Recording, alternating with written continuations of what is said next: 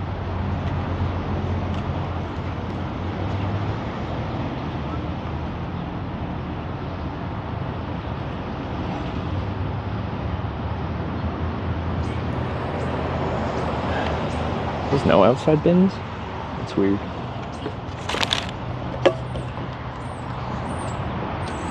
Oh.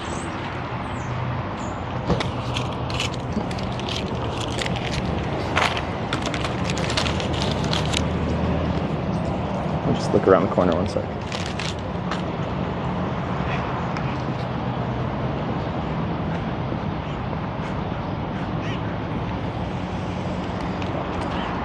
It's all inside.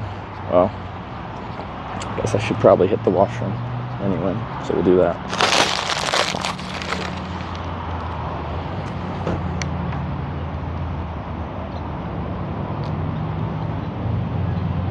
Gotta hit that 100th ride.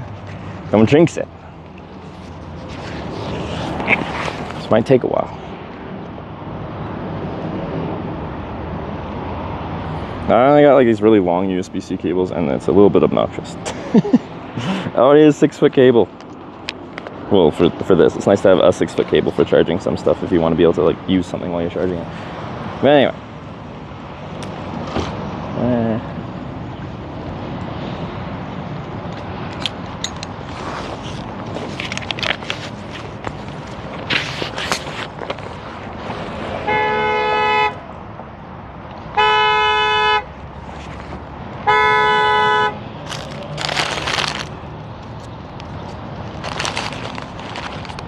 Ma'am, your Hyundai is upset.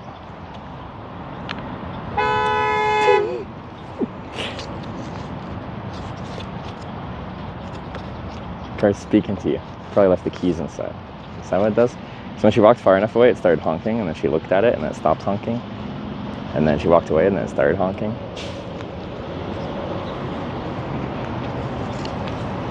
What's it telling you?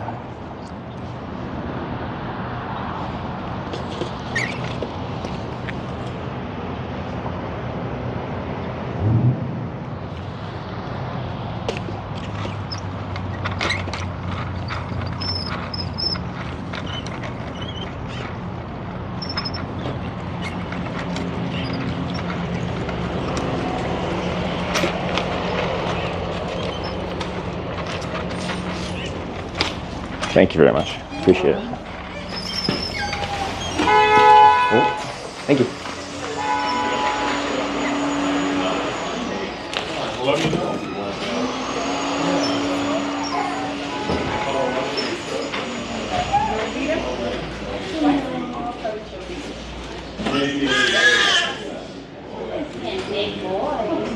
Oh, auto exposure lock. There we go. Okay, I gotta leave my stuff out here. Hopefully no one steals you. People look chill in here though. Ah.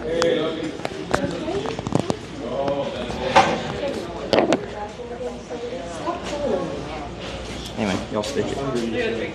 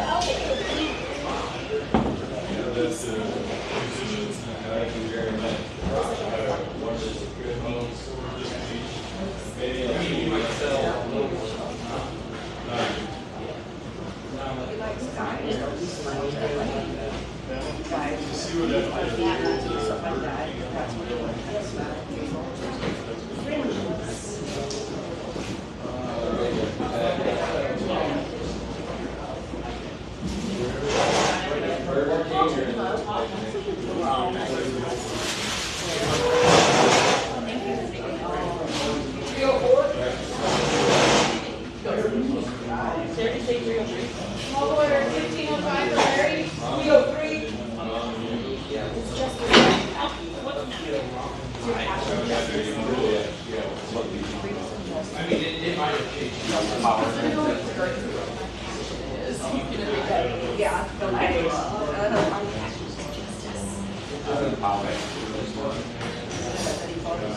Small order 1506, Andrew.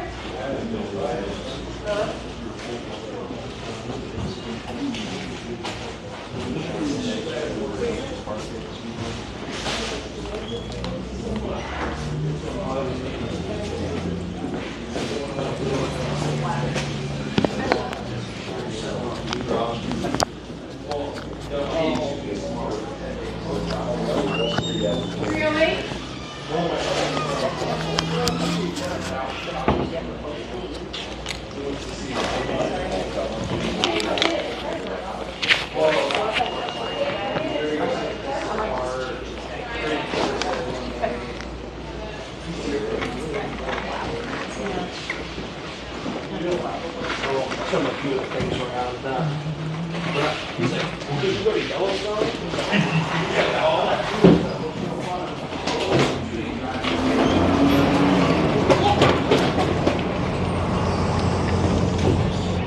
Look to myself. Alright. Alright, let's get you set up.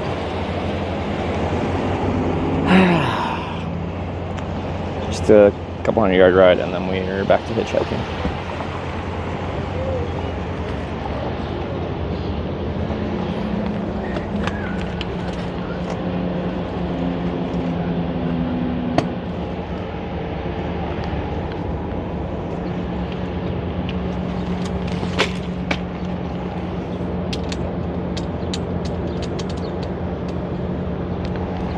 Yeah, the hinge has gotten a lot better. It's not back to what it was before, but it takes like a ton of force to actually move it around. Oh, I just pulled the cable. Might have heard a beep.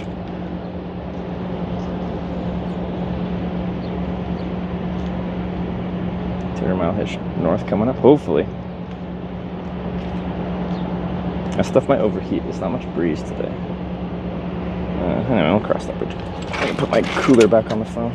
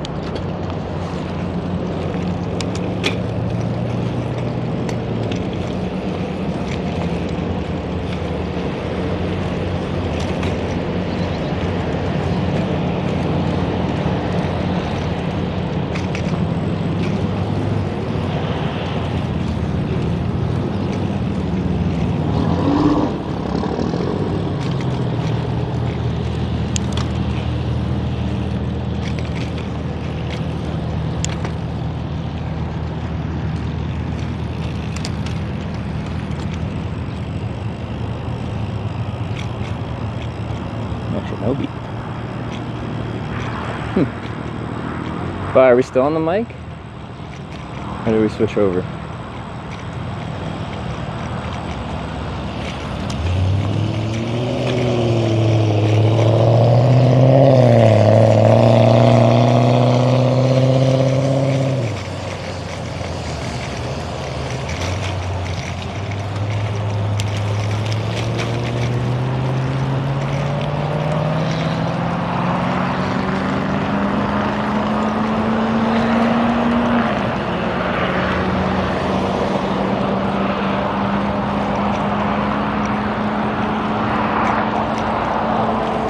Good? Alright, that's good.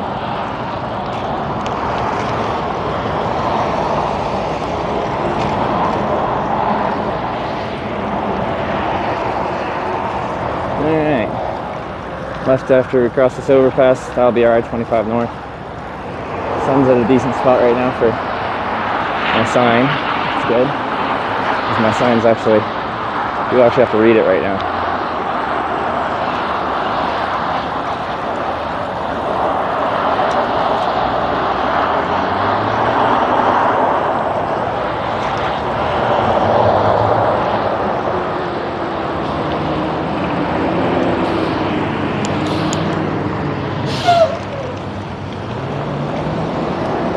A ramp over there.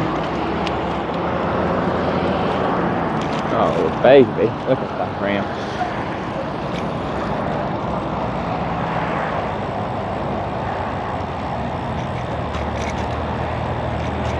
So I'm gonna go by this reflective hole. Oof. Nice.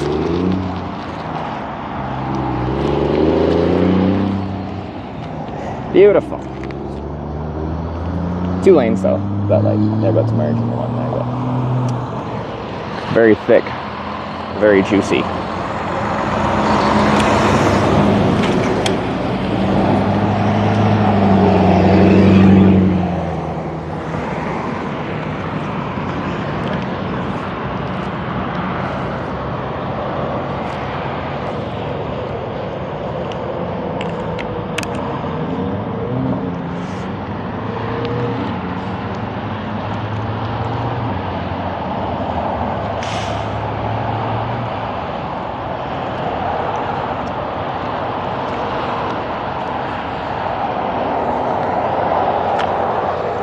This battery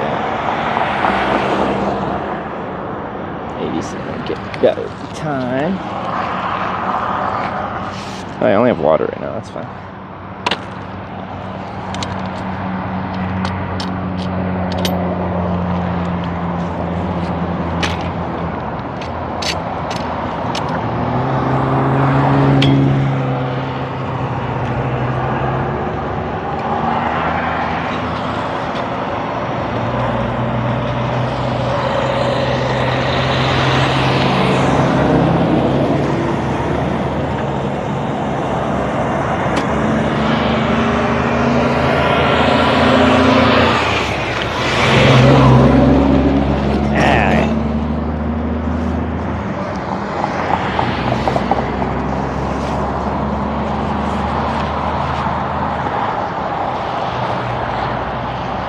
North.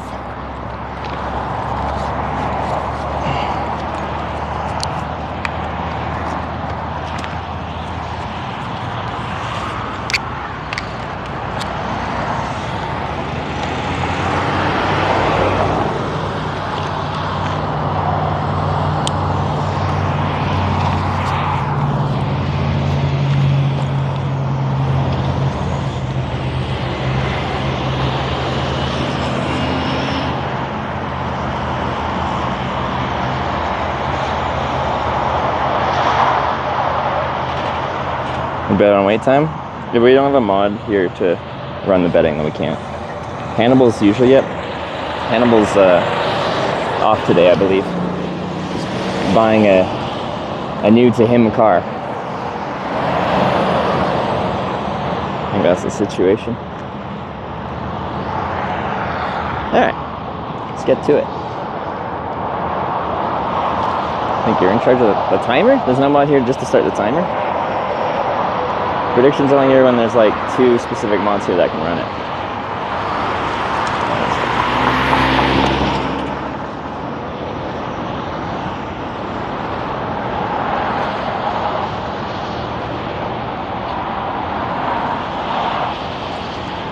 Okay, well, I'm starting.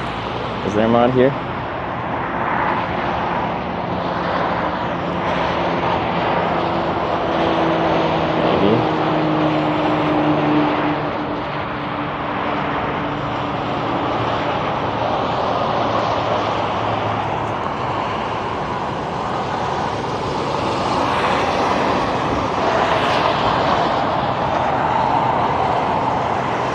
Texas plates. We're gonna have a lot of different license plates from here, which is cool. I guess there's no mods active in chat. What's my command to start the timer? I can do it in chat. I won't be here to stop it. It's when I get picked up eventually. I'll be too busy. Makes my front timer start. Is that it? I'll do that.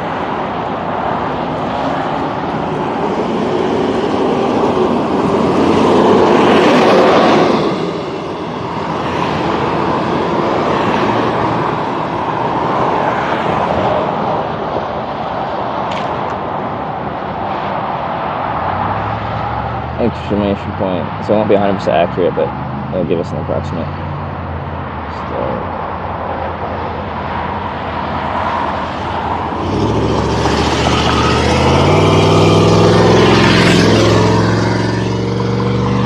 Skirt.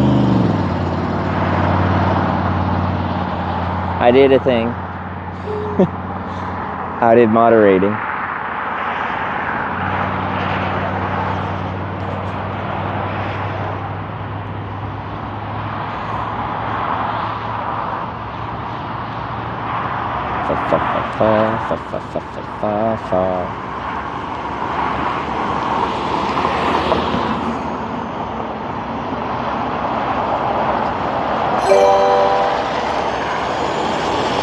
Nancy Elizabeth tipped $50. Get a yummy lunch or dinner later. Safe travels.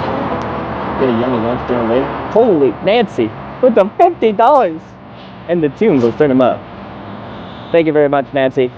I appreciate the support. I can get a real good meal here for $50. Good choice.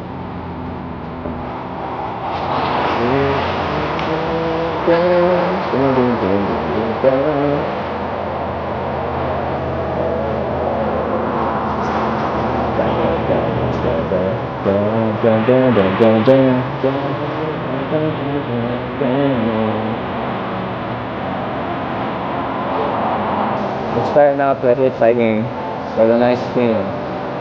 I got a good feeling about today. It's gonna be good.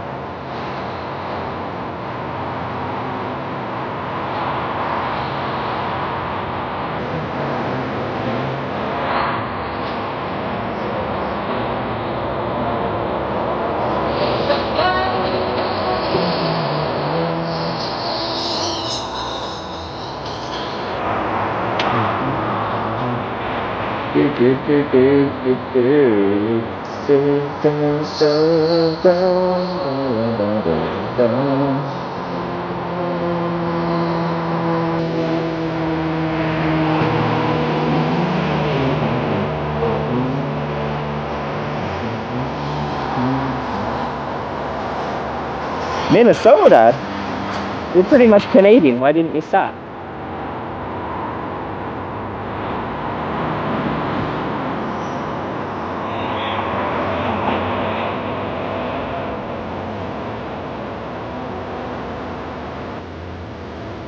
The dancing hitchhiker? It's the foot tapping hitchhiker. Oh, the quite dancing. I guess that's the first step of dancing. It's just moving at all. A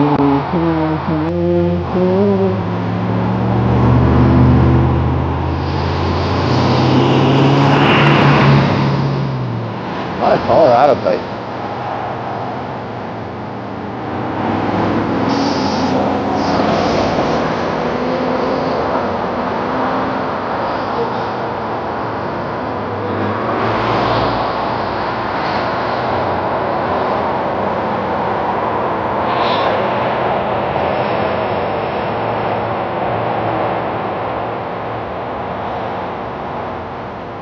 Yeah, Hannibal's like buying a car today, so he's, busy. And we got here and there's no one to start the timer and no one to run the gambling on wait time.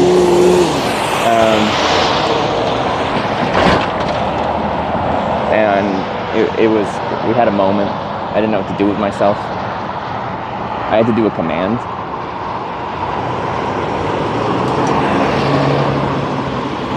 I don't think I've ever done that command.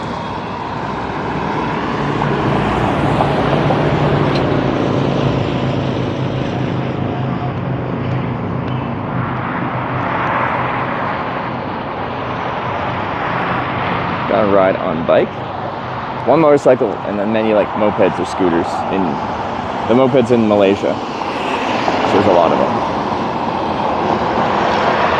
Hummer EV. I don't know if I've seen one of those before. If I had a battery the size of that Hummer's battery, we could run this stream for probably months without recharging.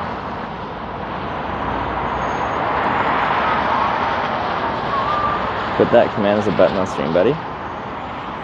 That's far too advanced for my skill level.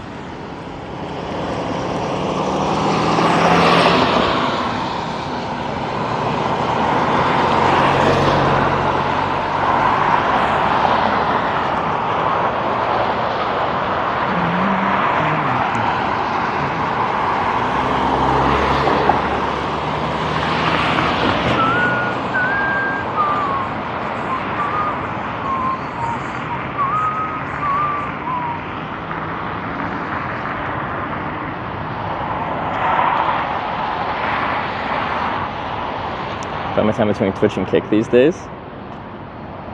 Is Mr. J Streezy streaming on Kick right now? Lost faith in Twitch. Understandably so. Got a 212 kilowatt hour battery. Whew. That's big. So with my 25 watt solar panel, like, we actually don't know like the best of what we could, because my batteries would just get topped up on a good day, but like I had this thing that would track how much we charge in one cycle when it's plugged in, and we can get like 1.2 kilowatt hours. So Hummer's like 100 times bigger than what I could charge off of a solar panel in a day, and that's a big solar panel. It's like 200 times.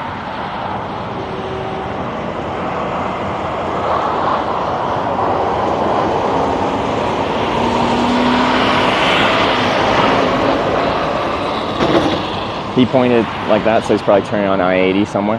The truck driver, that is.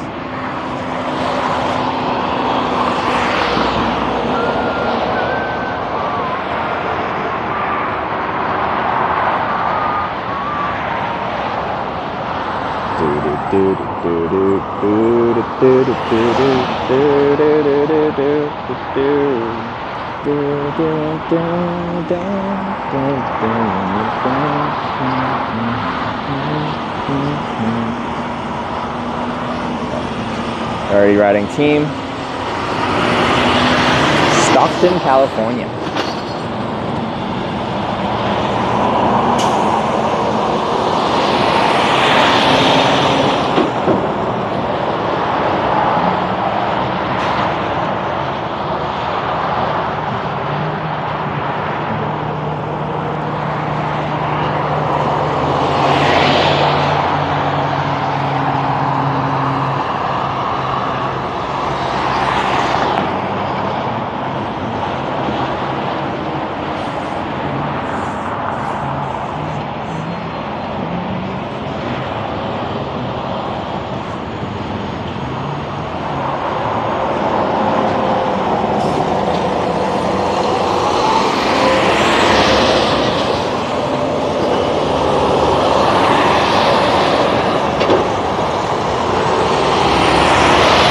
Swift.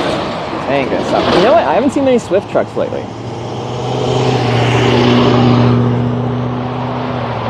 See a lot more like, well, all the other major trucking companies compared to Swift. I feel like I'm seeing barely any. Usually they're all over the place.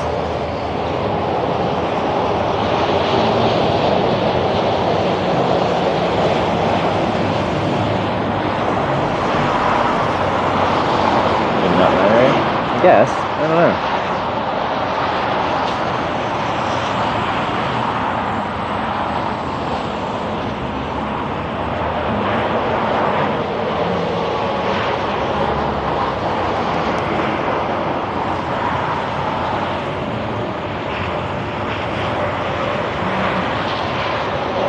I do like this on-ramp though.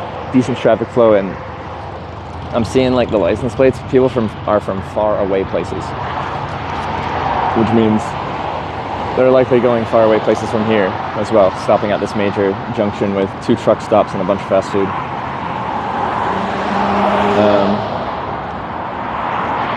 the one downside is, yeah, one junction north of here, major junction between 25 north and 80 east and 80 west. So we'll lose, of that long distance traffic, a lot of them will be splitting east and west. We need that north traffic though.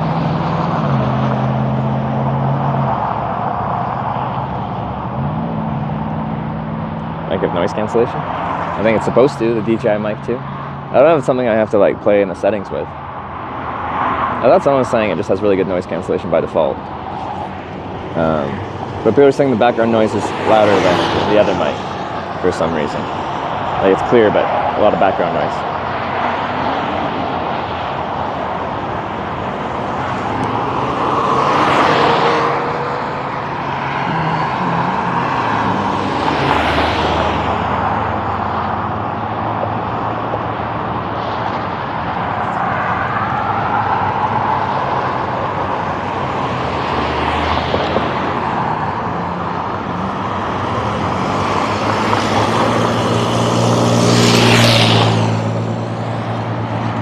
I wish I had my I-25 north sign. I just like using them.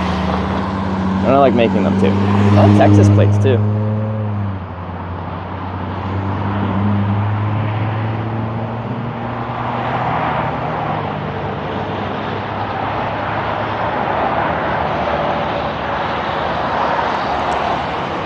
We're talking about, oh yeah.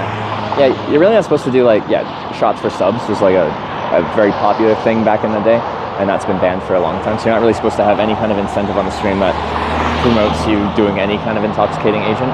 You can do them. You can smoke weed if it's legal where you're at. You can drink.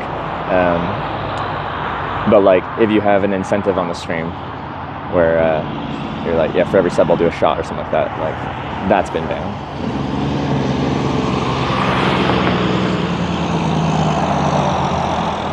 You can on kick, not surprising. Not surprising at all. See the Yellowstone vent blow up? Yeah, I saw a clip of it.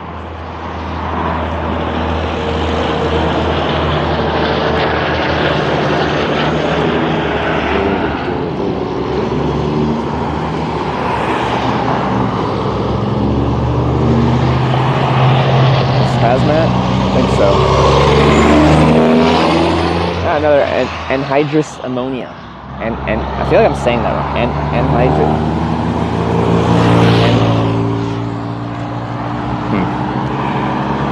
I'm just gonna call it androgynous ammonia. Can't tell what gender it is.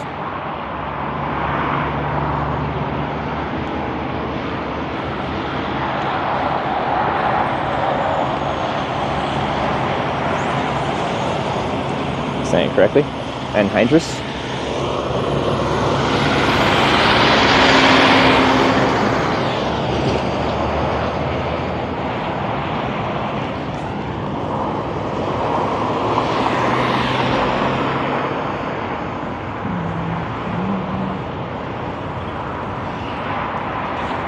can't have people tip for shots at bar. People can donate and be like, buy like for your next drink kind of thing. But it's not something, since it's not something I'm like advertising through the stream, like I will do a drink if you do this kind of thing. If people just give me money, like Nancy gave me $50 for like our lunch or dinner later, if it said, you know, for your next few beers, and I bought a beer after that, that's fine. But like I don't promote that. It's not an incentive I provide, being like, if you do this, I will do some kind of intoxicating agent.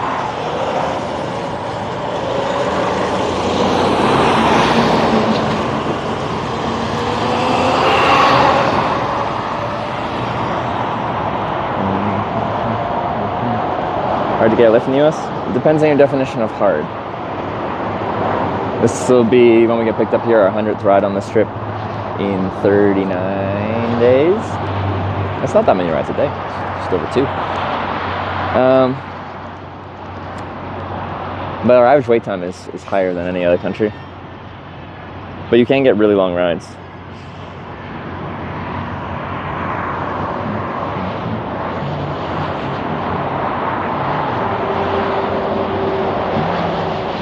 At Hitch, how tall is Hitch? 6'10", 280 pounds.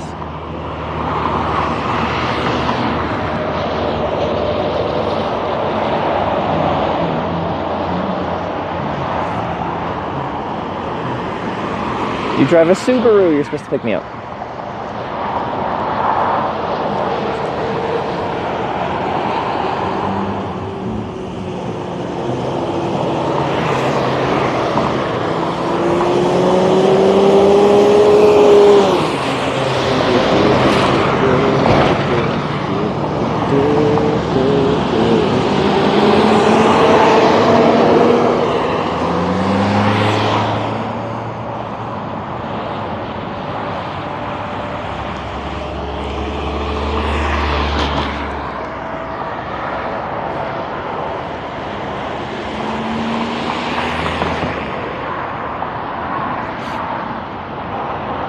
See, Comatose knows.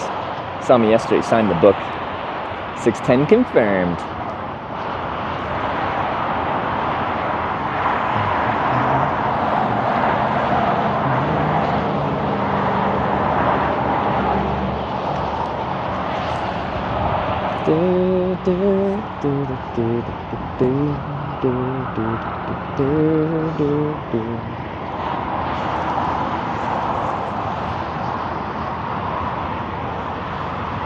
Kind of like the spot, like, since it's a raised overpass that we're kind of hitchhiking on from the on-ramp. Got a good line of sight for miles and miles and miles because it's quite flat out here.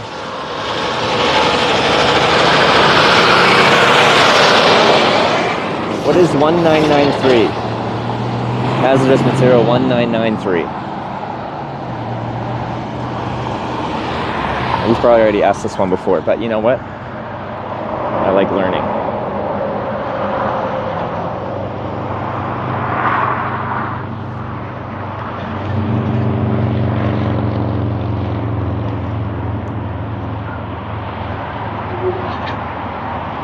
Why don't you try for a ride for some vehicles? So that, if it's a commercial truck with a day cab, like a short cab, and it's just like the 2 seats with no room in there, I don't have room to put my stuff in there, which sounds kind of like the opposite of what you think. It's a big commercial truck, there should be lots of room. And there might be in the trailer somewhere, whatever they're hauling, but almost always those are locked, or it's like, you just can't put stuff back there. So it's a little day cab, I can't fit my bike and my my backpack in there, it just won't fit. If it's a pump trucking company that I know is like not allowed to pick me up, like I know for sure, like FedEx or something like that, I just give them a wave and let them through.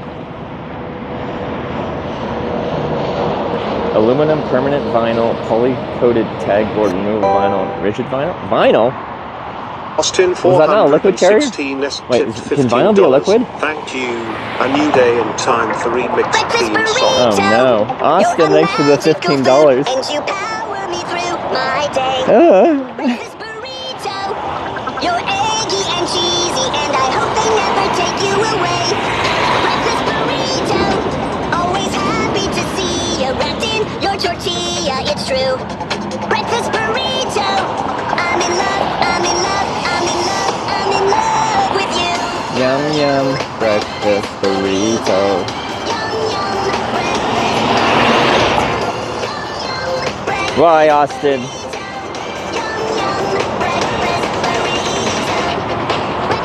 It's like annoyingly catchy too. Like this will be in my head frequently. I'll just be going about my day and I'll be like, breakfast burrito. When I'm driving a Car or a bus. breakfast burrito. Every time that you're gone, I get sad and don't know what to do. Breakfast burrito. I'm in love, I'm in love, I'm in love, I'm in love. I wonder what's in those bags.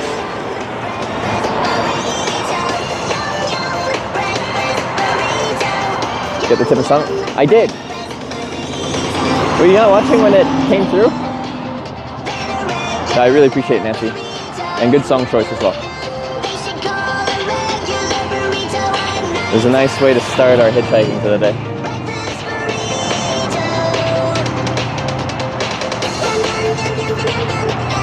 Coworker would play this every morning because breakfast burritos were their morning routine. Did you like them or hate them?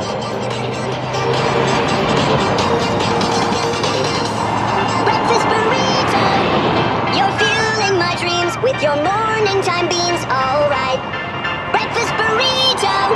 When I'm lying in bed, well, I think about you all night. Breakfast Heading to the park. Good vibe morning song. I agree. Very good vibe. I do appreciate it, Nancy. Very kind of you. We can get something nice for dinner tonight. If we end up somewhere that has something nice for dinner. Breakfast burrito. Breakfast burrito. Yum yum. Breakfast burrito. Yum yum. Breakfast burrito.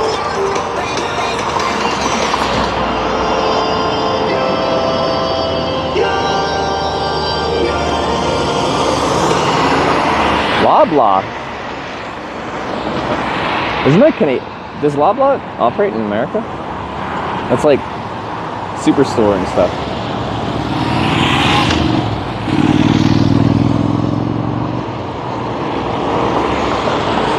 This is another Loblaw.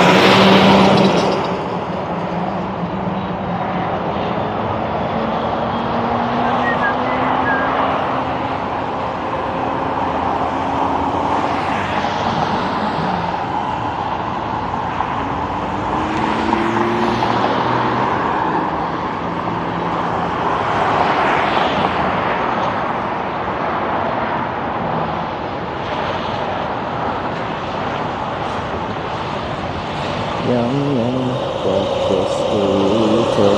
Yum yum, breakfast burrito.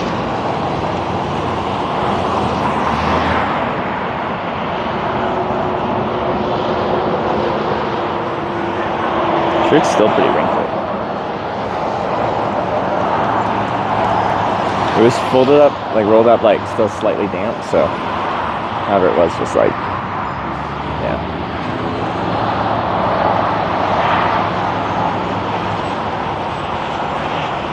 Missing a window.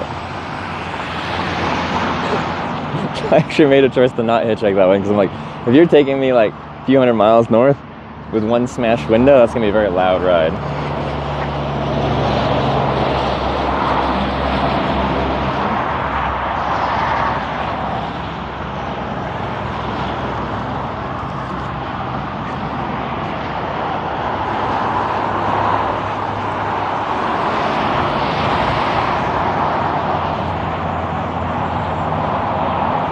Nice busy on ramp. Yeah, so downside will be a decent percentage of these cars on this ramp won't actually be going north.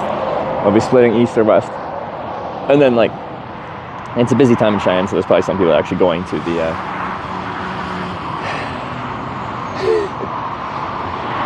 freaking Cheyenne rodeo thingy.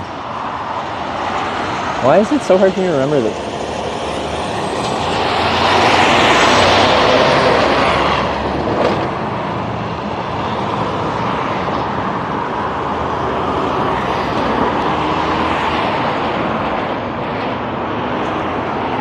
It's not a hard word. Heritage? No. Frontier. Why can't I remember the word frontier?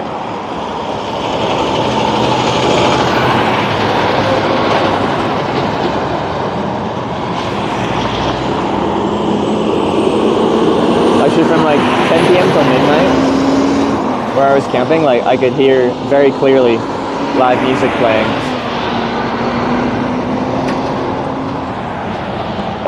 From a bar apparently nearby.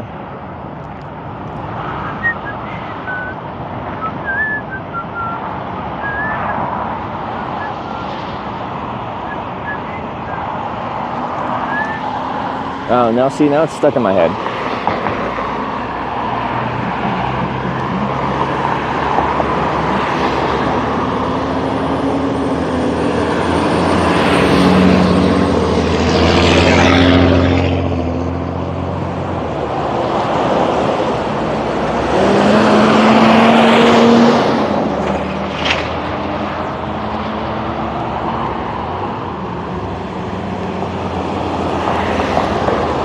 Washington. You going back to Washington? That'd be a good ride.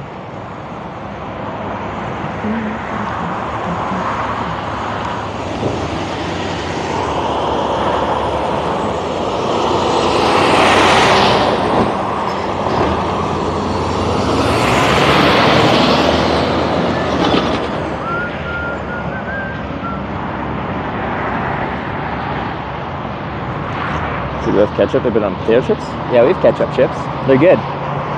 We actually can find them in Europe, the ketchup chips, but they're not as good.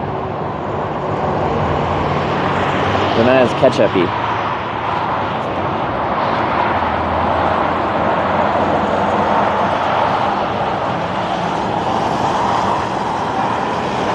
When along came a semi with a high canvas covered load.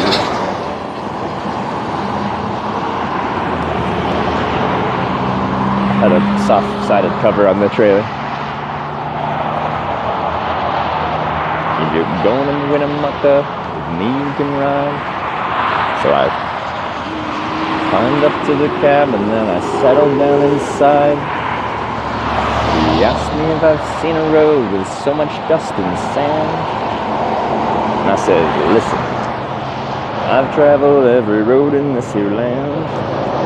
I've been everywhere, man. I've been everywhere, man. Across deserts bare, man. I've braved mountain man, man. I've traveled, I've had my share, man. I've been everywhere.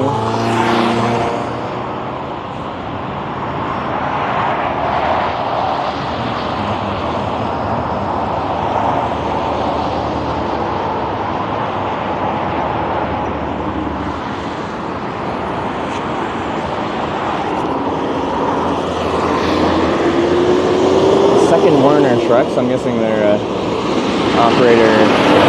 I didn't see them. Usually they say where they're based out of on the side of the cab.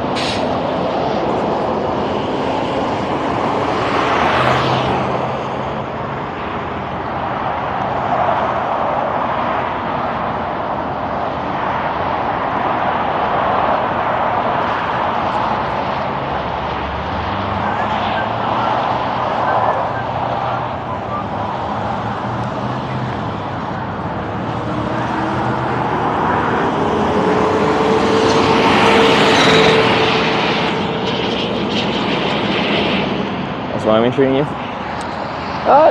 Yeah, I've liked Wyoming. We've been stuck kind of in between eastern Wyoming and western Nebraska corridor for a few days here, but that's the Twitch Plays Hitchhiking aspect. And we did have our longest wait time ever on stream, tied for longest wait time ever in Wyoming, but you know, that was Pine Bluffs, there wasn't much traffic. It's fine. Oh, you drove for Warner HQs in Nebraska. Okay, cool. I didn't expect to have someone here that actually drove for that company. Where's North lead to? Montana. When I think of like cowboy states, I think of Wyoming and Montana. Like Wyoming plates literally have like a cowboy dude on it. And Montana has that vibe too. Oric tipped $13.37. Thank you. Let's get splonky. Oric, thanks for the elite donation. Let's get what? Splonky? What does that mean? I guess we'll have to find out. Okay. Okay. Cool. What does this mean?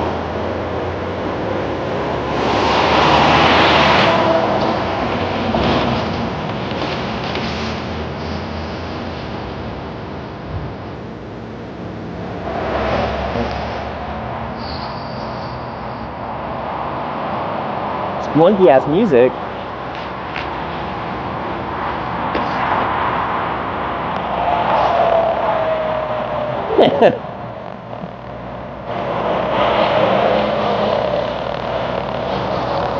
Change the pace on the tunes. I can dig it.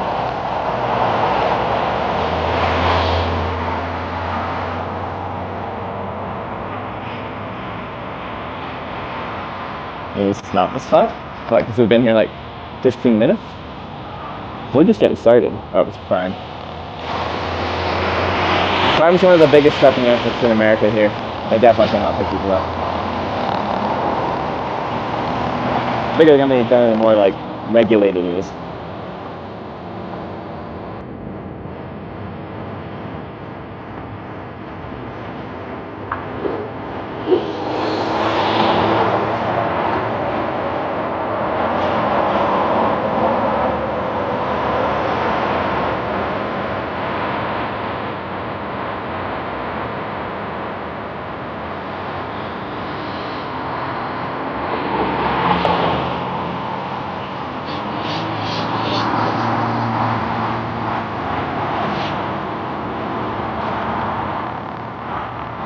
Whoa.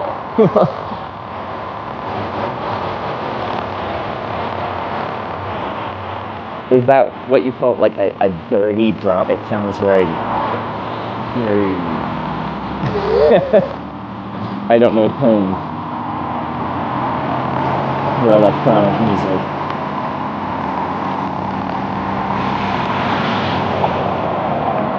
Rainy?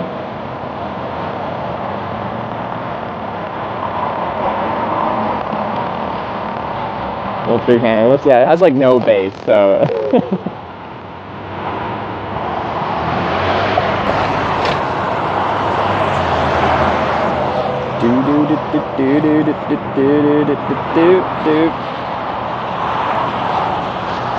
Testing out the bass on that speaker. The test confirmed there is not much bass to be had. It's hard to get a bassy sound out of a speaker this small, I guess. But it worked. Thanks for switching it up. I liked it. It would have been better with, you know, a better speaker though, of course. Vervain just resubscribed That's anything for 2 like months. bass heavy though.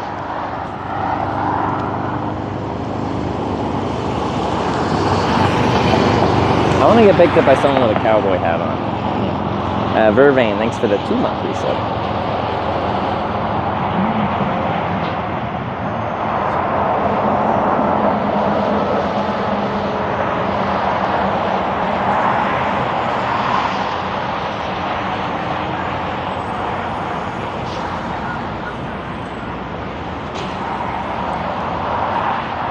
Some water.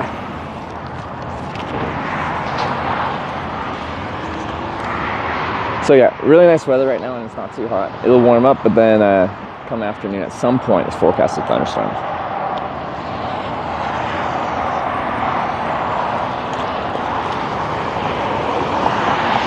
Is that Utah? They're probably heading west on 80 then. Well, that's not to say they're going back to Utah, but it's a possibility.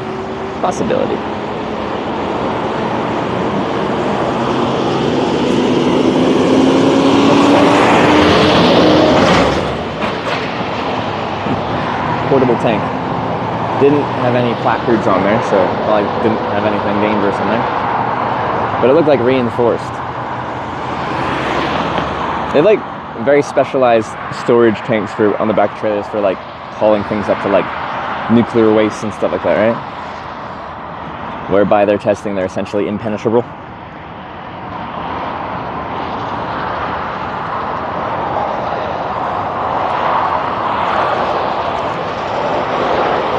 That one just kind of looked like reinforced.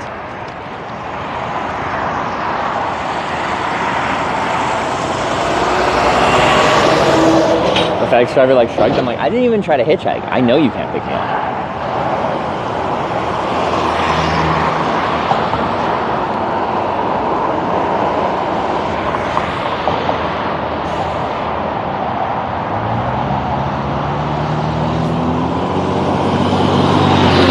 Like, guy gave me a full salute. Right on.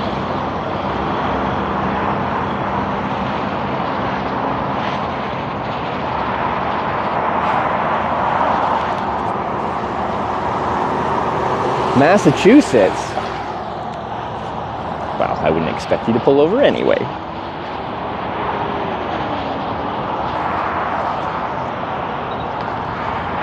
like this junction. People are from so far away, or a lot of people are.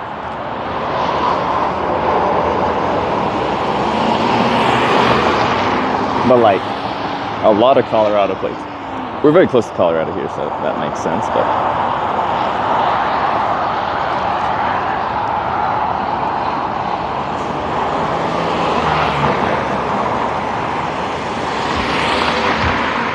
cars some better days. Do you drive to pick up every hitchhiker you see? Yes, I can't recall ever driving past a hitchhiker and not stopping. There just is a lack of them. So I've only actually picked up 3 in my life.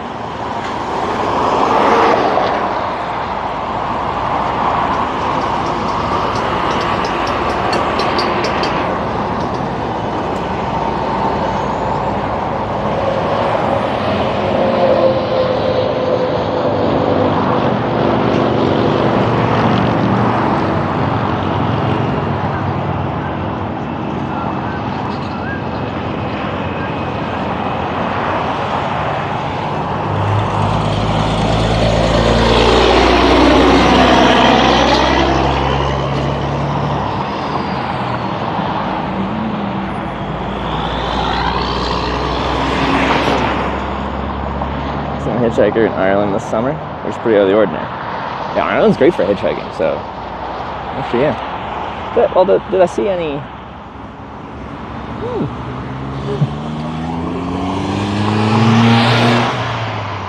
He's got a little back rack to like haul stuff on that funky little 3-wheeler.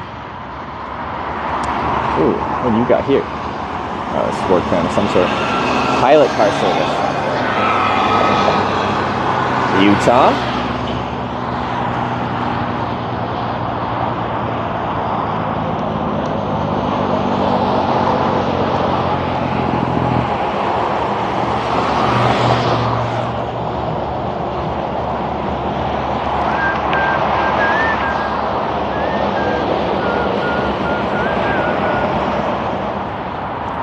Breakfast burrito.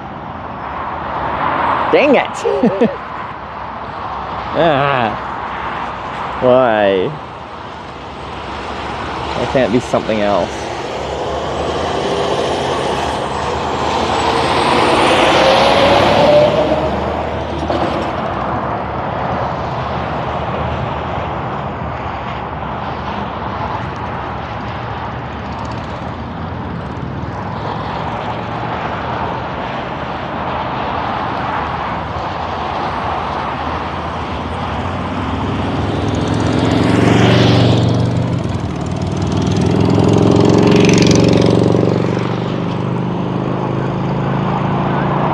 Name all 50 US states in 25 seconds?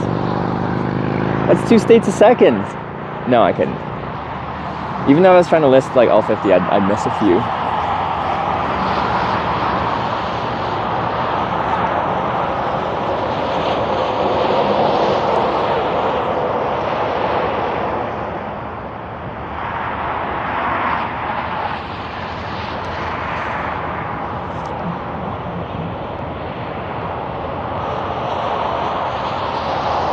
It's like, I've been to all 50 US states, but yeah, I'm pretty sure I'd miss some. Let me see. I won't try to do it fast, but we'll see how much I can get through. I think I'm gonna like visualize the map in my head, and then kind of just go through the different spots on the map there. Okay, let's start on the west coast. Washington, Oregon, California, and move east a little bit.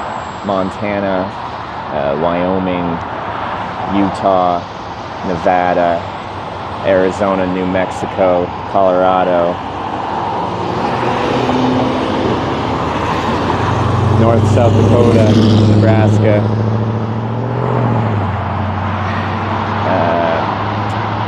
it's all in this chunk. I get mixed up with like Oklahoma, Kansas, that's further south, Texas. You can do that little bottom corner. Louisiana, Mississippi, Alabama, Florida, Georgia, South Carolina, North Carolina. Okay, let's just keep going up the east.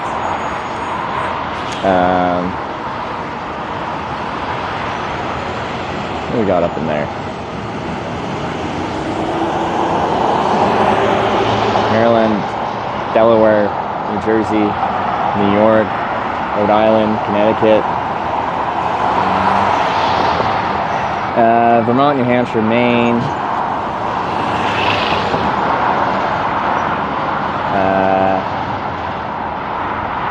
Ohio, Pennsylvania, Michigan, Wisconsin, Minnesota.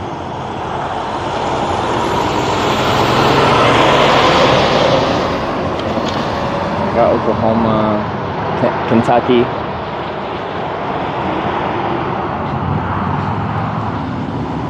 Tennessee.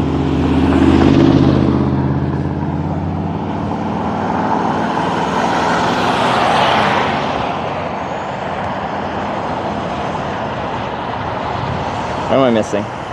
Virginia and West Virginia. Yeah. No, I got Vermont.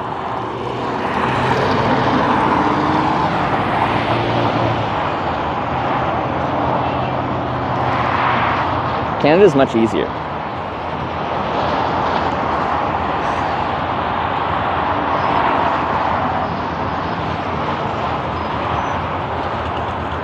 No, I missed Missouri too. Indiana. I know the kind of that in that area. It's just like it all blurs together. I got Ohio.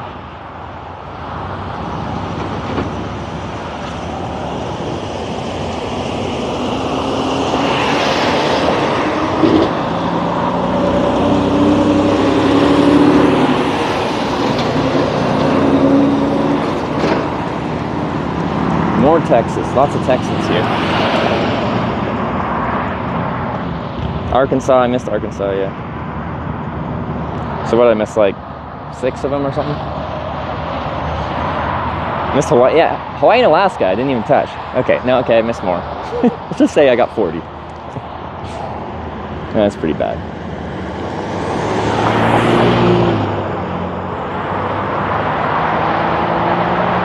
Yeah, I missed Iowa too.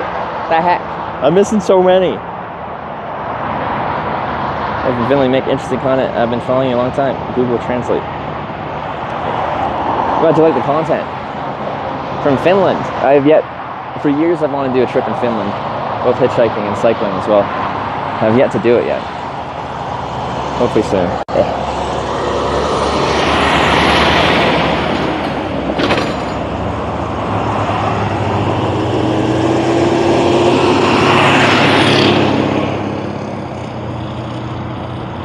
Carolinas? I got Carolinas, I think.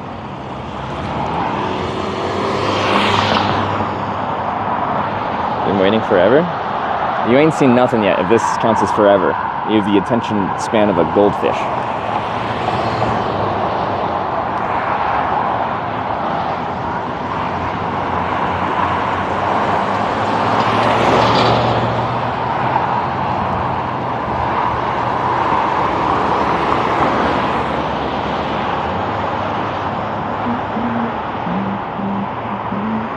Rob D rated my stream with 2,566 viewers.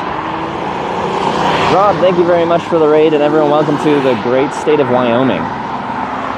The least populated state in these United States of America. Rob, thank you very much. I hope you had a good stream. And welcome to Hitch, where we are doing, as the name might suggest, we're hitchhiking.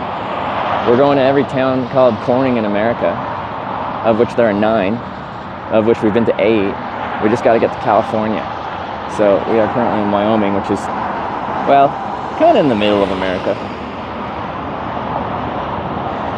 What's great about it? There's a lot of free space. It's good if you like room, don't want to feel claustrophobic. This is the biggest city in Wyoming right here. Cheyenne has a population of 65,000 people. You gonna accelerate? Sorry, it's an on-ramp, so usually cars are accelerating. So if someone comes past me and they're not accelerating, I'm like, are you maybe gonna pull over?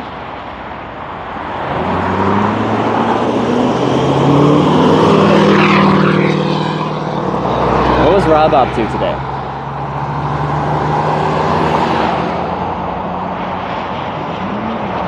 Did you go to the T-Pain concert? I did not. I did not. So in Cheyenne here, it's a big event going on. It's called Frontier Days. They got like rodeos and stuff and concerts apparently. The other night, Ludacris and T-Pain were playing. I didn't go to that. Regrets.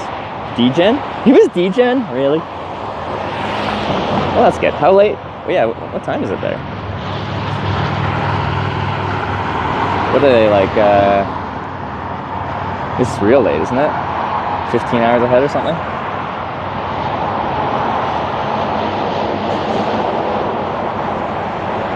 $1 a.m. Like, that's late, but it's not like,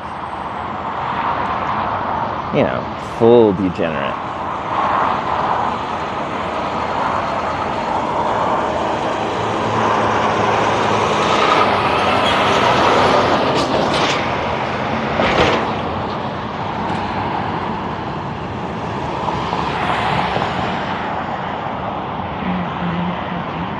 Next time north appears to be Chugwater, but Chugwater doesn't have much for services there. So we want to ride further than that. Just subscribed with Twitch Prime. We want to spot with another truck stop to catch that long distance traffic, stopping there for gas, bathroom, fast food, all that fun stuff. We got Whizball, thanks for the Prime. Welcome to the Twitch Plays Hitchhiking. Oh yeah, if you are new here, so I talked about going to every town called Corning in America. But this is also called Twitch Plays Hitchhiking. Every single time I hitchhike, the people watching vote which direction to send me. So we're trying to go to California, which is west. And right now we're trying to go north around some illegal hitchhiking states, because there's a few illegal states. But you guys keep trying to send me east.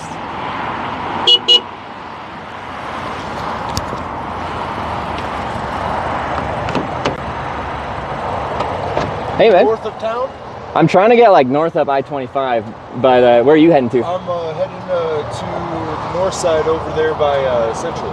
By Central? There's just no like big stops here, so I'm trying to get someone stopped at these truck stops, so it's going like a good way up. So I think I might be better waiting here. Alright. Alright, thank you so much for stopping. God bless. Have a great day, man. See ya.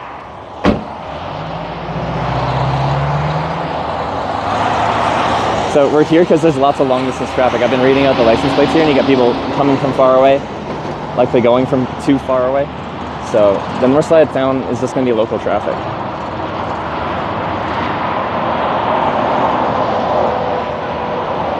Is what that is about. So people ask me if I turn down rides. A lot of times it's put purely for logistical reasons.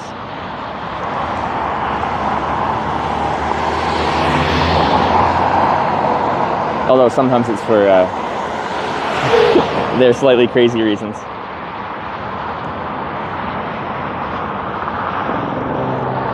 So I don't actually know the first spot north of here that actually has a decent like truck stop or something. It's probably pretty far. A ride to like Casper would be great. It's probably a couple hours.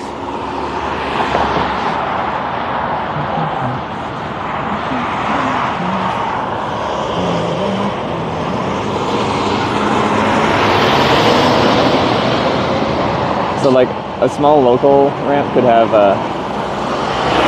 another situation. Ooh, state trooper. Are we going to talk to Wyoming State Highway Patrol? Wyoming's actually quite unique in that interstates in Wyoming are not limited access highways, so I can be a pedestrian on the interstate. I always hitchhike on the on-ramps because it's safer and it just feels better to catch traffic before they go up to like 70, 80 miles an hour on the interstate. But this is one of the states where I could just walk out right onto the highway and hitchhike from there. I just don't want to.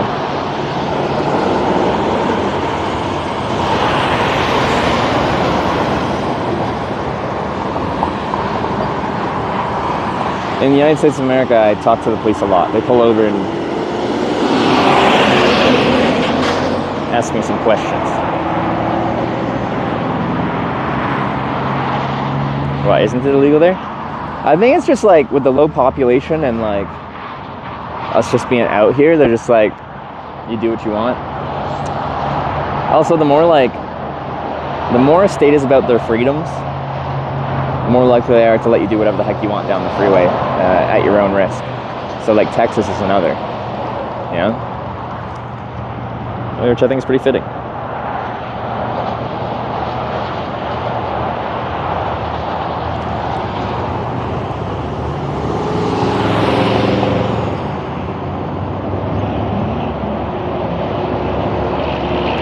Where's the worst state for hitchhiking? Well, there's a few illegal states where they've, in their divine wisdom, decided to make it illegal to hitchhike there. Right now, we're actually in like a logistical kind of annoying part of America, because Nevada and Idaho are illegal hitchhiking states, and west of here would be, well, Utah and then Nevada, and like say I got a ride to Salt Lake City, which would be probably easy to get. Right north of there is Idaho, which is illegal. Right west of there is Nevada, which is illegal. So I got two routes in there to get to the west coast, like California, Oregon, Washington that way. One is south through like Arizona, but I don't want to go that way because it's freaking hot. $12. Thank you. Don't be afraid. And the other is north through Montana, through a little smidgen of Idaho, but I'll just get a ride straight through there without actually hitchhiking there. And then, and Washington, and then down to California. That's the way I'm trying to go. Rathwell, with the $12 on the banger. Don't be afraid to show a little leg. This song always reminds me when I cross-dress and hitchhike for a day in Canada. I'll make you ride on there. It ended up being actually really fun. I got around pretty good. I thought I looked pretty good as a woman.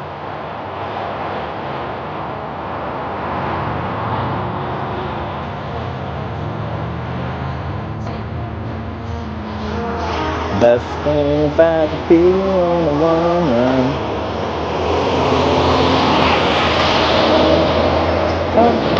I'm gonna get down.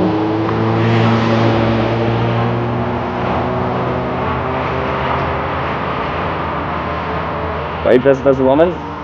For a long time, when I first started streaming, people were just like, you should, because, okay, so what comes up frequently is just like, the comparison of what it would be like to hitchhike as a man versus a woman. And then like I can speculate, and I've talked to women who have hitchhiked both solo and in a group, and I can regurgitate what they've said, like just repeat what their impressions have been hitchhiking as well. So like, I'm not a woman, I don't really know what it's like to hitchhike, and I say that frequently. And then people were just like, well, you should hitchhike as a woman for a day. And I'm like, I really don't want to do that. I really don't. And then a group of chatters were like, what if we like do a big donation goal, and if we meet that donation goal, will you do it? And I'm like, fine, whatever. But like, it was a $10,000 donation goal, and they got like halfway through it, but for like $5,000, I'm like, I can't take $5,000 and not do anything, so I just did it anyway. That was a long time ago though, 2019.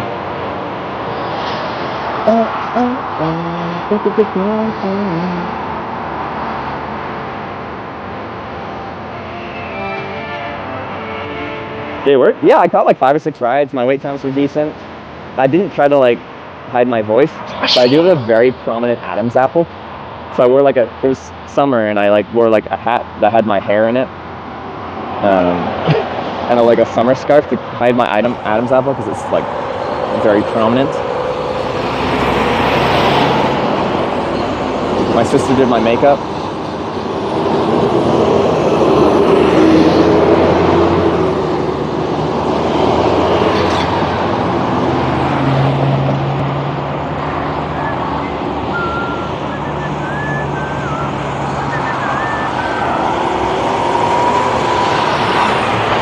And I was really sad. So the first ride I got out of Courtney, Vancouver Island, British Columbia, Canada, we lost connection, which is classic rural British Columbia. But anyway, this guy picked me up and he's like, something along the lines of, I can't tell if you're a beautiful man or a beautiful woman. And I was just like, yes. I don't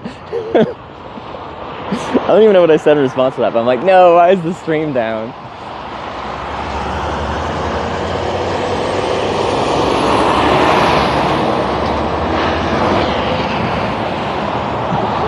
That's a W. I'll take it. I'll take it.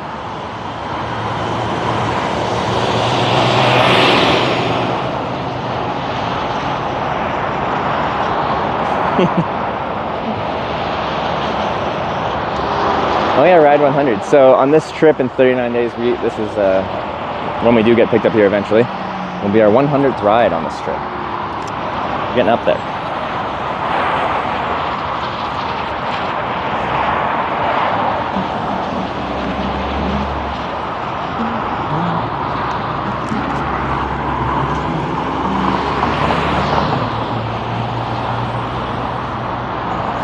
Man, I feel like running. Bang, bang, bang, bang, bang. Wear a compass? Well, we voted yesterday. Is the compass not? A lot of times we keep it up so people know why we're hitchhiking, the direction we're going. But you guys voted to send me north, which is what I wanted. It took 3 times hitchhiking out of Cheyenne to actually get a north vote. So yeah, you are new. Every single time we hitchhike, y'all watching vote which direction, north or southwest, to send me.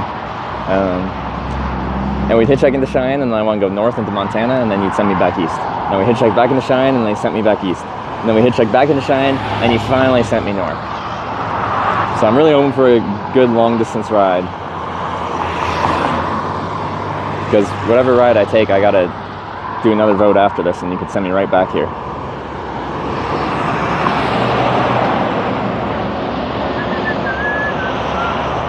Bigger drivers give rides at all? My last ride was from a commercial truck driver. It's less and less common. The trucking industry is very regulated. So if they drive for a company, almost all reasonably sized companies will have a rule about picking someone up.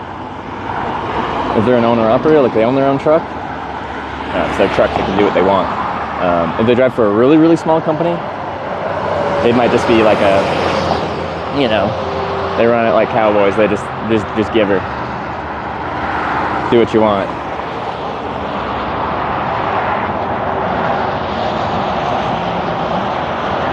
You voted for yourself to go north? How does that make sense?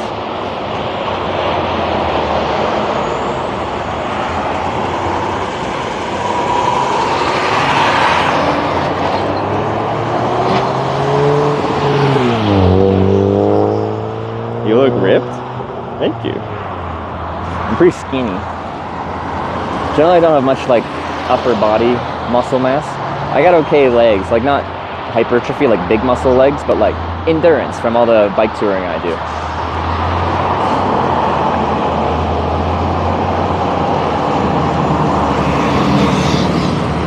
Horses.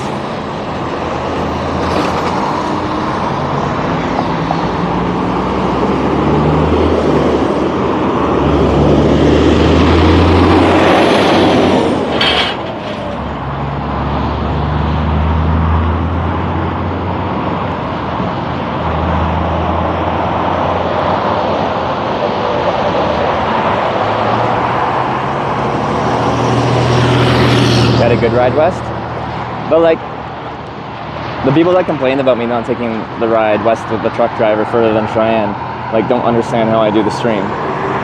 You could have taken me all the way to California, but it would have been like 2 days of driving, and I don't do that. And then the issue there is I could have taken it for the rest of the day, and that would have been fine, but that would have put me in Salt Lake City, Utah. And as we were just talking about this being a really awkward corner of America, because there's illegal hitchhiking sites in Nevada and Utah. Salt Lake City is surrounded by illegal hitchhiking states. So north is Idaho and northwest, and then west is Nevada. So it would have put me in this awkward corner where I would have had to go like south very awkwardly. But there's no really clean way to get south through Arizona that way without going through Nevada. So you can complain all you want, but I think it comes from a lack of understanding of how this stream is run and the geography of America and where you can and can't hitchhike.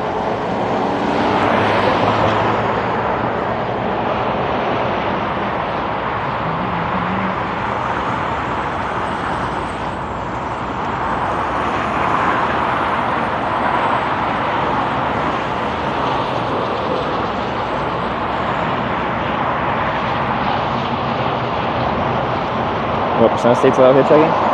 Every state except for Nevada, Idaho, Delaware, New Jersey. And then Hawaii is this weird one where it's like technically in the rule books illegal, except for the county where Honolulu is. They specifically made it legal. it's complicated. I don't think he'd get in trouble there, but for whatever reason, I decided to kind of make it like that. Anyway, 5 out of 50 then.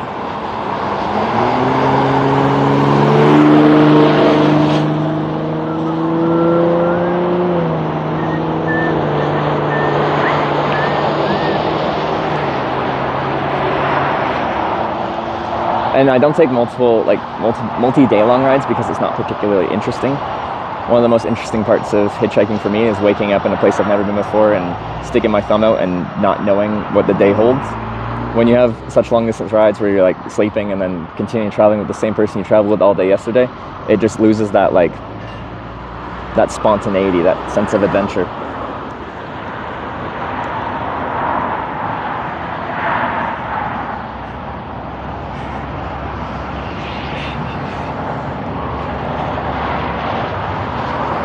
Because yeah, I would have by far had the longest hitchhike of my life.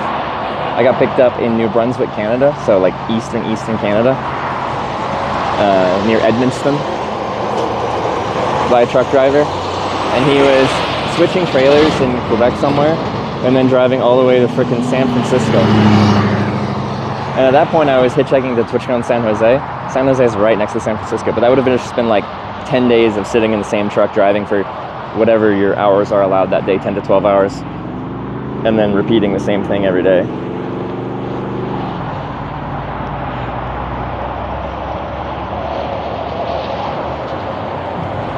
I haven't been to Hawaii. I have been to Hawaii, but I haven't hitchhiked to Hawaii or in Hawaii.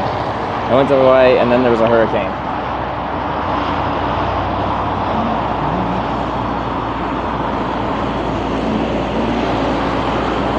Hurricane Lane came.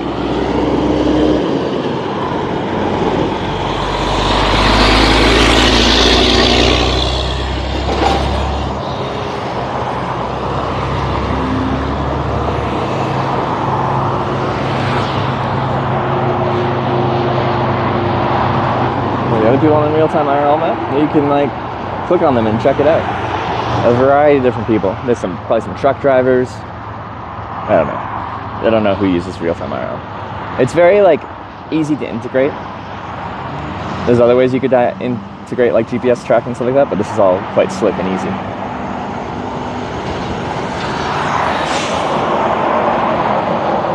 That train in the background? Yes, it is. Good eye. It's pretty far away.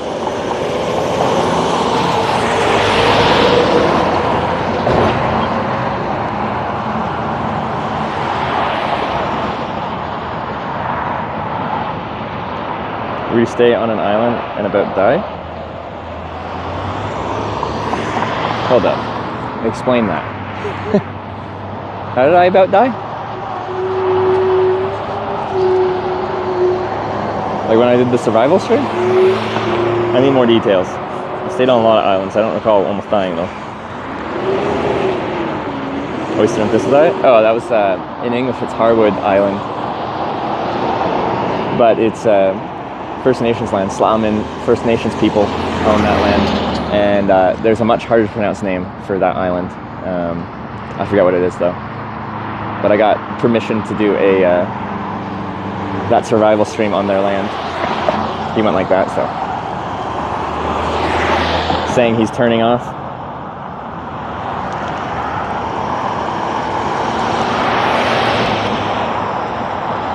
Sarcasm about snails. It was oysters and stinging nettle that I lived off of. Oysters and stinging nettle.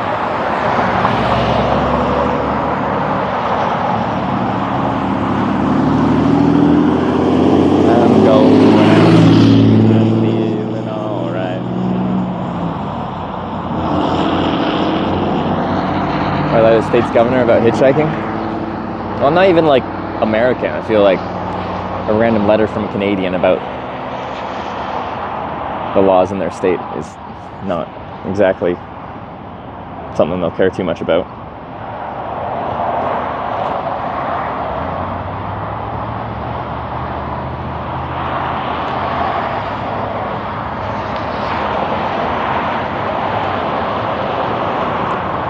Have you ever had oysters since then? I didn't for several years, and then I was in Japan And a guy who picked me up took me to like a little restaurant, and he recommended the fried oysters, and I'm like, all right, Trevor, we can do this.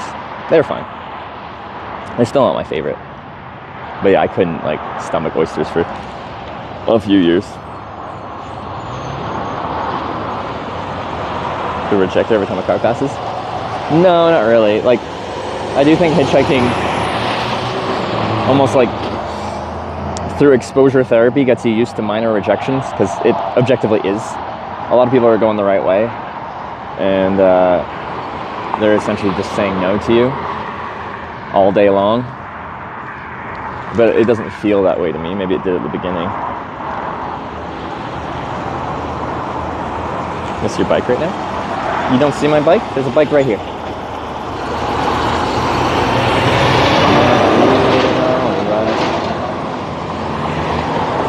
Montana, Texas, Wyoming. Montana? Why didn't Montana pick me up?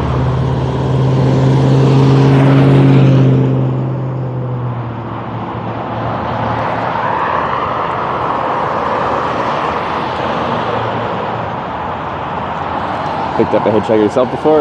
Yes, but there just isn't that many, and I haven't been driving much for the past 10 years since I've been hitchhiking. Someone's got to go. So yeah, I picked up 3. But I haven't, to my recollection, I've never driven past anyone and not stopped.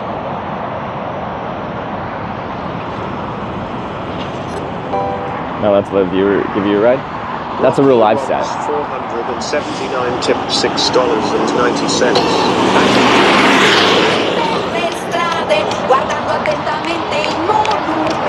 It's Pedro time? I guess it is.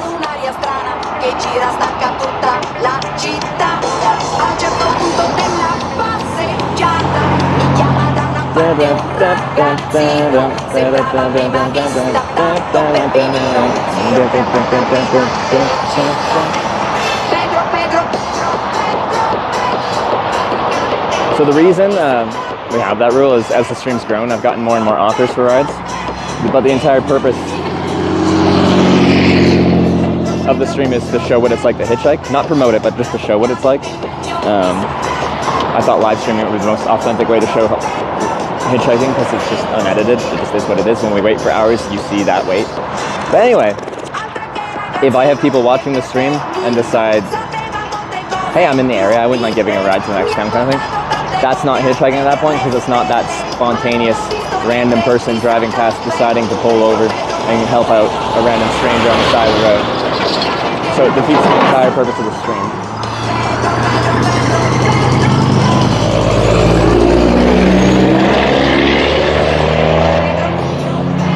That truck did not want to wait. He like cut the corner tight, stayed on the shoulder, and like went in front of that truck carrying a trailer. He stops for no man.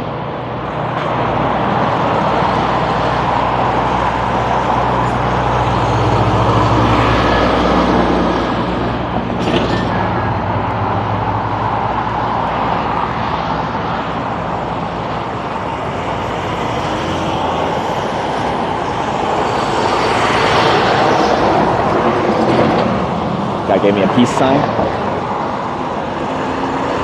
Indiana. Vermont. You're a long way from home. Sorry, I like looking at the license plates here, because this is a great like junction with a bunch of truck stops, and like people are from far away here. So it's just fun.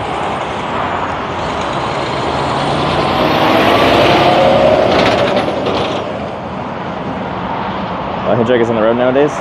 Less and less and less as time goes on. I swore I saw a lot more when I started hitchhiking back in 2014, 2015 era. You know, it's been 10 years since then, but it's really rare to see them. I used to see them more, I swear.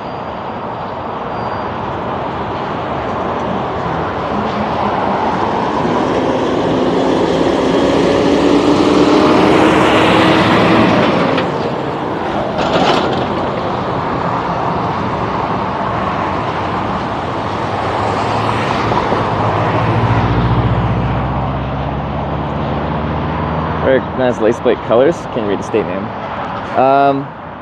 Some of them I recognize, like the Wyoming one here is quite recognizable. It's got literally like a cowboy on a horse, like a bucking bronco kind of thing going on.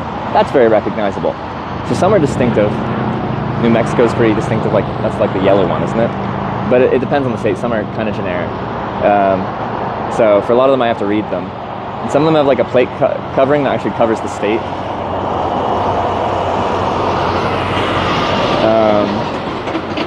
So it depends. And some are, like the text isn't that legible. Like it's small writing. So unless I'm really trying to read it, it's hard. North Dakota, this truck.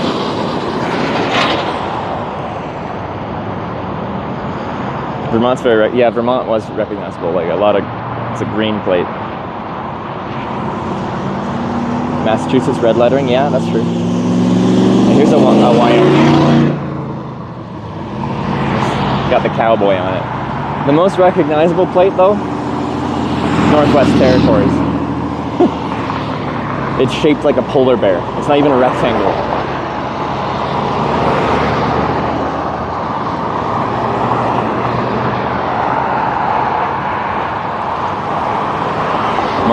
Montana, that's where I'm going.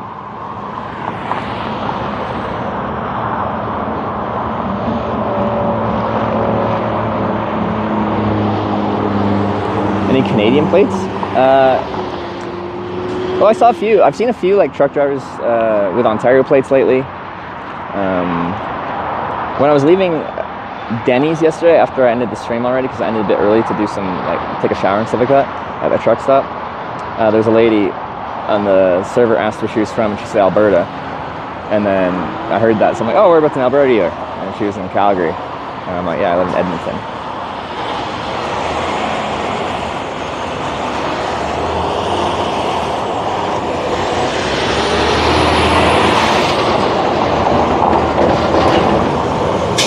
Need a MAGA hat?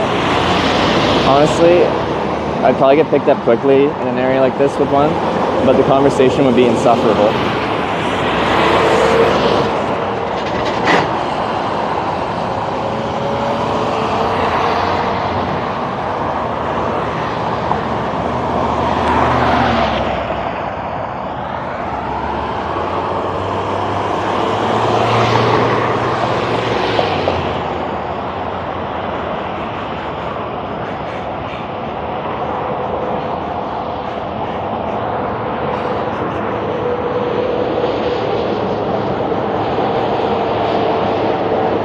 Major accidents? No.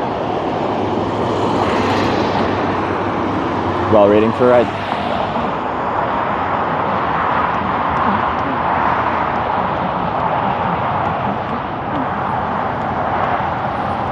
This is a big trucking outfit, the CR England, so they can't pick me up, so I won't even show the thumb.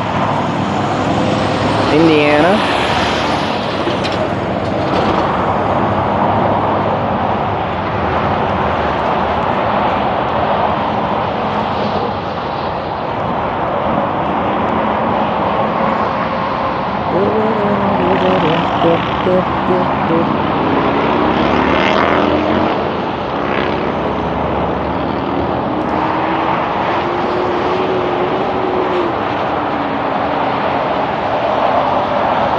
Make it a little more interesting.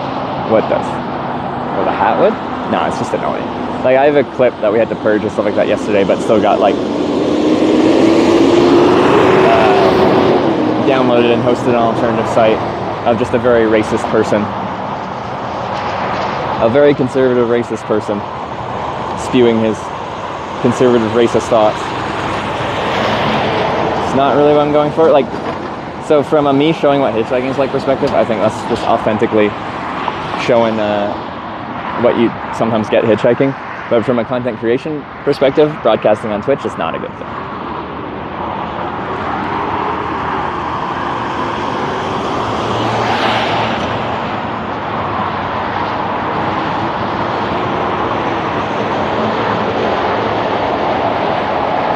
Why is it a redemption tour? I got stuck in Corning, California. I was doing a hitchhiking trip from Canada down to Los Angeles because I got nominated for a streamer award and the ceremony was there. So I was hitchhiking to the streamer awards, and I got stuck in Corning, California long enough that I couldn't hitchhike there in time, and I failed my trip. So now, after that, I hate failing trips, so I got to make up for it. So we're going to every town called Corning in America, finishing in Corning, California, where it all started, and then finishing what we started and going to Los Angeles from there.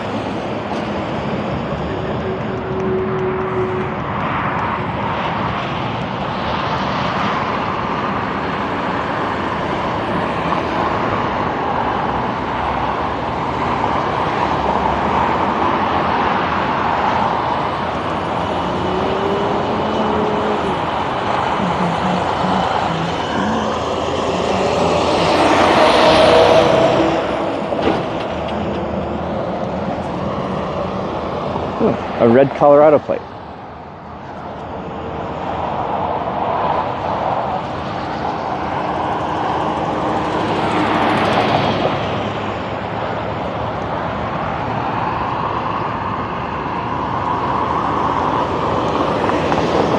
Iowa.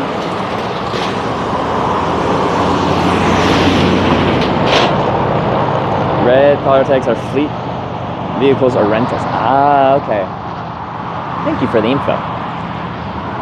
It's one thing I like about Twitch is, you know, there's a lot of things I don't know. A lot of things I don't know. But usually there's someone watching that can fill me in. Now with some things, Twitch chat is not to be trusted. I'll ask a question and I'll get like a million different answers. One of them's probably right, but the rest are wrong. Utah.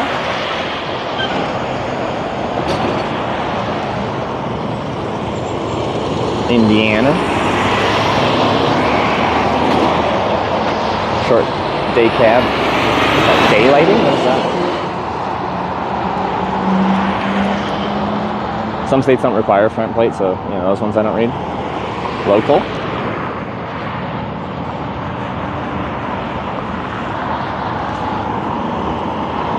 Local.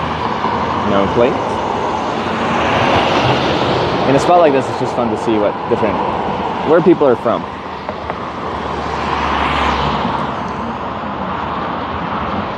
Tinder stop, mate. We looked at it for a long time yesterday. By our speculation, this is the best spot in Cheyenne to get a ride north. Hitchhiking requires patience and waiting. Just because you waited a little bit doesn't mean you're doing anything wrong. You just haven't had someone willing to give you a ride yet. You don't always need to problem solve. It just requires time.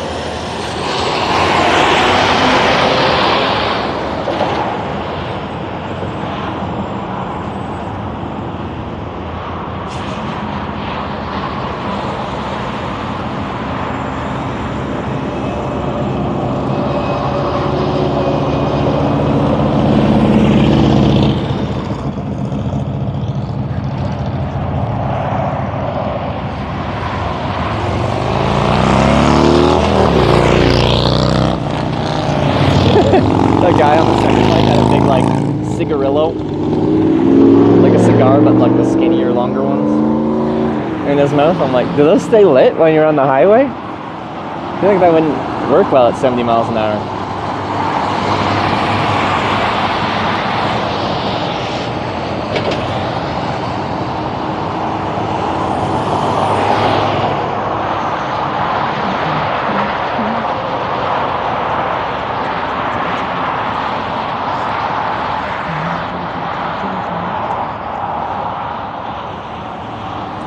I always want to look, they kind of chew the ends, but I think he had one of those like plastic little cigarette things that you shove onto the end of like a cigarette so you don't like put the paper in your mouth. I could be wrong, but it looked like it. Like the white colored little holders.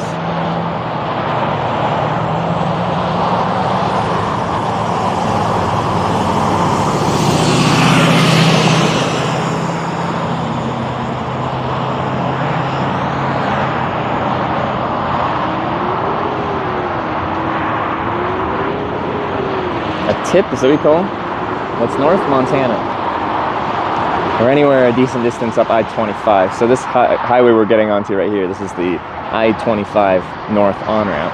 So that's good, but in one junction, is Interstate 80 going east-west. So we'll lose a decent percentage of traffic going east-west there. But still, like, for people coming from a long distance and continuing to go a long distance, this is where they'd stop. Or it's most likely where they'd stop.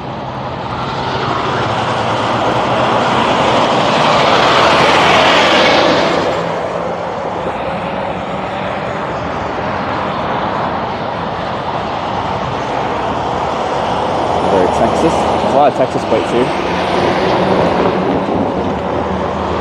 More Colorado.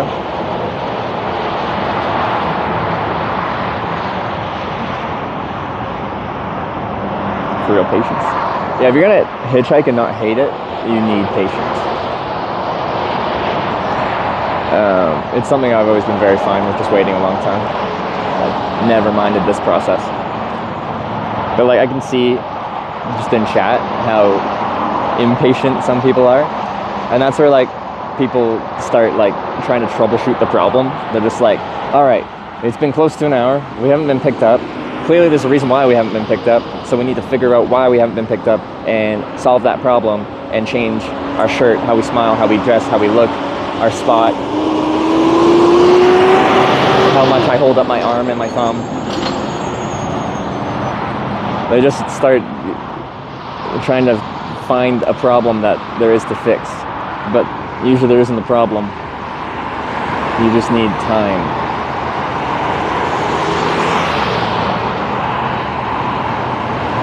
Majority of people will just never pick up a hitchhiker, so you're just dealing with statistics.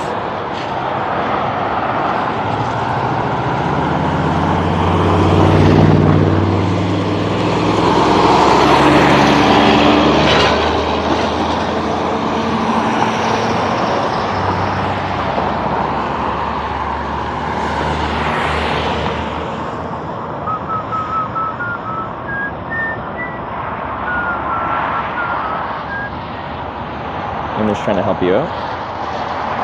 But like, it's like when you're watching a live stream, like someone playing a video game, and they like play it professionally, and then there's a bunch of people in chat trying to tell them how to play that video game that they've played for a decade, that they professionally play. I have hitchhiked for 10 years. I have my system about how to do it, and I do it that way.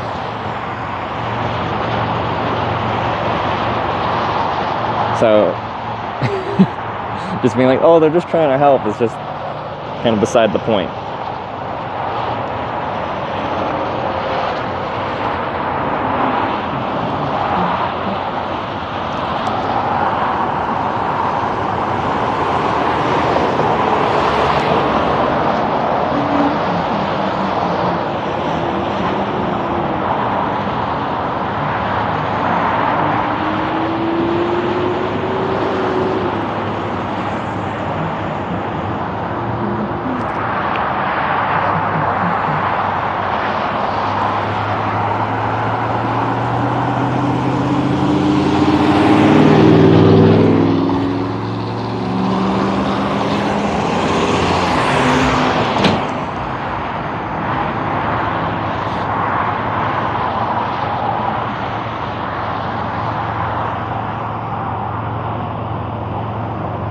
Ah, I knocked my phone off.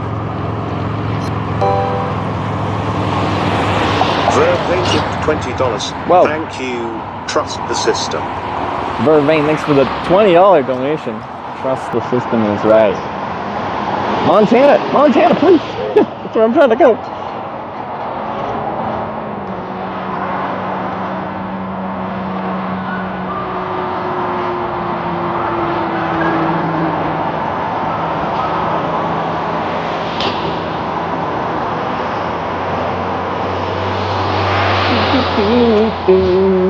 Good choice. My mouth's dry, I can't whistle.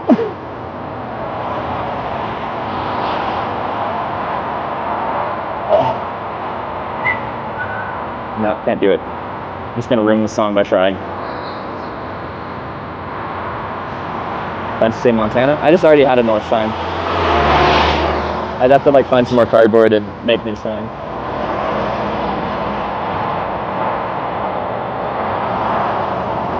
The nice thing about like directional signs like this is like, we got north, but we also have east. I've got west, I got south. We just need a general sign.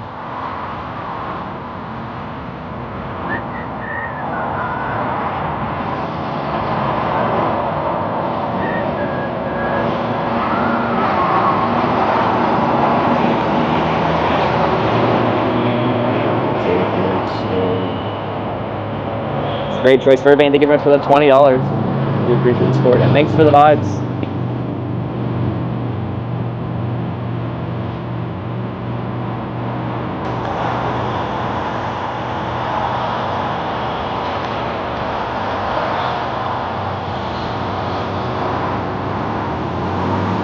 And the song's very relevant to the situation. Only is just a little patience, everyone.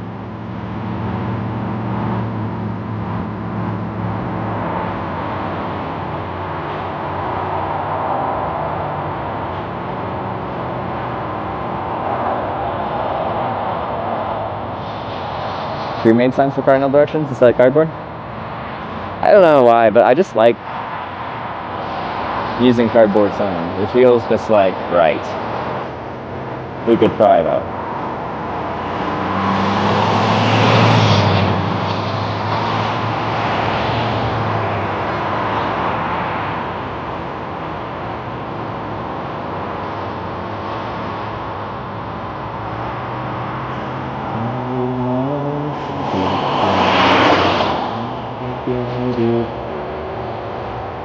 Neon flashing direction south. Like when it's full bright out like this, like the sign needs to be really bright. If it's like electronic, that could be noticeably illuminated. If you're hitchhiking at night though, yeah, it'll be very visible.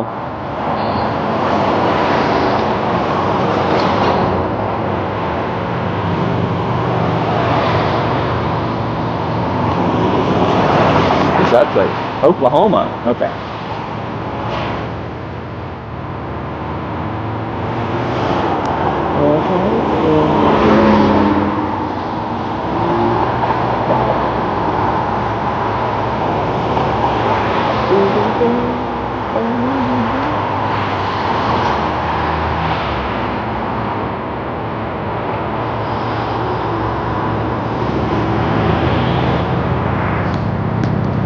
But yeah, a sign bright enough to be like well legible, like electronic lit up sign in like full light conditions like this would draw quite a few watts, I think.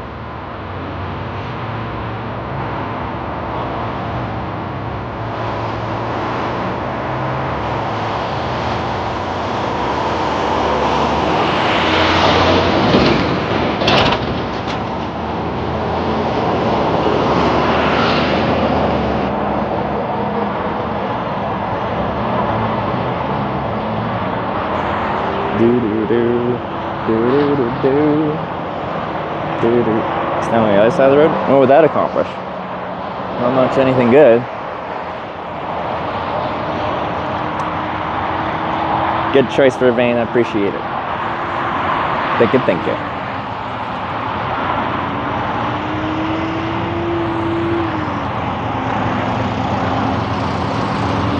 Okay, some water.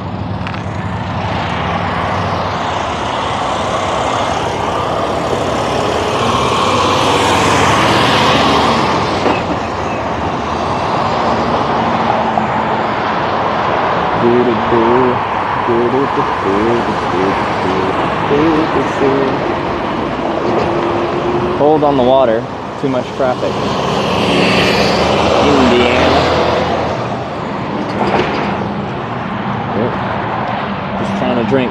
We're struggling to drink. It's a busy ramp right now.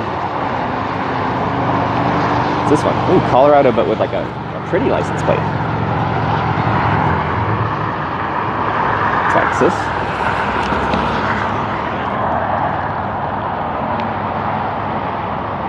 General reaction to people driving by? 1 second. That's a good question.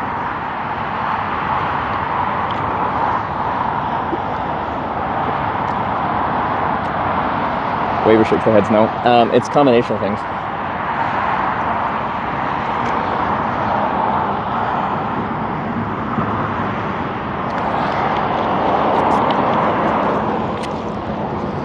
And I think like the percentage of how people respond depends on the kind of area you're hitchhiking in. But when you see me hitchhiking, like I'm trying to like make eye contact with them. I know you can't really see my eyes because I'm wearing sunglasses, but anyway, I look at where the driver would be. I do a little head nod, a little wave. And if they look at me while that happens, usually they'll at least like nod back. Or give me like, if their hand's on the wheel, they'll give me a little 2-finger wave kind of thing. But the more city-ish you're at, the less people acknowledge you at all. So a lot of people just stare forward and don't even glance your way. Let me read out. That guy didn't look at me. I'll give you a little sample here. He gave me a little 2-finger wave. Didn't acknowledge. Nothing. The passenger did though.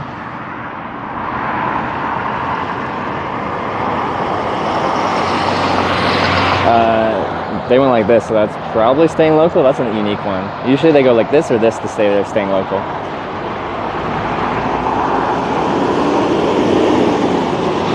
Nothing. A pursed smile, like that's something.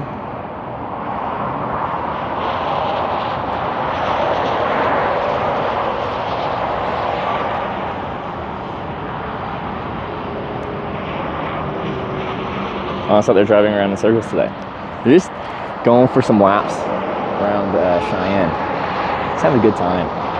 But yeah, it's not a common one to see. Yeah, if they're staying local, there's a few hand signals they use. But it's usually like down, like I'm staying here, or left or right. They'll point, saying they're turning soon. Ever get the bird? It does happen. Some places more than others. I haven't got one in a while, so that's nice. Not that it really affects me when someone does, but like, yeah, I feel like it says something about an area if you get a lot of people flipping you off. But actually, the most middle fingers per capita, North Bay, Ontario. Worst case, Ontario. That province always is a pain to get through.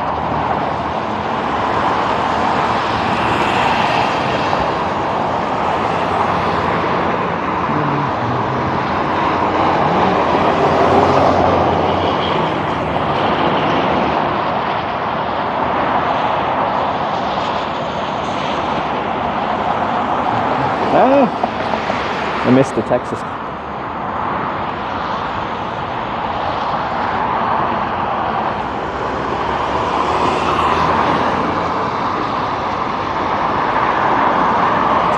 Red Colorado plate, so probably a rental car.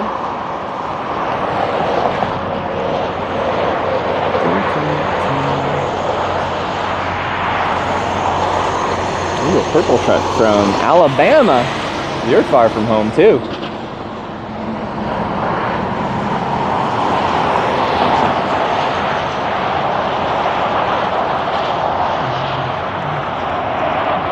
Imagine New York to be hitchhike friendly. Upstate New York's fine. Like New York City is not an ideal spot to try to hitchhike out of.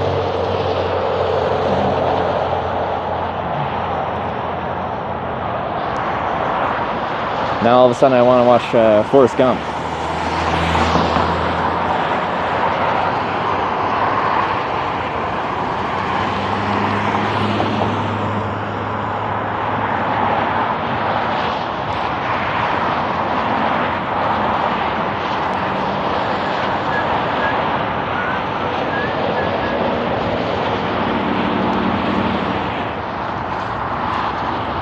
I kind of reference Forrest Gump sometimes when it comes to like hitchhiking.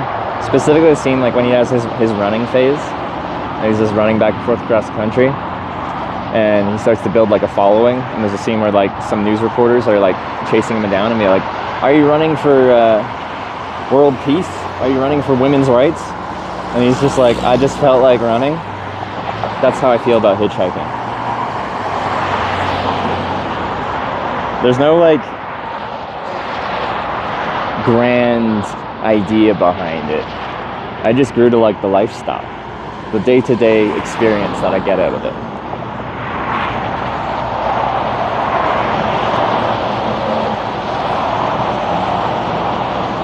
So addicting to watch, I don't know why.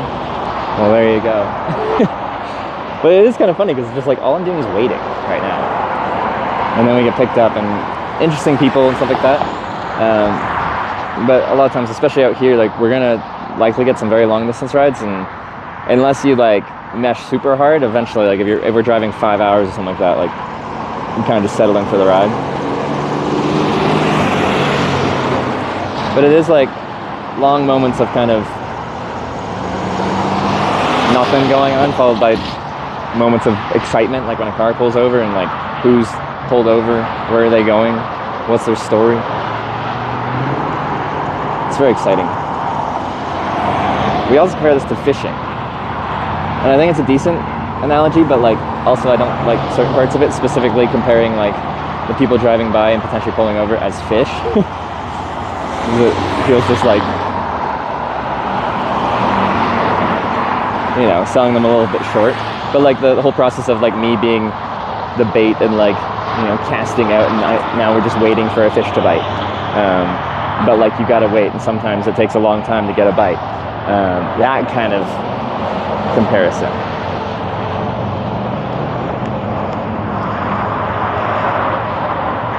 Let me throw something at you while hitching. Only once in Quebec.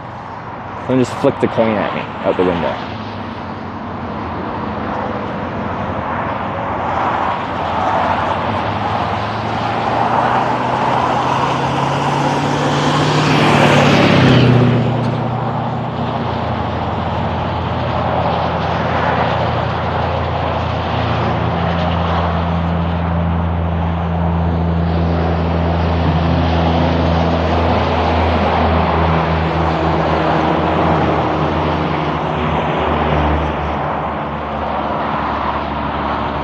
Sour about half my province?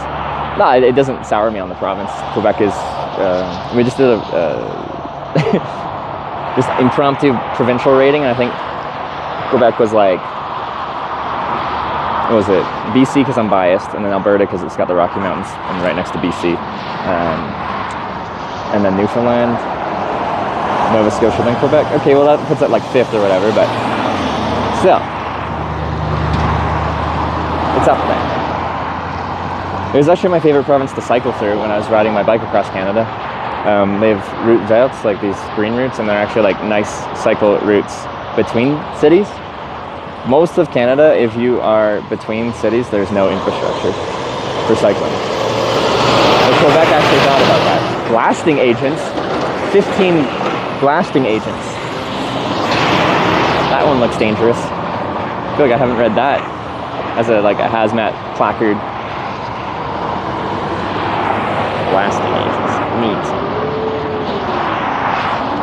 I've rated Saskatchewan highly. It was 9th out of 10 provinces, I think. I did put Manitoba last, which upset some Winnipeggers, but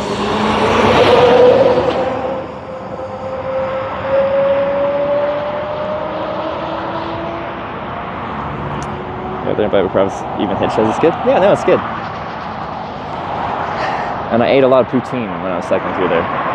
Great cycling food. Usually ask for favors or money for a ride. No. The general mentality with hitchhiking is like, if you're already driving that way anyway, it doesn't really cost you much of anything other than a few minutes of time. And like a negligible amount of gas, like I do add weight, which increases your fuel burn, but like the mentality is like you're already going that way anyway. It doesn't really cost you anything. If someone pulls over, and it does happen rarely, and they're just like, I can give you a ride, but I want X amount of money.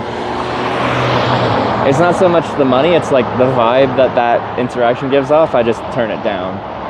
Like I could pay it, but like just based off of that being the first thing that they think of and say when they pull over, I just don't really want that.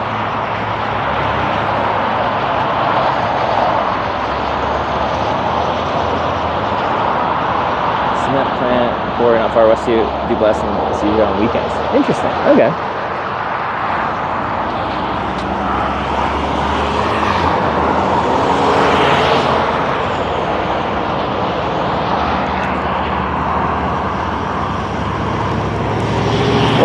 I forgot one, but they did it. When I was saying like the different hand signals people use when they're staying local, it's like this staying here, this turning, or a pinch. Short distance.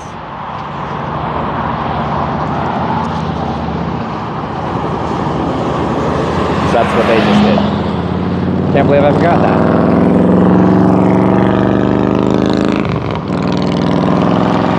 There's lots of different Colorado plates. Like the styles of them. Kind of interesting.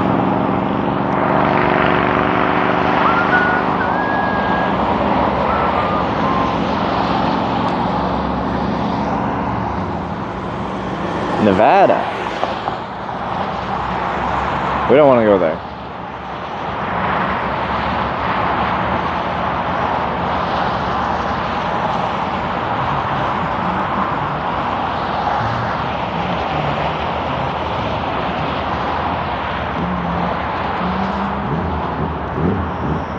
I want to at one time get picked up one of these, like, by these big fancy RVs. I think it'd just be kind of cool. I've been picked up by like older RVs, very, very rarely, but it has happened. But, like, not one of those like big schwanky ones, and that's probably why they never stop, just because they're big and schwanky and expensive. People on vacation just generally don't really pick up hitchhikers much.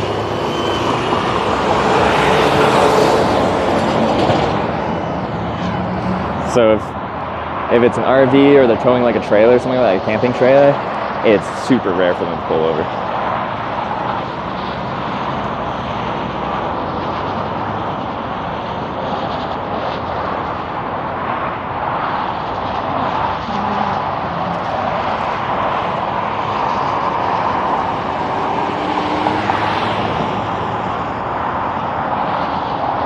Motorcycle, one motorcycle, and lots of mopeds.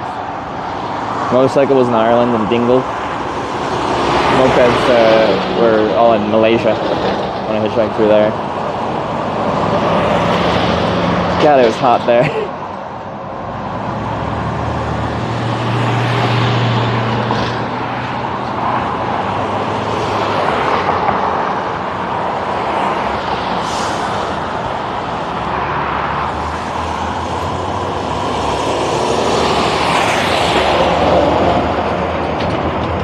Best to live with hitchhiking states. There's two options, south through Arizona, but I don't want to go that way because it sounds really hot, or north, and we'd still go through a small part of Idaho.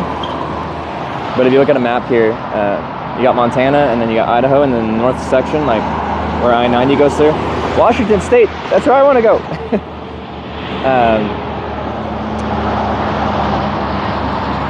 It's only like a 60-mile gap through Idaho. I can get a ride right from Montana into Washington State. So from a legal hitchhiking state to a legal hitchhiking state, getting a ride straight through the illegal state without actually hitchhiking in that state.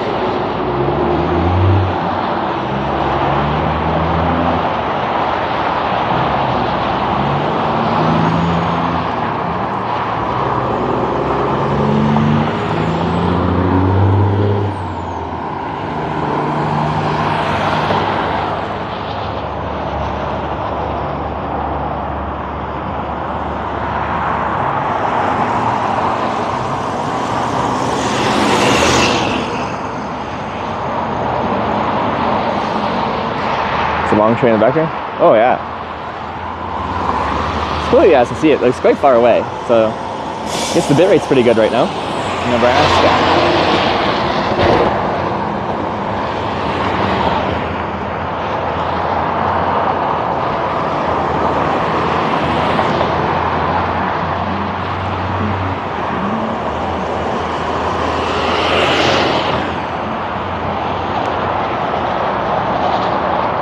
Sounds like a doable trip to full bike. If I had to, but I don't know if Idaho is a state where I can ride the bike on the interstate. There's a chance there's a road that falls directly in parallel to the interstate. Like sometimes there's an old road right next to the interstate, which is the newer road, but they keep the old road still there, just as a lower class of highway. Anyway, worst comes to worst, like it's possible. But it's really supposed to be a hitchhiking trip with the bike just to get us around logistically, but oops, I missed a potential Mini Cooper. Oh, it's local anyway. Switch up the bitrate recently. I think they're trialing it. I don't think it's been rolled out for the entire site though. When I was at Twitchcon Rotterdam, they tested a 1440p stream, and it uses near encoding codecs as well. So I think the bitrate is comparable, but it's with modern encoding, it actually looks good at that bitrate.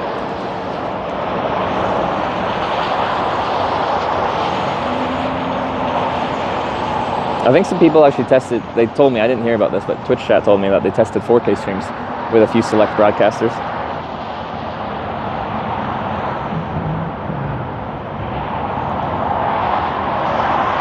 I think Wikipedia said yes to bikes on interstate in Idaho. Okay. Like, it's not exactly fun to ride a bike on an interstate. Like, I rode my bike across Canada and I just had to be on the Trans-Canada Highway the vast majority of the time. And you get used to it, but it's not pleasant.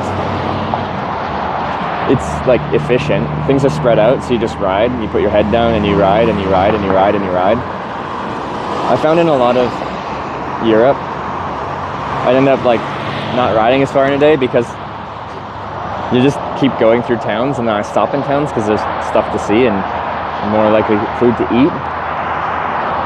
When things are spread out and you're just riding on the highway, all you got to do is ride.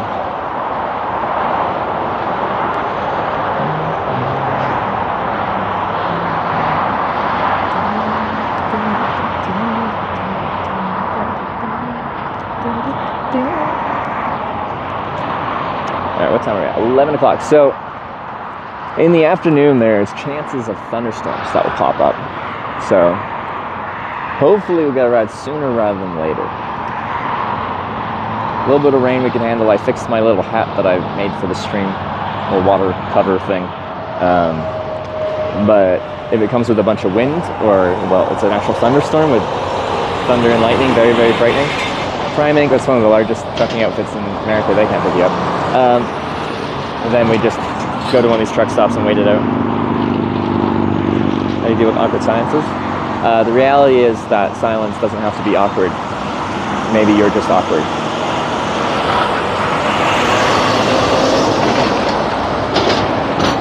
If you're sitting in a car with someone for 5 hours, you don't have to fill all the air with conversation. As you know, one just subscribed with Twitch Prime. Azum, thanks for the 5-month reset.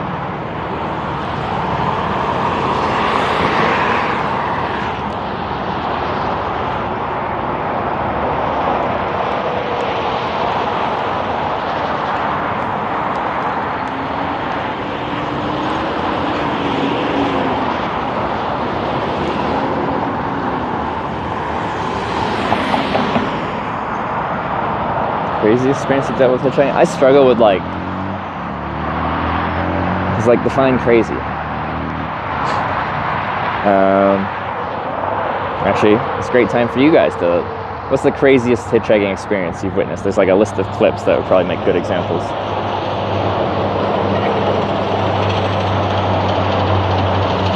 If you want to see some crazy hitchhiking experiences, if a few people link clips, the clips will tell us a pretty good story. Like the wildest story, but that doesn't narrow it down, you know? There's different kinds of wild. What is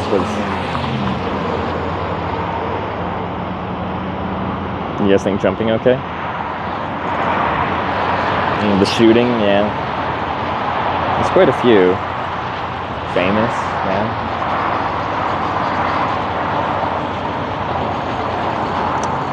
People pick you up often, pick up hitchhikers often at first timers. I've gotten a lot of first timers. I'd say the majority of people have picked up hitchhikers before. But I think on this trip we've had quite a few people. It's a common question I'll ask, like, so do you usually pick up hitchhikers? And that's where I find out if they have or not.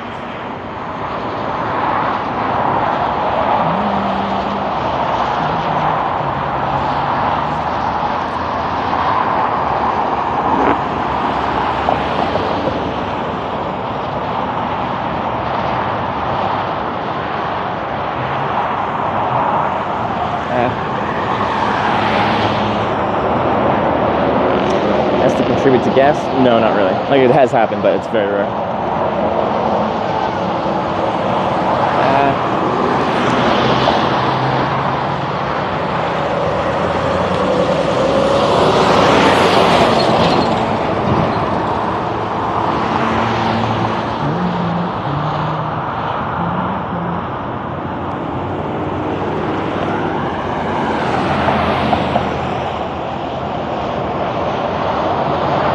the BMW. Yeah, of all things, so it wasn't even hitchhiking, but I was cycling through Portugal, and I was gonna camp in some sand dunes, and some guy like followed me out there and like groped me multiple times, and I had to like be very assertively no like 3 times before he fucked off. But then I decided to camp somewhere else, and the dude was like stalking me in his SUV. Everywhere I went, he was just like following me. But I was in like this small town with so I was just gonna get accommodation because then you're like away. But there's no accommodation there, so we had a viewer nearby that like picked me up in their car and took me back over this bridge to the city next to us, and then I just got a hotel for the night. But I was super pissed. I don't really get like mad much, but I don't recall ever being more mad than I was then.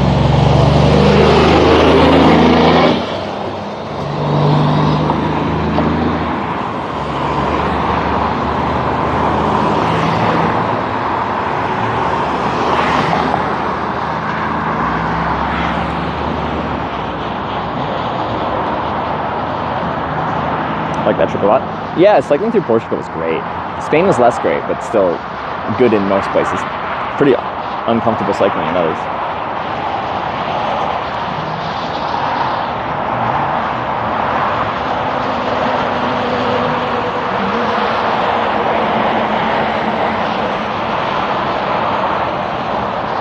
There's a lot of interesting clips.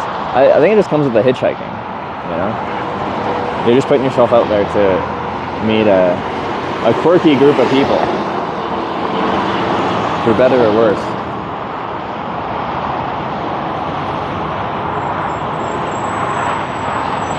It's your hat and sunglasses. Like, a lot of people say that, but I need a hat because I'm balding now, so I'm just gonna burn the fuck out of my head. And I need sunglasses because I have eye damage from UV rays, so no matter how much you don't like the fact that I'm wearing a hat and sunglasses, or these specific hat and sunglasses, it doesn't really matter, because I'm going to be wearing them.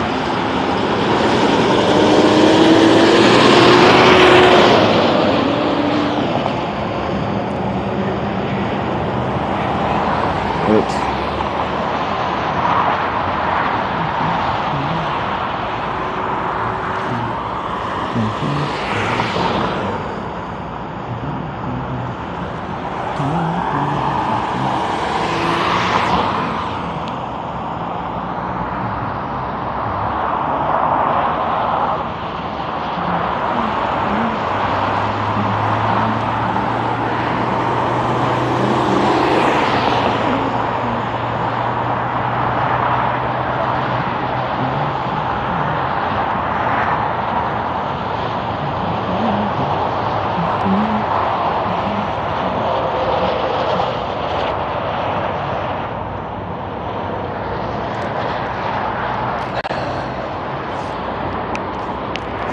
Yeah, I think this is like the least scary hat you could wear by my standards.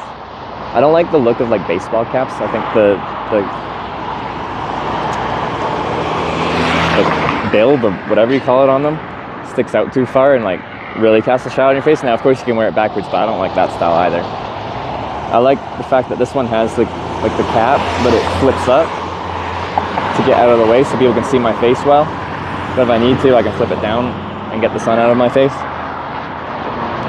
And then it's just kind of a bright color. It's kind of silly looking, but I don't think looking like having one silly thing on you is necessarily a bad thing. Most people are scared of hitchhikers. The reason they don't want to pick you up is a fear response. Got something.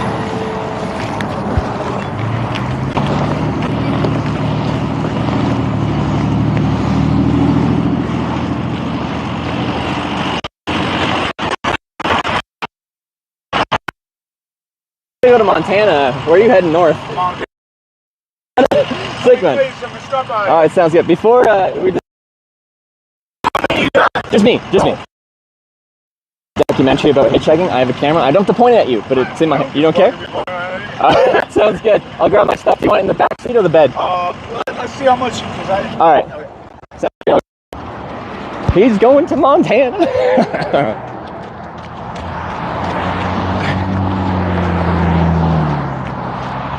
Montana. We're in. Fine with the camera. We're good to go.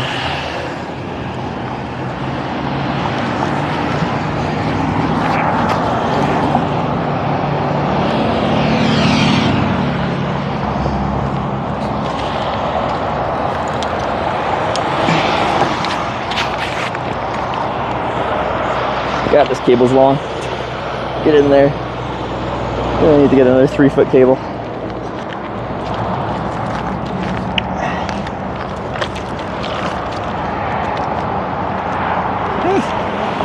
Oops. It's very awkward to carry the bike. Not be able to see much till I get there.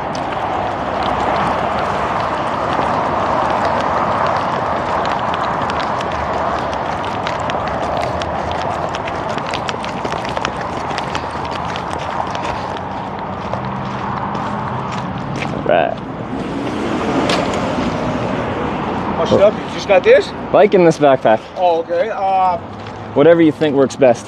Well, it's probably a fairly expensive bike. It looks like it's all folded up. Like, if you're okay with it being laying down there, I can put my backpack on top of that, like stack them. Yeah, that's cool. However, I can pull that seat up too, and then you'll have more room. All right, let's see if it fits like this, like that. And then this bag on top, and then we should be good to go. Shit, you got it, bro.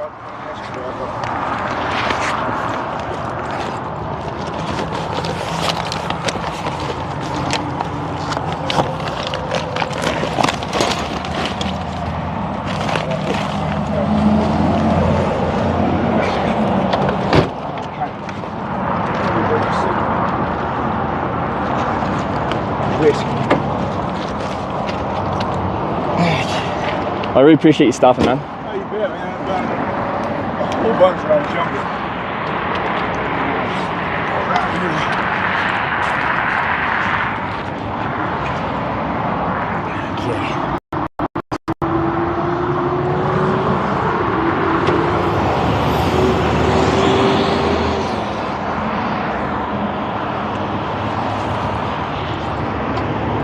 I guess I could open some of the cargo spots. I never thought about it. I haven't been able to mount them yet. What was that? These cargo boxes, Yeah. I can open them up, but I haven't mounted them, and I don't really... Oh, they're all just strapped loose right now? Yeah.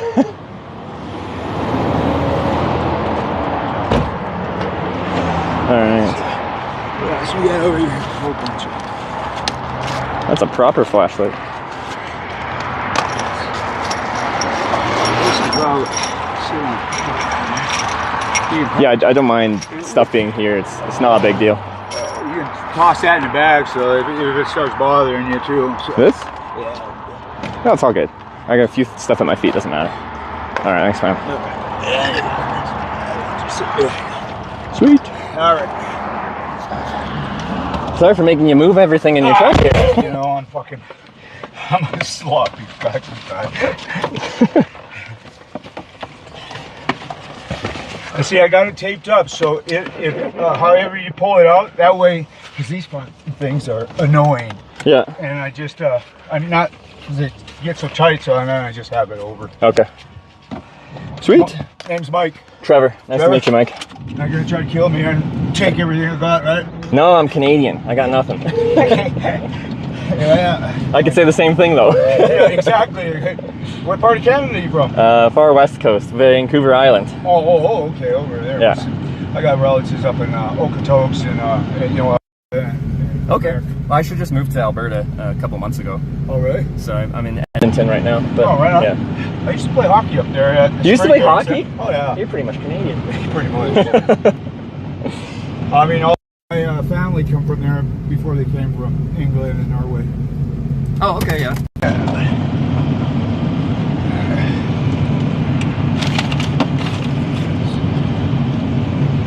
Cop out there. Got the radar detector ready to go?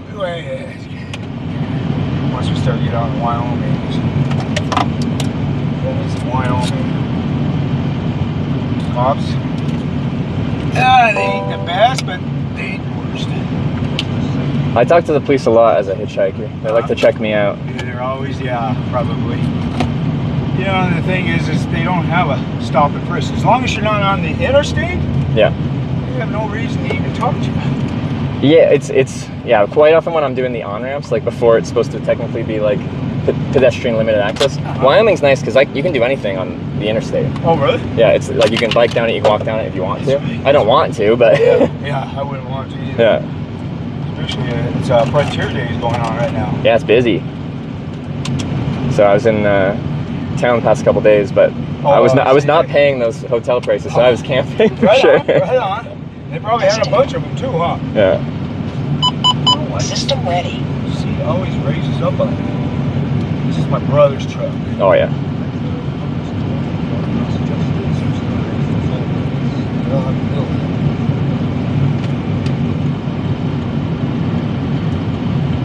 Alright, and we're off. So, you live in Montana then? Yeah. Yeah. Well, actually, I live in Texas right now. I don't tell everybody that. Texas is never Texans. I shouldn't talk too bad about it. And then, so you're just visiting into Montana? I just bought that trailer there. See, I got a shop in okay. Montana. What part of Montana are you gonna go to? I'm gonna get on to 90 eventually, and then you just head jump towards up there? like Washington State that way. Oh, gotcha. Yeah. Where are you heading to in Montana? All the way up to Great Falls. Great Falls. That's Central. Central. Okay. Yeah, up there by. Just making sure sometimes. Yeah. I didn't get a whole lot of sleep last night, but I got plenty. Okay. Were you doing like Frontier Days? Were you in No, I town was. here? I just dropped my dad off in we call it Longmont there with his brother. My dad's 86. He's paralyzed. Oh yeah. Had a stroke. Can't talk. He hasn't seen his brother in 10 years. So. Yeah. Well, we took him back there in November. So. Yeah. He was living with my brother, and basically, if you don't just come and take my dad, he won't go. You know, he wasn't really being held captive, but I'm like, they knew that, you know, come on, man, his brother's dying of cancer. That Yeah. shit will I bother know. I'm gonna. It's just tapping on the window. I'm gonna try and. me. Yeah. Might have to move it again, but. Yeah, so I didn't realize that he's 86, so I bought this trailer in Oklahoma. You can see it's a piece of shit looking thing. I got a good price on it, but it's a fifth wheel, so I mean a gooseneck.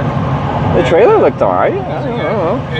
I'm not a trailer expert, though, but- About $1,000 worth of lumber I got to put into it for the decking. Yeah. But otherwise, it's a good trailer. Okay. If it works, it works. You can't even buy the metal for that. How much? $3,000. Yeah. And was that down in Texas, or where did you pick it up? Oklahoma. I mean, Oklahoma. Okay. He was going to come all the way up. He's got a place up in Montana. He wanted to check it out. My dad. Yeah. Check over there before I forget about it. You want that? Yeah. I ain't worried about you, but I mean. Well, yeah. Not like I could cash it anyway. Well, yeah. Even if you did, you know, I just have to cancel it for my dad. He gave me some money to Yeah. do stuff to his place. Yeah. I just haven't. I told him I don't need it. I've been doing shit to his place for a long time. Yeah. You're a pretty handy guy. Like, do you do like your own? I wouldn't really. I mean, I got enough. I'm 61 years old, so Yeah. you know, how they say that. I might not know everything, but I might know a little bit about something, or a little bit about everything. Yeah. Like what's it? I have a jack of all trades, but master Master of none. Yeah, that's the of saying. none. That's the saying. What I gotta do it, you know. If I can't get it, then I got a buddy that he comes over and he'll do it. You know, I pay him. Okay. Yeah. I'm Canadian. I like the cold. We're riding back, around like- with all these Texans. That's what I tell my dad. You know, they get cold fast. Yeah. It's hotter than hell. Last Like- year when I was down there for 90 days, it was over 100 degrees straight. Yeah. Like a few days ago, it was pushing about 100 when I was in Nebraska there. Like today's not too bad. It's like what? Just under 90. Is it? Oh, here. See, I don't know what it is. I know there was a heat wave coming through up Because there. they had some thunderstorms roll through yesterday, and I think that brought the temperature down a good chunk. Because I know it was only supposed to get to like the 80s over there down in Colorado. There, Yeah. Vermont and all that. See, that's lovely. But yeah, some places are cranking hot right now. And then I was in Phoenix. It was 117. Yeah, I saw people posting pictures like their blinds were melting in their window because like it was getting so hot. It was just like melting the vinyl or whatever. Like, I don't really want to go that way. Well, it's like you don't want to leave your phone out exposed, you know. No, exactly, yeah. You know, it'll shut off and everything and try to save itself, but it'll melt. Yeah. I have a lot of issues with that, with all the tech I have and the cameras and the batteries and stuff like that. Trying to keep it cool. Yeah. As long as there's like a breeze rolling through, it really helps. But as soon as the air's stagnant, like it's flat, it doesn't work so well. Would you usually pick up like every hitchhiker you see, or that kind of guy? No, actually the first hitchhiker that picked up in a long time because you don't see him anymore. Yeah, that's fair enough. I don't see him very much either. Yeah, and to me, I'm like, okay, he's up here. You know, besides when they have like, they used to have like these Grateful Dead concerts all the time. You'd always see somebody hitchhiking. Yeah, that makes sense. Yeah. But you know, and you know what? It's not the hitch. I always said it. I'm not afraid of me or whatever. I'm always afraid of who I'm going to get picked up by.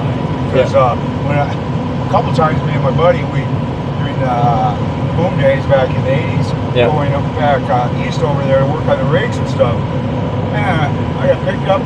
Me and him got picked up. These guys were pretty good. There's about 4 of them in there, and they accused us of breaking their window. I'm like, man, we can break your fucking window. You're right here. Well, it wasn't broken. We got in. I'm like, are you guys fucking with us? You know, and they're like, you want to get some fucking smart? I'm like, you know, I'll fight you, but one-on-one, you know, not all of you, you know. And they're just like, it's just shit like that, you know. So you really don't know what you're gonna get into. But like, I think it's pretty equal opportunities. You don't know who you're picking up. That's right. I don't know who's picking me up. Yeah, so we're kind of both taking an equal chance here on a stranger. Especially when I'm driving. I'm like, okay, go ahead, shoot me. Now here in America, I do get a lot of people, I'll ask them, like, so why did you decide to pick me up? And I'm not super physically imposing, so they'll be like, well, I figured if you tried anything, I could take you.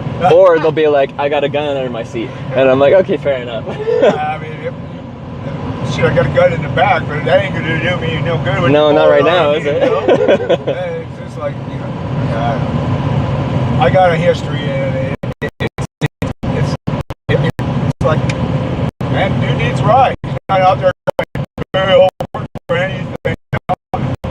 Bullshit like that. You know, it's like, all I'm looking for is a ride. And then I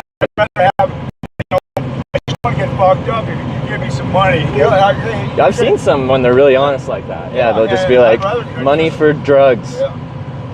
It's like, I'd rather give it to somebody that's going to be honest and sit there, well, you know, I need this well. Because the course hitchhiking is just like, the thought is you're already going that way anyway. It doesn't cost you that much to take a stranger with you. Like, it does a little bit of extra time and like a tiny bit of extra gas on the extra weight, but like, it's nothing but this. Yeah. You know, and the whole thing is you go and all these metropolitan areas, you watch everybody going to work. Everybody, there's one person in them cars all the time. Yeah. And you know what? It's like try to get a carpool. When I was working for this outfit, like, hey man, let's get this carpool or something. You know, save a lot. And you know, nobody wants to do that because everybody, you know, you get up at a different time, and you know, there's different characters, different attitudes every morning. You know. See, in some places it's actually, they make it illegal to hitchhike, and I make fun of that because like, but the same places also try to encourage car sharing, like carpooling. Yeah. But what is hitchhiking but unplanned carpooling? Exactly. And that's all it is. Like. Yeah. I'll tell you what. I was over in Chicago. Well, I was actually started out in Iowa working for my uncle, and he's like, well, you gonna get a bus or fly back? I said, I'm gonna hitchhike. He's like, I can't let you do that, you know. I'm like, man, I'm almost 20 years old. What do you mean you can't let me do? I can do whatever the fuck you know. He knew that too. He's like, okay. I said, I'm just gonna save some money. Yeah. I got a ride. It took me a while, but I got a ride all the way up to Minneapolis. From that was Illinois. From central Iowa. So sorry. I went up to I'll get up there. Anyways, Davenport area and Tri-Cities, Illinois, and then got all the way because I was going up to. I'd get up on 90 and that, and got up there, and then I took. I think I ended up going to Chicago. Anyways, cut the story short. Yeah. I was in Bismarck, North Dakota, and I had bought this top hat and I put it on, and I didn't even get my finger out, and this guy pulls up and he's like, "Where are you going?" I go, "Montana." He goes, "So am I." And he's going skiing and get in. He goes, "You know what? If you wouldn't have been wearing that hat, I would have never picked you up." Top hats, all right. Yeah, okay. I got to try different hats on. Well, it was weird because you know, like buy the hat, I would have thought, "Look at this ding-a-ling," you know. Like a proper top hat, like just like a old school felt beaver, yeah. Because I got it in this. It was a little secondhand store and stuff like that. And, I don't know. They're all made. Well, the old ones are made out of beaver, you know. Yeah. And that's how Canada was kind of made, is the beaver pelt trade. All those pelt hats, Northern territories, all that stuff, especially. Sorry, my backpack's shifted again. I'm just pulling it back. We can always stop here a little bit later, but I just don't want it tapping on the window for 6 hours. I agree with you there. I don't know what kind of music you listen to. I listen to pretty much everything. So if you want to put some tunes on, I'm ready to go. Stay. Or I could just put some cardboard in the way. That'll work. So you're you say British Columbia and all that area, huh? Yeah, that's my home. Oh. Well, that's where I'm from, but I've moved since then. That started illegal last week before Montana and all that. I think they did it in 2018. I got some Mexican channels on there. I mean, songs and gangster bullshit. Hey, you can be the DJ. I'll take anything.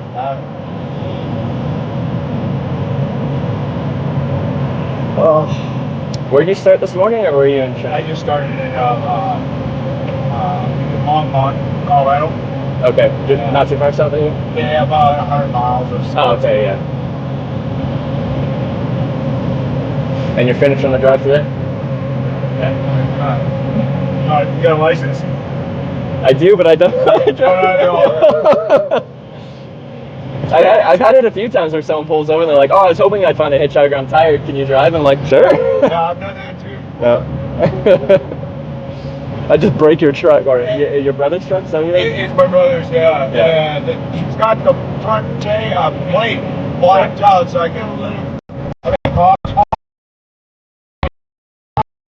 Just waiting for something that wood to break off and hit him so they can pull me over, you know? Yeah. And if we got pulled over, I'm just saying, I cross my heart that I don't get pulled over, but if you do, if you got any weed? I'm clean. Okay, so. Don't have to worry about me. Alright, I got one of these vapes, so. Oh, okay. And they will, it's a felony here in this state, you know, so. Is it really? Yeah. Well, still it's a felony? misdemeanor, Okay. But if you have one of these, they're felonies. Basically, And stuff like that. Okay.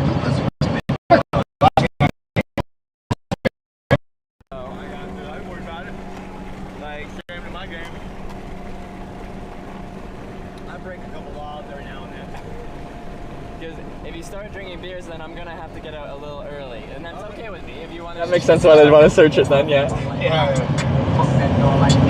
I got picked up by a guy in Oklahoma, and we drove past the prison, and he's like, "Oh, I did some time there. I did 37 years." And I'm like, "Geez, 37 years?" And I'm like, "What did you do?" And he's like, "Shot my nephew for stealing something from his baby brother." Like, he shouldn't. I don't think nephew survived. But anyway, so that was interesting. Well, you know, and you can look at it to see if he was lying, because 37 years, that sounds like a child molester to me. I mean, but like murdering somebody, but they have, like, Montana, you get life.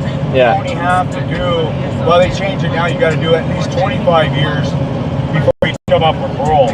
But that's like minimum and then they'll like decide whether to let you parole, right? Like, doesn't mean you will, right? If you call it, yeah, exactly. If the family shows up, you're flopped for another 5 more years. Oh, okay, yeah. You know, we incarcerate more people than anybody in the world. Oh yeah, the prisons here are a little wild. It's crazy. You know, I went to jail, federal. My federal thing was because I only rented a trailer. Yeah. I was part of the conspiracy. Oh, so you weren't even like transporting or anything like that. No, You just, none of that. your name was on the. I ran a trailer yeah. being nice, and they got me part of the conspiracy. Yeah. And 20 years for that? No, I got 10 years for that, but I got a second round.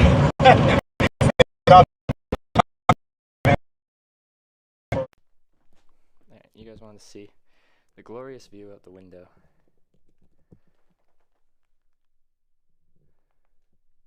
Look at that. Do they do like the 3 strikes kind of thing? No, Texas has got that, California's got that, and they, I think they, because, okay, and the federal system, they got what you call, if you got 2 of the same crimes, yeah, and then you got a violent offense, now you got an armed career criminal, and that's a mandatory minimum of no less than 15 years, and you got to do 85% of your time. Oh, yeah, okay. And you got, our prison is full of people that have addictions and stuff, and just sell drugs. Yeah. That's 90%, or hey, at least 80%, I think it was. I can't remember the last. Yeah. But I mean, it's crazy, man. So I've heard like a lot of the rougher prisons aren't really like rehabilitation. It's more like it's like a school for how to commit crimes, because you get a bunch of people that they tell you how to trick it, especially the federal. You got guys in there that are fraud guys. You know, I'm like, one cellie, he was in there, he'd been busted 15 years, and then this was his first Fed case. And he goes, I'm pretty good at it. I go, it don't really sound like you're good. No, exactly. Caught 15 times, dude.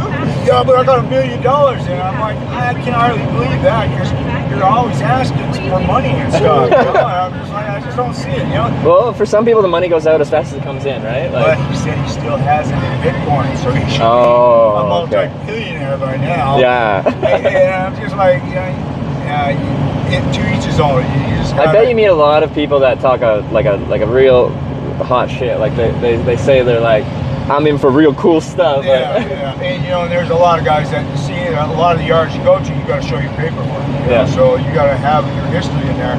And then I've been to a yard where you show it, and all they do is put the guy over on a different table. I said, what's the use of showing it? So we know who they are. I'm like, wait, where I'm at, either you walk off, or else you be carried off or walked off. And the yards, they're not, you know, everybody thinks the state prisons are a lot. Yeah. Of course, because there's a lot of raping going on and stuff like that in them. And, is there? Oh yeah, they're child molesters, they get handled. But the federal prison, they got, it's about respect, you know? Okay. You know, you know, why is there differences based on like the types of crimes that get put in them? Explain that again. Like, why is there a difference between the state and the federal prison in that way? It's just the types of crimes that get put into those different prisons? And the thing is in the Montana State Prison, it's basically whoever the toughest motherfucker is that it pretty much runs the block. Yeah. Because a lot of people just want to go in there and get their time done and get out. You know? Yeah. Because the federal prison, they took over 750 days of good time of mine. You know, that's almost like 2.5 years, you know? Okay. And that's just because I slapped a Cho. And, I mean, I didn't even know he was a Cho. That's a child molester. And I didn't know it. And he went running, and I'm like, you're the one, he was the one telling me what to do. And I'm like, hey, man, you don't be telling me what to do. So I've been here before you. I've been doing this shit. I should be telling you what to do. Boom! And I found out he was a sex offender. And I made that fine because, like.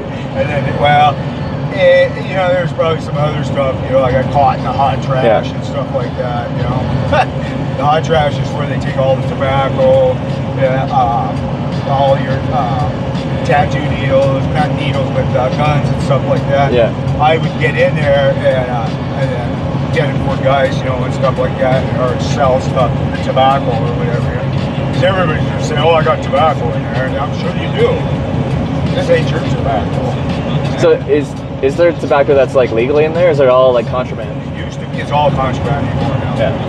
Because I think it's nationwide that they can't have it in there. And the cards always bring it in, you know, they make a little money there, but the smart ones, because a lot of these guys, when they're getting it from the guards, they'll be telling, you know, I'm getting it from him. You know, why would you want to do that? You know, everybody else is going to go hitting him up, and he's going to stop doing it. Yeah, I actually 2 days ago I got picked up by a guy that did 22 years as a prison guard in Illinois State Penitentiary. And he was telling me stories about that from the prison guard perspective, and like it sounded pretty wild. Yeah, he probably sees some pretty wild shit. Yeah, especially over there in Illinois. You know, it's whatever. See, like most of the yards you go to, you got more blacks on them.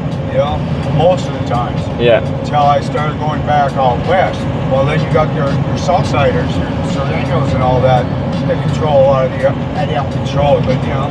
The thing is we always ride with them too, against the blacks. It's always been. So it's kind of like gang affiliation based off of. It's all about staying with your race, you know. And if you don't stay with your race, like I say, like this is prison specific. You grew up over there in South Chicago, you know, over there in the hood and all that with all the guys.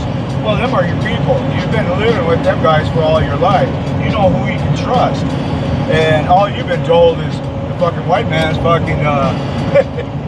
I shouldn't say that. That's kind of biased, but I mean, you know, so it's because it's usually the white guys that are busting them, you know, the cops over there. So, like, what was your affiliation there? I rode with Montana, and we were just with the white boys, so you know, that was my race, you know. But you know, I lived on 2 reservations. I got along with the natives. Natives usually had the islanders, you know, from Guam and Hawaii.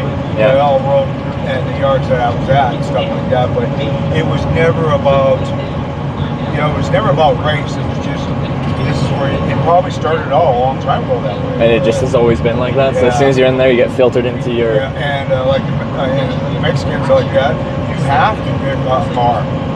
You can't either be independent. A lot of guys, I'm independent. But yeah, we know you're independent. But okay, when the shit goes down, what are you gonna do? Run somewhere and go? You know. So all this that you're getting is for free, huh? Yeah. You know, see, people don't understand. It took many years and years to get it to where there's peace like that in there, where you're not fighting. But is it a very fragile peace? Because like if there's an incident, then it causes controversy. You know, the thing is you have somebody calls you a bitch, like another race and something, you deal with it, you handle them there. You can't just, because that's, say, it's just a word, you know, and I use it out here now, you know, like, hey, fuck you, bitch, you know. I would not use that in there. It's just like, because now you're saying, yeah, suck your dick, shit like that, you know. That's basically what I'm saying, you know. So you don't want to, it's crazy, but, you know, you gotta give the next guy just as much respect as he's going to give you. Yeah. Don't, and I've seen guys, drugs is usually what everything gets fought over, you know. And, okay, you didn't pay it, so now hands laid, that's paid, you know. And then their race gets pissed off. Dude, well, he never came to us. Well, the thing was, he knew the consequences. But usually and like drug-wise, is it like every single drug you can think of you can find in prison? Like it all makes it in, or what do they mostly do there? I never get any drugs in there. No, but like what is in there? But I mean, you can get it, whatever. The biggest thing was that what do you call it? Suboxone. I mean, you get up into the USPs, there's heroin, all that. You know, there's heroin all in the mediums. That the lower you go down, the less. I wouldn't say less. I made it to a camp. Yeah. And I had stuff Amazon to this buddy of mine over there. He'd bring it to the fence. I jump over the fence, but I'd get razors, dried fruit. Oh, just like quality of life things? All your white collar guys that were in there for Ponzi schemes or whatever, you know. Yeah. Some kind of fraud shit, you know. They're not like the rest of the guys that I've been with, you know. Everything's criminal thinking. To them, they don't understand that, you know. They don't have addiction. They did it for greed, you know. Yeah. And but yeah, so they pay double. I made a lot of money out of there when I came out of that. Oh, so you're bringing stuff in that they'd buy from you? And, okay. And it wasn't. It's considered contraband, but it was But with a minimum wasn't security drugs. prison, it was You know, more trouble. I'm not going to get another charge over it. Yeah. And there's steroids, everything, you know. Yeah, I mean, So was it by the end of your term they moved you to minimum security for like this being like decent behavior, or? My last 2 years, when they took the rest of the time from me, and that pieced off, and I went in with my brother, and he had got more time than me. He still was going out before me. Yeah. And yeah, so.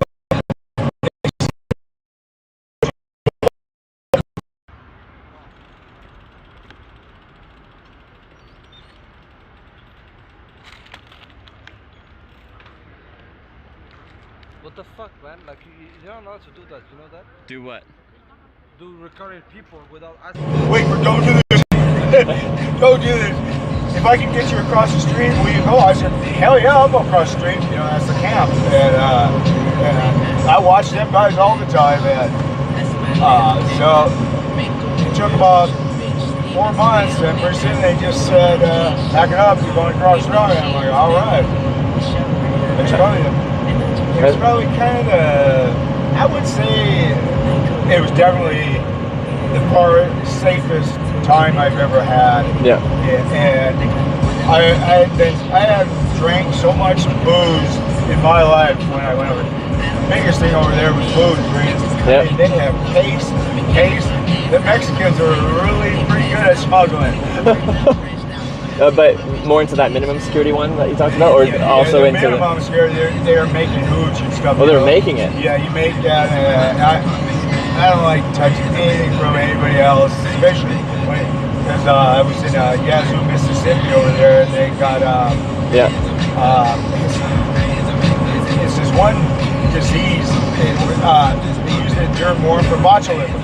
They got botulism in the hooch. Yeah. And 3 guys died, and one guy I think was going blind.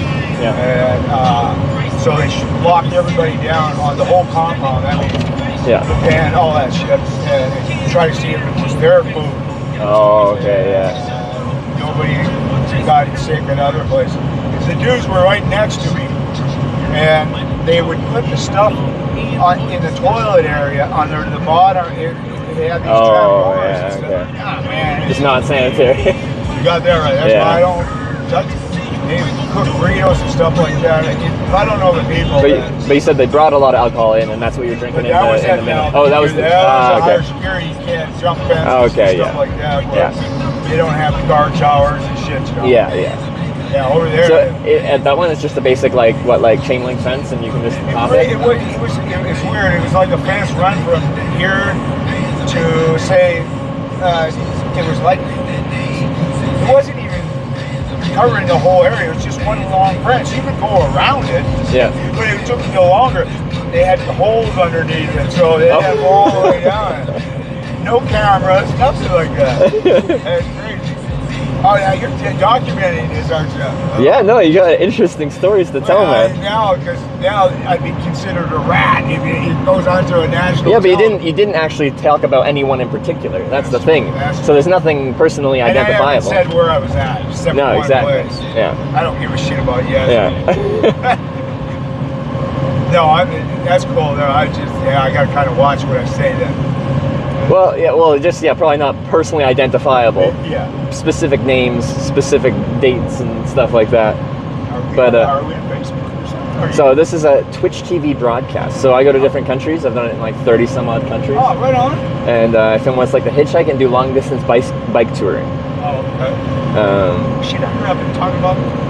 You didn't show. I don't think so.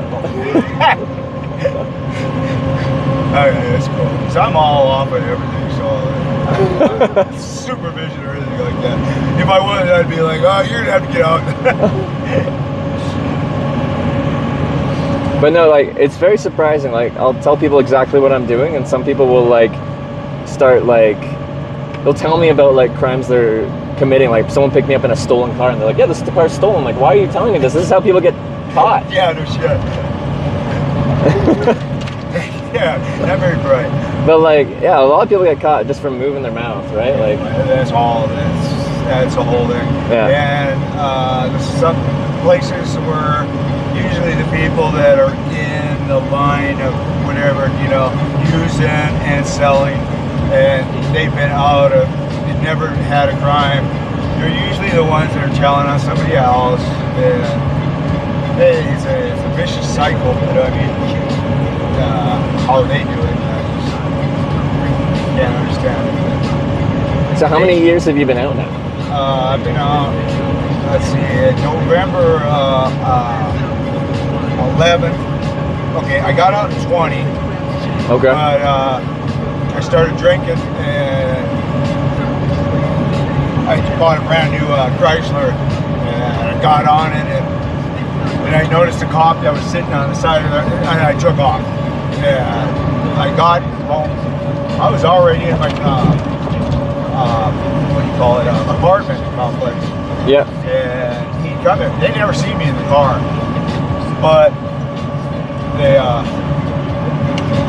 seen the car and they said I had an envelope that had fallen out when I got out. So they got me for reckless driving.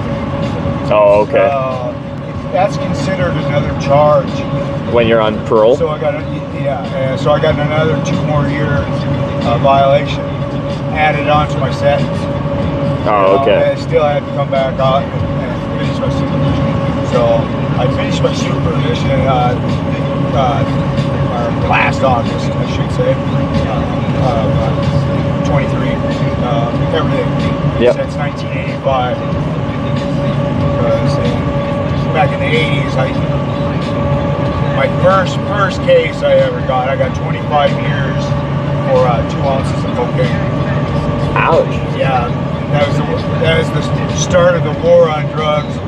When they asked me, are you a veteran or anything? I said, I'm a POW. I was a POW. And they're like, oh, really? Where were you at? I'm like, I was in Montana State Prison, the war on drugs. I was one of their prisoners.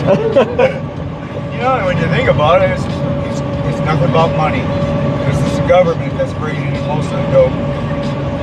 I've heard that, yeah. The CIA is the one that started bringing in all the heroin, all that cocaine, you know, to pay for a lot of their black ops and shit. And fooling us. They don't like competition. I shouldn't talk.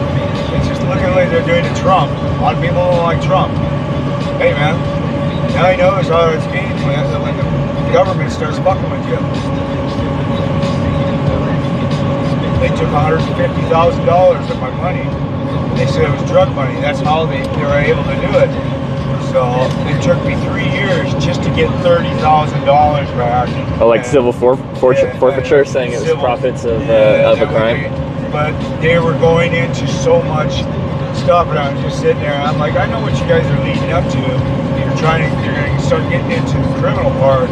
And if I take this money, because only 1% of the people get their money back, and when they do, they get more charges brought on most of the time and stuff. So that's another thing I've heard of here in the U.S. is just like they can pull you over, say any money's like suspicious money, and seize it as civil forfeiture. If I have a history, you have a history of any kind of criminal record, they're going to take it automatically. Yeah. That's kind of crazy. It costs you $20,000 to get $5,000 back, so they know you're not getting it back. Yeah, legal theft. It's legal theft. Yep.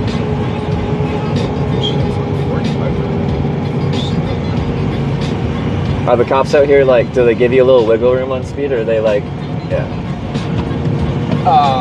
know, I remember you stay right in the boundary, you know, a couple miles in there, a couple miles out. Yeah. You know, most of your highway patrolmen are pretty decent people. They're looking for the guys that are free to go whatever, you know, speed real fast. And you wouldn't imagine how many people get pulled over for speed and they're carrying drugs, you know. Well, that's what they say. Don't commit more than one crime at a time. Like if you're carrying something, you probably shouldn't be speeding at the same time. Because, you know, just having a DUI, I checked into the ministry permit and stuff like that, going back to Canada, because I love Canada. Plus, I had my own semi, and I was going to go from the States up to Alaska all the time. It was really good. costed me $500. Well, it would cost me $500 just to get how you call it. So they examine it and see if you will a non-refundable $500. So if you didn't qualify, you know, you lost your $500. Yeah. I can't remember. I ended up buying another truck or something. And it was, but I never qualified in because mine was the one I got 25 years for. But so I knew it was probably a good chance they weren't gonna. But I have family up there that I could have had them go and write letters, I suppose. Okay. But, Yeah, once you have a felony, it's tough to do that Canadian-U.S. border. Same for Canadians coming down to the U.S. And that's what I didn't know that. Yeah. Until I was talking to one of these guys that goes, yeah, it's the same way with us. Because ours with a DUI up there is like a felony, isn't it? Yeah, DUIs disqualify people for it's like close to 10 years or something like that without like a lot of work put in to get around it. Yeah. Like it's strict. I had a DUI a long time ago, and that's what they said. Oh, you couldn't even got in there. I think you have to wait 5 years until that DUI or something like that. You have to wait a certain amount of time, but then I still think you have to like apply and they have to like accept you. Yeah, exactly. But like I have a clean record, but like since I'm like when I cross over, a lot of times I'm on foot, like with a backpack and stuff like that.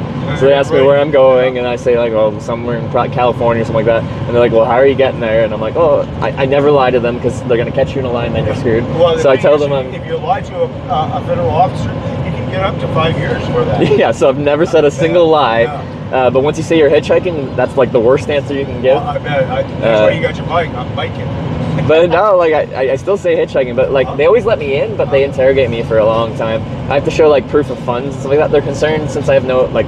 If they know you're hitchhiking, they think you have no money, and you'll either be seeking work illegally in the United States, or you'll be like a drain on their social service. Like you'll be going and like going to homeless shelters and stuff like that. Exactly. And that's not what they want for a tourist. Yeah. They want a tourist to come here and spend money. Yeah, exactly. So I have to like tell my whole story about what I do, show that I have money, show where I'm going and stuff like that, and tell them my whole story, and then they'll eventually let me in.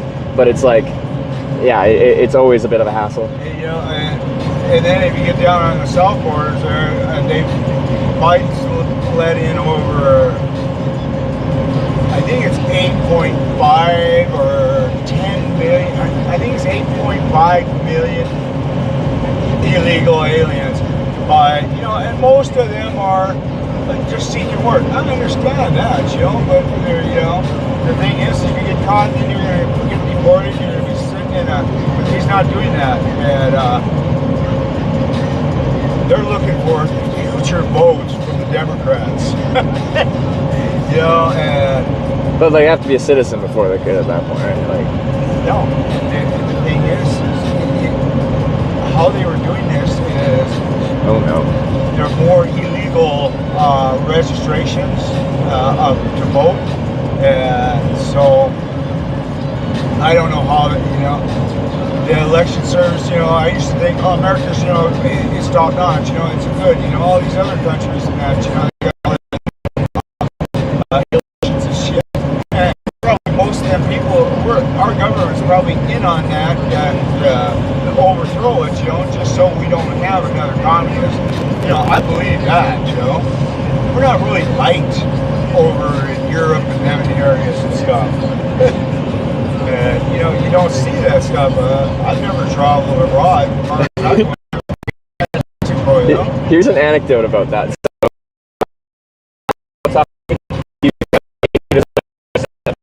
Well, I know accents and stuff like that. But you could be like, this could, you know. So it could be like Minnesota, it could be it could be a variety of things. So I just sound like neutrally English speaking in some way, shape, or form. So I'll get picked up hitchhiking in Europe, and people will be like, so whereabouts from America are you from? And I'm like, oh, I'm Canadian. They'll be like, oh, I'm sorry, I didn't mean to offend you. I'm like,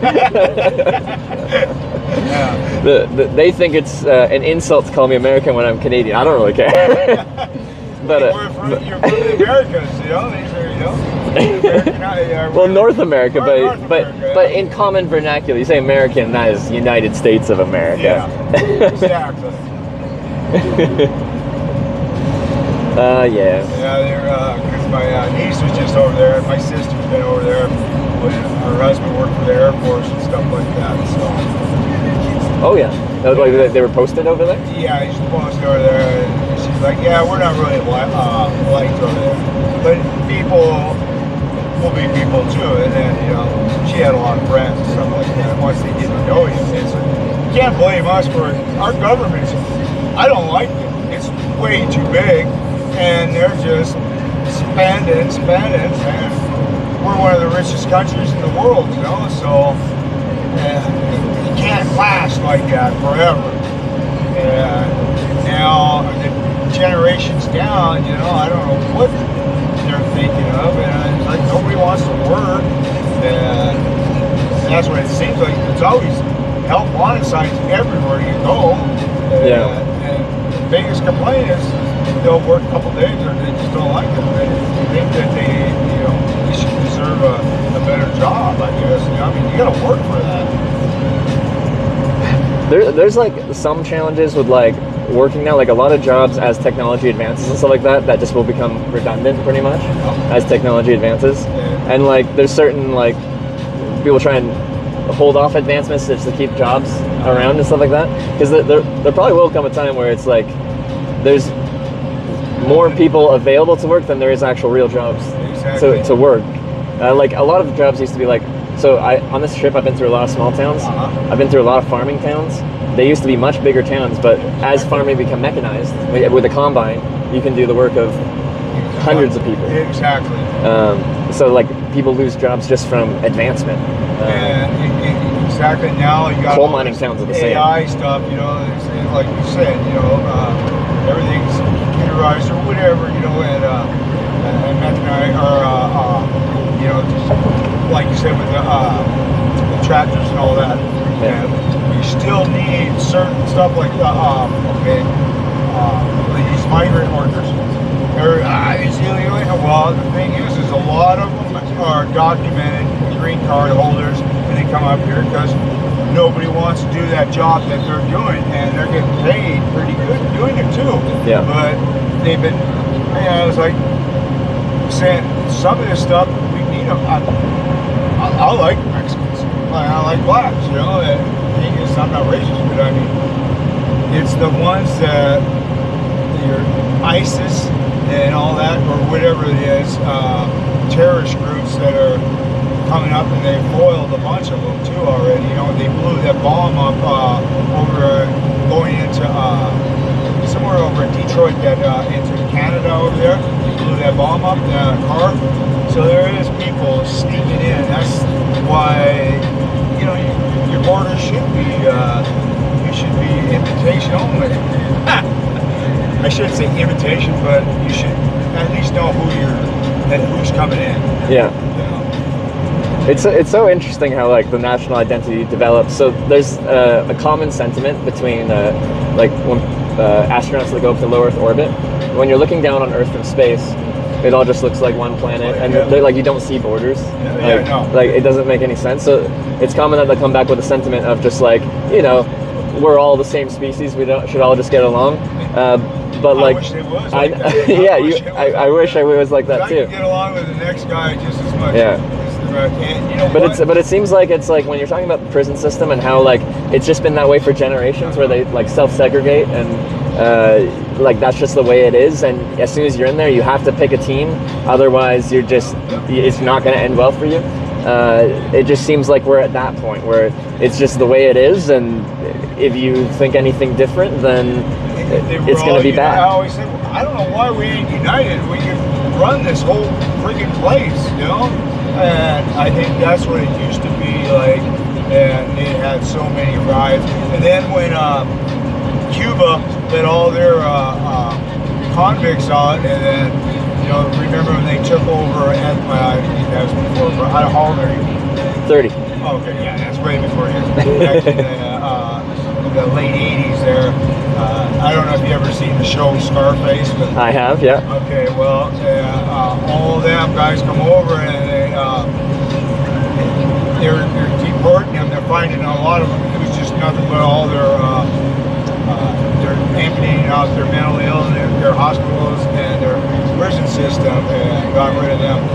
So them guys did not want to go back to Cuba, and when they captured them, because you know, and held they rioted and started burning down in Atlanta. It was the USB over there. And it was pretty brutal over there. Could I ask, like, on the Scarface note, like you said your first charge was a couple ounces of coke in the 80s. Yeah. That's like kind of peak. It was So- peaking, yeah. So like when we watch like documentaries and movies about like, you know, the crazy times in the 80s with all the cocaine coming into the country, is that pretty accurate? Like you were in the drug trade in the 80s, so like... And it's like, as fast as I could get it up to the North Country, it was gone, and I had to do it, and going back more. I mean, before back then, you know, these rappers are saying, oh yeah, in 93, I just threw it in the back seat.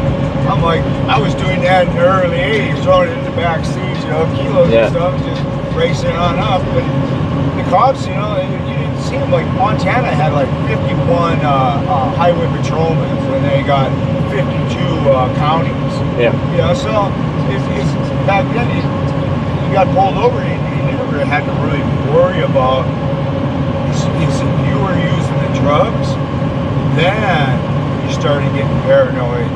And farther into my addiction and stuff like that when I was using it, you know, I remember packing up, had guns left, right, and the guy that was with me is saying that it's a helicopter, and we're ready to shoot it out because we thought they were following me all the way from Southern Cal. Yeah. And yeah, it was a crazy night. I don't ever want to relive that. Like... And it was all because of the drug, you know. There was nobody following me. It's just that paranoia from the drug? I think it was Planet Venus, you know, Yeah. how it comes out, it's lower. Yeah, and I'm like, nah, ain't no helicopter.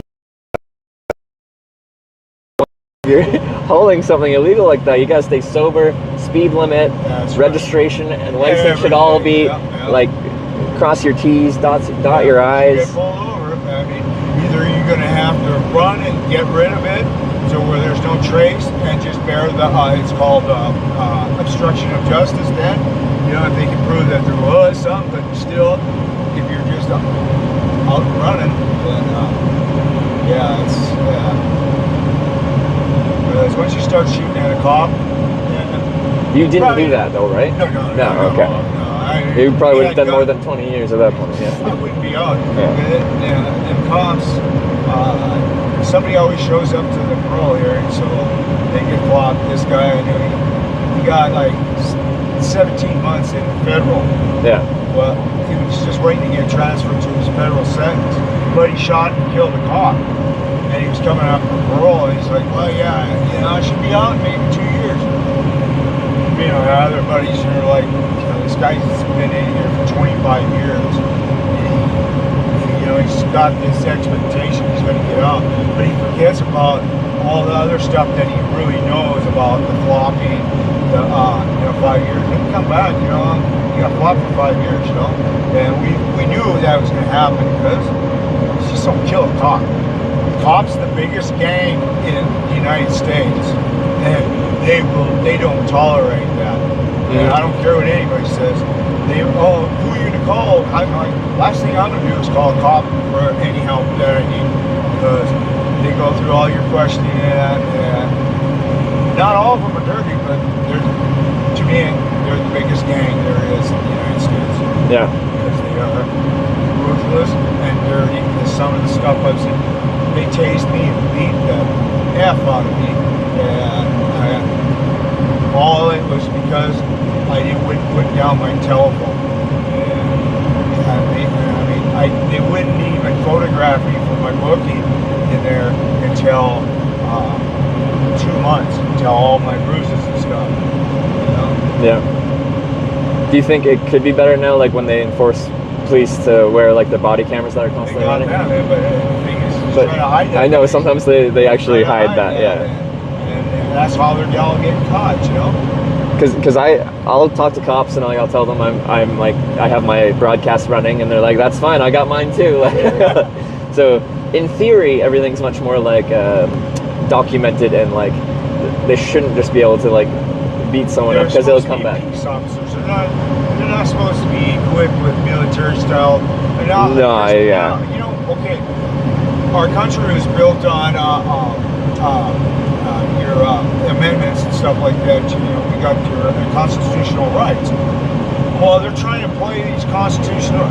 See, mine, in the Ninth Circuit, I've gotten all of my gun rights and everything, but they left it to where a violent offender can't get it. But there's no way. Like the gun I got back there, it's just an air little pistol. You pump it once. Oh, it's an air pistol. It's not even a. It's not actual even gun. a firearm. Yeah.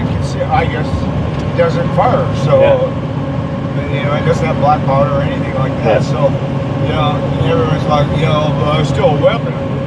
So I can't defend myself, you know, with a weapon. If somebody's coming at me with a gun, you know, what am I supposed to do? And Montana's got to stand your ground, you know. So I believe in our civil rights. And the thing is I did my time. I've done all my time. I paid my debt to, you know, the judges and the jury and bullshit. But you're still limited on what you can do now that you're out. Is that what you're saying? The thing is, you know, if I had a pistol in my hand, I got pulled. The feds got it to where it says a felon in possession of a firearm. You know, I'd get probably another 10, 15 years. Really? Okay. You know, so I ain't gonna fuck with it until it's went to the Supreme Court and it's made to withstand all the districts. Yeah.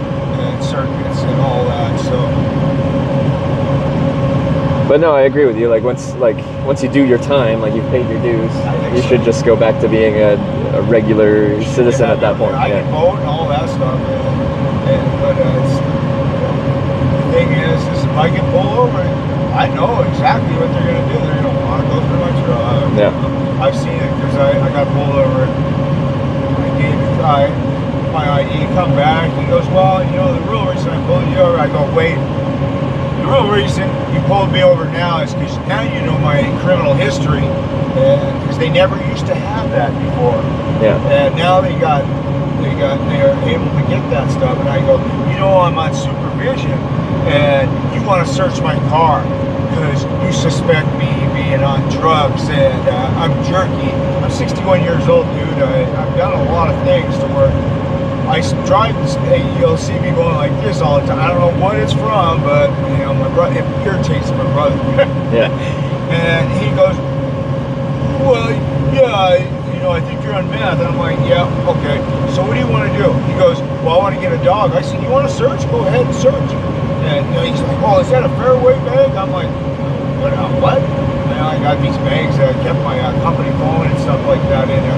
And I guess they're fairway. And my buddy that gave me it did tell me that it's for electronic stuff that you don't want somebody hacking into when you're traveling and stuff. You know, you can keep your credit cards and that. Oh, I know what you're talking about. Yeah. And RF blocking kind of. Yeah. Yeah, exactly. And so. Anyways, but so they consider that like a potential. When you're hiding something. Yeah, I see. Why don't you? Why I don't want? But I just thought it was a regular. It's just a regular bag. I mean, it's a bag. But here was what he said, and I'm like, God damn it, dude! But still, I sat there for an hour. He wouldn't search it. He wanted to get a dog. Yeah. And wait, didn't you already give him permission to search them? He would search. Oh. He wanted to get a dog. Because, you know, that kind of search he wanted to do is impound the car, bring it over, and strip it out, you know? And, I mean, they do a lot of damage to your vehicles. And I've seen it done to where, you know, they don't give a damn. Yeah. But they're supposed to put it all the way back if they don't find nothing. So, you know, it is what it is. You know, that ain't going to change. Yeah. You know, just because you got a police record. There were so many cops in the past that couldn't be cops because they had so many domestic abuses. And if you get a domestic abuse, I think for 90 days you can't have or own a gun or up to a year or something like that. Yeah. Well, I think one of the issues just with police in general is it's a way for people to get into some form of power without too much difficulty, and people that just specifically want power just for the sake of having power over people is not really the people you want in your police force, right? Like you said, it's supposed to be like a civil servant, like protect and serve kind of thing. Started out to be, but like a lot of people, like they need more police officers, but like the people that specifically seek that out, some people seek it out altruistically, like they want to help people, but some people just want access to power. And that would be the type of person that you don't want as a police officer. All the guys that I seen that went in when I grew up and stuff that I've known, these guys, they get picked on in school, but you never seen them, in altercation or something. If somebody bullied them, you know how it is in school. Some guys, just pick on people. I mean, I was chased home every day by this dude in 6th grade. I was just in first or I didn't even know what grade I was in. But every time he'd catch me, he'd beat me up, Yeah. And so my dad goes, just take your brother with you. And you both beat him up. See how he likes that. Mm-hmm. He never beat me up after that. He never chased me either. And I'm like, okay, so it's like, it's kind of crazy how, some people are, but I mean, some cops, that's how I see it, and don't get me wrong, there's a lot of good police officers that are doing it for the right thing, they want to, go up higher and be detectives, and a lot of them end up being probation officers, some kind of supervision. Are you getting thirsty? I got a brand new Gatorade here. I got a water with me on the floor here. Thank you, though. Appreciate it. You're welcome to it too. I drink a lot of milk there too. And you say after you turn over 19, anybody that doesn't have, this guy goes, there's like a 1% older adults that drink milk because they have something, the lactose or something like that. This guy was telling me, he goes, you're that 1% weirdo wafer. And I'm like, no, I'm with you. I'm team drinking milk, but like, so when I do my long distance bike tours, like you burn so many calories, you need to like eat a ton. Calories, yeah. But like what I do midday is I'd buy a liter of chocolate milk, and I can just. It's a good recovery, and that juice. It's like 800-900 calories in a liter of chocolate milk, and I can just down it midday, and it gives me just so much energy for the next few hours. So it holds me between meals, so I don't have to like stop and eat properly. I can just stop, down a liter of chocolate milk, and I'm good for another few hours before I have to have something proper to eat. So there'll be days where I'll drink usually at least 1 liter, but sometimes 2 liters of chocolate milk a day, just to supplement my calories and my energy. So I drink a lot of milk. You can feel it when you're getting slugged. And the thing is I used to live, I tour a lot, anyways. I mean, I'm only like 180, I think the last time I weighed myself was 185 or whatever. Yeah. I just can't, when I started doing testosterone and this trend, and I couldn't believe how much food I was eating and how fast and big I got. But I didn't read enough about the knowledge about, okay, when you get off of it, you want to keep that muscle, and there was some other stuff that kept it. But I detached my rotator cuff. That was from years and years of just lifting weights and stuff like that. And anyways, but everybody sees me after, I was off of work for almost a year. And they see me and they're like, oh man, you look like a meth addict. I'm like, what? Yeah. Because I was 230. And I'm like, yeah, but this is when I came out of prison, and it was 185 pounds. And I mean, because over there, you couldn't get enough protein. It's all starches and carbohydrates, which is good too, but build muscle, you need protein. Yeah. Right? Yeah. And as soon as I got on, I got all of this testosterone, and I'll tell you what, I was a fucking machine. I was, to me, when they show them commercial, oh yeah, it gives Roy a little extra stamina. I'm like, that thing was crazy. I mean, you're almost 60 years old when I got out. I was like, I don't know how many girls like, man, I don't fucking believe this shit. You know? And I'm like, what do you mean? She was like, well, I just expected you to just get off of me and roll in. I'm like, I'm already, you know. It's just like an hour, you know, we're all both sweating. She wasn't used to that, so. Kind of smoky up here, huh? It must be some fires somewhere. There's a lot of fires right now. Yeah. Canada's a ton right now. There's a ton in California right now. Had a whole bunch back east too. Yeah. So like, the West has a ton, like tons of forests, and when it's really dry, it gets bad. The Rocky Mountains, Canada, have a big one. Like Jasper, the town of, is getting burnt. Where I'm going, eventually I'm going to California. There's a big fire there, yeah. See, the thing is, California, a lot of the insurance companies, people can't even get insurance on their houses anymore. Yeah. A lot of places. I mean, that's what happens when you build on a desert, you know. With a lot of burnable material. That's all Mother Earth replenish itself. It's the same in Florida now with hurricanes, right? Like a lot of places are uninsurable because the insurance companies consider it too high a risk. It's not worth the policy. Because somebody around here, but yeah, they break a lot of insurance companies and shit, you know. And insurance is expensive too. Yeah. For some, you know, for vehicles it ain't so bad. But now, what I was paying for full coverage, you know, 20 years ago or whatever, I'm paying for liability now, you know, or whatever. Yeah. These are illegal in Canada too, aren't they? I think it depends on the province, but it could be nationwide. I might be wrong. It's state by state here too. There's some states where it's illegal as well, right? For radar tip, it's only illegal for commercial drivers to have them. Oh, okay, all right. As far as I know, I haven't found one state that is outlawed. Yeah. You know, like your jammers and stuff, some of them are outlawed. Yeah. And I'd like to get them, but they're pretty expensive. They only give you a 3 or 4 second buffer. And you should have reacted by then. Well, you better, yeah. Because all these are is okay. I just have them basically to know what's up in it. And there's so many X-rays or whatever you want to call them.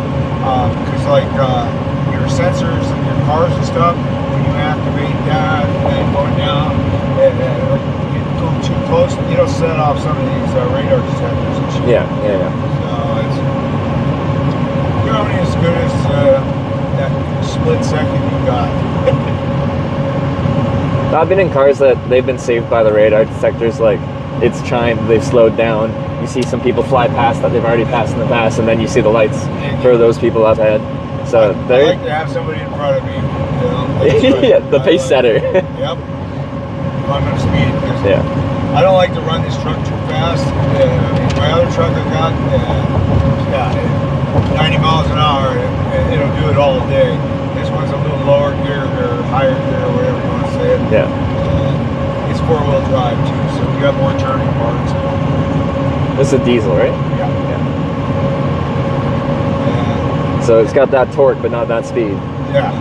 I mean, the gears on there. If you want to get everything's probably got 370s, and if you want to start going speed, you want to put it up to like 302s and stuff like that. So on my semi, I had 355, and the best I could get out of that until I was wrapped up, you know, was probably about 96 miles an hour. Yeah.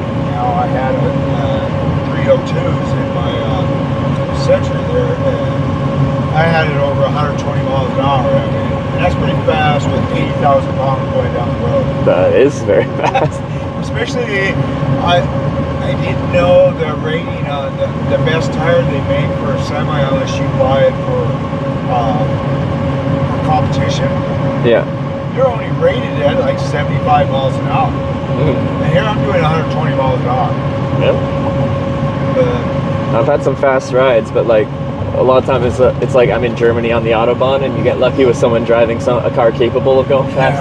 and it's got skills because anybody can go fast. It's whether they can handle it if something happens, you know. Yeah, like your issue is like if there's some kind of hazard, like you have less time to respond, right? Like And you better be quick. Yeah. And as you get older, your reaction time gets a little slower. Your motor skills are a little. I'm finding that out. I can't think. I know the word, and I'm just like, you know, you just like. Well, you can see that in like high performance athletes. Like I watch Formula One racing, but like people kind of age out eventually. Even though it's not a sport where you need to be like, it's not like football where you're high impact and running and stuff like that. But like, it's very but it's very like your mental and your reaction time and your response time like that. So you're doing 200 miles an hour, man. Yeah, exactly. And the fastest I've ever been, you know, in a vehicle. I really don't even know what the fastest I've been. I would have to say it's about 160. I got a Hayabusa motorcycle, and I got it down in Texas. But I've had a lot of cross accidents in the past. Yeah. But they were only good for 145, 150, and stuff like that. You say only? That's pretty fast. The Hayabusa, I've had it at 160, easy, and it's just like. Okay, I like this, but now I'm 61 years old, and it's not. I gotta constantly stretch out before I get on here because all my hip areas and stuff like that are just sore. Because you just. Oh yeah, you're tucked, right? Yeah. But. Do you still have bikes? You still have bikes? Oh yeah, I got 3 motors. Right now, I got 3. I got the Hayabusa, I got the Harley Davidson, I got Soft Gel, and I got a Bandit, and that's another Suzuki. And I actually still have my VMAX, Yamaha VMAX. Okay. I thought that was the baddest motorcycle I ever lived until, you got the Ninjas, and my brother had a Ninja, but I wanted to get that H2B because I used to have the Kawasaki 750 H2 back in the 70s. It's a 2-stroke 750. But, you ever see Mad Max? Yep. All them guys, they're burning them 2-strokes and stuff like that. They were the baddest motorcycles around back in the day, But because they all bought 2-stroke motors and a lot of the industry for motorcycles, everything, except for your weed eaters and stuff, which I don't know why anybody uses them. I got myself an electric one now, and I think they're great. And less noisy. Oh, for sure, yeah.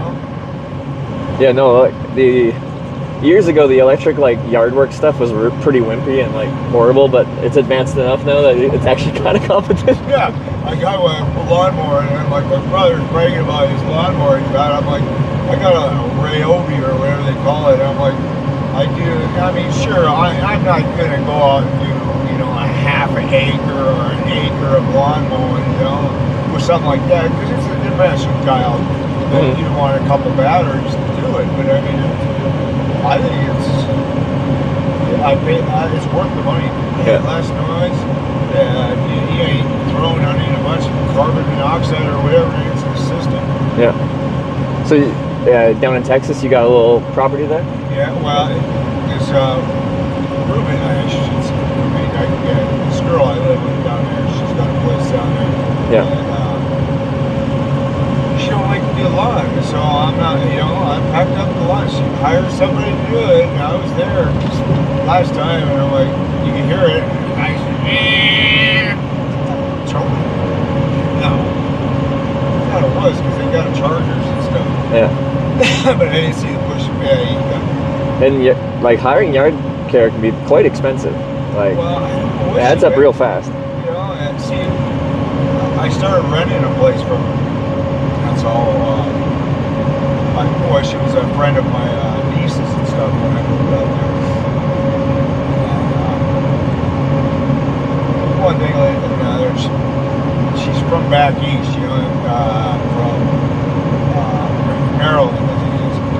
y'all they got that gangster talker. How I grew up listening to the gangsters, you know. They got that Eastern talk. Yeah. Yeah, it's kind of funny.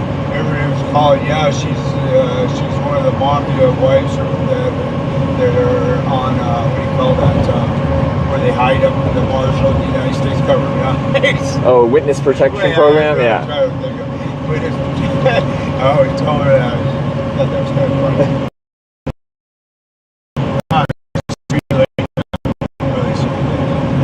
You can't find somebody that is nice as her. Yeah. Good person to find. So, like, if you are from Montana, like, how did you end up in Texas and with her and stuff like that? Okay, well, when I got on it, set the time on my violation, I'm like, I can't go back to Great Falls because obviously I get in trouble. I start drinking. The thing is I only had a couple of drinks, but I wouldn't. No matter what happened, is I would have been violating because I would have it. I'm probably a DUI, and I got out of the DUI. But the thing is they couldn't come in. There's a whole scenario there because they were in my in front of my apartment trying to talk me out and get out of there. I wasn't in there. Mm-hmm. I was in the next door neighbors because a girl I went to school with and everything. She said I went in there, took off my clothes and went to bed, and she heard all these cops.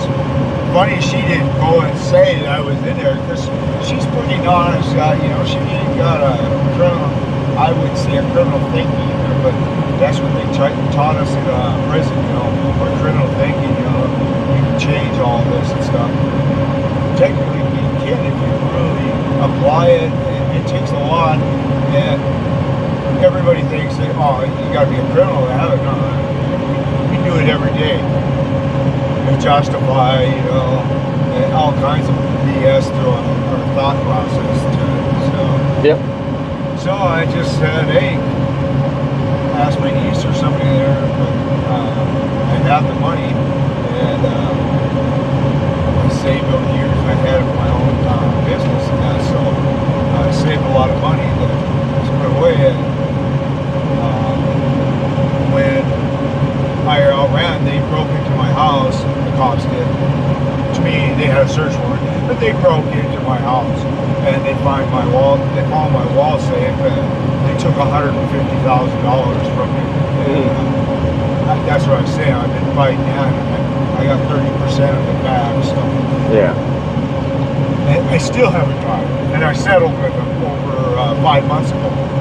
Oh, really? Yeah. Yeah, and it's like they said it was on their end. It just takes a while.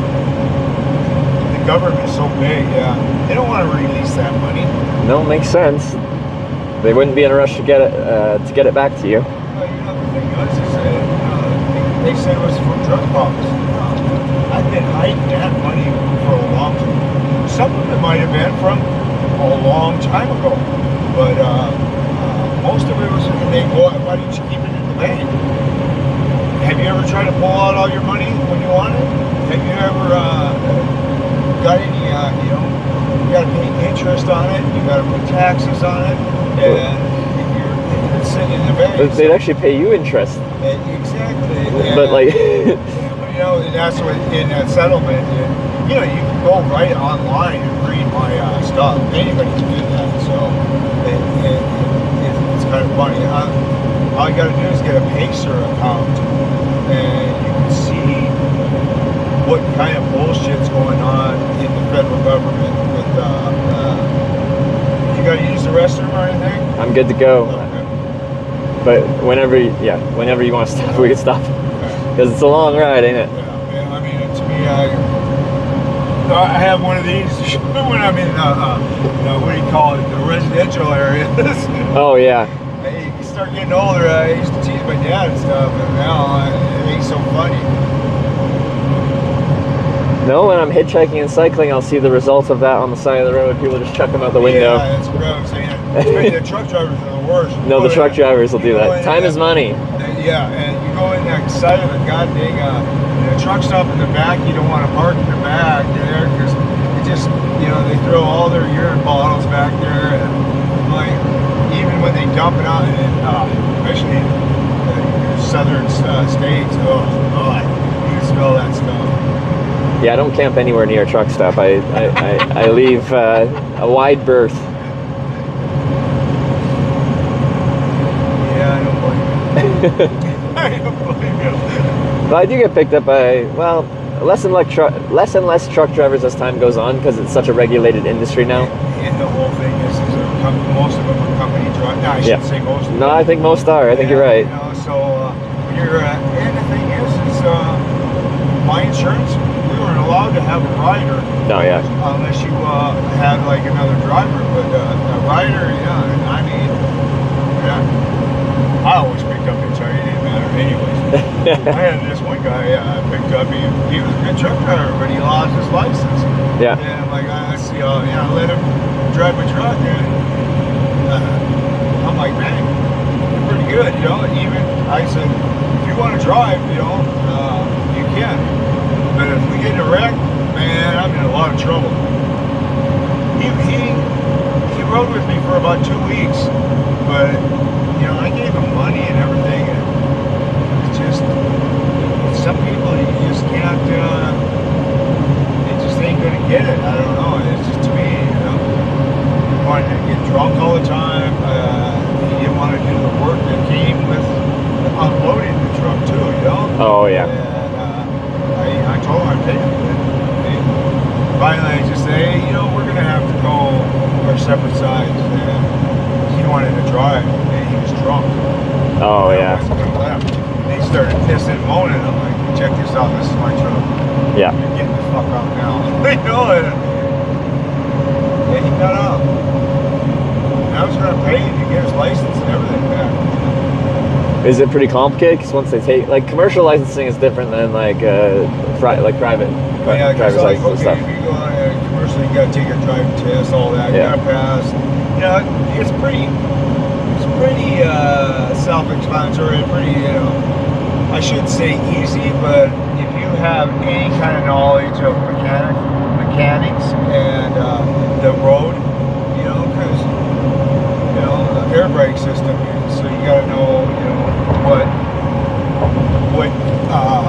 when the emergency brake is going to be applied, and if you lose air and stuff like that. Yep. Because you got to have a constant 90, I think it is. I don't even know. It's been so long since I've got a CDL. Yeah.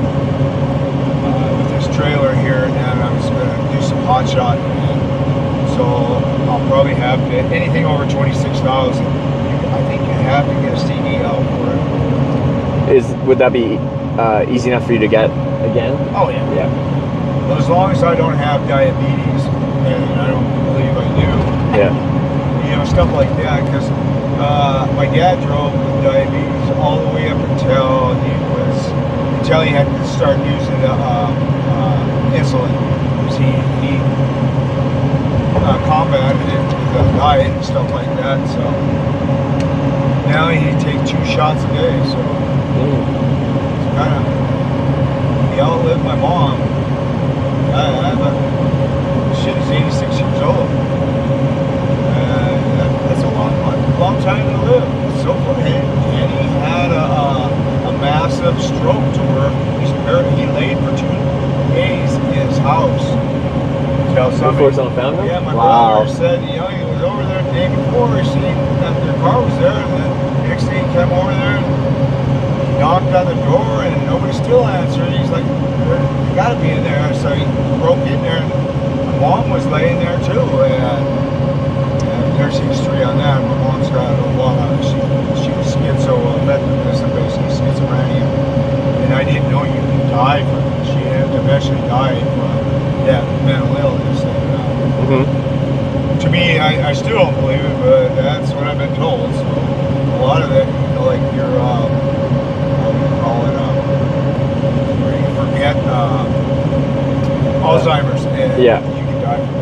Yeah. I didn't know. I thought it was just, you can't remember to do anything. I suppose, yeah.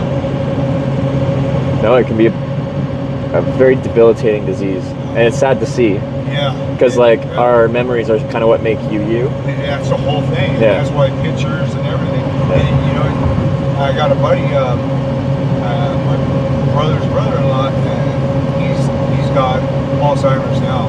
Or they call it something else. I can't remember what it is. Oh, hey, check that out. It's one of the bikes that. It's a solar powered. Solar powered? Or maybe it's a solar powered car. I think it's a solar powered car, like in an aerodynamic fairing. Dang, I wish I got that on video. That's cool. Yeah, it is. And they got whole chase vehicles and everything like that. The back or the forward one too. Makes sense they're on that secondary road though, rather than here. Yeah.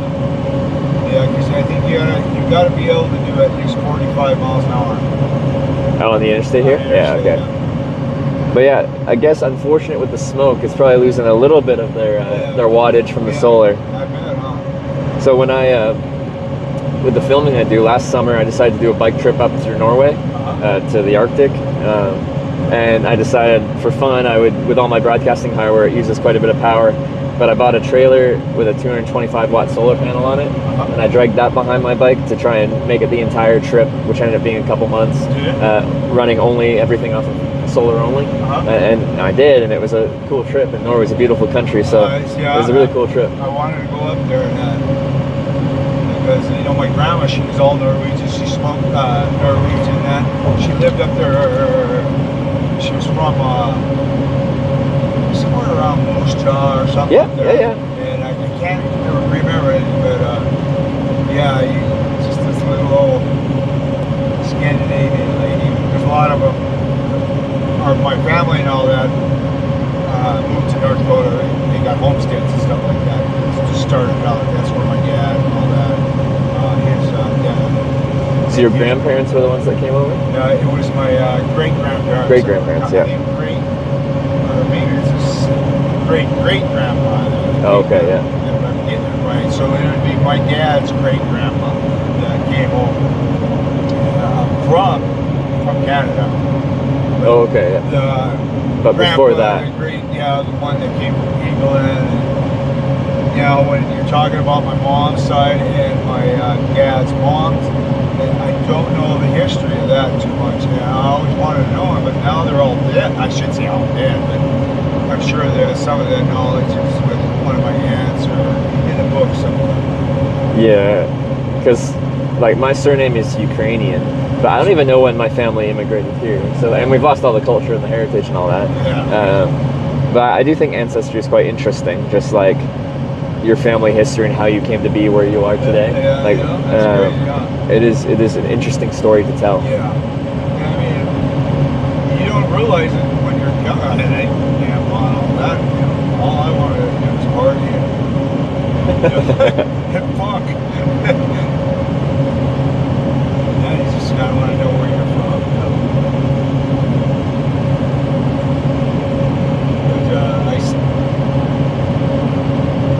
But Norway, when I noticed they had a mass shooting there a couple of years back.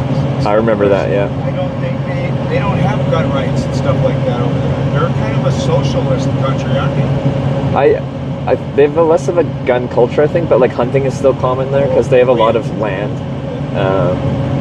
But I wouldn't know the story exactly. I remember that. It was kind of I can't remember how that shooting went on, but I remember seeing it on TV and stuff.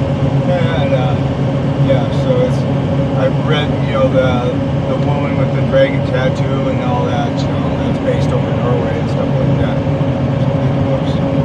Can't remember that guy's name. I know the books and they made movies out of it, but yeah.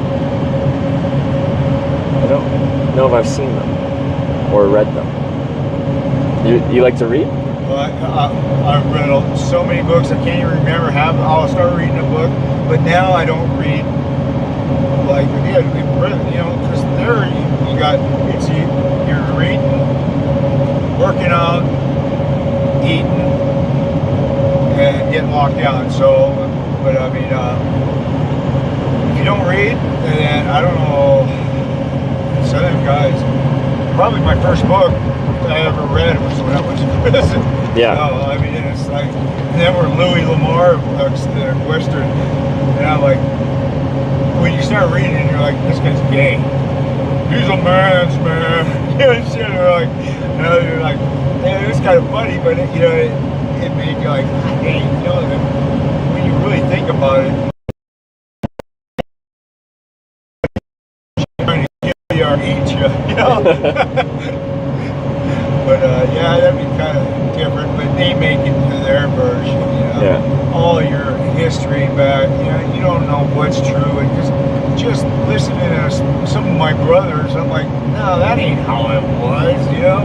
So that's like you got your storytellers and your natives and stuff like that. You know, they're losing a lot of their culture too. You know, they lost a lot of it, forced to lose it. You know, but it just found out about all them homes that they took all them native kids, put them in these homes, cut their hair. Residential schools. Yeah, and they found out they weren't really good to them, and I'm sure they weren't. Yeah. And just so,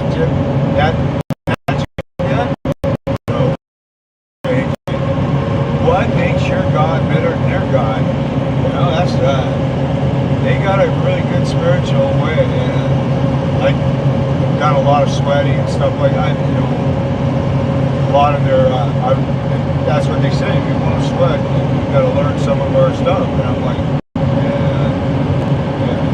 man, this is all right. You know? Yeah. I always told my mom, wait till they find a Martian or something.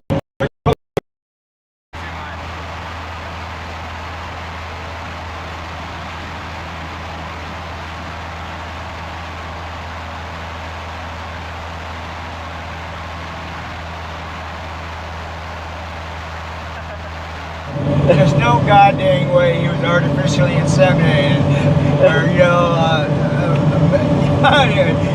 how can you say? Yeah, he's an alien. That's how he got Mary got artificially inseminated. But yeah, the world would go. Well, the religions go crazy if that would.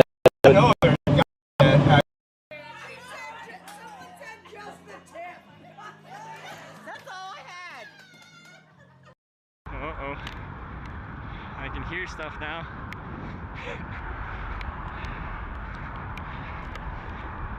Uh-oh, that is hail. There's hail intermixed with this. As well. Ow! Oh shit, fuck. Alright. Fuck! Oh no! It's fresh asphalt with a huge shoulder, wider than a lane of traffic. Like, look how small Emily is on that. Propulsion we got now, I think it's all based on. And that's one planet away. So. Yeah. But like to go to another solar system, something like that, is like light years. So even if you're going the speed of light, it's years. But at the speed we were going, you're hundreds of years, thousands of years. It's crazy, yeah. Boy, it is pretty slow we got here. It is. It's kind of messing with my eyes too. Yeah. This truck's air filter, I still haven't been able to find it. It says it's supposed to be, and it's not in that area because all under this dash, you start working on, like, it's just covered with dust and dirt. I'm like, where's this coming from? Yeah. I had to put a new condenser in this a while back ago. So about 3 or 4 days. I still got the lines. I should have put that in. And I got a brand new air compressor in it. But my brother's like, well, yeah, I think it needs a new well. I started taking off the thinner well, and all of a sudden this line comes off, this plug, and I'm like,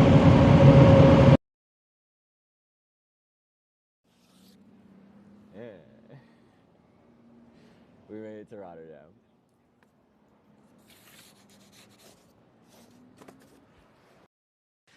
All right. Have you been watching for a while, or just now? Oh, here and there. Okay. All right. I wasn't sure if you. I've seen more of Sarah. Oh, have you? All right. You ready? Not really. You're actually Yeah. gonna film it? Yeah. It's already on stream. I got it. Where are you opening it? Right here. Okay. No.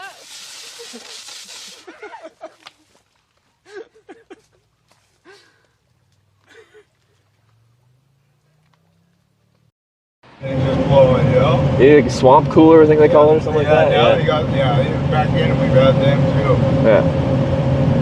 Yeah, and you know what? Them work pretty good. Yeah, the swamp cooler. Did they work pretty decent? Yeah. Yeah, they cooled down a trailer and stuff like that. Okay. My dad worked for Boeing and your dad worked for Boeing?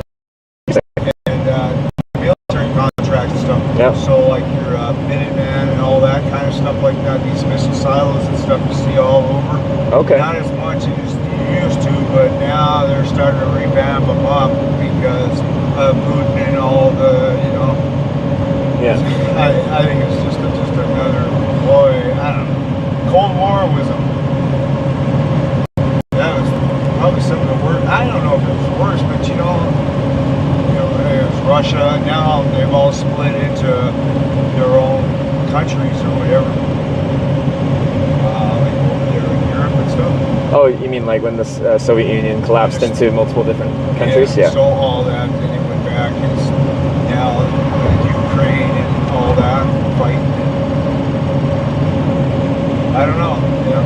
I've met a lot of Russian people that they're really nice people, polite and everything. Well, yeah, me too. I hitchhiked across Russia actually. I mean, I've never been over there, but I mean. But like, I really separate a country's like citizens, like the people I meet, from their politics because they're two separate things. So a country's political decisions are different than what, Yeah, what's your guys' Trudeau over there? Yeah. Weren't they making fun of him there for a while or something? I'm sure they were. A lot of people don't like Trudeau. Yeah. I don't follow the politics because like it's, I don't know, boring to me. To me, it is too, but but now I'm starting to see, it's weird how you start getting older and you start, okay, where's all this fucking money going to? I'm like, they did an audit on the military and there was like 1 point, I'm not even sure if I'm right, but it was either $1.7 trillion that they can't account for, or else it's 17 billion. I can't remember. Yeah. So I'm like, if me or you couldn't account for that kind of money, we're going to go to prison. Why can't they account for their money? Yeah, it should all be accounted for. So yeah, no, you're right. It's but they just make fun of it. It's like it just gets shoved under. Our government is too big. They must be spraying or something. Yeah, I was curious what they're doing over there.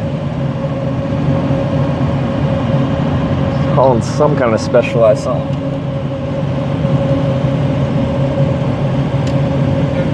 Lose his engine? Oh, he's underneath it.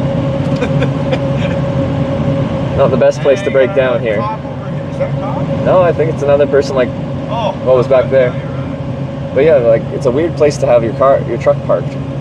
Unless they just drove off the road and somehow ended up there. I don't think so. Something where but they weren't spraying. You got the one guys that spray and you see them. Like they're next to the railroad. I don't know if there's some kind of railroad workers or something. There's a lot of the fires get started from the railroad too. Do they? Oh yeah, from the metal on metal. Oh, just the sparking up there. Yeah. They try to keep it, but they get accused of a lot of the fires. That, and then you got all your thunderstorms.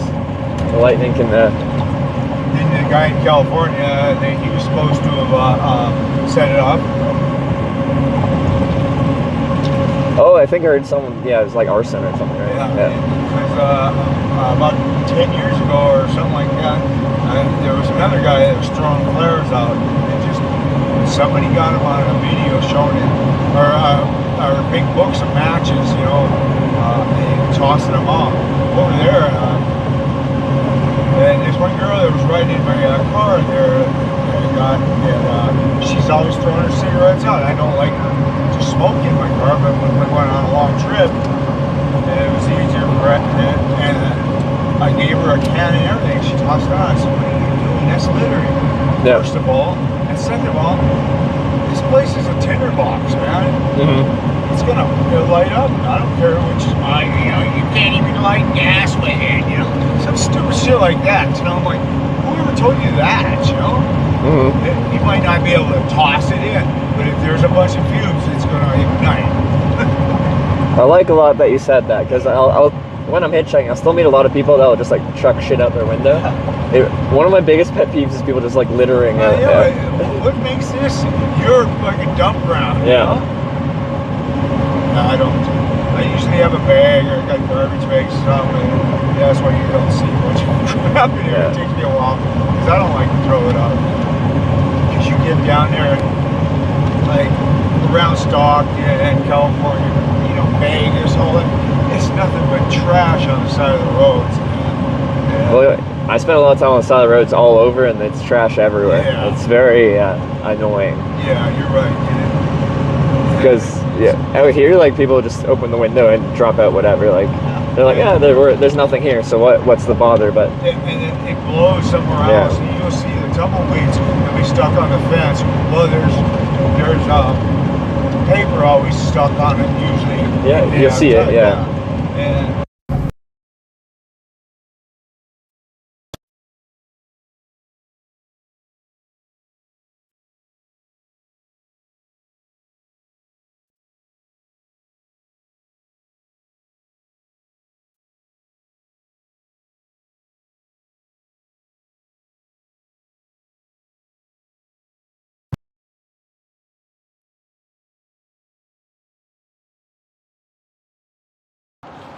Your thumb is small, stretch it. No, I'm actually known to have long fingers. Like that one. the sideline, you definitely Gonna try it. What's that big?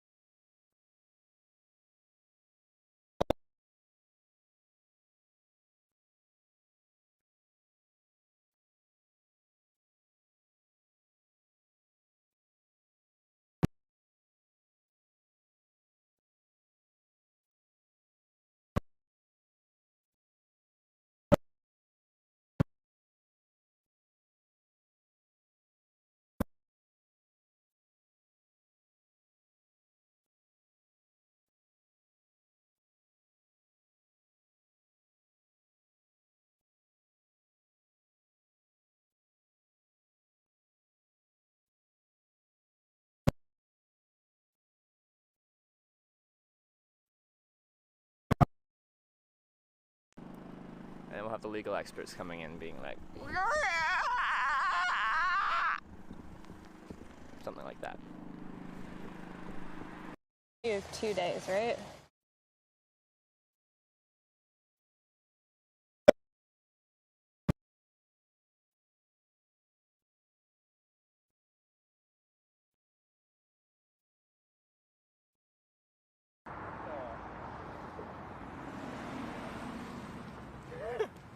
Easy.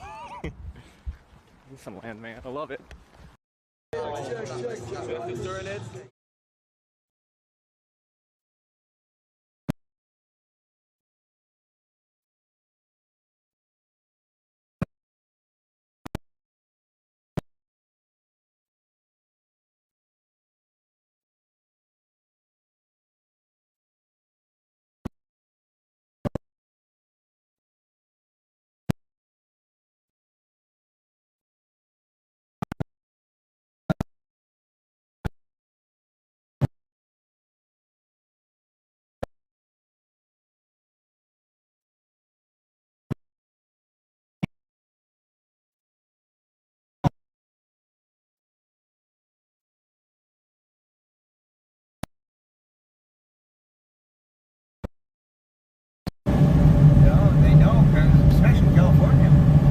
Texas right now as well. Oh, is it true?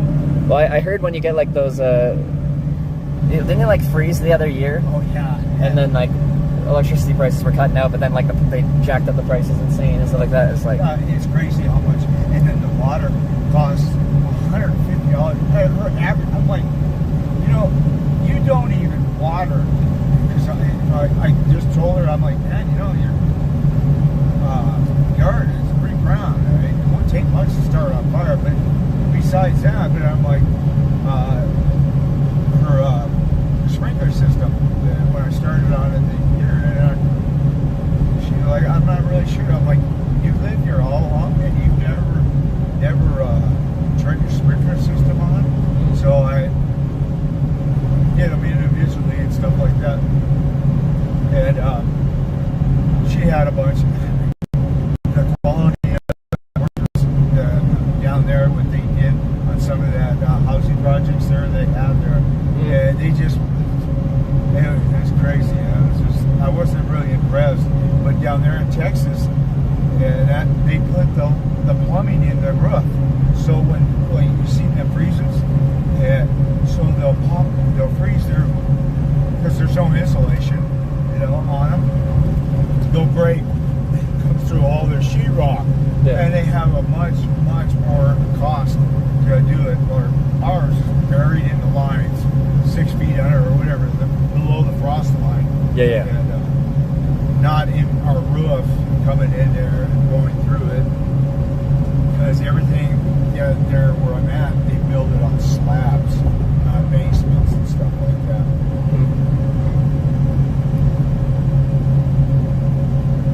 So where do you get them? And that's none of my business, but I mean, it costs a lot to travel back and forth. Yeah, sure, food now, but I mean, do you save up each year, or? So actually, this broadcasting is what I do for work. So I've done this for 6.5 years now. So it's like you watch YouTube, right? It's like yeah. You know how they'll like have like ads that play before the video and stuff like that. So if people watch what I do, I make ad revenue. But yeah, it's actually been my job for 6.5 years. So it wasn't actually my plan to have it be my job. I just hitchhiked for 4 years without a camera, and it's something I actually just enjoy doing. Every day's a bit of an adventure. You always meet interesting people, kind of things.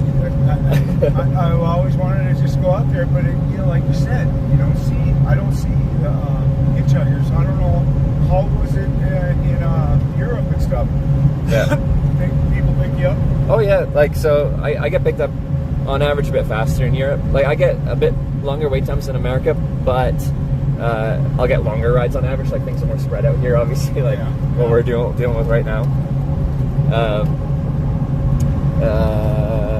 But yeah, like my worldwide average wait time is only like 24 minutes or something like that. US is more like 50 minutes, so it's like twice the time, but that doesn't bother me. It doesn't really matter. When I hitchhiked or something, I went to California on up and then back or whatever. I sat in Pocatello. I bet you 15 hours. Oh yeah. Some of them, it was below zero and stuff like that, but I was well equipped and stuff with food and not food but for warmth and stuff. Yeah, I just had one of my longer wait times the other day in eastern Wyoming, Pine Bluffs. I got dropped off there, and then I was trying to catch a ride out there. It was about 8.5 hours, which for me is like that's about my longest wait time ever. But like again, like I don't know, there's something about I'm a very patient person when it comes to hitchhiking. You gotta be. If you're gonna like do it and actually desire to do it, like enjoy it, you have to be very patient. But you also gotta enjoy the outside. People don't enjoy what they got out there. Yeah. I see beauty in everything. It's just goddamn weeds and stuff or whatever.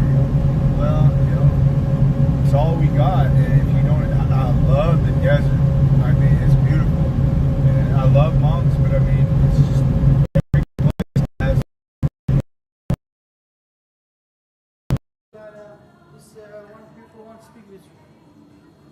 Okay. Hello?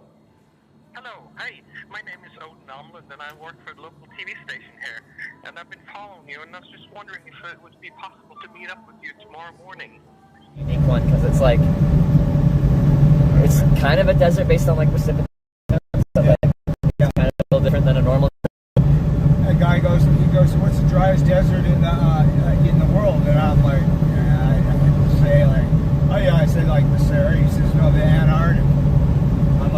Arctic tundra. Yeah, it only gets South Park. It gets like not even 0.5% of precipitation a year. Yeah. It's just frozen, but that's starting to melt too now. America has got some Arctic tundra too on the other side, like up in Alaska, and yeah, they get barely any precipitation up there in certain parts as well. Because that's what a lot of Canada is. It's technically a larger country than the United States here, but most of it's like it's long ways and it's short. It's on we all hang out in the south because no one wants to be in the north. Yeah, and then you got all your natives and stuff like that. I don't know. You guys are a democracy, right? Yes. You're not a socialist, or whatever you call it. We elect our representatives, which democracy, yeah. But you have a lot of. We have like socialized medicine in that. That's right. If I break a bone, I don't pay anything. Yeah. Because there for a while, a lot of them would come down and get their operations or whatever because they can't get, or there's too many. That's just whatever. Like if it's elective, yeah, there can be quite a wait. Generally, if it's like emergency medicine, they'll like they triage is what happens. It's just like they'll, based on the resources they have, they'll treat people based on need. So like if you need like a knee replacement, and that's considered not like an emergency situation. If someone comes in and needs an emergency operation from that kind of orthopedic surgeon, I think they're called, that would jump ahead of you because it's not an emergency anymore. So it's all based on need. But yeah, there's definitely unideal situations where someone's procedure gets put off long enough that it puts them into a much worse situation, and that's of course horrible. But you probably hear the more bad parts about that, So I'm not really knowledge on a lot of it, but I knew that you had, and that's what Obama was trying to implement. And yeah, a lot of people didn't like it, and I think Trump came in and swatched it away or something like that, but they still have it. And it was based the Affordable on Care Act? Yeah, the Affordable Care Act. Which was called Obamacare. Yeah. But people literally, they'll be like, they'll hate Obamacare while being under the Affordable Care Act, and they'll be like, no, I don't have Obamacare. But no, like you just have a rebranded Obamacare. Yeah, exactly. People don't even know what they hate. Yeah. And that's the biggest problem, because you have what I call it's like ants, the guys that are just, they just do what they're told or whatever, and they work, they're just trying to raise a family and get by. And they might bitch a little bit about something, or they don't even know about it, and they still bitch about it. It's just because whatever. I mean, you start reading all that stuff that's on in the books and stuff like that, then you gotta ask yourself, did I just read a bunch of bullshit or what? And I don't know if you ever heard of Atlas of Surveillance. Atlas of Surveillance, no. Look it up someday, and I don't know if they have one up in Canada or anything, but it's all the American Civil Liberties Union found a lot of with our government and our police and their height, where they have cell phone simulators, your Stingrays, your automatic license plate readers. There's nothing private anymore, especially when it comes to electronics. Yeah, no, like essentially anything can be tracked and monitored without great care. Like there's I think there's some ways that are still very hard to crack. People can use like Tor and stuff like that. I got that on one of my phone. It bounces from server to server. I got a VPN and all that. And it's just. But I know. This guy that he got busted, and he goes, "Yeah, they got me through my telephone." I said, "Well, I told you." Now, recordings or whatever. He's like, "No, they just got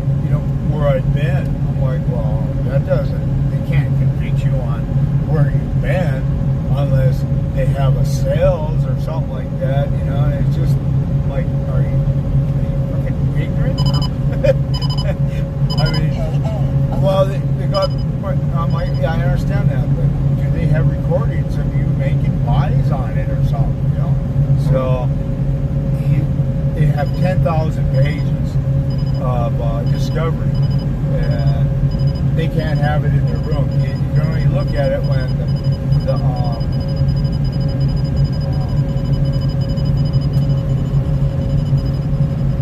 this is where they train the highway patrolman here, the police. I think it's. Oh, so usually when you come through here, it's beeping away? Yeah, it'll go off, and sometimes there's like, you know, they'll set them your speed is or something, and you'll read it, you know, and it'll display. Yeah, those will trigger it too. Just in the construction zone or something, they'll just like warn you, like, and it'll flash at you if you're going too fast. Yeah. I think this is Douglas. Yeah, Douglas. I don't know what it does, but it goes off from here a lot. It's interesting. I wonder what triggers it. They train their police force and stuff. I think it is. Yeah.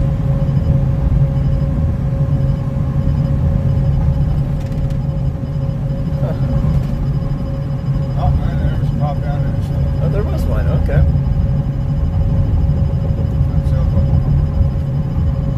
What's the first like major place we hit going up 25 here? Because these are all everything's been quite small. All little towns. Like, is it Casper the next bigger Casper's place? going to be your next bigger, and then you got Sheridan, which is smaller than Casper. Oh, okay. But you got what do you call it? Billings is going to be. That's now Montana, right? Yeah, that's Montana. But East Casper's the next one. I can't even figure out why I haven't got a phone call. I usually got everybody expecting my dad to be with me because he was coming up. Oh yeah. But with this trailer down there, you see how we're starting to bump a little bit. Yeah. I think it affected him. And his brother had the same. He's dying of cancer too. So. Yeah. I'm like, hey Dad, I'll be back in 2 days or whatever it's going to take me. And I think he enjoyed that. So you're gonna pick him up? Yeah, I'll pick him up and I'll bring him back to Texas. See, where's this? He's got a pacemaker too, and he's got this cell thing that monitors his. I don't know. It's something that's hard, but it's. But he's got to be around it once a week. Yeah. Or else he has to go in and see a doctor. Yeah. So it just saves time. And he pays $14 a month for it, which is better than $150 a visit or whatever they charge. You know, doctors aren't cheap. It's really not the doctors; it's all the insurance, the pills, and everything that they have to pay for. It's a very strange system, from my perspective. Yeah. I just think like healthcare should be like a human right. Like because you exist, you should be cared for health-wise if you're in need. Yeah. I don't think it should be a for-profit thing. And that's what's crazy. And now look at the thing with the fentanyl and all that. Okay, well, it all started off with Oxycontin or whatever that. All the opiates. All the opiates. That is not, and all your this how I look at it. All your doctors were getting all this free pills or whatever, and they're your major drug dealers. Yeah. Because you can go in there. Well, you need something for the pain, and I'm like, I was never a guy that liked. I didn't like opiates, you know, and they also constipate you. And the thing is it puts you in a different state of mind. And, yeah, so all these women were getting hooked on all these pain pills, and then they realized that there was a scam going on, and people were getting addicted to it. And now you got people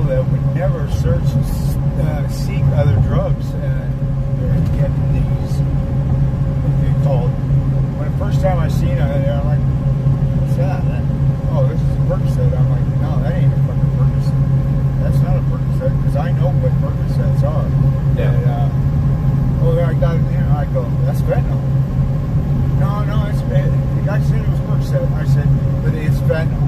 They're making these pills. Well, they're bringing them across, selling them for 4 cents a piece, whatever it is, you know. They're bringing them up here, and most of them are going up into our reservations and stuff like that, and they're selling them for $75 a piece up there, and it's crazy that all the people that are dying, even in just our town too. I've already lost 3 friends of fentanyl overdose and stuff like that, and it's just like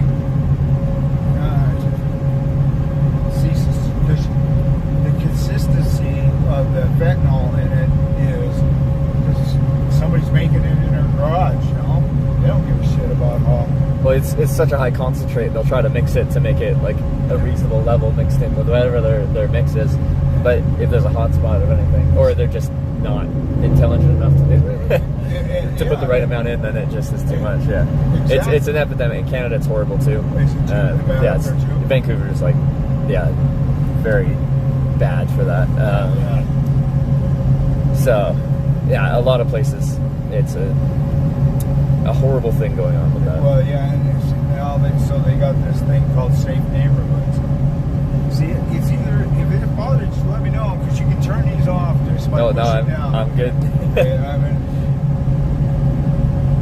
I'm good to go. Yeah, I used to haul cattle and stuff like that, and coming back in the wintertime was really bad because the trailers are really light, and it's just like a balloon. And I've had the trailer come almost 90 degrees across, and you're just like, ah, shit, yeah. I did that for a few years. It was a lot of fun. I don't know if I'd do it again. They walk on and they walk off, but everything smells like shit. Yeah, I bet it would. But you're talking about doing some hot shot and stuff with this trailer, right? Like hauling stuff. Yeah, just like, you know, feel need a car or something like that? Or can you put a car on there? Oh yeah, what I'm doing is I'm a welder by trade and everything, so I plan on making it to where I can use the top to have another car like this, and then have 2 more, or else just 2 big pickups, you know, whatever. Eventually I want to get into where I have an enclosed trailer, because you get paid $2 or $3 a mile for them, because you've got a specialized car that, you know, somebody wants to pay, make sure it doesn't get chips on it. Yeah, I got a guy in Nebraska that picked me up, took me west, that was hauling like some pretty high-end cars in an enclosed trailer like that. So it was like and I got this connection with this guy. He says, you know, he was sitting there working on his trailer, and he's like, I'm like, do you need any help? He goes, I need this one. And I go, oh, I got it. You know, I jump back there and I got it there, got it going. He's like, and I had my other Ford, and I'm like, how you like this trailer? He's like, you know, once I got rid of the regular gooseneck and got the enclosed one, now I'm making money. And I go, what do you mean? He goes, well, I was pulling it for like 90 cents a mile. Now I got, you know, a little higher end, and so it just depends on where you're pulling them out. But he says, you know, I'm making $2 for each of the car, and I got 3 cars in there, you know. Yeah. I'm like, that's $6 a mile. I mean, that's good money. And yeah, he goes, if you never need just give me a call. So I'm like, right on. How much would a trailer like that run though? Well, okay, an enclosed one. An enclosed one. I was going to buy one with. This was my thing, because I got a nice car, and it has a queen-size bed, a living area, or whatever, your shower, all that, and you can put a car in it. Oh yeah. And $15, but you can get an enclosed with just the wood, just to use it to haul. You know, you can get them, you know, $10,000. Really, that's not too bad. Yes. And if you can make, like something like $6 a mile, you'd make that up pretty fast. I don't know if he was BSing me or something, but I mean, you gotta get the ones that's where I don't want to be sitting here pulling somebody's stuff. Well, it's okay. Say you do. You got somebody in there 90 cents a mile or a buck or whatever. That's still $3 a mile. Yeah. But now you got all that weight, and with the one truck I Sure, I get 30 miles to a gallon. This one, I can't figure out why it gets the shitty mileage that it does. But it's only getting 16, 18. That's still better than my gas one. Yeah.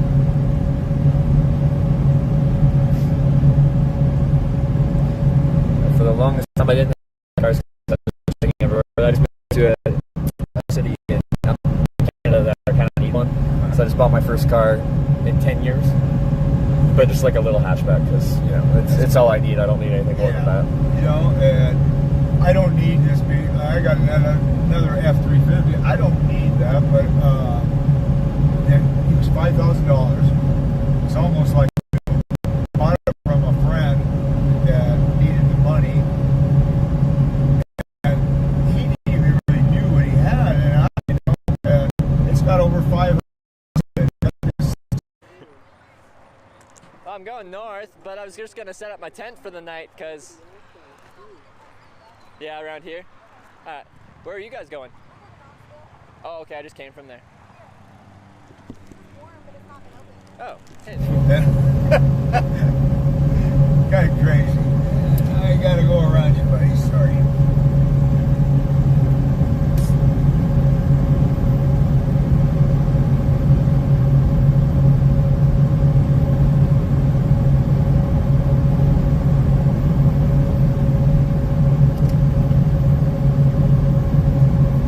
How long ago was the last time you hauled, like, commercially? Like, with your CDL and stuff? Oh, it's gonna be about 2000. Oh, okay, yeah. Because I've been in prison since 2001. Yeah. I got out in 20 or whatever it was. That was my second. What it was, in 6 months, I got out to a halfway house, and less than 4 months after out of the halfway house, I got a new charge, and then went back for another 12, 15 years. Yeah. Whatever it was. So a lot has changed. We didn't have no flip or smartphones and all that. It was kind of new when I got out. It was like, because they had them in the camps all over. Oh, they did, yeah? So that's all you order your stuff on Amazon, and you had PayPal. You know, the online banking is crushing your regular brick and mortar. I mean, why would you keep your money in a bank? You know, you only get what 0.00% or whatever it is on interest on. They're using your money to do, you know, make loans that are whatever 7, 10%, or you know, if you got really good credit, then you only pay at, I don't know what, like national interest is a little high right now, yeah, but like if you shop around on banks, like I get 4.5% interest on just a savings account right now, which is that's at least kind of keeping up ish with inflation, kind of. But yeah, that also means our loans are higher, so like even mortgages are like 6-7%. Yeah, the federal government's got it kind of on ours is what sets the pace, you know. Yeah. And when I got out, you know, I was like, I know my credit's bad because you know I had all the credit cards and stuff, and then my trucking and all that. I still had one loan left, but he was able. The truck was only a year old. Only owed less than $30,000. So I know he ended up selling it. He probably sold it before, so the guy ended up making it.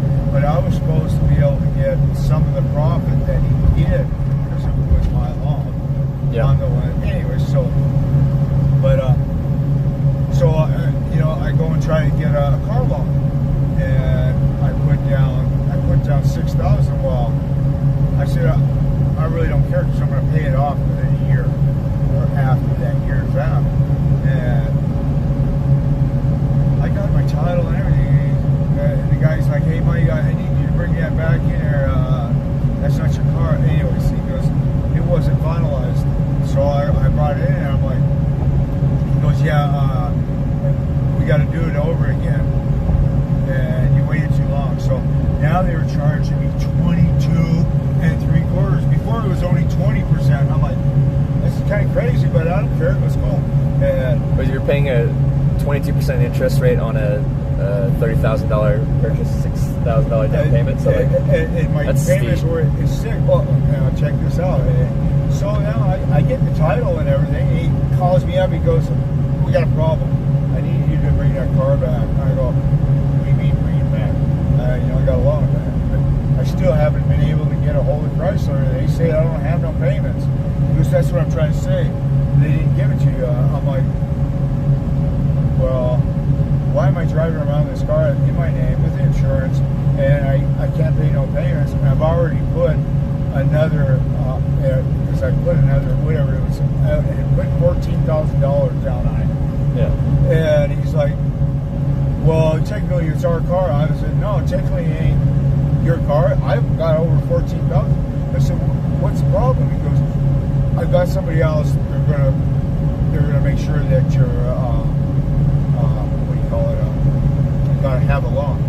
I'm saying, you're telling me I gotta do this all over again? I'm not paying no 25% interest. He goes, that's the beauty of this deal. They're gonna give it to you at 7%. I'm like, okay.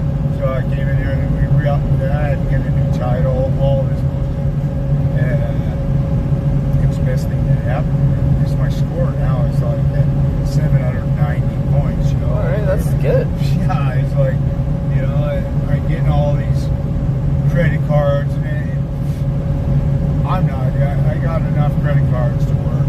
I can pay for everything, so yeah, so it's a little different because trying to get a hotel or anything on cash anymore. Yeah, everything's credit, isn't it? Yeah, and they want that deposit and stuff like that too, and it's all on card. And and a lot of places they don't pay, they don't take cash. And like I was over in New Mexico, and they were like, "Oh, we don't take cash." I go, well, "What do you take?" Cash, and he's like, "That's crazy." And you can try next door, and I would. It wasn't no problem giving my credit card, but I'm like, hey, what's happened to me in some places? I'll put my credit and I say, go see the cashier, and I went to see the cashier.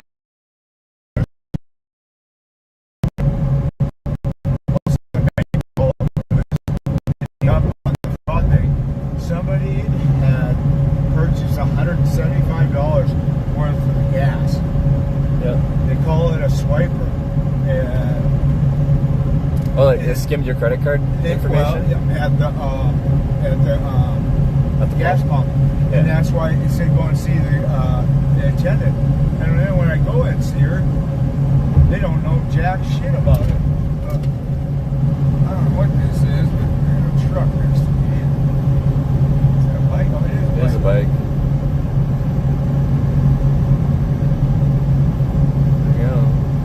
I've been there before. Yeah, you gotta love it. My knees are bad now, and I got a Scott bike, and I've had a nice mountain bike and stuff like that. But I don't know. I've been sitting in these goddamn cars too long. Because I really enjoy working out and stuff like that. Yeah, you said you used to when you were in prison. Were you in the gym all the time? Well, if you had weights, I did that, but I did a lot of burpees and running and body weight stuff. And I could kick out on, I shouldn't. That's probably ruined a lot of my joints. 750 burpees a day and stuff like that. Yeah.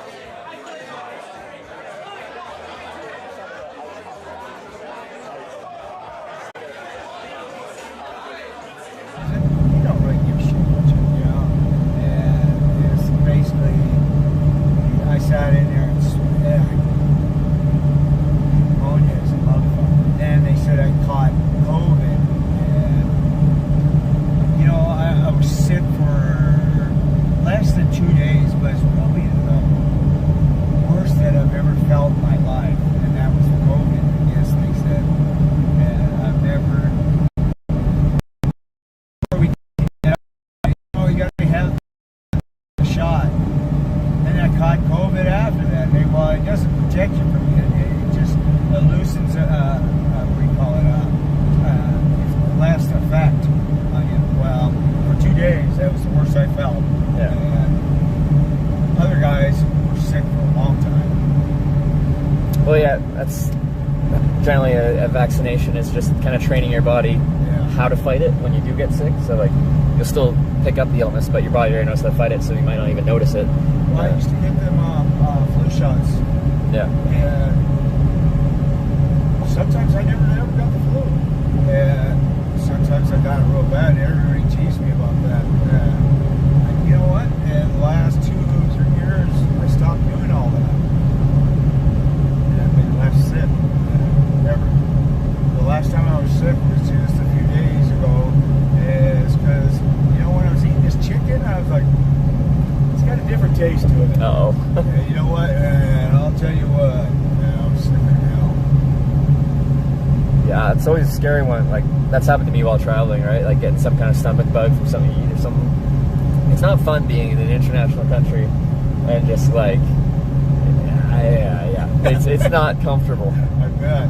You kind of got to retire inside somewhere for a few days because you can't trust anything for a few days after that. Well, you know, in Mexico, and you know, I had a girlfriend. She lived in Juarez. She was from Zacatecas, and I never get it right, but that's where she's from.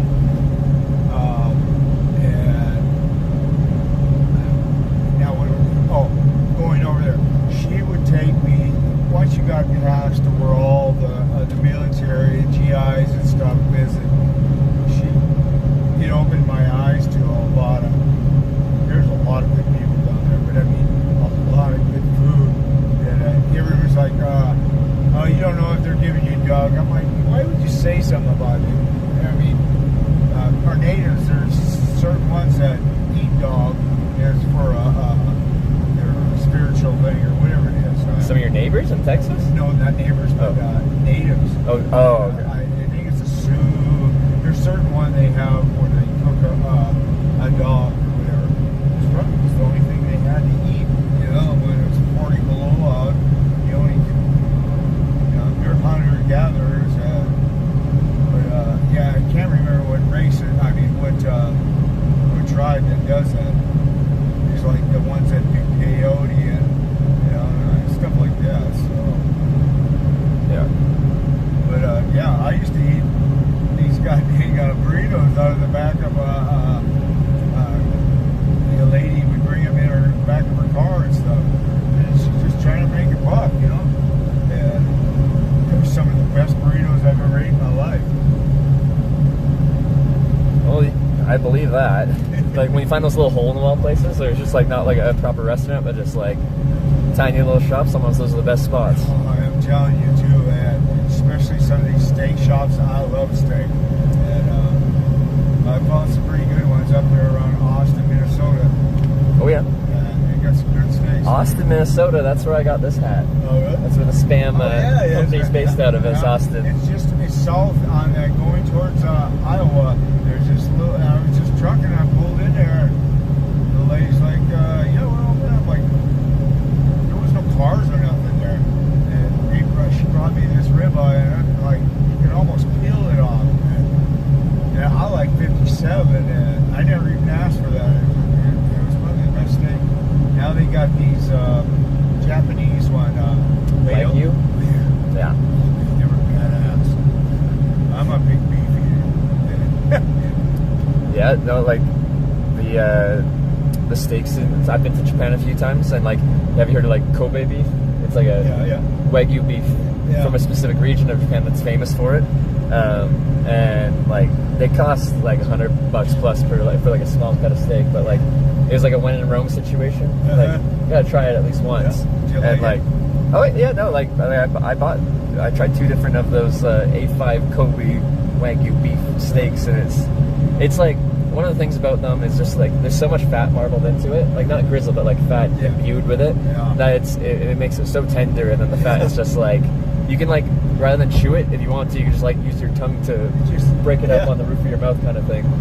But it made it super rich because of the high fat content, but so delicious. Yeah, and your right there too. Because that's what I noticed is when it was cooked. Because I bought these three, and my brother's like $150. I'm like, okay, yeah, but you're gonna pay for something that's supposed to be really good. I've never had it. And he cooks it on there, and I'm like, don't fuck this up, you know. And the way he cooked it turned out great. And it was on his birthday, and but I've had one with Hobie here, like you're saying, kid that's supposed to be a chef, and I didn't really enjoy it because he puts that else, you know. Everybody, I like salt and pepper. That's all I like on the steaks. You know? No, I think keep it simple. Yeah. The steak carries itself. Yeah, and.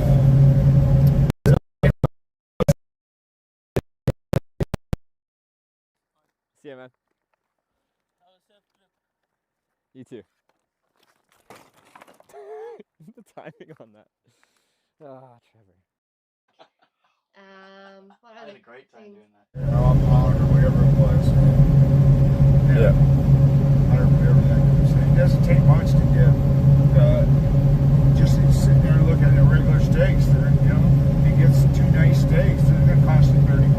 Yeah. Everything's went up. The steaks have gotten really expensive. Yeah. So I have a girlfriend we've been dating for like near 4 years, and she's vegetarian.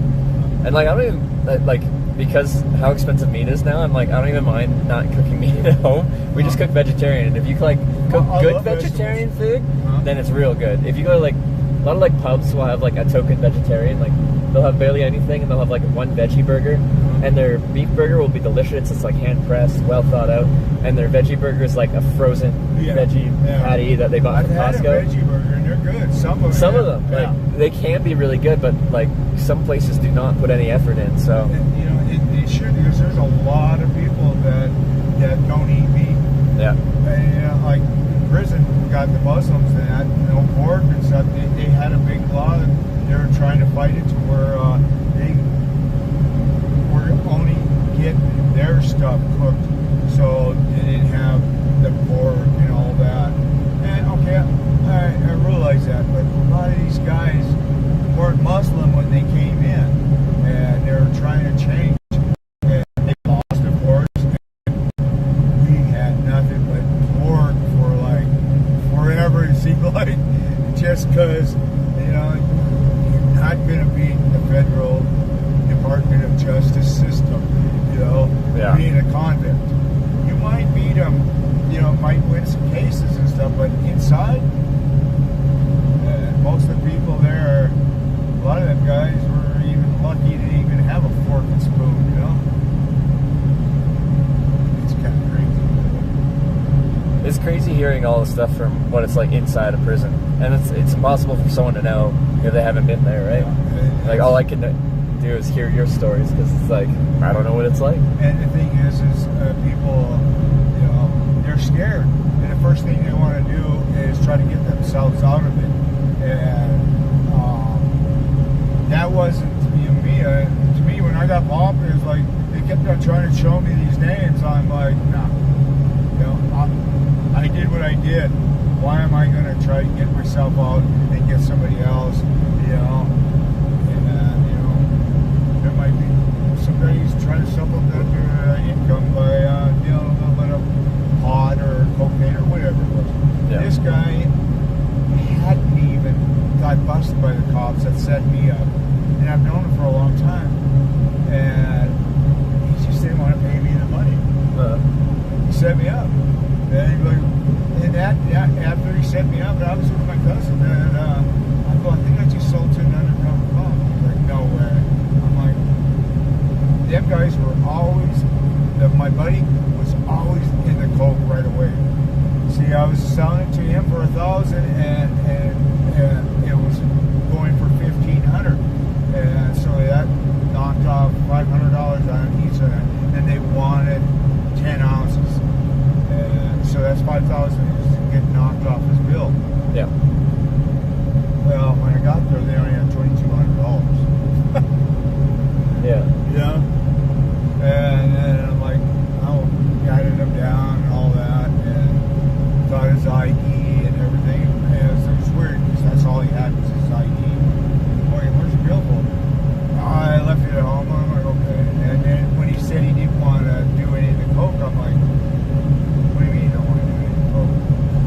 I've been getting pretty high with my old lady. And at that time, I was getting a lot of bullshit from my girlfriend for getting too high. And I kind of like, okay.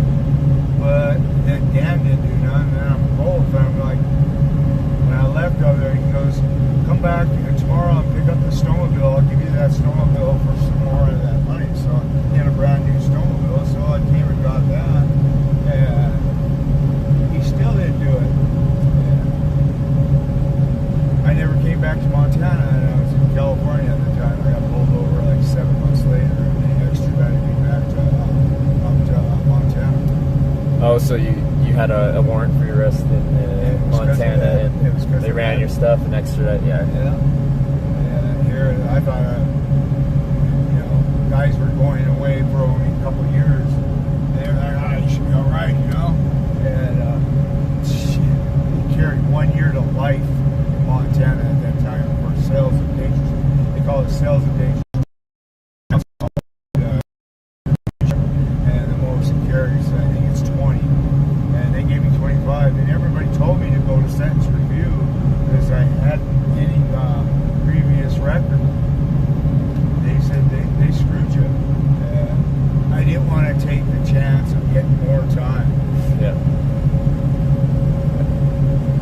And like, when you hear that, like you said, a lot of people, like, they're scared when they first get in because they want to fight it or they want to get out kind of thing. Were you immediately just like, yeah, this is my time? Or were you just like... I just said, I'm not going to sit here and work a deal to get me out of it and capture 2 other guys or whatever it was, Oh, so lessen your time is kind of like... You're their bitch, Yeah. They don't give a fuck about you. Resources or whatever, everything, once people start finding out you're around or whatever, and you're not going to be able to make any buys for them. So you're going to end up getting busted for for possession. You're going to go to jail.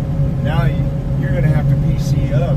You can't be in the main, so you're going to be locked down all the time. That's a hell of a way to do your time. Yeah. Is inside a cell.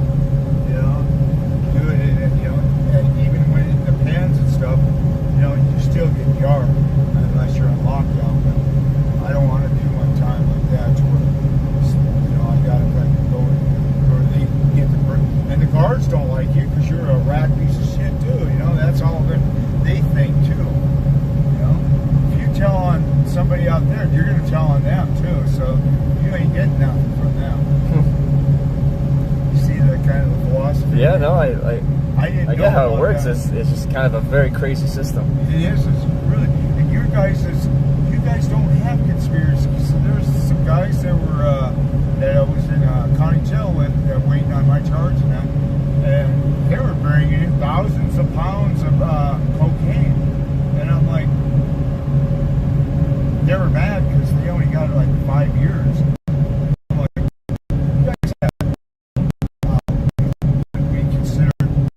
Life sentence. Here, obviously, they were telling on everybody. Yeah. But still, they said all they had to. But they weren't allowed to go to camp. So then they had to go to either close or mediums. And the guy goes, "That's bullshit." I'm like, "We didn't know you're extending your thing." So yeah, they were the last of the ones that got busted.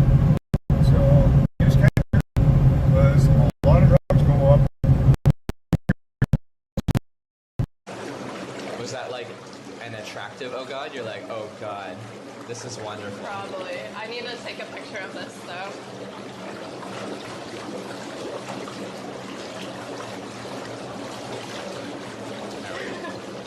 Good.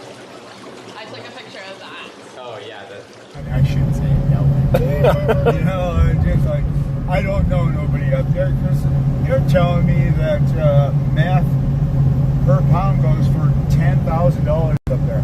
Is that go for because I haven't bought a pound of meth before. Well, I'm just saying. Do you know any of the prices up there? Not for no, honestly, for any of the hard drugs, I don't really at all. Like, I know the price of weed, I know the price of mushrooms. I got some mushrooms right here. No, don't say that. It's chocolate.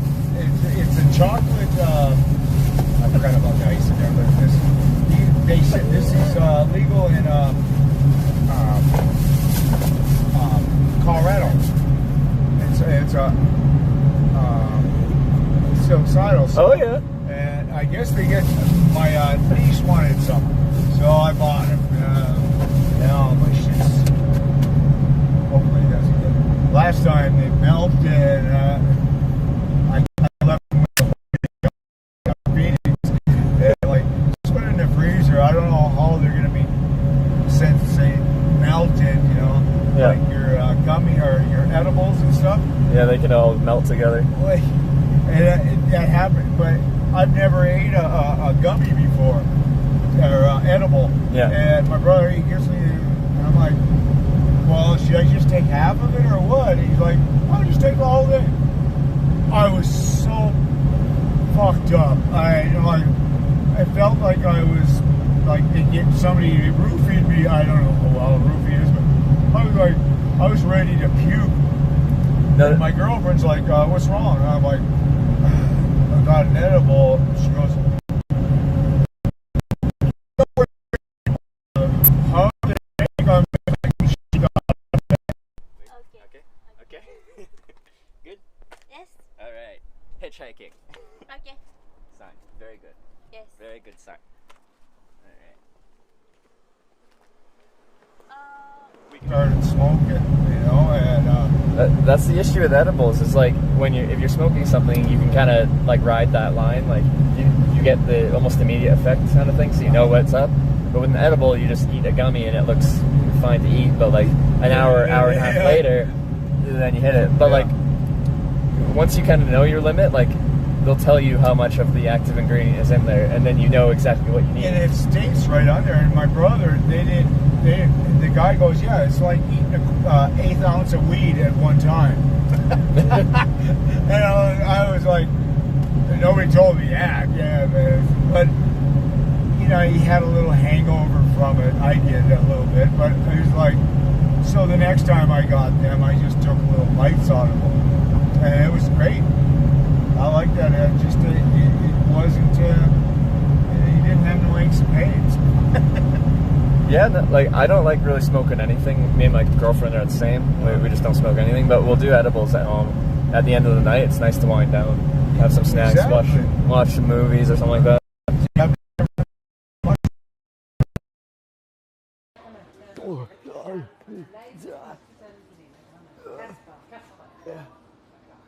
Dude, it's a submarine.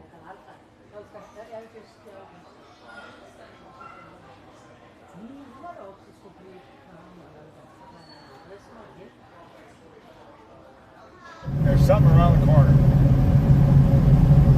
But yeah, I guess that's just my chemistry. Were you like that with weed ever too? The weed, not so much. Weed just kind of, I get really forgetful. Oh, okay. And, yeah, if I do too much weed, I get very paranoid. I don't like it very much. Like, and that's where, now that I know my limit, like I like edibles because it's the exact amount I know is comfortable with my body. And weed will make me irritable too. If I smoke too much, my girl's like, oh, you're always bitchy when you're on there. I'm like, I don't think so. I don't know, laid back. Maybe it's just because I am not so coherent and I'm forgetful. I hate that. You know, I just put my keys down somewhere, and I'll be searching, and they'll be right in front of me, you know, and I'm like all over the place. Yeah. You need anything from Casper? You need anything to stop? Are you hungry? Like I'm like, if you're hungry, I have to do anything, we can stop. Actually, if you want to grab something, I'd love to buy you lunch. As a thank you for. Because like I'm technically working right now, so.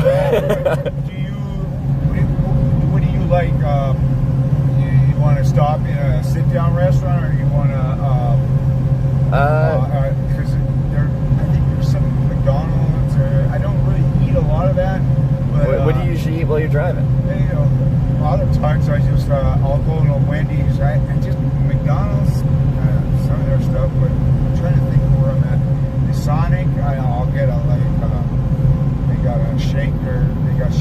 They usually have good shakes. Yeah. We'll try this place. Sure.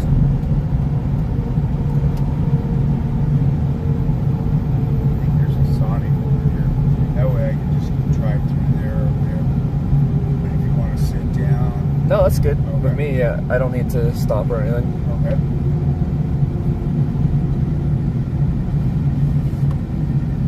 Welcome to Casper. Alright. Stinky town. Stinky town? It's a stinky town. What do they got here that Yeah, I smells? think they got a couple refineries. Oh, around okay, here. yeah, that'd You do see it. all the smoke and oh no, they're building something back there. All them cranes over there. Oh, yeah. Yeah, I should. Well, are those wind turbines? Where's that Sonic at? Oh, there it is, across the street. And this is, I don't think we're on the outskirts of. Wait, I don't know if I can go through with this trailer and that. I don't think I can. Now I can't even find my gear.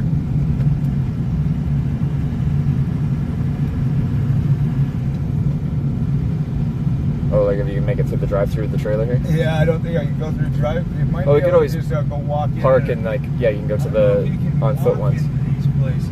Sonic, you usually can. There's like, they do? by the car ones, there's ones that you can like, there'll be picnic tables and you can order from one of those.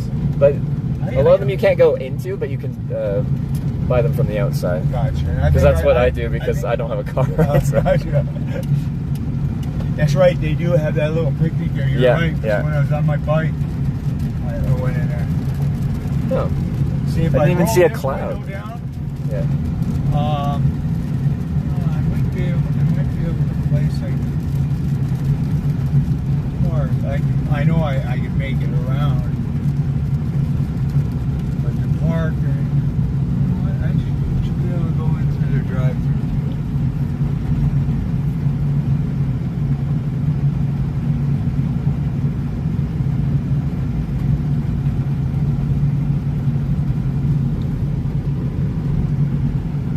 Yeah, my trailer ain't gonna make it. That's pretty narrow for that one spot. Yeah.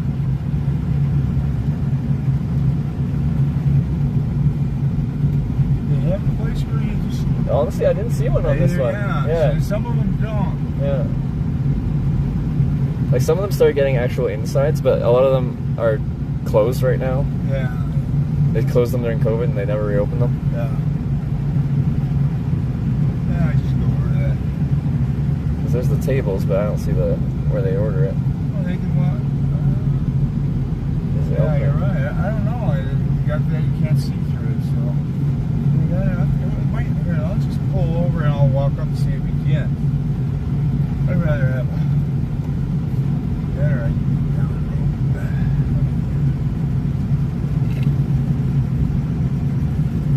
Pick the right time to have to walk somewhere.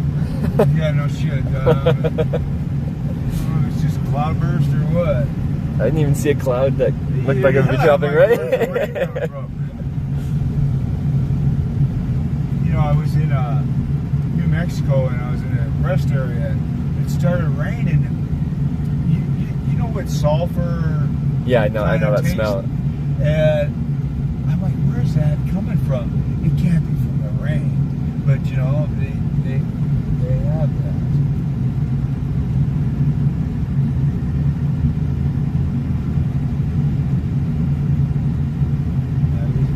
Kind of stuff.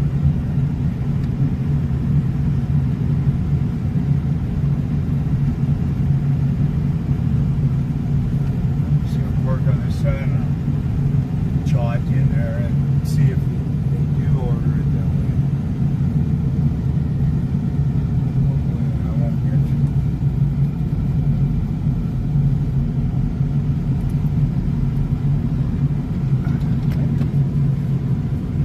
Looks like there's kind of like a covered. What is that? I don't know what that is. full menu all day, it says. Fresh every day. I don't know what that means. Because it kind of looks like there's like a nook in there, and I'm like, maybe you order from there. I'll find out. I'll see. Here, I'm gonna. I have to turn it off, or else, because my emergency brake don't work. No. I'll run and see if we can order from there. Okay. At least. I feel bad. I should be running out there. That's my job. All right. Well, we got a good ride. Order from the app. I don't have the app. Hitchhiking off here? No, we're going to Montana, man. Billings or something. I'll have to look.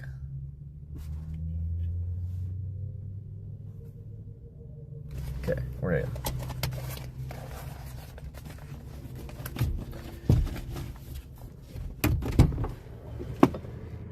Okay. He waved me over.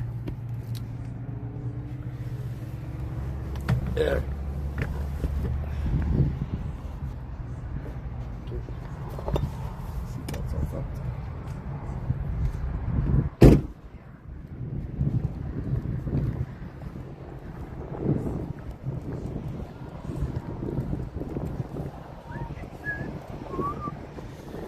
See, all the doubters when we were hitchhiking there saying I had to do something different. Just need patience. I think we had a song today. All you need is a little patience. I wanna see you be brave. Oh, that's different. Look at this.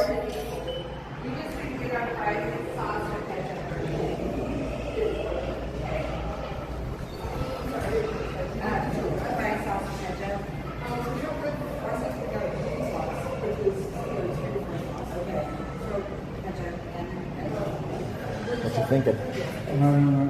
But we're gonna order whenever you're ready.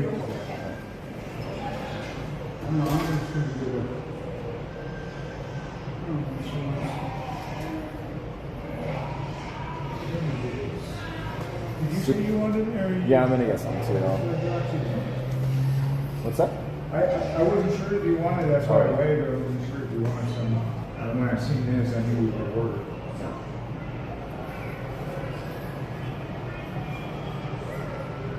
We're getting the bacon double cheeseburger. That sounds pretty good. I might get one of those too. Hi. How you doing? Oh, good. How are you? Yeah, I'll get that bacon double cheeseburger. Do you want the combo or just the burger? Just a burger. Like two of them, right? Yeah. You get two of them. Okay, see. You want fries? I'll get the combo. Let me get this. No, you're already doing me a favor. Let me do you a favor. Okay. I'll let you do this one. I'll get the combo with the. Sorry. And then you want the number 3? Number 3 combo. Okay, did you want it medium or large? Medium, please. Fries and tots? Tots, please. What's the drink? I was I get the cherry limeade, please. You want a drink? What is it? Cherry limeade. I'll try that. I'll try that. That sounds good. What size do you want? Just a medium. So 2 medium? Yeah. What else? That's everything, I think? That's all I needed, just enough to...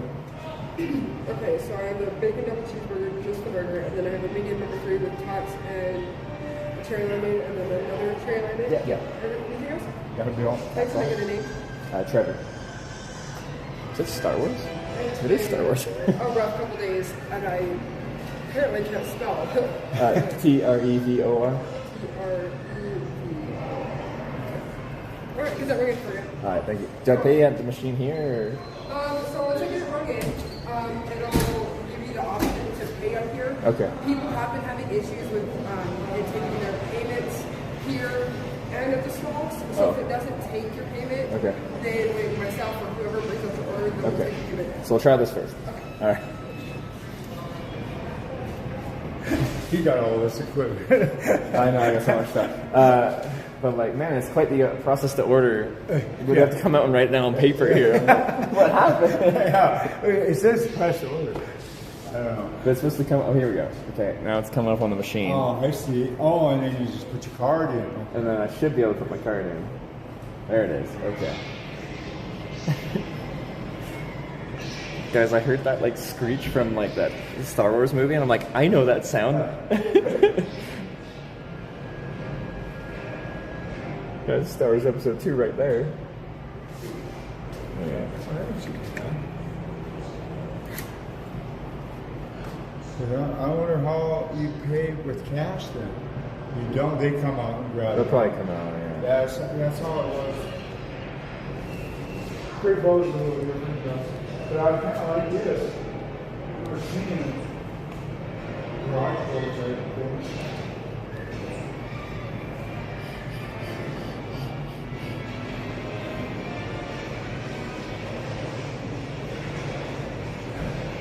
the brown pit in the truck across the street? What's that? Oh, people were asking where my bike was. Oh, no. Oh, people that watch this, they talk to me. Alright, I think I paid. I think we're good. Alright, we'll see how long it takes. Sometimes Sonic's really slow. Sometimes. Other times are fine. Just depends on where you're at. Yeah. 10 miles per hour, 23, I think.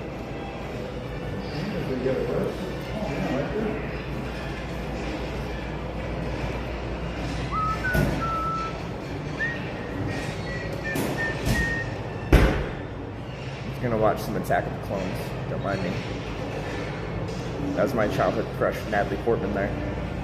Shooting a blaster while riding a dinosaur looking thing.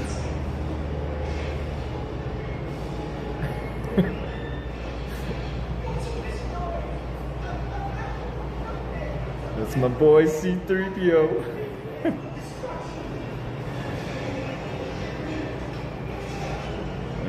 No, I can't. I feel like I shouldn't show you. Isn't just like me filming Star Wars is probably not good for the live stream. Talk us through the phone, through the film. Just narrate it. Even listening to it is questionable. Well, some of the music's probably copyrighted. I just have to talk continuously loudly so it talks over the music so it can't get picked up as copyrighted. But yeah, and it is owned by Disney. Disney is real hardcore on their copyright. Do you watch a lot of movies? I used to. Have I watched Star Wars? Oh no, I was just now I'm thinking about movies. I love some good movies. Yeah. Do you still read? Like you said, you read a ton in prison, but less now. You know, I don't know how to. It seems like by the time I get into bed and put a book up, I'll start falling asleep. Yeah. And to make time for it, I haven't. You know, it's kind of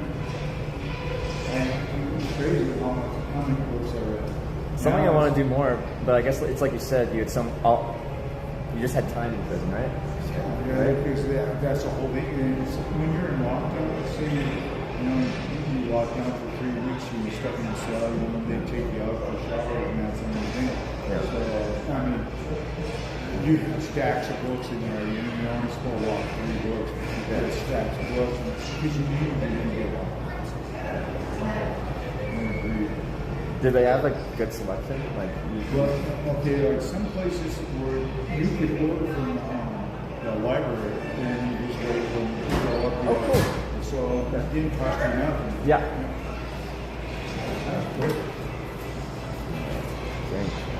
He's got the other stuff. Okay.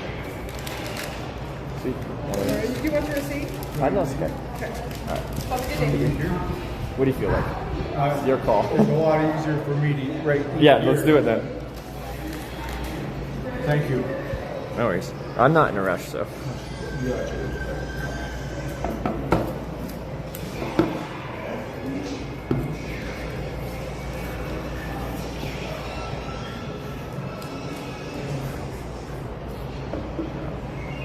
It's weird, but people like to watch me eat. Have you had their tots before? I've learned they're very good. Yeah, what? Their tots. Usually don't.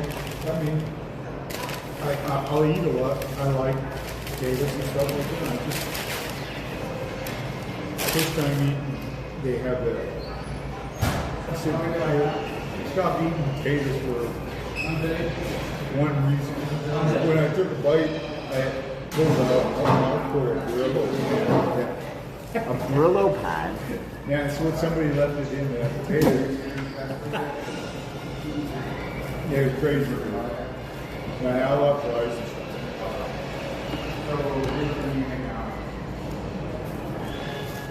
Eating out every day for every meal. Are you curious?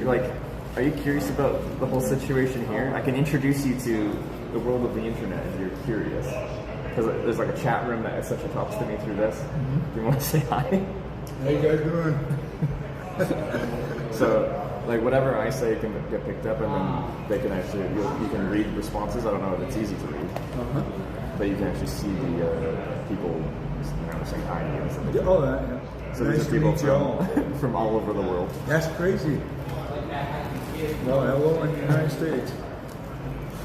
Have you been hearing me say what I say? It's oh my God. That's what I meant by filming. Yeah, there's a lot. No, like, I get picked up by a lot of people that are ex-cons. Like, I know a lot of them aren't scared of a hitchhiker. A lot of people are scared of hitchhikers. But you seem much worse than me, right? I'm like, you only have two things. And some guys that have their whole house on the side of the road, you know? Well, I ain't got time for that. it's kind of weird with the bike. The bike adds an extra thing, but if I did that in Europe, it might be a bit harder. But here in America, you guys have big cars here. Number one selling vehicle, Ford F-150. Yeah. That's got room. Yeah. And if I have another truck, then it has a bed in it. It's like a flat bed. Yeah.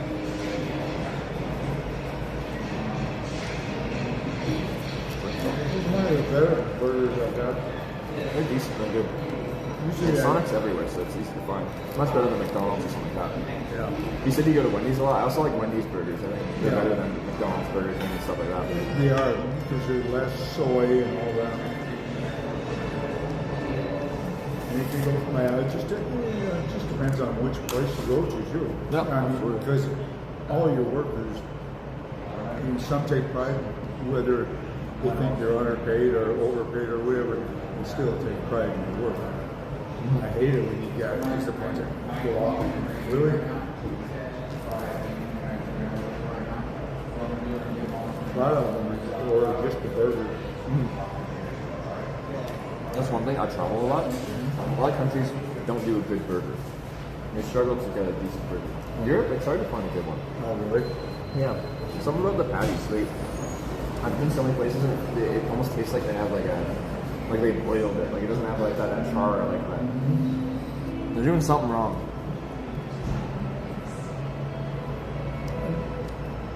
They're not a big. We're trying to be a big eating country. We are. And compared to a lot of other places. Oh yeah. Someone asked, was there a big adjustment from in-prison food to out-of-prison food? No. And I didn't take that into consideration because when I first started eating, everything just went through me because you had a regular diet in there. Yeah, it was, and then I ate so much of it because I hadn't been able to get to it. You ate like the same things for like 20 years? And that's all it is. Yeah. Like, So your body you just had fish on Friday. Okay. You know, you had chicken on Thursday. Was the fish decent? Or like a fish and chips kind of fish? Or like what? Well, like tilapia? They had to have tilapia and sole or something like that. No. This is not bad on that surface level. Yeah, I mean, and I like the ones where it was just plain, not battered. Because that stuff that was battered, all you had was batter, you know? Yeah. So is it on a weekly schedule? It's always the same every week? What was your favorite day? It was probably Sunday because you got eggs. Oh, yeah. You know, you had a lot of eggs, but you had some places, one yard, they would prepare it easy over whatever, you never got it. But mostly you scrambled and you have waffles or also pancakes. I love waffles. And I love pancakes. That's one thing I miss in other countries too, is the breakfast you do here. Like, I love like the eggs, bacon, sausage, hash browns, but pancakes, waffles, French toast, like all those things. It's just so delicious, and it's not common in many other places. Like, United Kingdom does an English breakfast, which is kind of like the eggs, bacon, sausage, hash brown, kind of their version with some beans and stuff. But outside of that, it's hard to find good breakfast by our standard of a good breakfast. Yeah. Well, I grew up on it, you know. But you know, now I look at I like beans and stuff like that with my meals and stuff like that because they always had beans and that's one thing about you know that's a good source. I don't know about for the competition, but that's where we got our protein and stuff like that too.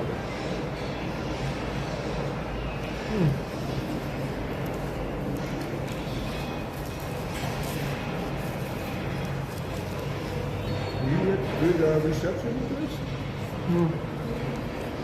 Depends. Like when we're really out here in Wyoming, the cell towers get pretty spread out, and we're kind of going between like the hills and stuff. You'll cut in and out a little bit. So how this works with the live broadcast, it's all cellular. But like if we lose connection, what happens with the broadcast is it switches scenes to like highlights from previous trips kind of thing. Oh, right on. So it stays live. It just there's no live content at that point. And they understand that. Yeah. I've especially in the United States, Canada, like a few other countries, like when you get rural, it's just going to start cutting in and out. Some European countries, and like I was just in South Korea for a bike tour, the network's like really rock solid day. Wow. Not done this in like 30 some odd countries, so I go all over. You got a lot of followers. On Twitch, it's like 140 something thousand, I think. And then like actively watching, there's usually like 1,000 to 2,000 people just hanging out as I travel. That's crazy. That's good. Actually, is it easy for you to read this? Like, is your eyesight okay to read the phone? What's that? Is it easy for you to read? Oh yeah, I can read it. Let's do the thing, guys. Guys, if you're watching right now, where in the world are you watching from? Because it's all over. What country? If you're U.S., what state? If you're Canadian, what province? It takes about 10 seconds, and then we'll see. Phoenix, Iowa. Holy moly, fast. Yeah, Brazil, Quebec. That's crazy. See a lot of different states. See some Canadians in there. Some Europeans. We got some Swedes. There's Sweden there. Yeah, Wales, Vermont, Texas. Yeah. I hear a lot about U.S. too. A lot. About 50% of my audience is U.S. based. Oh, really? Yeah, and then 50% everywhere else.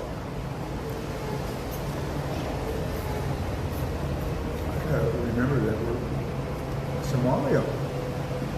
You're probably not actually from Somalia, are you? People like to say they're from there and they're not.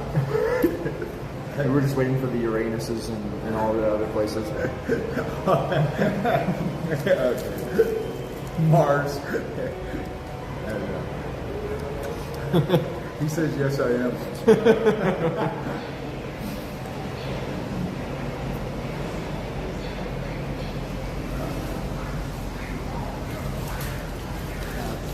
Thanks for the 3-month reset. So there's another explanation, like how this is my job kind of thing. Is people will, it says subscribe for 3 months, like that's a paid recurring thing. Oh yeah. And I get a percentage of that, and that's part of how this is financially self-sustainable. What's that? That's a good gig. It's not bad. Yeah. But you gotta also be professional about it too. I mean, I don't know if past that, that's a good phone or whatever it is. But it's, that's 22 on Samsung. Really? No. Same with this. This is just a newer model. Huh? Because I got Motorola. It's slow as hell. It just depends on where I'm at too. The cell reception. Well, the cell is alright. It's just trying to go opening stuff. It takes a long time. Yeah. And make sure that you put the VPNs and stuff like that. I didn't know if I need. I just. You could make a channel on here and you could just tell stories. I think you got enough stories to just sit there for hours telling stories and yeah, quite light. Somebody might listen to it. But you know, where I travel, it's just up and down here, you know, back and forth and stuff like that now.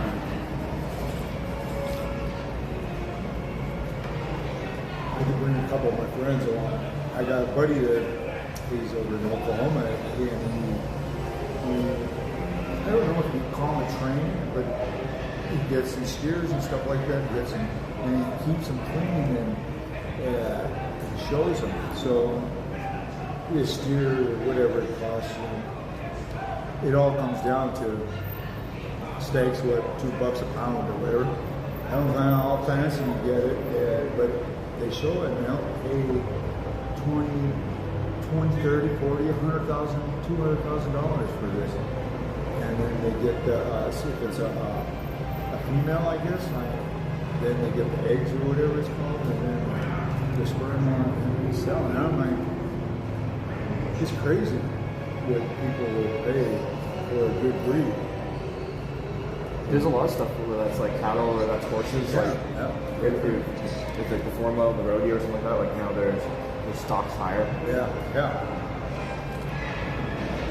It's a strange sounding industry. Well, because you can like buy like vials of freaking like gold. Yeah.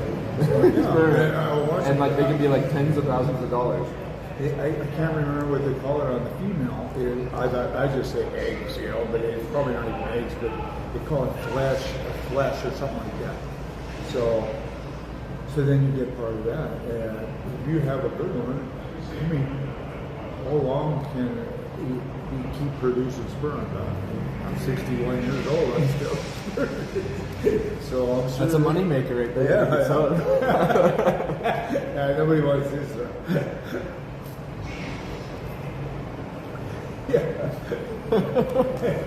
Yeah, if I could sell it, I can't give it away.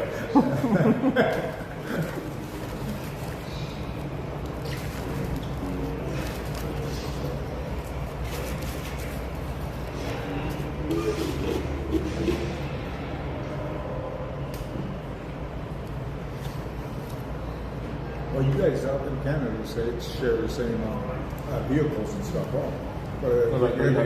Yeah, because you guys make them up there. It's like the same mix of vehicles you see here, you'll see in Canada. And like the same thing. Number one vehicle sold in Canada, Ford F-150. Oh, is it? There's a lot of crossover between Canada and the United States.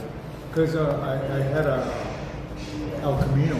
I got a 69, but I had a 71 El Camino. That's cool. It was made in Canada. It's just El Camino, is that like the car truck one? Yep. Yeah. I have pictures of them somewhere. The thing is, the 69 I bought, this has got a 350 on it and stuff, but it's pretty nice. It's got some smoked planes on it, but I didn't check the car out. I'm like, it seemed like it was made a lot of noise coming from the ground. So I started taking the carpet off because I put a decent stereo in. As you see, I got that big JL audio two 12-inch woofers in back there. But anyways, it's only fiberglass at the bottom. And instead of just cutting it off, putting metal in, and they put fiberglass, because I'm thinking, man, I could go through the floor. In your 71? In the 69. But that's not stock, is it? No. There must have been some cancer in it or rust in it. The guy just cut it out and he just put fiberglass on. Okay, so is that loud because it wasn't insulated? It was, so now I got to kind of cut all that out and put a new one in the bottom so it's all metal. Yeah. It's fiberglass.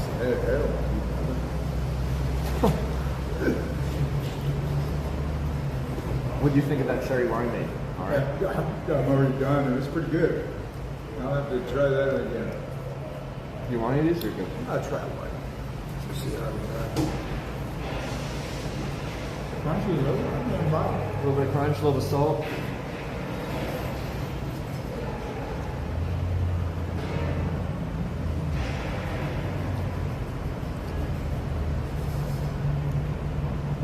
That's was a different kind of crowd too. A lot of roughnecks around here and stuff like this. All oil industry and stuff like that. Oh, is that oil out here? Yeah, all around us. Oil and gas.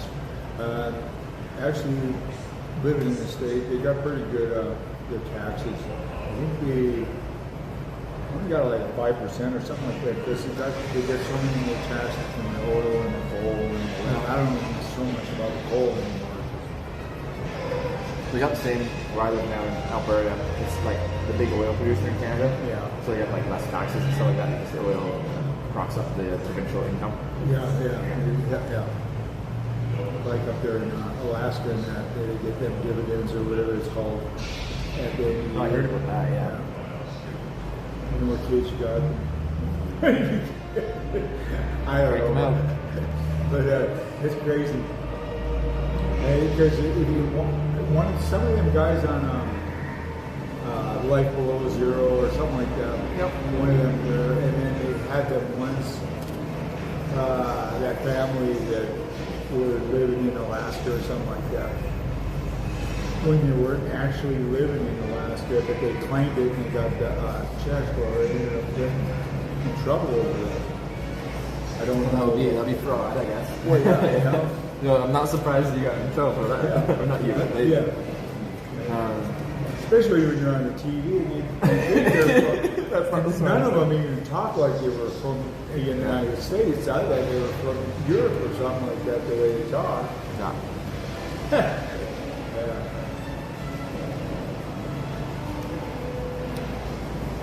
I think National Geographic, isn't it owned by Canadian? I don't know anymore. It was really weird. When I was in Korea. I know National Geographic as like a magazine and like all that stuff, but there it was like a clothing brand. Oh really? And it like so much like outdoor gear just had National Geographic branded on it. And I'm sure they just like contracted out the name, like they sold branding rights, National Geographic Day, to a fashion producer in South Korea to like produce clothes and use their name because it's a recognizable name kind of thing. But I have no idea what National Geographic is anymore. Yeah, because I always see, maybe it's Discovery that I was thinking about too, Discovery Channel, because they always have something on there about Canada, the rights or whatever. So a lot of the movies industry, they have a lot of Canadian companies and stuff like that. Because this one guy, he got in an argument and he's like, wow, Hollywood's owned by Canada. Oh, really? I didn't know that. Maybe not owned, but there's a lot of Canadians that you might know are Canadians because they just seem like William Americans. Shatner. No. Yeah? Oh, we're not even on the mics. No, there's another internal mic, but I was just like, the mic died a long time ago. You need a charger? All the batteries in the world. My backpack's too heavy, partly because of the batteries. Yeah, batteries are heavy. So it's a bunch of batteries like this guy. So Oh, okay. Because I'd say you can plug into my thing if you need to. I just, I was going to get inverted. That's good. Yeah.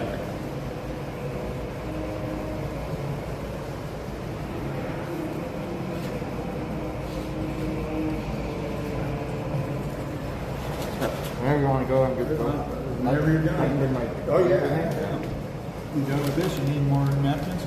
No, I'm good.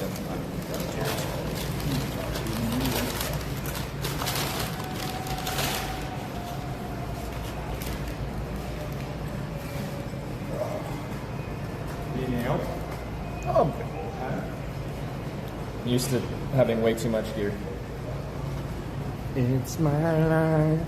I got too much stuff. Do you get any wind from this? It's kind of breezy out.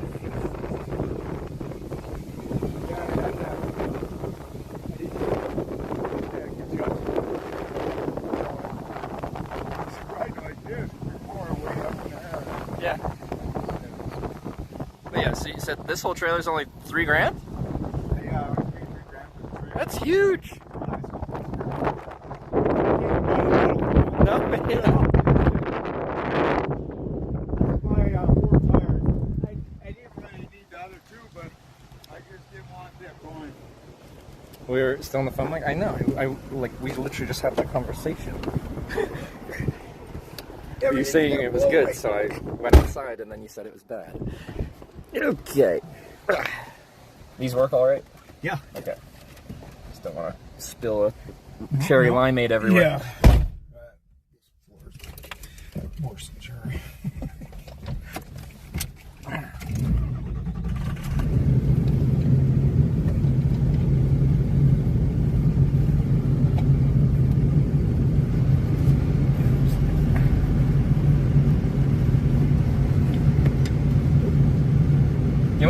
it is? Where we're at? I think we're at least about close to 4 or 5 maybe. Oh, I meant the trailer, but that too, I guess. That's actually interesting. The length of the trailer is, I think it's 41 inches. Something, I mean 41 feet. Yeah. But the bed part is 30, I think it's 32. Oh, okay. So then you got another 8 feet on the top of the gooseneck. So if I wanted to put something on there, I can. Okay. But I'd have to make a base for it. Thanks, thank you. Alright, back to the view. So, how much further is it to Montana?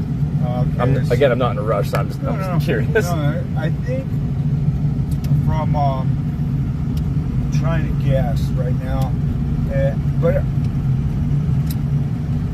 it's 100 miles to Sheridan from Billings. We probably got 250. 250 miles? To the border, probably 150, somewhere in that. Oh, and then 100 more to Billings. To Billings, yeah. Okay. What's the first major place you hit in Montana? Yeah, well, you're going to have Harlowton and that, but the bigger, you're going to be on the res, Hardin. I think it's Hardin. Yeah, Hardin. You're going to have, that is probably like 10, 20,000 people or so, maybe. Oh, okay, yeah. And a casino, I guess, call that. They got all the reservation casinos. Yeah. The Montana's kind of like Wyoming. It's pretty sparsely populated, spread out. I mean, there might be 1 million people in the state now. It was always under 999,000 or whatever. Yeah. But you know, we're the 4th largest state in the union, so pretty good. Consider it at the metroplex of Dallas and I think there's 6 million people. Yeah. That's a lot of people. Yeah. Yeah, I thought it was crazy because, like, Wyoming only had, like, what, 500,000 people or something in the whole state? Well, yeah, you put Montana, Wyoming, and North Dakota together, you still don't have as many people that's in LA or whatever, you know? Yeah, single major metropolitan city, yeah. And I like it that way. For me. Well, yeah, no, it's nice to have some room to breathe. Some of these places where a buddy of mine had his living room, like, you only got 6-7 feet between each houses, you know? And then you got a little backyard that. Maybe you can even get an actual house and not just a condo. Yeah.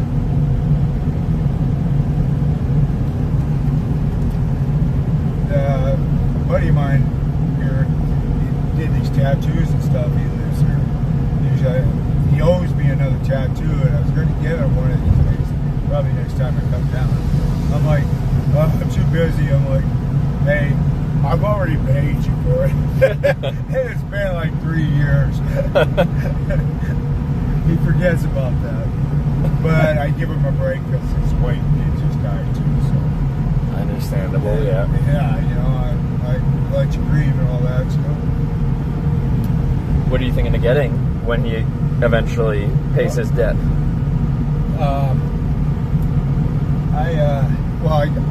I want to get one on my back. I got this one of Michael the Archangel, but it's a kind of a different one. I just bummed it, but he's got a sword and stuff, and it's just. I said, "Can you do this?" And he goes, "Yeah."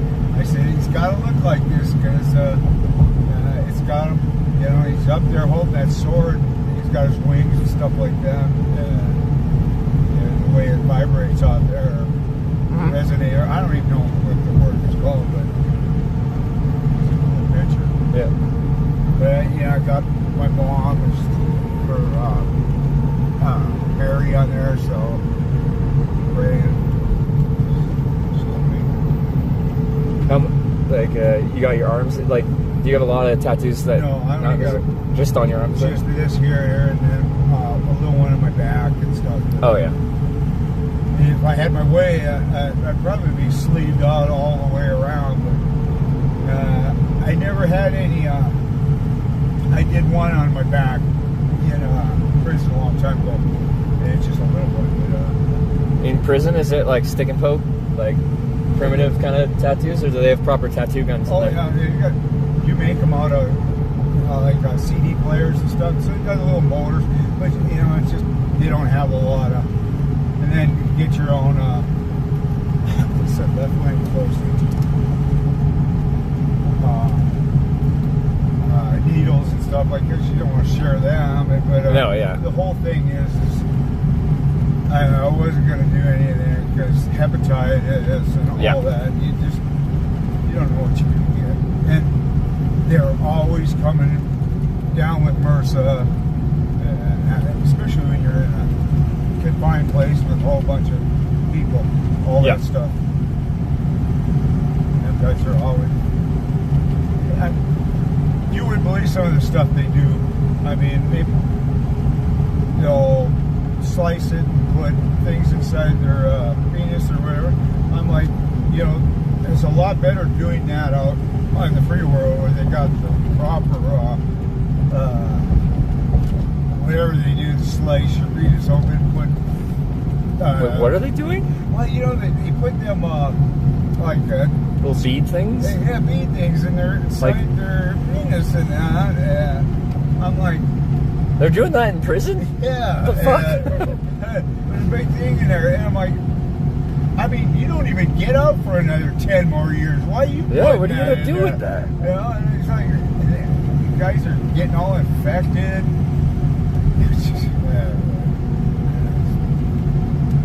Initially, I thought it was the piercing that guys do, but no, that's much worse. Yeah, and they do the piercing and they do all that stuff. The guys do the tattoo and stuff, and then you get a shot. They call them shots or write-ups and that. You get in trouble for what's in there? It's a nice little hotel right there. That little guy? Come back through there. I mean, you're right by the water, but I mean, it's just. It's a little noisy right now, probably with them building a bridge here. Well, yeah, but I didn't even notice it. It's just I looked it up on Expedia. I got that Expedia and all that, and I stayed there, and they're about $100 cheaper than the rest of them. Well, yeah, the thing is, like, even in not touristic places, a lot of times it's harder to find a hotel for less than $100 these days. Well, you're right there, and unless you're in Vegas during the week. Yeah, Vegas weekday, you can still get real cheap. Yeah. You get it for $30, but you know what the whole deal is? They put the resort fee or whatever. Resort fees, it's still but still pretty reasonable for being in a big city. But it's subsidized by them hoping you're gambling all your money away. A lot of all the good stuff after COVID. I was in there during COVID and stuff and I hadn't been to Vegas in a long time. Yeah. It had changed.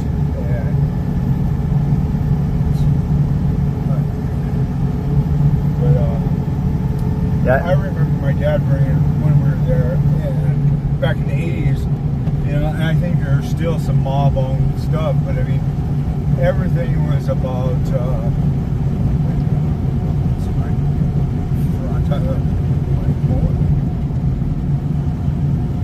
starts a hopping,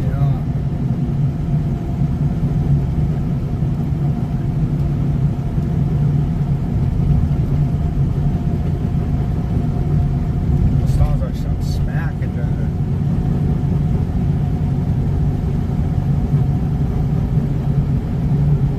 Some of the tires rub on this side. Oh, like a fender. And they're fitting well. And I took the other mud flap off over there. Yeah. Rubbing on it.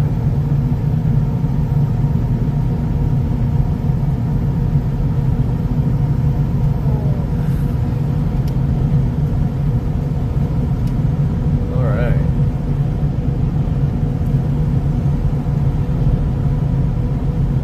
They were kind of small wheels. got on your bike too? Yeah, 16-inch wheels. Like most bikes are like 28-inch for the proper size now. So the bike actually rides quite well. Like it feels good. But where you really feel it is those small wheels when you hit bumps and big cracks in the road, and rocks and stuff like that. Just how the bike impacts them, you feel it a lot more. But like it folds up so small. Like it's kind of like if you had bigger. Crazy how small you get it. Yeah. So like some airlines let you fly with that as a carry-on. Like it's that small. That's cool. But yeah, no. One of the parts of hitchhiking that can be the most annoying is like how much you have to walk with a big heavy backpack on to get around, and it just takes forever. But now, like where I was camping was almost 5 miles from where I hitchhiked from where you picked me up. 5 miles on the bike is nothing. 5 miles walking though is like 2 hours. Yeah. You know, I got these flip-flops on because in summer my feet get so hot. Yeah. But I got blisters on the end of my big toe on both of them, and I'm like, these were so comfortable. The other ones my girl got me, they're Modelo Expressiello or whatever you want to call it. Modelo. They got a bottle opener on the shoe itself. And it's kind of funny, like when he has these sprays on it. I'm like, that's kind of, ain't that for girls? She's like, nah, these for guys. I wore them, but I wore them all fast. These ones, I'm starting to bring them in, but they're giving me blisters on the tip of the toe right there. Tip of the toe. Yeah, and it's weird. How's that doing? I don't know. Weird. You can kind of see it's all been busted. Huh. I don't know, maybe it's just too grippy. I just haven't worked that toe. Yeah. So I wouldn't think flip-flops do that, but yeah, I guess like if there's a texture there, it's just... And because they got this... I see the little grippy like nubs. So I think it's not used to, it's just sliding, but I got these actually they were a little more than I usually pay for flip-flops, because I think these were on sale and in the clearance there for $35. You know? Yeah. But if you want I guess if you want good quality flip-flops, you'll have to pay for them too. Well, they say some of the things you should invest in, like invest your money, is the things that keep you separated from the ground. So that's shoes, tires, beds, stuff like that. Those are the important things. Because your posture, everything. Yeah. Because I wear boots for hitchhiking, and I love these boots because they work good in the bush and they stop me from rolling my ankle because I walk through like tall grass and you can't see what the lay of the land is. So it's easy to roll it, but they stop me from doing that. But they don't look super like technical, so they work well in the city because I only have one pair of shoes. So if I want to go out on the town, like, and I'm wearing like proper hiking boots that look like you're out on a hike, it's not really the vibe.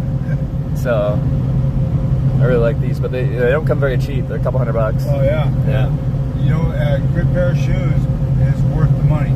Yeah.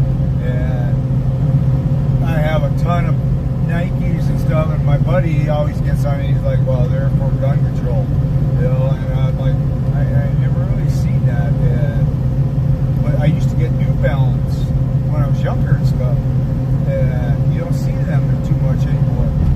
And they were, well, now I was told 25% of their stuff is American-based because they were an American company. Yeah. Like everybody else, they got cheaper labor. Well, isn't New Balance cool again? Because for the longest time, New Balance were known as like the dad shoes. Yeah. The white New Balance shoes. But I think the young kids are wearing New Balance these days. I don't know. Maybe I'm wrong. I don't keep up with fashion. Either I just make my own. I don't even know what it's called.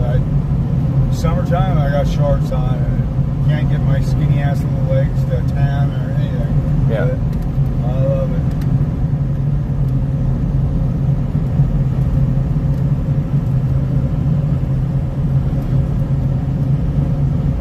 I usually, ride motorcycles and stuff. Yeah. But do you use riding boots when you're riding, or? You know, I guess I've had boots, but I've never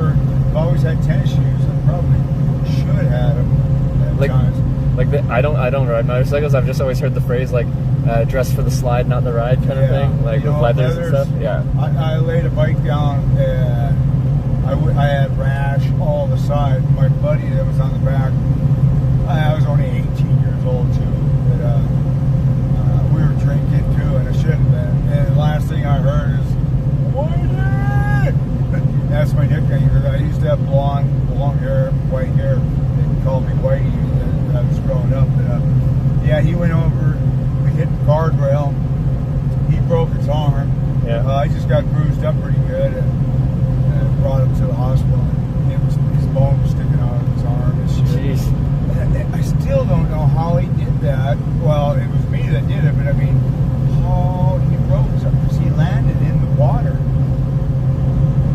Did he hit the guardrail or something like that? Yeah, well, I slid from here to that green sign, whatever, over 100 some feet, and then hit the guardrail. Yeah. Because I was doing probably close to 80 or 90 miles an hour. Jeez. Yeah. You guys are lucky to just have walked away with one broken bone and some bruises. And dude, in the Harley Davidson that I was racing, he pulls up, he goes, why don't you learn how to drive, and takes off. And he was right, because I hit my brakes when I should have hit my front brakes. Oh, yeah. And it just happens when you're drinking and you're just young and thinking you know everything. Well, yeah. 18-year-olds are, in their own head, invincible. Yeah, because that's why they're good for when the draft. All of them. Oh yeah, easy to convince. Kill. Yeah. Yep. You weren't afraid of nothing back then.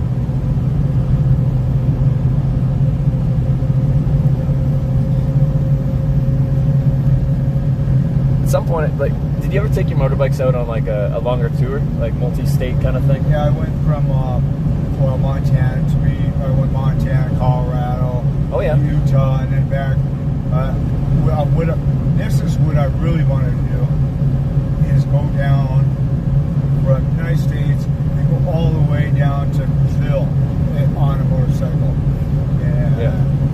I mean, you got to know a lot. And I don't speak Spanish. Yeah. I got a girlfriend that's very fluent in it, but then I have to take another person with me. So, yep. I mean, she is a homegirl, but she's a bossy one. Yeah. But like, Mexico, I think you can get in with a felony, but like some countries might be a challenge now, right? Yeah, and that's the thing. I got to get my passport. I don't know which countries don't do or don't. You know. Yeah. So you just have to do some research on that. Some might not, but then you have to like apply, like we talked about with Canada and stuff like that. So a few extra steps. There's some interesting things though about going down to South America, like on a motorcycle, because like when you get to Panama, crossing into Colombia between North America and South America, there's a whole undeveloped stretch of land where there is no road connecting North and South America, called the Darien Gap. There is? Oh, really? Yeah. So how do they get by? So most people that overland, like in their vehicle or motorcycles, they'll hire like there's like shipping, like ships that go across on the water, and they'll take a ship across to Colombia or other, because like people have done expeditions through essentially the rainforest there in like, you know, jeeps and stuff like that, but it's like bushwhacking. Yeah.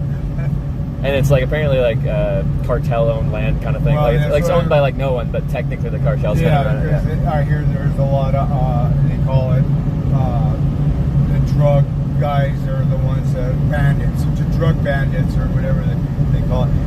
I read this article. I was in prison that would turn me on to Panama. Well, the guy goes, you know, he took his whatever he gets for his Social Security and his retirement, and he moved down to Panama. Yeah. And the first place he bought was right off the beach. Well, everything got, you know, from salt, you know, ruined. So he said, don't bring your computers or you're going to be by the beach. I still don't understand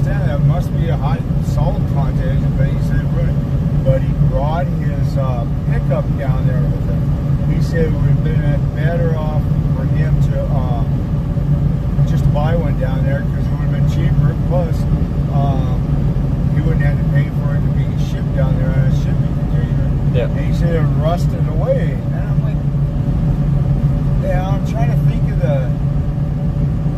I know people that live by the water, and sure, the stuff, salt will rust everything away, but you look at on back east and that, they salt the roads. All their cars, fender wells are all eaten out. Absolutely, yeah. But, yeah, so. One day an RV will actually pull over for me. One day. We're almost at 1,000 rides. It's never happened. I have had one ride in an RV, but that was I was talking to people at a service station in New York. When he goes to sell it, because he... So is this the first country you've been in, or? I've done this in like 30 some odd countries. Okay. Yeah, I've been filming it for 6 years. Awesome. I go all over. Awesome. This is me. Yep. That's funny. You gotta find. I got a lot of friends that they got places over in Mexico and that. I said, "Do you own it?" Oh yeah. I'm like, because I have one company in Mexico, right? Yeah. It's that Mex Petroleum or whatever it's called. And then like Belize, I was on what do you call it? I think it was WhatsApp. I always talked to her on her and face chatted with her. She was from Belize and she had a little baby girl and stuff. But I was trying to get her over here, and then I got that violation, and I've never been able to find her again. Yeah. It's kind of weird. It was weird for me. Yeah, it was crazy. She was pretty too. So it's easier than ever to stay in contact with people nowadays. Yeah. Maybe as long as you exchange the information required to stay in contact. Because it's like, I just had my 10-year high school reunion a couple years back, but like, it's not really exciting anymore. Like, I know what everyone's doing. Like, you used to go to a reunion and be like, all your kind of acquaintances that you weren't like friends that you would stay in contact with, but like, you were close enough with. It'd be interesting to know what they're up to, but like, there's no surprises anymore. There's no like, I wonder.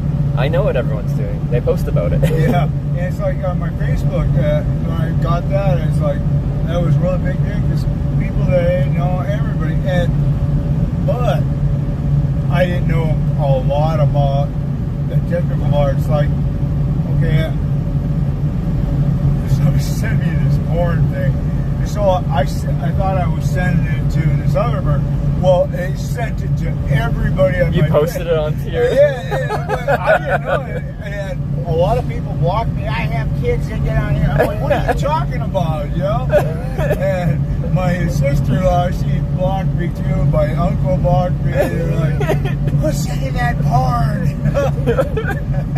I guess that's like when you went into prison, internet was more in its infancy kind of thing, right? Like social media was less of a... I mean, when I first... So it was like 2000 or something, right? Yeah, in 2001, when I went in there, I think I had a flip phone. Or not even a flip phone. I don't even know in 2001 if you had a flip phone. I had an Ericsson because I had AT&T, but my bills were like $1,600 a month for the phone that I had. It was just a little... It had a little antenna to come out. Yeah. It was Ericsson. They were built over in North Korea. And yeah, it was supposed to be the top of the line. But it was crazy because my dad's like, but that was for 3 phones. Okay. My brother had one and a friend of mine. And they would just pay me. And then you get out in 2020 and like technology had changed a lot since those. When I seen that, they call it a smartphone. Well, I'm like, I don't know if I got a smartphone, but I got this motor. Well, when I say, okay, when I was in, when I made it to the camp, I did my little hustling because I couldn't make no money booking because I was a bookie and inside too, running the ticket, for games and stuff. People betting on games and all that. Yeah. Good money here. Everything's paid by stamps in there. So like if you got a book of stamps, that's 20 stamps and that. So say somebody needs 500 books. sell, and then they put that money on my books. Okay. You know, so there's a currency in there, and they're trying to take everything away from that to make anybody make any money in prison, because they pay you 12 cents an hour. I mean, that's a lot of money, but you only get 30. If you're a class 4, grade 4, you only get $30. If you're a class 3, I think you might get 60. They say it's 12 cents an hour. It's less than that, you know. But some jobs you only have to work an hour. Yeah. But you have to work. So 12 cents an hour while you're working, like that's what it can be. Yeah. They say that doesn't go very far. Like what can you get with 12 cents an hour? You get with $30. Yeah. You know, that was. I mean, you gotta have a hustle. Yeah. And there's guys that come in there with thousands and thousands of dollars, and they want to be comfortable. And I first started taking milks and donuts from the what do you call it, the chow hall, and I get so many. I had customers I just bring in their milk because they didn't go to breakfast or whatever, but they like milk. And I made, I don't know, I think I made $1 a day, so that's like $7 a day I made just with that. But I still had to have my job. Yeah. And then I got into the hot trash and stuff like that. So I made pretty good money when I came out of prison. I still had quite a bit of money saved up and stuff. Because I don't like to ask anybody for anything. Yeah. And the only time I ever did, I asked for $20, and because I was in a pinch where I was at, because I couldn't get these people the money. And my brother, actually, my youngest brother, he said, "No, when you get out, we'll shower you with money." Yeah. That didn't happen. No, he didn't. I'm like, who are you? Like, have I never ever paid you back? Have I ever given you money? It was like, it was a real kick to the goddamn groins to have him for $20. And it took me a lot just to ask for that $20. Oh yeah. And then he started getting in all my business. I'm like, what are you gonna judge me? You're cheating on your wife, you're doing all this other crap, and you're doing drugs with your daughter and all this, and you're gonna sit here and judge me. Yeah, he's not really welcome by a lot of us, are my family members. I think he's got. My mom had schizophrenia. I think he's got a little of that in him. Yeah. Because he's really not all there. And his wife.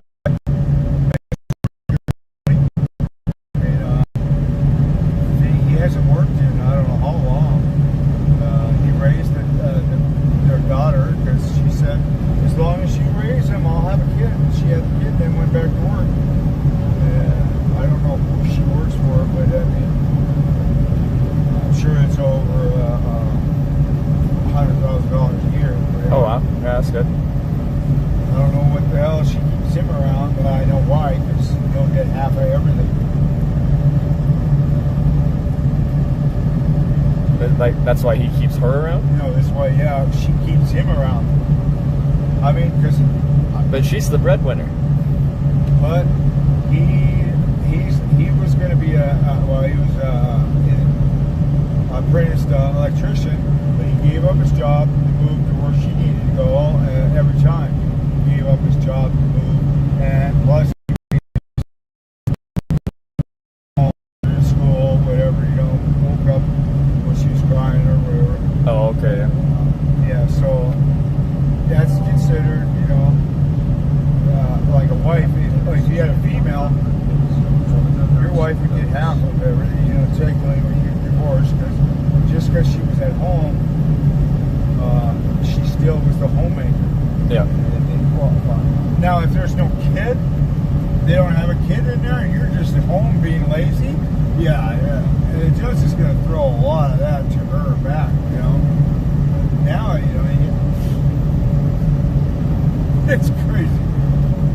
I wish I could have got a ride like that. But, you know, he knew her since high school and stuff. Trisha's a hard worker. I'll say that for sure. Yeah.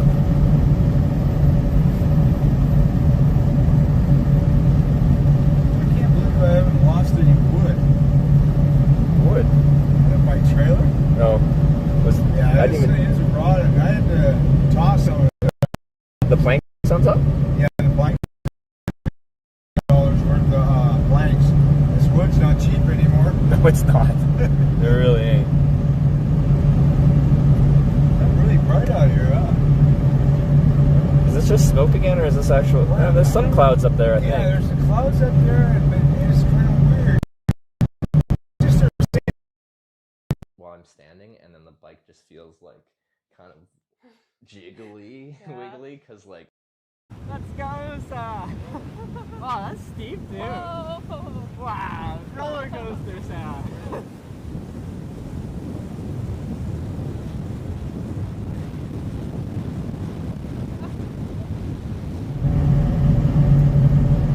I don't know if it's coming from Canada or it just depends on what the winds. Exactly, yeah.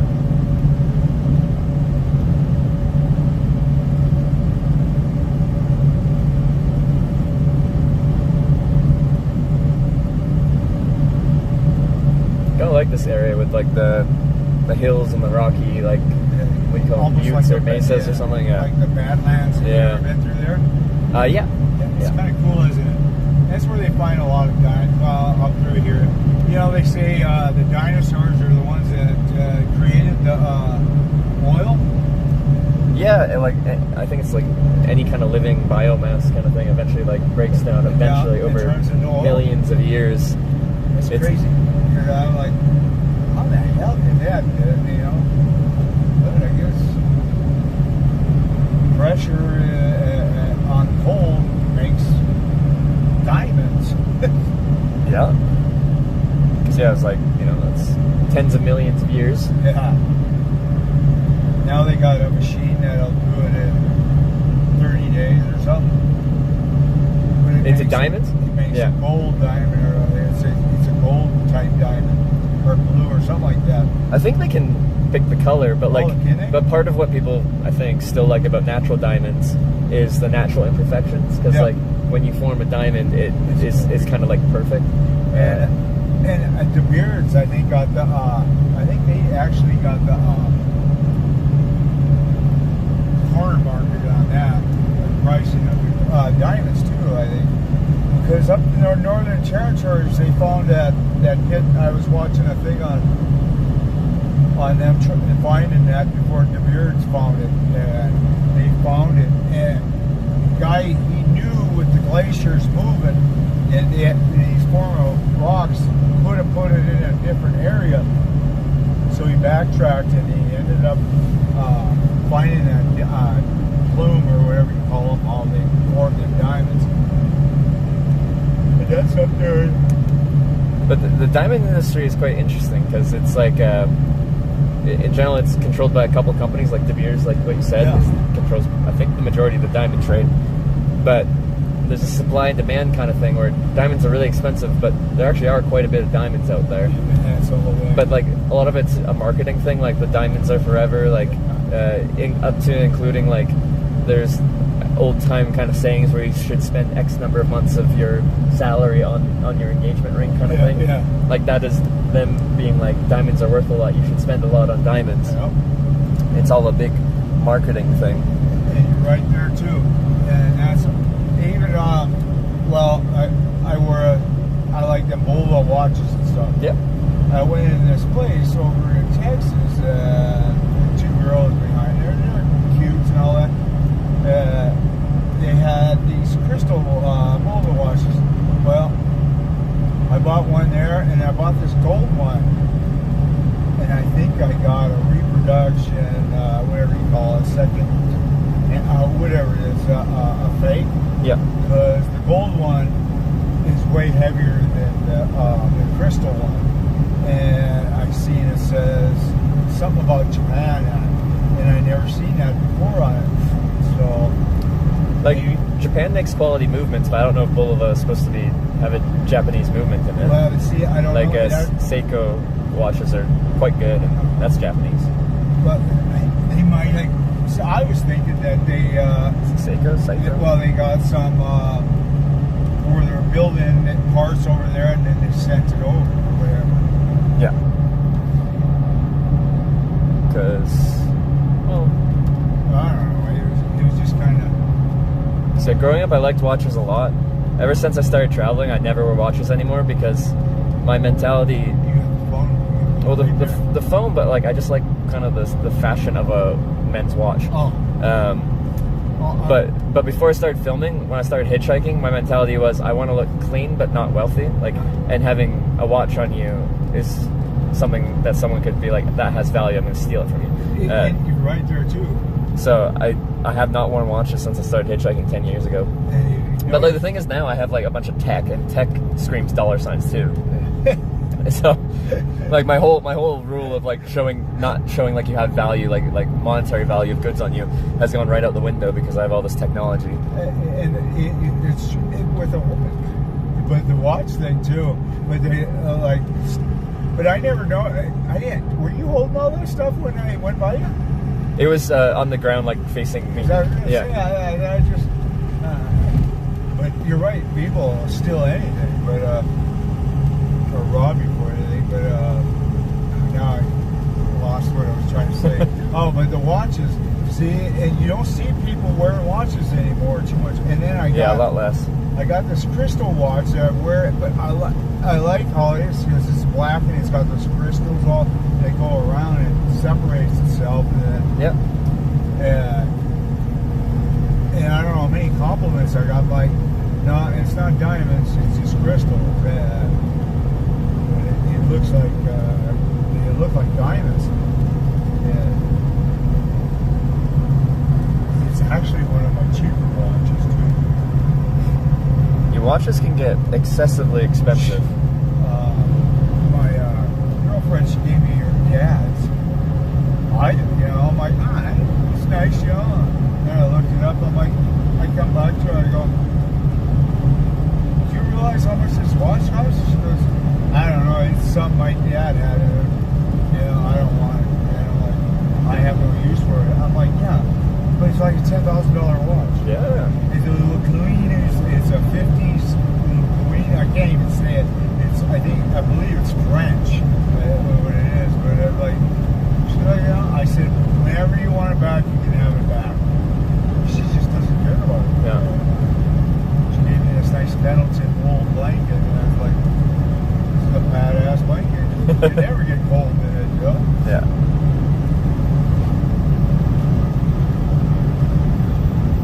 It's surprising how expensive some things can be that don't look like they should be worth that much. Yeah. And it's self-winding. It was made in the 50s. Oh, is it an automatic watch from the 50s, like with the self-winding feature? Not self-winding, but I mean, you got to... Oh, manual. Okay, you do have to wind it yourself. Yeah. Like I got one of them perpetual motion ones, or whatever they call it. Like as you move your hand in. Yeah. So like it always keeps it. Yep.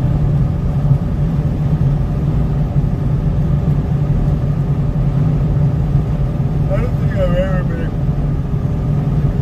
crossed here when it's not windy. This area through here? Yeah. In Wyoming, it's so windy. You can feel it blowing you around? Yeah. Yeah. When I was coming up through here a long time ago with my brother, all we were seeing was tumbleweeds. It's wintertime, just rolling across. It's weird. I'm like, it's like watching the Gremlins. All these tumbleweeds rolling, they get caught up in the tree. I mean, in the fence. Yeah. But yeah, I got picked up by a truck driver in Illinois, and we were going north, and there's a strong wind coming from the west, and he had no load in his trailer. So we got that. What's that? It was holding up path still? Well, no, like, we were just driving down the road with a heavy crosswind, and he has no weight in the trailer, so it's getting tossed around a lot. Yeah. You're right there. Because those high-sided trailers, they catch the wind. Oh yeah, you don't tip them over. They're always tipping them over there in California, and some down there by, I can't remember where it's at. When it's a advisory for light trucks with trailers. We have a famous one in Canada. They call it like Wreck House. It's in Newfoundland, the furthest east province, and like it's by the ferry where you get to the island. And the wind just somehow channels into this one, just a couple 100-yard section, real bad. And yeah, once it gets to a certain level, they close the road to any high-sided vehicle because they just consistently blow over trucks. Yeah. Just in one narrow gap. It's crazy, huh? You ever seen I think it's called the Travolta, where they land them planes? It's England they had it first or whatever it is, but they can land and fly planes or whatever it is, but it's attached to a country, I think it's Morocco or something like that. I'm probably wrong on that, but when they fly the planes, come in there, a landing strip anywhere, and they're flying them 747s and stuff like that in there, and it's weird how they have to hit the brakes. And I think they actually have something that catches on to them too, or maybe I'm mixing that up with something else. People think you're talking about Gibraltar, so it's south of Spain. There's a little nook. Right. Spain, but like it's technically part of the United Kingdom. Like a little UK enclave. Yeah, the Rock, the big, yeah. So I've been there. It's actually cool. It's an interesting runway as well. Airport when they come right in by there. The border. Yeah. They only have such a small landing strip. It was the seven most dangerous airports or something like that. There's this one up in, I think, Peru or somewhere, but it's like it takes off and then it's got a 1,000 feet drop off. So they got to bank hard to get climbing up again in the mountains. Yeah, I've seen a few of the considered dangerous airport approaches. I think there's one in like the French Alps somewhere, where it's again you're just all around mountains, and then at the end of the runway it just kind of drops off into the Alps kind of thing. Like consequences are pretty high. But yeah, Dildo Brewing Co. and Museum.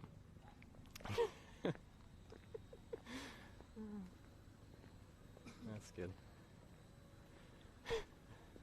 Jimmy Hart Dildo.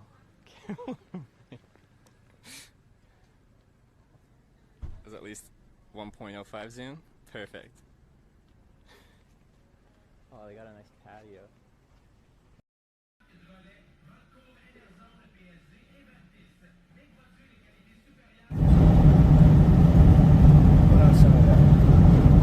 I got Waze on here every now and then on here, so that I got the screen. It tells you where the tops are too. If somebody puts it in, you know. Oh yeah. Do you find that works any better than like the Google Maps? No, than the radar detector? Because that's detecting for cop. Well, like for speed traps. At least they give you heads notice if somebody puts it in. I try to always warn when I see somebody and I put it in there, so I pass it down to the next person. But ask him if he's going to Everett or not. Okay. What? He's going to Everett. Are you going past Everett? Just slightly. Just slightly past Everett. Yeah. Okay, that'd probably help me out. And I'm making a documentary on hitchhiking, so you okay with the camera? Yeah. Yeah? Okay, cool. He's going just slightly past Everett. So, thank you so much for stopping. I really appreciate that. Have a great rest of your day. Alright, cool. Bag in the back seat here is okay? Yeah, or do you want the trunk? Only hairy, though. That's okay. I live in the woods and stuff. Some strangers making a documentary. don't think I've had that happen. The two cars. Bridge, and then remember there's that dock and stuff like that? We can probably swim around there. Like when we're going to where you used to live. There's life jackets on the side. Yeah, there is. They're just in the water. Yeah. Hedge out with the 28-month South for the 28 long months.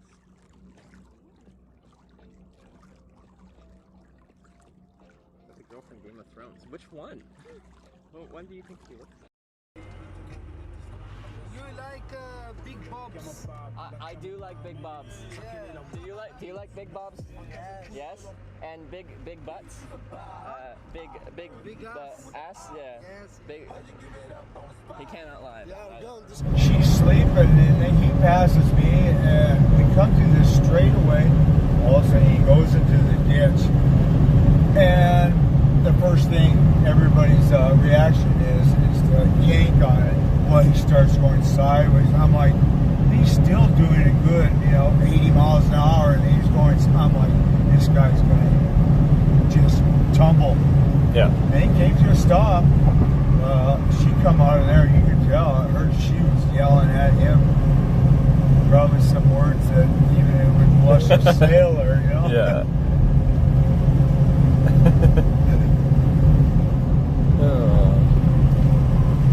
But yeah, no, in all my hitchhiking, I've been picked up about 2,200 times. That's cool. That really sucked, especially when it was somebody else involved. Parlez-vous anglais? Yes. Yes. So what are you doing? I make a live video documentary on hitchhiking. Do you know hitchhiking? What? Autostop. Ah, photo stop, okay. So I was,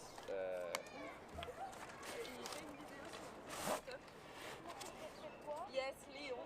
so I got dropped off here like 2 hours. So you can't sue each other? I think you can in Canada. I think it depends on the circumstances. Because, okay, not Minnesota, but Michigan has got a no fault because this guy pulled out in front of me, and a friend of mine, and I just bought this car for my sister for $65. It's a good little Le Mans, but I smashed into him, bounced off, and he pulled out, and we exchanged. I mean, no, I went to the hospital, that's right. We both went to the hospital because they, I'm like, I think maybe that's fine. But I ended up, my buddy that was with us, it could have been considered on workman's comp too. Time cards to the bookkeeper. But I wouldn't do that to somebody because, how the workman's comp works in Montana is by how much income you're paying them. Yep. Yeah.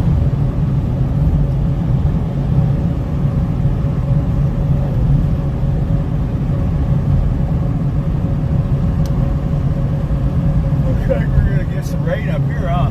Looks like it. It's better than I was just out in Cheyenne yesterday, and some thunderstorms rolled through in the afternoon, evening.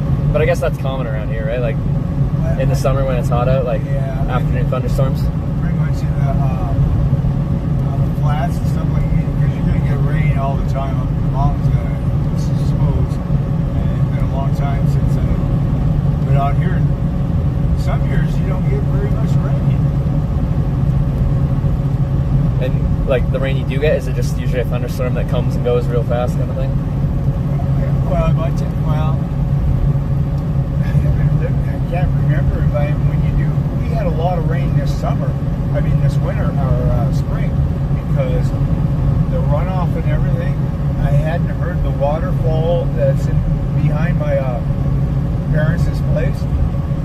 And when I remember it all the time when I was a kid, and then it would flood out the lower valley part because of all that runoff. Oh yeah. Yeah. This girl goes, "What's that noise back there?" I go, "That's a waterfall up there coming off of that sandstone coming down the hill." And I said, "I haven't heard that in a long time." It seemed like it wouldn't rain every year, Yeah. But that's like where this is like, it's not the most farmable land generally, right? 'Cause it doesn't get enough precipitation. This is more of a more cattle, you know. These plants they eat, call it the protein tumbleweeds or whatever the hell they can say. It looks like they got some hay out of or whatever this. Yeah, here in the middle, somebody's got a contract or something like that. Which I don't know why they don't do it to all of them. Yeah, it makes sense. Yeah.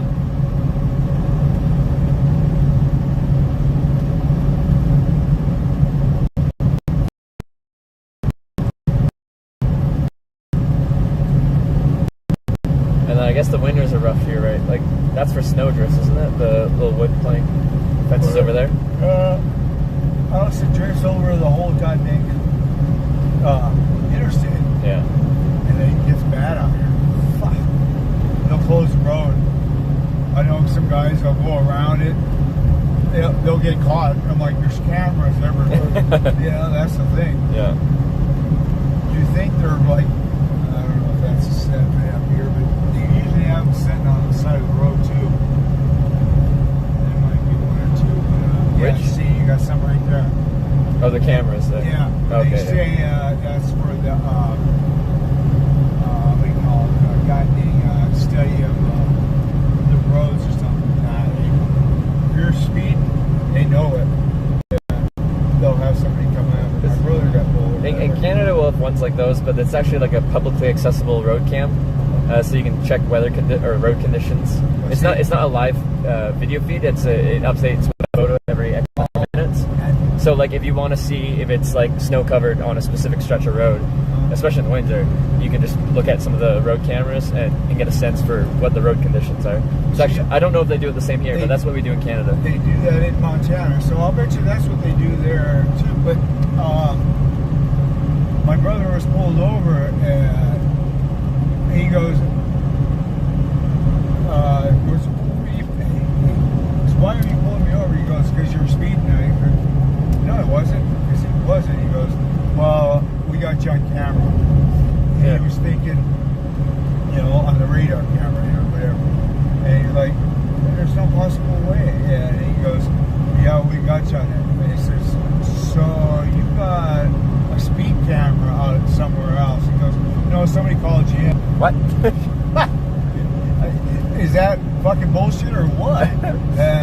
So I started thinking maybe these are some of these cameras, but when you said check the conditions, and they do have them all over Montana, all over, they got them there so you can look.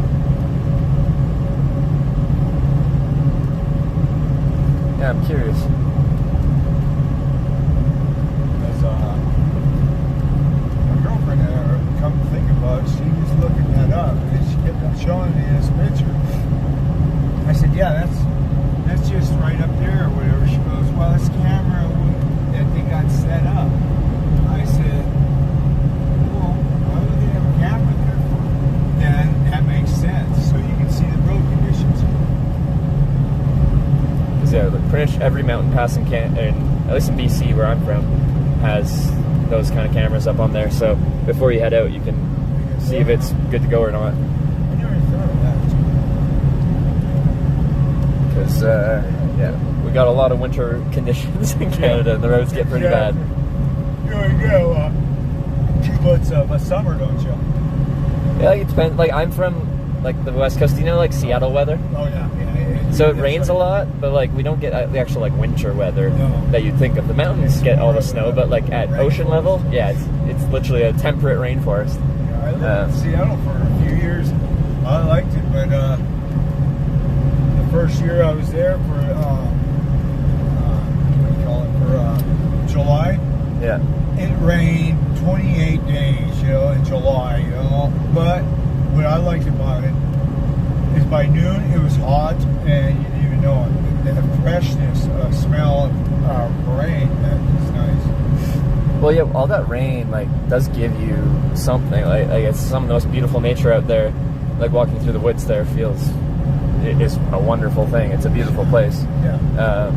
But yeah, like whole like seasonal depression can be pretty bad there because you rarely see the sun through the winter, and like on the plus side, you don't have to shovel your driveway all the time because it's not solid.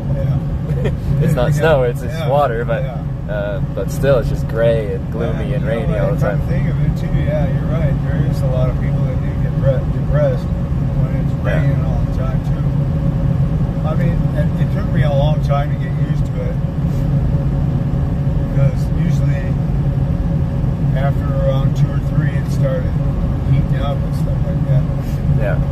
But there's nothing better than, and everything grows so fast down there. But the trees don't go deep into the ground, the roots, I should say.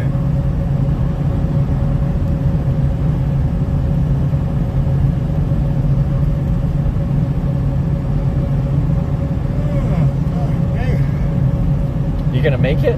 Yeah. That's a lot of yawning. Yeah, I know. Shit, I shouldn't have ate. Oh, do you get sleepy after? Tired. Oh, okay. But I mean, I didn't think I'd get that tired. But it's like it's not bright, but as soon as I take it off, and kind of my sunglasses take them off, and then it's kind of it's a little more bright. I don't know. Yeah. Maybe it's just when you used to drive a lot more, did you have strategies to keep yourself alert and awake when you were driving? Like different people do different things.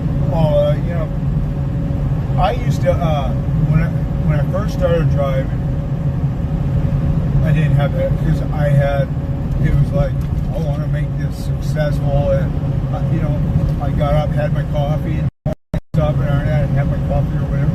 I don't even drink coffee half the time anymore, and I've lost.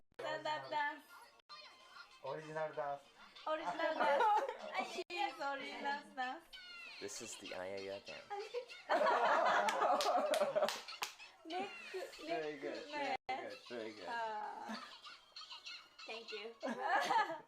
It's never happening, but I see how some can be really misleading, and I don't believe what I'm told anymore with the news. So. I have no idea how I got nominated for this award. I wasn't streaming for like over a month straight, and I only found out I was nominated because like people were adding me on Twitter. Sorry, X. And they're like, "Congrats on the nomination." I'm like, "For what? What is going on?" Anyway, that's how I found out I was nominated. So maybe one of you or some of you are nominating me. I think the category makes sense. I do very obscure content. Maybe that's why you're here.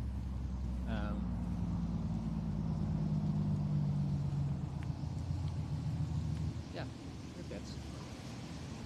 League of Their Own. There's other interesting people in my award category as well. Yeah. In the name of Jesus, Father, we just come to you. I come to you, Father, in your name, Lord. I ask you to give this young man traveling mercies. Let him win this award. Show him his value. And Father, as he travels, as he walks these roads like you walked so many roads, Lord, I ask you to be with him. I ask you to minister to him. I ask you to expose yourself and show yourself to him. And then, Lord, show him himself through your eyes. Yeah. 先にこの人を下ろします。I will kill this person first. Okay? Can you say that again?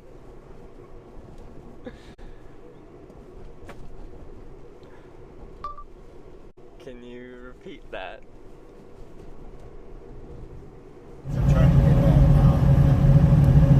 Oh, she took over that group, the guys that had been to the RDAP, and I'm still I'm trying to figure out what I was trying to say.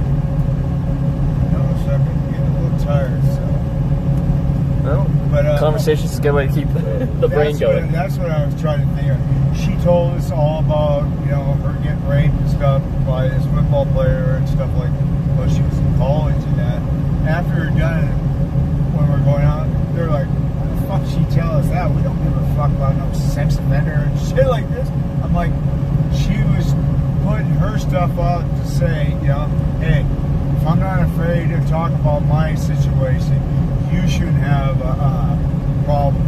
And a lot of them didn't understand that. She was just, you know, talking about it, so she's facing her fears and shit like that. Yeah. And she was probably one of the best counselors that I've ever had, man. She never condemned me or nothing like that. Oh, yeah. She just advised me, you know. Are they hearing me now? Well, it's cutting in and out. Okay, I was gonna say, she was always giving me a heads up on what the feds were trying to do to me. It was kind of good to have, you know. Yeah. Did the prison system have a good way of like actually trying to get counselors and help them that way, or like? Okay, well, when you got, but see, the thing is when you're into them, they call it a modified therapeutic community. You live in this one block, and you're all in the RDAP program. The thing is that you're still inside a prison. Yeah. So if you're in behind closed doors, and they're still considered COs, but they don't have to talk about. They can't talk about it because that's a HIPAA violation. Yeah. But so you really don't have, unless somebody really trusts them, you don't want to be caught in the same room with them and talking to them. Yeah. Because a lot of the guys go and spill their guts. Mm-hmm. Is there anything that they are required to spill about? Well, Because I think it's like if you threaten someone's life kind of thing, then it's like an immediate. For even with doctors and not doctors, but clergy and chemical dependent, if they said that anything done to a child or murdered, they have to divulge it. Yeah. But I don't think a priest does. I thought he did, but I don't think they do. Okay. You know, I got bit by I don't know what these. Somebody called them over in Oklahoma, crickets or not crickets, but a chigger. Chigger or something like that. Yeah. I don't know what a chigger looks like. The real small things, Yeah, but they like. These things it's like they're bad. Flying into me, and I've been itching. I got it on my chest, back on the back, but you know, I heard that chigger or whatever, but I don't know. Are they bad for you or what? Oh, they're not going to give you anything like a tick could give you an illness or something like that. Sorry, guys. Fuck, I didn't even see them. That's why they say make sure you stay to the close inside. But I'm gonna stop here and get some fuel. I forgot to do it when I was in. Oh yeah, we did. Yeah. You get it over there, and man, I went through it fast too. Well, I put you filled up in where you picked me up? No, I. Oh, okay. Oh yeah, wait, no.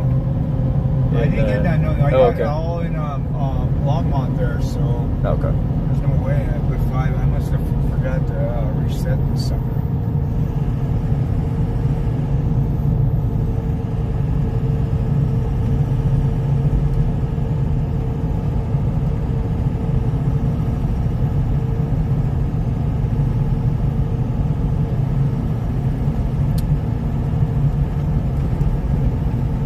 This looks like a real small town. Yeah.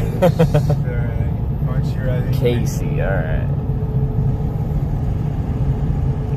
There's all Western guys around here, I suppose, are roughnecks.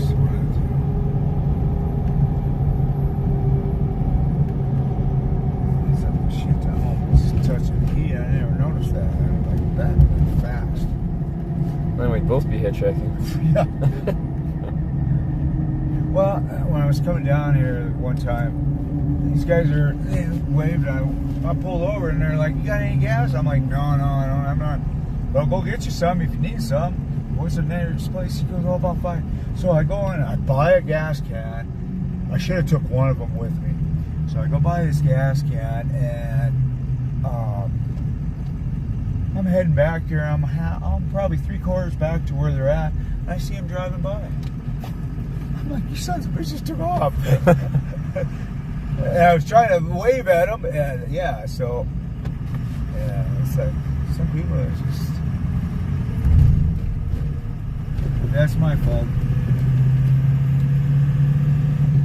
So I was driving with all this goddamn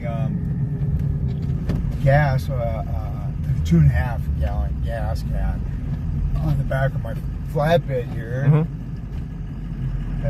Finally gave it away to my sister. I'm like, you want some gas? I can't get rid of this shit.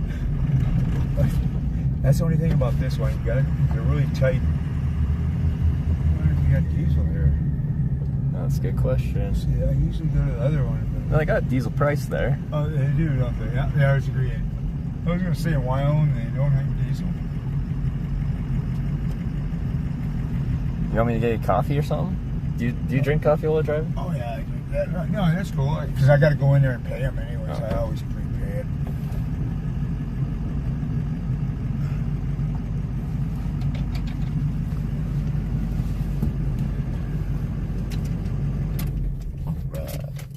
Big town of Casey, Wyoming. Clint Eastwood. No, he made that up there up in Alberta. That one. Out in the middle of nowhere. Whatever they had in them days, they had to bring in like a horse and buggy. Oh yeah. So it made it. They didn't see car tracks or anything like that. All right. Casey. It is a long ride. A long ride. I'm all good, man. Okay. Thank you. Have to idle cooled turbo? Aren't you not supposed to have your car running when you're fueling it up?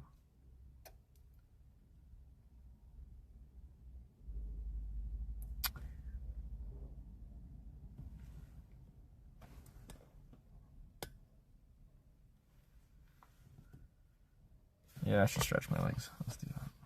Might as well. He's not fueling yet? I guess. I don't know.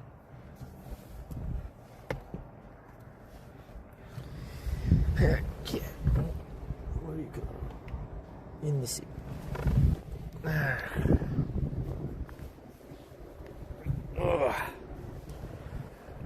It's the longest ride you had? 3,300 kilometers? Whatever that is in miles. What is it? It is an F350. F350 Super Duty Power Stroke V8 Turbo Diesel. Actually being used for F350 things.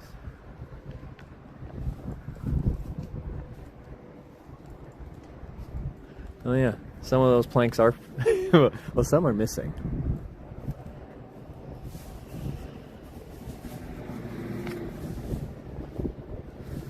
Anyway.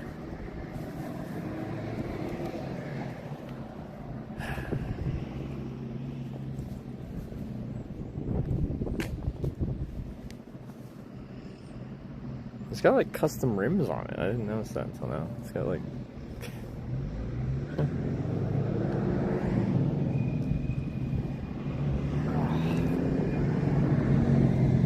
like the replacing. But yeah, he bought it for $3,000. Like he just bought it in Oklahoma and is driving it back right now. Is the current situation.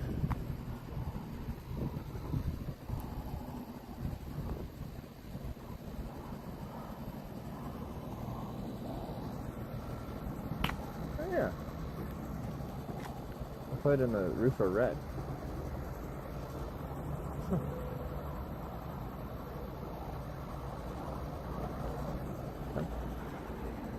Oh, there's a coffee shop across the street. Getting espresso coffee and crafts. They don't have coffee here. I could have to get them one from over there. 50 mile long ride. Is that where we're at so far? Because I don't know the whole distance from Cheyenne to what are we thinking? Like Billings? Is that where we're going?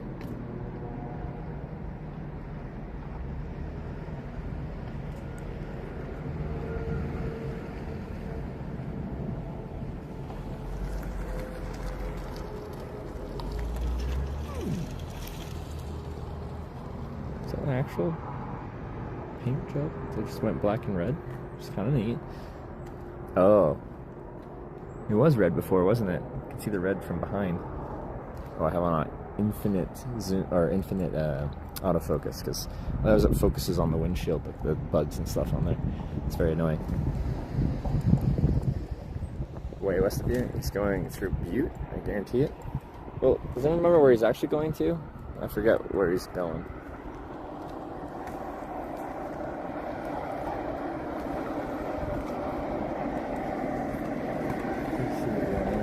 Friday night radio. On time right now.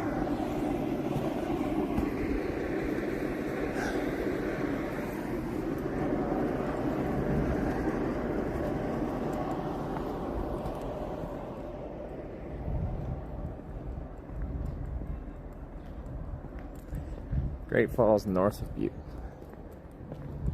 Yeah, let me set you guys down. Chat. Well, I'm not carrying the camera.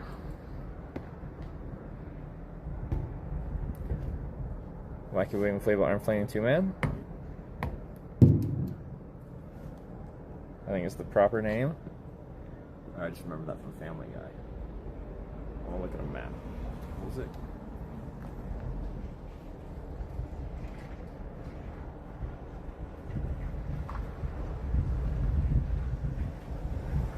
Yeah, we're getting close to Montana.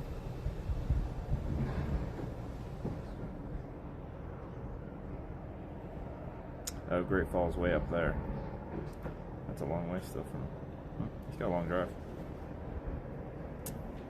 Let's see, from here to Great Falls, what is the logical direction?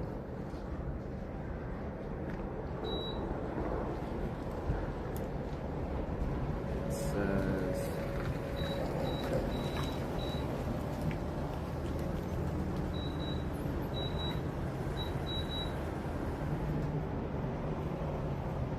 It doesn't have to drive on 94 at all. Wait. On 90, like. No, no, wait, no, no, no. Where? Oh, hold up. What?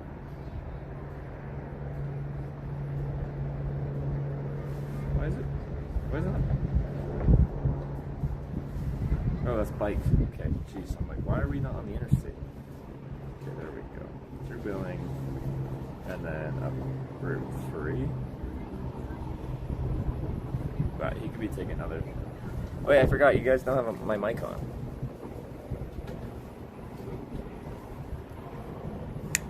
But I'm standing away from the camera, that's when you kind of want it. Does it even work though? Am I on mic? Is the mic on now? I just felt like I was kind of mumbling from like 5 feet away, and that probably doesn't work that well. No? What's up with... The mic isn't on? It is on, it's just not connected to the phone correctly.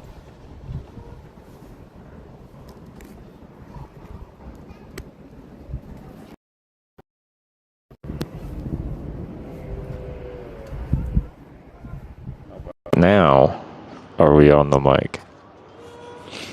I just decided to give up because these are connected to each other. Like the receiver is picking up the audio. Now, okay. Because I'm like, it's kind of windy out. You're probably just picking up wind noise and not much else. All the spaces. Hey, I got you. Oh, what is this? Old honey. Old honey. Thank you very much, sir. Made with creamy peanut butter. Nice. Cornflake candy. I'm in.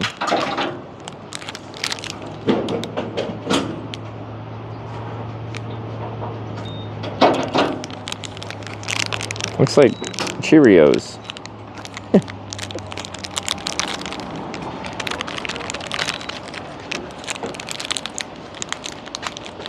You'd eat that? Seems good. It's from Georgia. Sweet. I'll be good for a little bit though, because that Sonic lunch was a hearty one.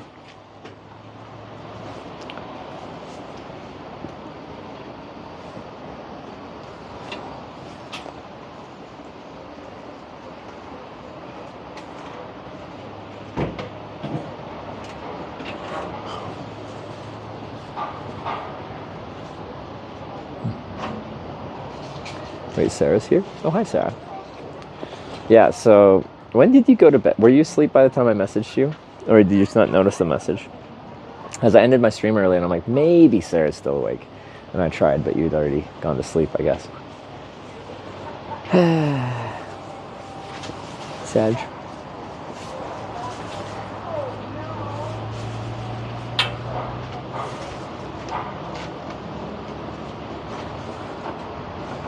Was awake brushing my teeth, didn't see the message. Oh no, sad. That happens to me as well because I don't get notifications.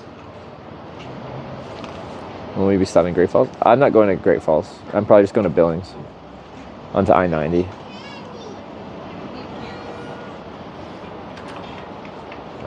We might need candy. It's up until 3. Oh no, there's so much time. I was tempted to give you a call, but I thought like, if you didn't respond to my message, I'd just wake you up and feel bad. What were you doing up till 3?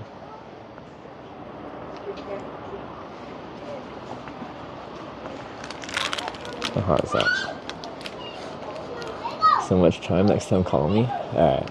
Well, I do need to take a day off at some point soon, because I'm like, what do we say? Today's day 9 without taking a day off. I want to have a day off, like, you know, I can work around your schedule. When was your last day off?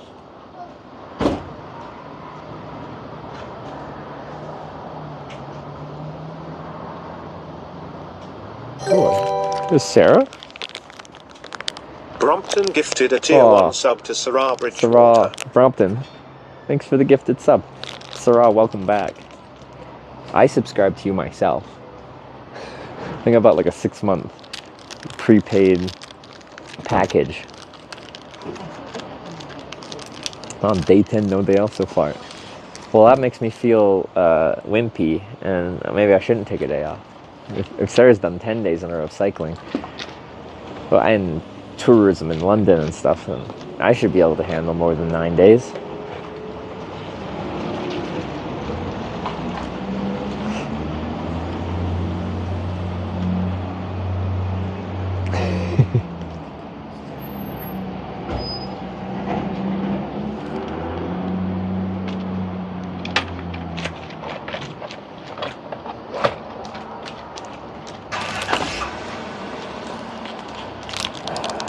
Camping in Billings, Swords Park overlooking Billings is perfect spot. Alright, I appreciate the advice there. It's always good to get a little... Are you from there? Or you just know the area good, or do you just like research it? Is she tougher than you? Excuse me, did you watch our bike race when Sarah was sick and recovering? I destroyed her. I destroyed my sick asthmatic girlfriend in a bike race.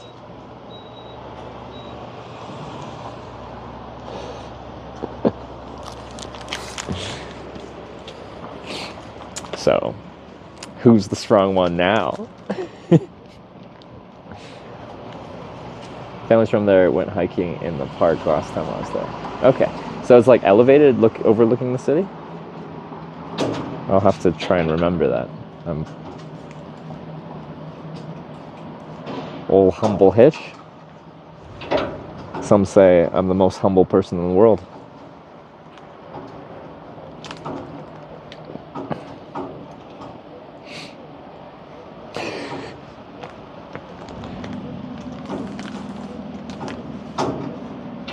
Heard Sarah let you in, yeah.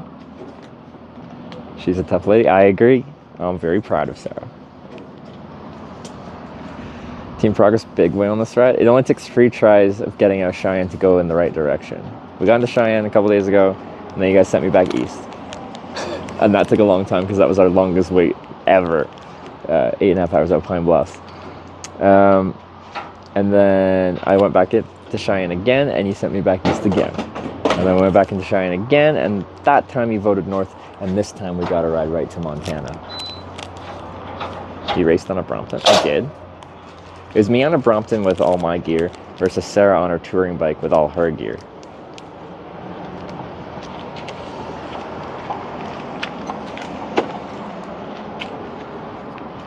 Sarah will beat you at everything. Sarah complains that I beat her at everything. But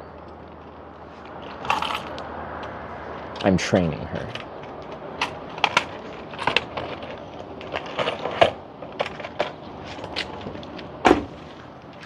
I want, like when we were talking about doing the races, if Sarah didn't get sick and like was not in great shape because of being sick, I wanted her to win. I wasn't gonna let her win.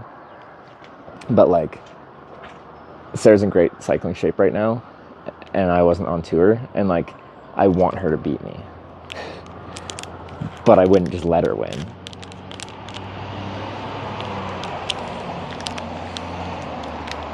I'd just be very proud of her and the progress she's made.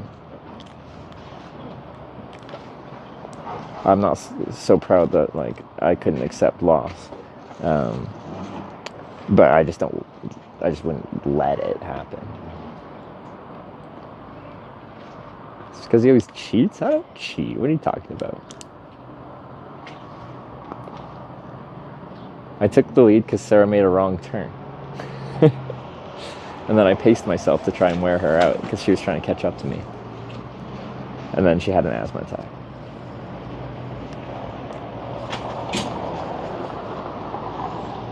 Is there clear law enforcement in Montana? Oh, I'm hitchhiking. If they come and talk to me, do I run away? Police pulls over. See ya, I'm gone. I'm gonna ride away on my Brompton.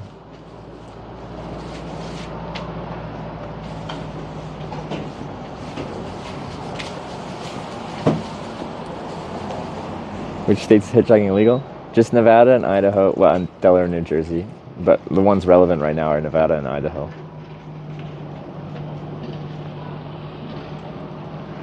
So that's the reason we had a truck driver pull over yesterday just outside Cheyenne, and he offered to take me, like, well, there's a couple factors. He was going all the way to California, but that would have been a multiple day ride, and I don't do multiple day rides because it loses the sense of like day-to-day adventure. So I could have taken it the rest of the day, probably to like Salt Lake City. But Salt Lake City, Utah is still legal. But right west of there is Nevada, right north of there is freaking Idaho. You're in this corner surrounded by illegal states. My only way out would be either back east and north or straight south and then around into Arizona. But I really don't want to go the Arizona way.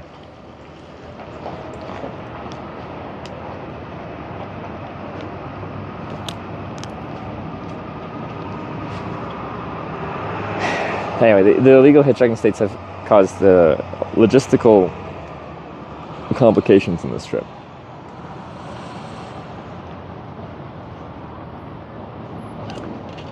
Driving I-90 tomorrow, heading east. I see you going west. Turn around and sign the book. Yeah, if you can tell I'm in like the same exit hitchhiking or something like that as you're going the other way, come by, sign the book. It's what it's there for. I'm more than happy to have people come by, say hi, sign the book. The book is almost full. And like, you know, it's not the thickest book in the world, but like most pages have multiple names and stuff on them. It's a lot of people have come by. So this book will be retired soon because it's almost full.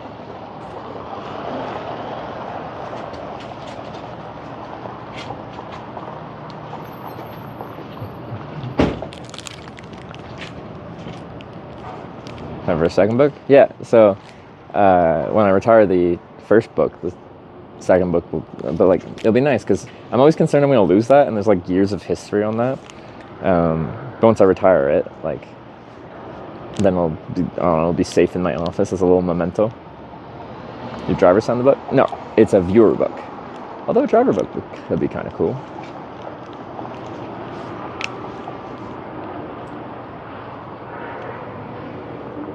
Just sign with location and date. I do say that. Well, I didn't say that when you came by. I distinctly remember not saying that.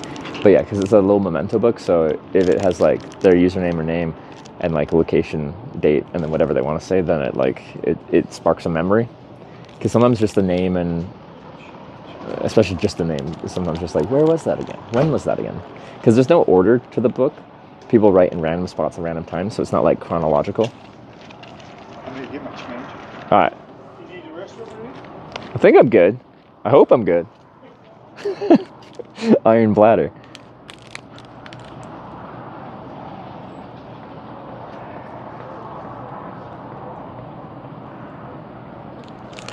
I had that when you stayed in my old apartment.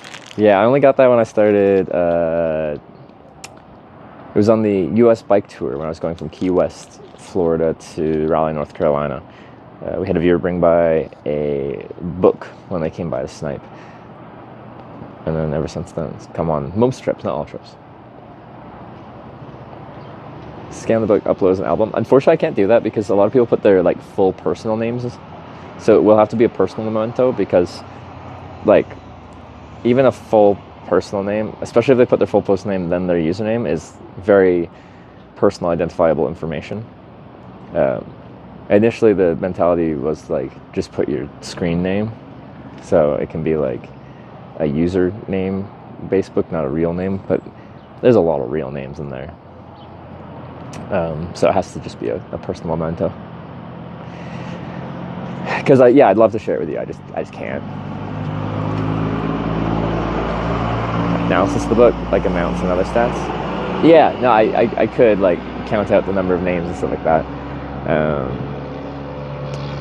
And well, not all of them have location. Like a lot of time I'll ask to put the location, but not all of them, because like number of entries and locations of entries could be interesting.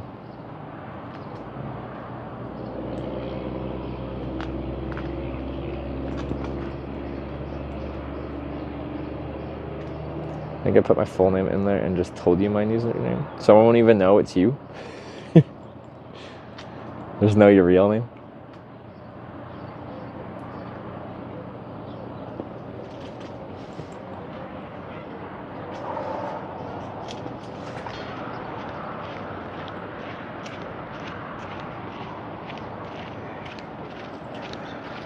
I'm talking to myself. No worries. I do it too.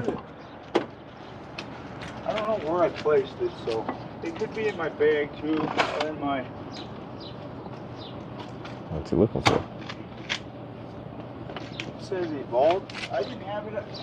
What are you looking for? It says Evolve. It's like a little baby thing. Oh. I don't. You didn't see it in there, did you? No, I don't think so. I don't know what it looks like beyond saying Evolve. I got the other one, but I'm trying. Can't figure out where I put that. Where are you going? Maybe I should try to go with that. Oh, I found it. There. You got it? All right. Yeah, I just wanted to make sure. Maybe we'll run in and try to use the washroom. You okay? I'm just gonna leave my camera on the bed there, or are you gonna move it? I was gonna move it all the way. I'll move it. I'll just on the bench here. You're gonna grab it then? Yeah, I'll grab it. You can move. So Yeah. Yeah. So you don't. Yeah.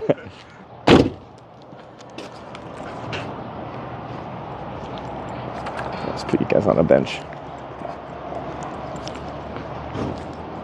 I think we'll be fine.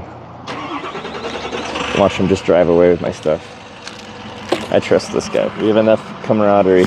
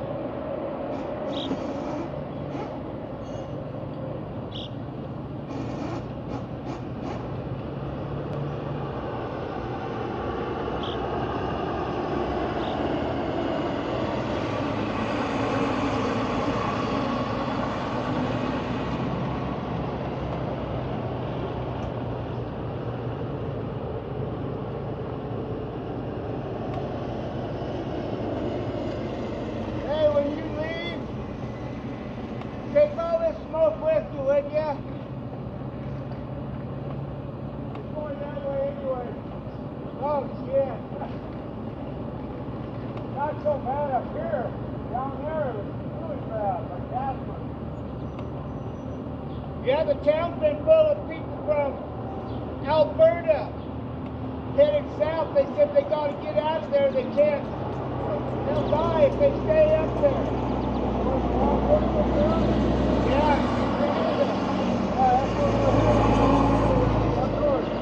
That's where you're going? I'm going to Montana. You're going to Canada.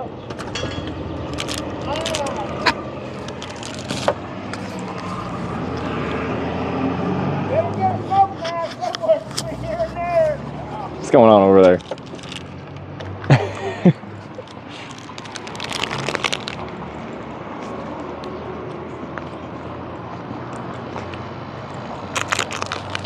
Fire discussion? Okay, I guess that makes sense. It's pretty relevant. Oh, I didn't do my belt. What a weirdo. My pants been on my belt. What am I doing?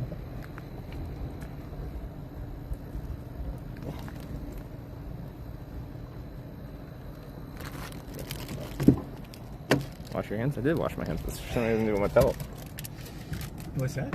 Oh, Oh, nothing. I keep forgetting. I know, it's weird. I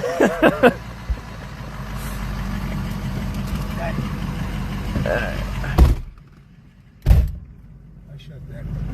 It's right. Hopefully.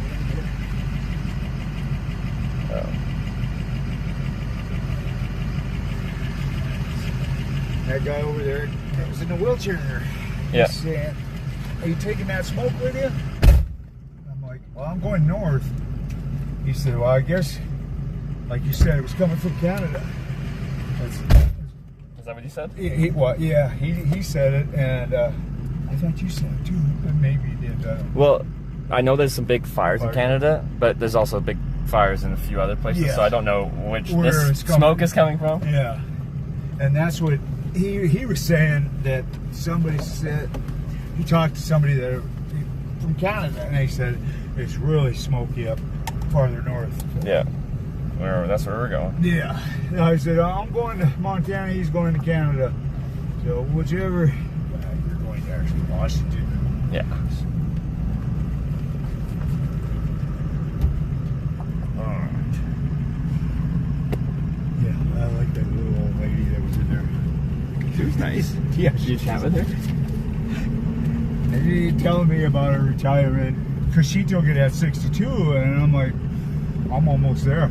Yeah, I said, so you're at 75%. And she says it's only $200 less a check or whatever it is. And I was told, because now she can still work at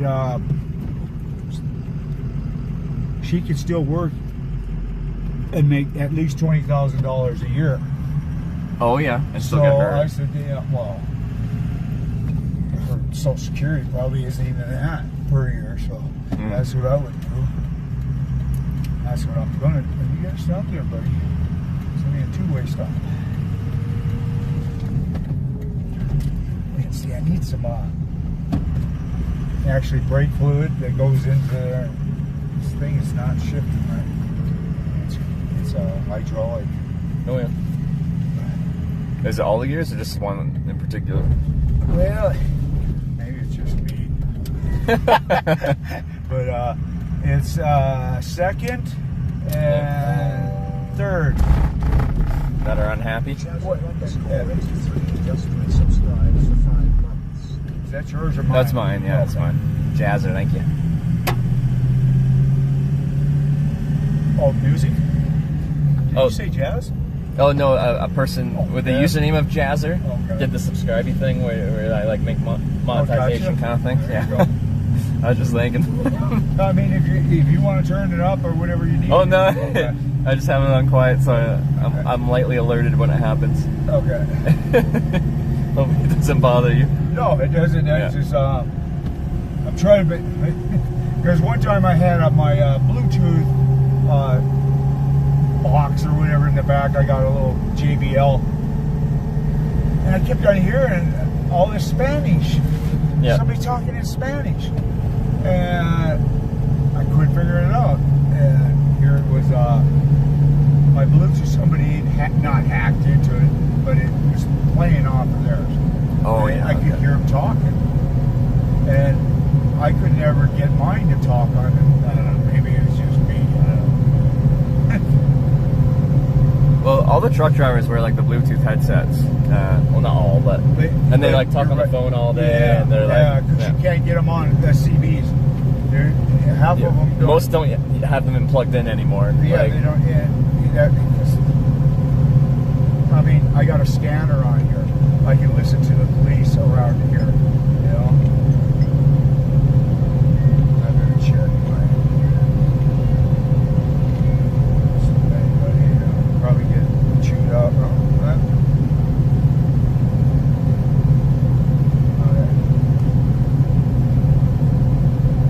Oh, that's good.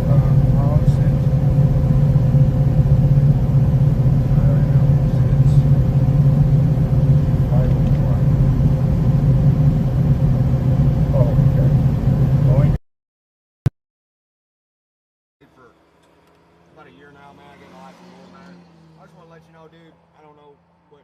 I know I come from a shitty background, man. Like Okay. really bad. But I don't know what you got going on, man. But I just want to let you know that God loves you so much, dude. Okay. And he's got a plan for you.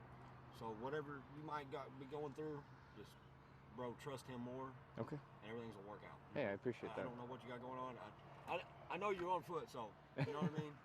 No, that's some kindness, and it's nice to hear it. It's Yeah. not my business, bro. Yeah. You know what I mean? And it's nothing. All right. But you know, I pass these out. But look, you can take it if you want, brother. If you don't, that's cool. But use this, man. For the bad days, use this for the good days, brother. What is it? And it's just a piece of paper that says Jesus loves you. 300 more miles. I say 350.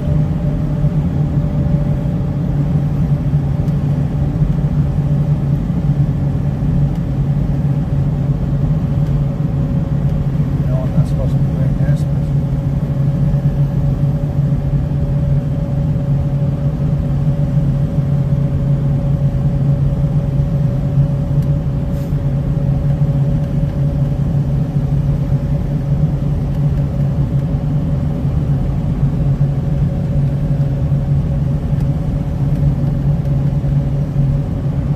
Like these little hills. They're like really short but really steep.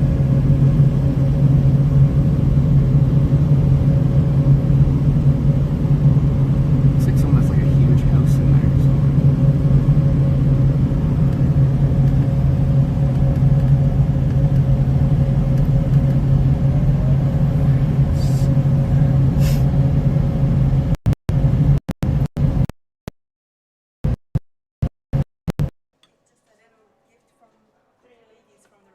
Oh.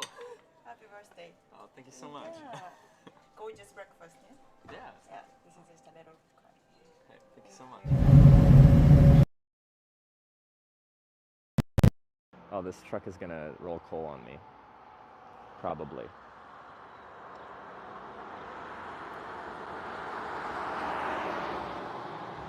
There he goes.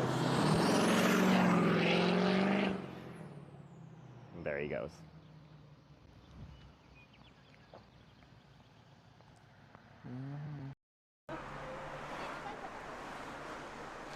I'm there? On the car? Okay. Okay.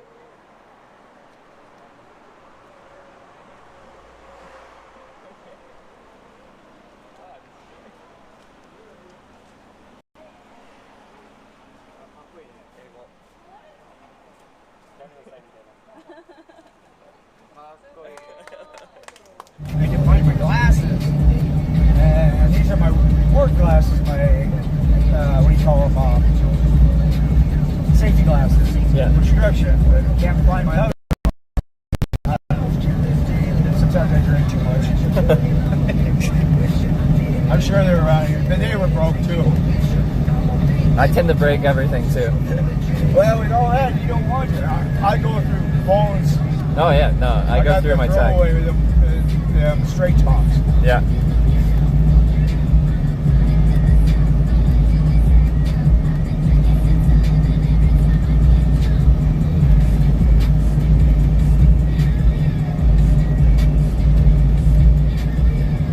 shouldn't deny a man his money.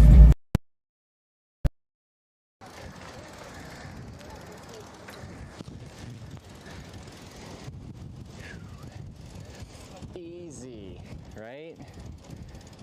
Easy. So I doubt it's working right now. Like, it kind of gives me like bitrate information, but yeah. Oh, okay, gotcha.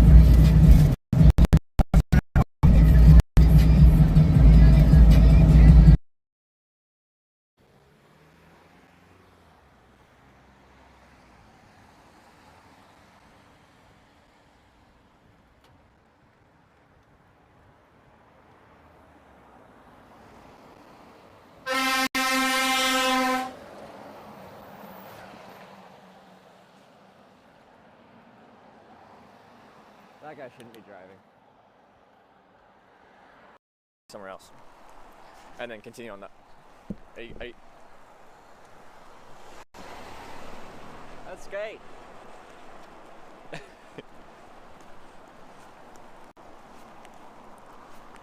I had the cross thing, and then she just decided to keep going anyway.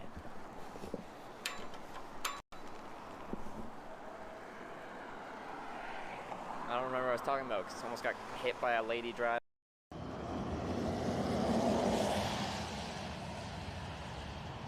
I don't trust you. You're gonna do the truck thing, aren't you? I don't trust you. Oh, the lifted truck thing. Okay.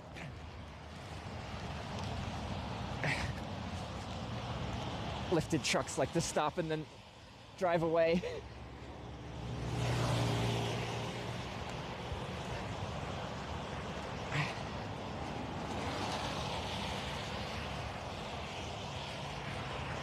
And he did.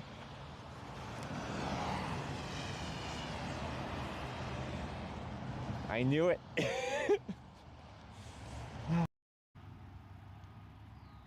Because with just the south sign, you get people that are like, oh, some hitchhiker, I don't think I want to pick him up. And then you swap it to not a murder, and they're like,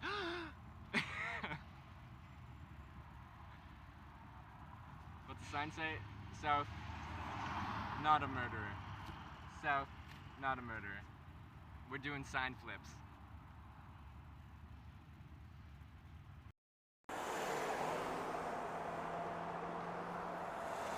What? Do I know where you can find crystal meth? I do not know. Alright. Probably in the city, I'm guessing. I'm still trying to wake up. Alright. Okay. Good luck. Good luck. Alright, have a good one.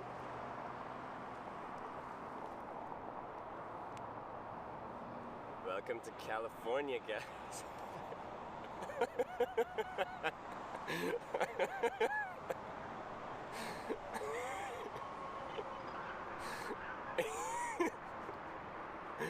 That was the strangest interaction of my life based on the situation we're in right now.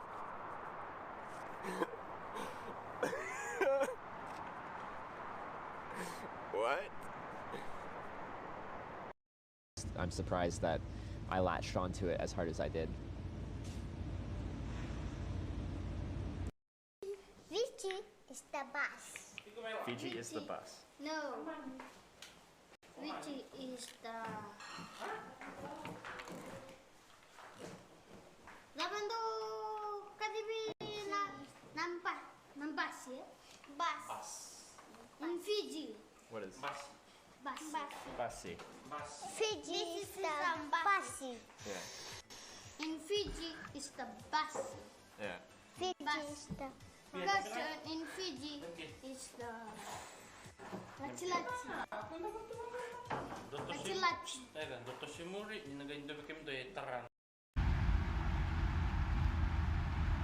Now, you don't have to answer this because it's a personal question, but if you don't mind me asking, what landed you in jail for 38 years? Shot my nephew. Shot your nephew. Stole something from my baby brother. Yeah. That was in a wheelchair. Yeah. Well, thank you for telling me. Family or friends. Yeah.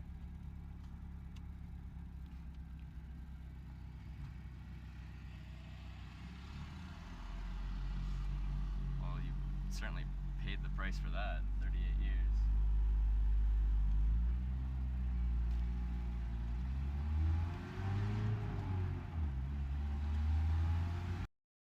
me? I guess so. Yeah. Can I come with you? Yeah. I don't even think you don't have a ticket, do you? No, I don't. No, come on. All right, cool. All right, we're going in. We're going in. That's what we do here. All right, we're go, bypassing. girls. We're bypassing.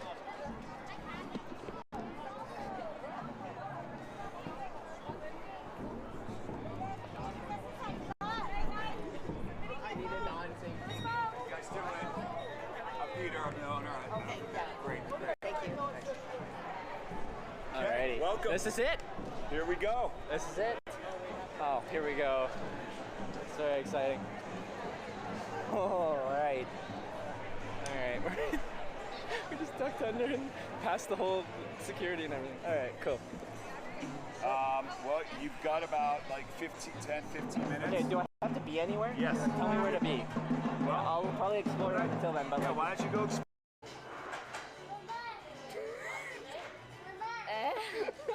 I understand. You understand? I know. Okay. I have to say what. Okay. So this was the translate in English.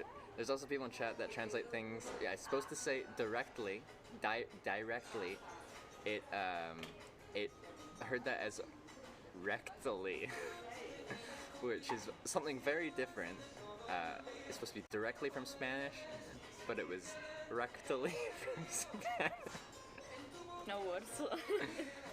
Supposed to be direct. Portugal, autostop. España, France, Italia, autostop. I make a documentary. Senti, parli inglese. Questo qua quando va a Firenze in autostop.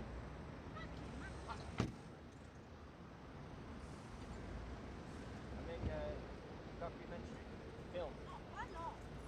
Qua no, digli che se vuole fare autostop si mette là, a Monte Cagliari. Oppure di là, alla stazione. Ma come ce la si fa?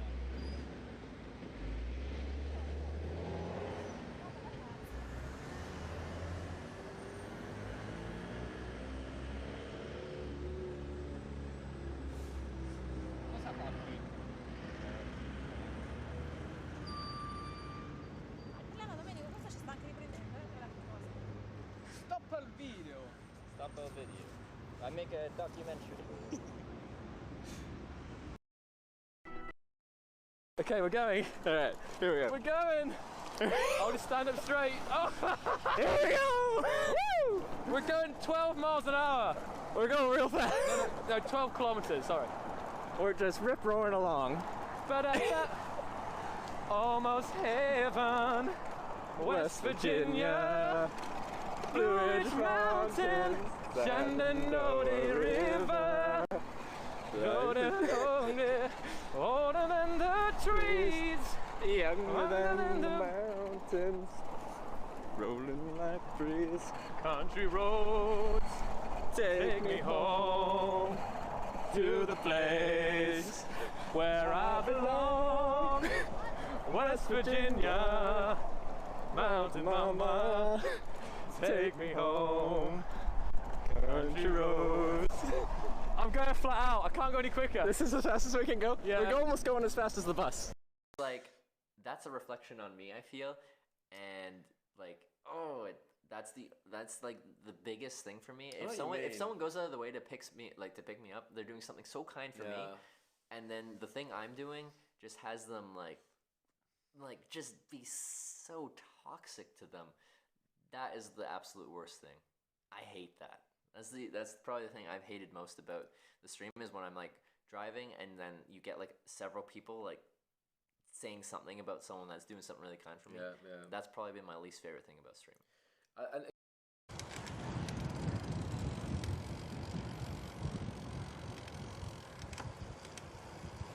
Oh, I got matching shirts. Did you guys need a beer? A beer? No way. A Belgian one. A Belgian one. Really? Dude! What's up, brother? No way. I'm Jay. This is Jay Streezy. Nice to meet you. Hi. Oh, to do it. Yeah, whatever. Sorry, okay, I'm gonna put this on stand here and then we'll do it. Oh my god. I did not expect this. Oh my, okay. Oh, this is very exciting. Such a nice road. I didn't expect to see anyone until we got to Amsterdam. This setup is crazy. You like it? You might need a Yeah, I'm gonna move bike. this more off the trail here. This is so crazy. Oh my god. You can't even imagine unless you see it in person. What a beast this is. It is quite the beast.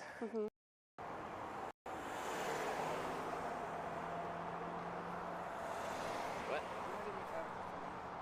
Do I know where you can find crystal meth? I do not know. Alright. Probably in the city, I'm guessing. I'm still trying to wake up. Alright. Okay. Good luck. Good luck. Alright, have a good one.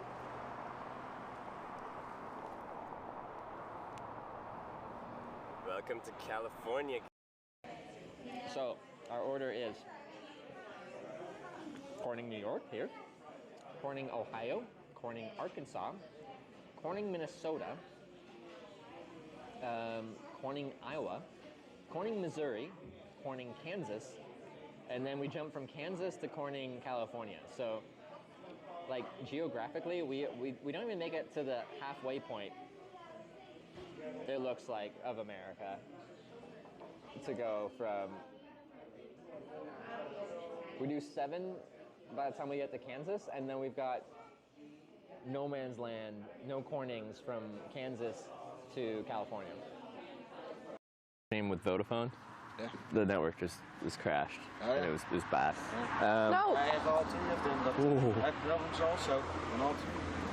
Did you scare the cat onto the road, Sarah? No.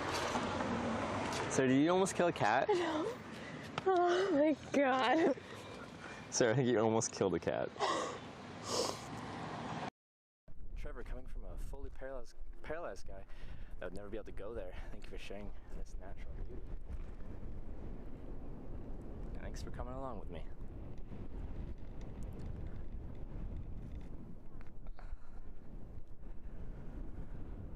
It is really nice, isn't it? These things are cute. They are cute.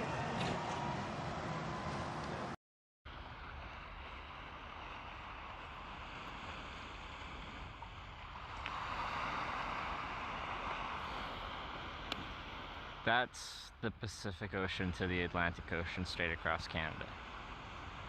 There it is.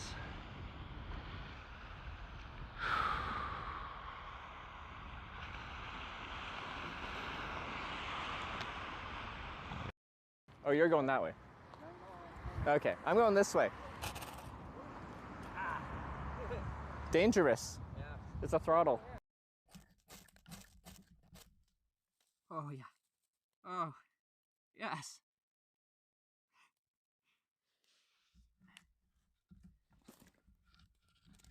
The whole half of the house, because it's almost as big as the house, the bedroom. Vehicle on shoulder ahead. Was that the radar detector or is that a Waze? Waze. That's Cow go moo? 'Cause cows feel like saying moo, okay? Yo, Yo, you want to see my dick? like maybe, how big is it? Real small. And they look like they're ready to run. I'm teasing. I should say that. I should have pulled over, but I mean, there's enough of them they should be able to help. I can't really sort of.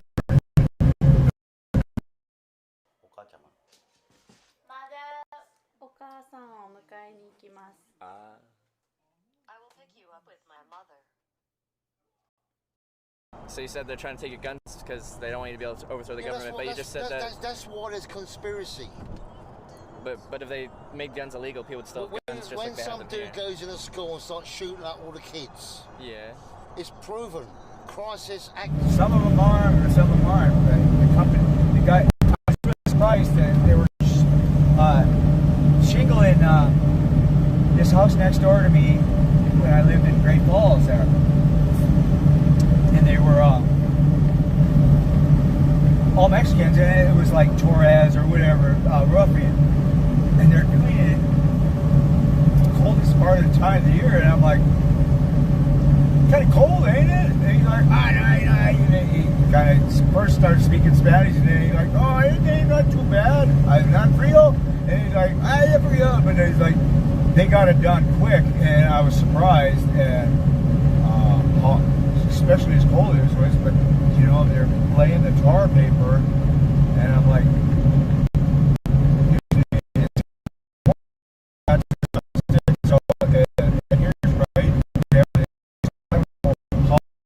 find something, I guess.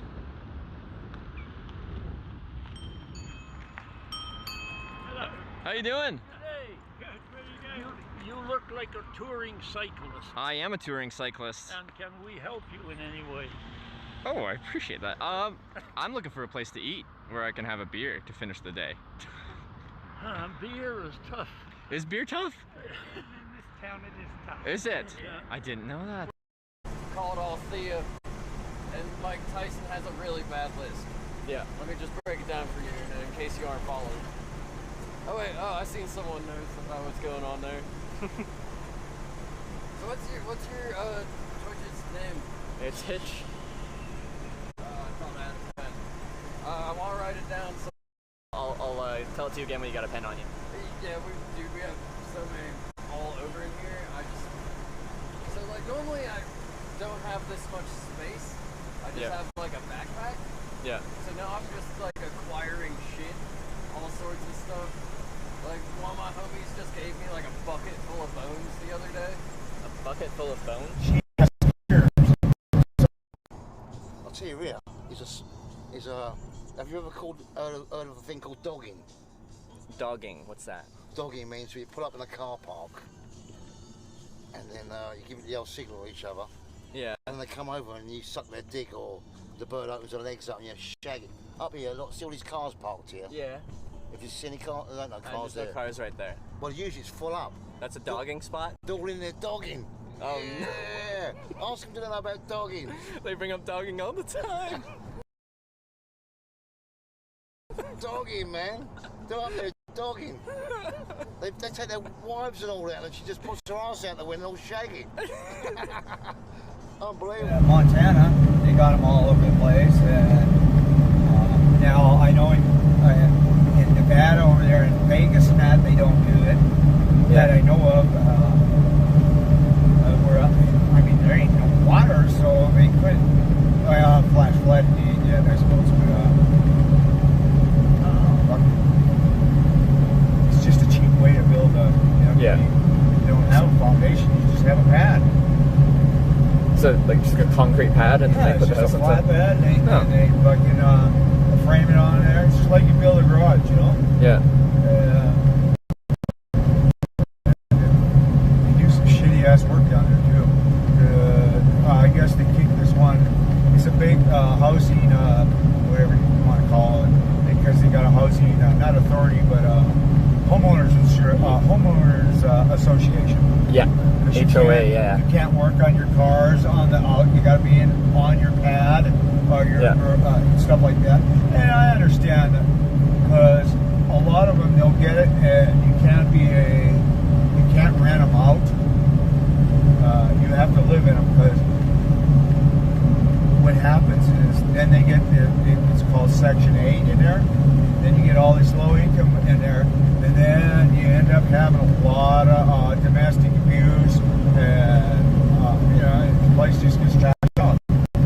Not all of them are like that, but all the ones that I've seen with Section 8 up in Montana, it's a scam. But yeah, the homeowners associations can be a big pain in the ass. I would say that.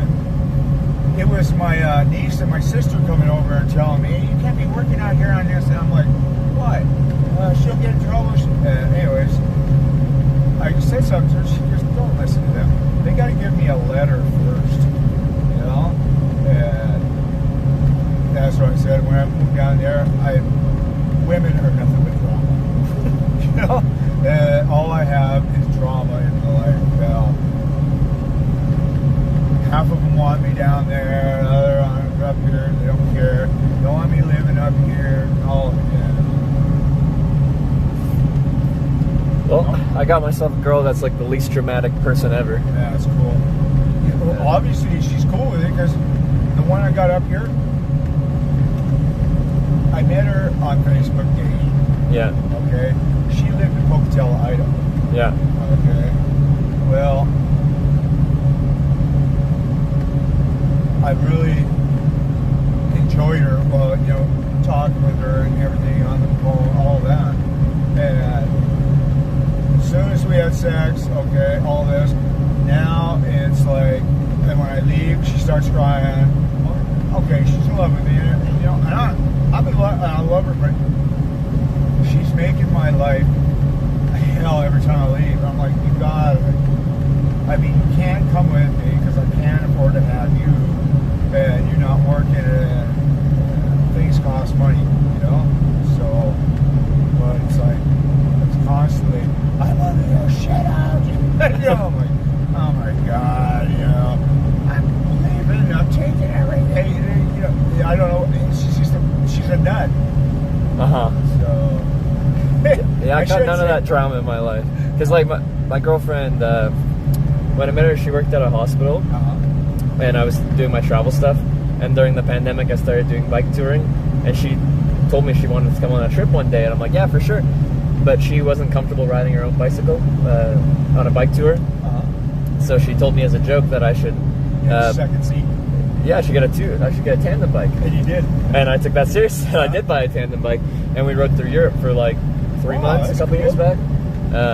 But by the end of that, she got comfortable being on a bike and comfortable being on a broadcast. She started her own channel, started riding her own bike, and now she's been on this big bike tour. She rode from Greece to Rotterdam, and I met her there for a convention, and now she's up in England, cycling through England, headed to Scotland right now. No shit. So, how do I get to do this? Can you do this in a car, or you got to do it on the side? Well, most people just live broadcast from their house on this platform. People will just stream video games or just talking. But there's people that stream traveling, and that's what I do. That's what she does. So there'll be people people based out of Japan. You want to find the niche that you like to do because you like the. Well, yeah, I only do this because I liked hitchhiking. I did it for years, and now I found out I like biking too. Yeah. So I didn't really have the dreams when I was younger to be like a content creator, work in social media or anything like that. I just stumbled into it because there was a type of traveling I liked, and I thought I wanted to share what hitchhiking was like from my POV to people, and I thought live broadcasting it was the most authentic way to do it, because every other media format like that they've shown hitchhiking, I don't think tells the whole story of what it's like. It's a cut down. Like if you write a book, you're retelling your memories onto paper, and you also add your bias to that. Like if I liked hitchhiking, I'd write it in a way that makes it sound exciting. But with the broadcast, it just is what it is. It is. When I waited for 8.5 hours the other day, like people watched for 8.5 hours as I waited there without a ride. But that's part of hitchhiking. There's stuff like that out there, Yeah. I suppose there is, because you Google anything, but I'm really not liking Google. To me, all the phones I got, they're made by Google. They might be made by Motorola, but all the software or whatever. What do you mean, Android is Google? It seems like you show the system when you go to the developers app. I wish I knew more about that stuff. I just kind of go and it says, and then you put it in there, and then you show it, and by the straight top stuff. Yeah. I suppose if I had my own, went and got like Verizon, I don't know, whoever. Yes, when Google first started, they had like a company motto, and it was something like it's something really funny and simple. It's just like do no evil or don't be evil. But they got rid of that once they became big enough to be a proper proper corporation. Correct me if I'm wrong.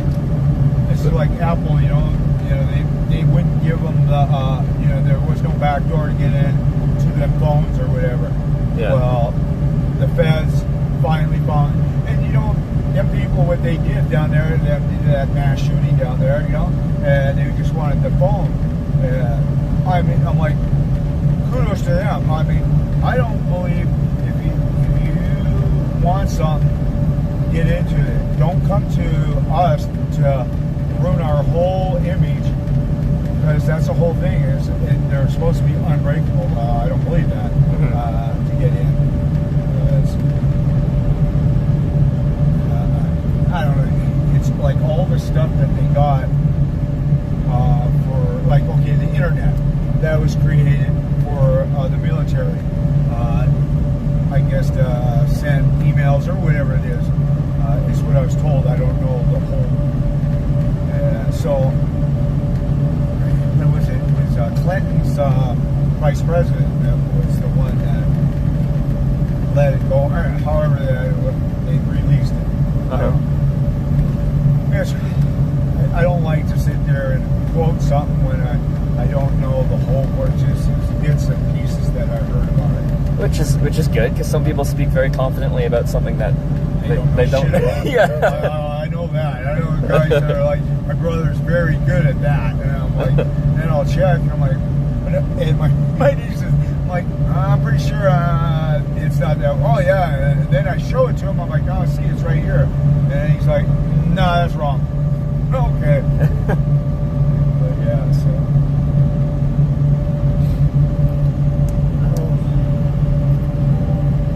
And I have a cousin.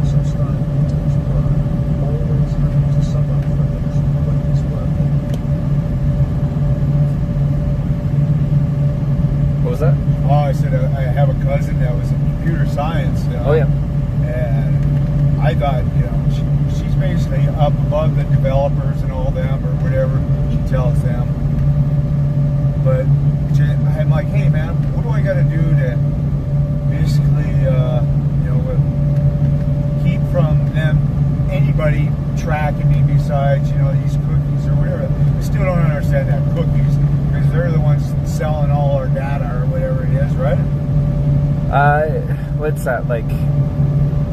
It's not like how your phone caches, like, so like when you go back to a website, it remembers that you've been there and saves your kind of settings and stuff like that, and remembers your login and stuff. I think it's something like that, but I could be wrong. Oh, okay. So it can be a convenience thing, but yeah, it's like it's all remembering who you are and that you've been there before. Yeah. History on there, and okay, because I know that because if you have your bank, online banking and all that, okay, now you got to give them permission for your phone and all that, blah blah blah. So now, if you're on another one, what makes it that they can't get into your stuff if you're getting into their stuff? And I was trying to explain that to her, and she's like, well, and she didn't really know that, and I'm like, that's why these hackers, how they get in, and I don't know. So I'd really like to know how, I got a VPN. All that does is it does give out my IP address. Yeah. As far as I know, it's Spanish. And that slick me. And then, but you got your IE, whatever it is, for every phone. So you got an IMEI address. Yeah. And so, and it's bouncing off all these cell towers now, so they track you that way. Plus, you got a GPS signal in there too. Yeah. So it doesn't really matter about pinpointing it. You got the GPS in it. To me, I don't like people being able to know anything where I've been at. But that part is gone in this life if you want to film. Yeah, the phone, having the phone with you means you're got no privacy, or they know where you're at. Yeah. They're good for one thing, well, they're good for many things. Like some of the stuff we have with phones is very quality of life. Like just it's great. Like because a lot of convenience. Like you're using an app, Waze, and it's adding some FaceTime and all that. Yeah, there's so many great things, but not everything is all rosy with that. And the thing is like everybody said, well, if you're not doing nothing wrong, then you don't have to worry. I'm like, yeah, but I don't like the fact that they know where we're at, whatever, because it's going to come to a time to where they can shut everything down. Boom. They want everything electric. Okay, I believe in okay, let's clean up this so we have many generations down the line. Okay? But it's also, I'm trying to think of this book I read. It's called, okay, do you know who the Uno bomber or whatever it was?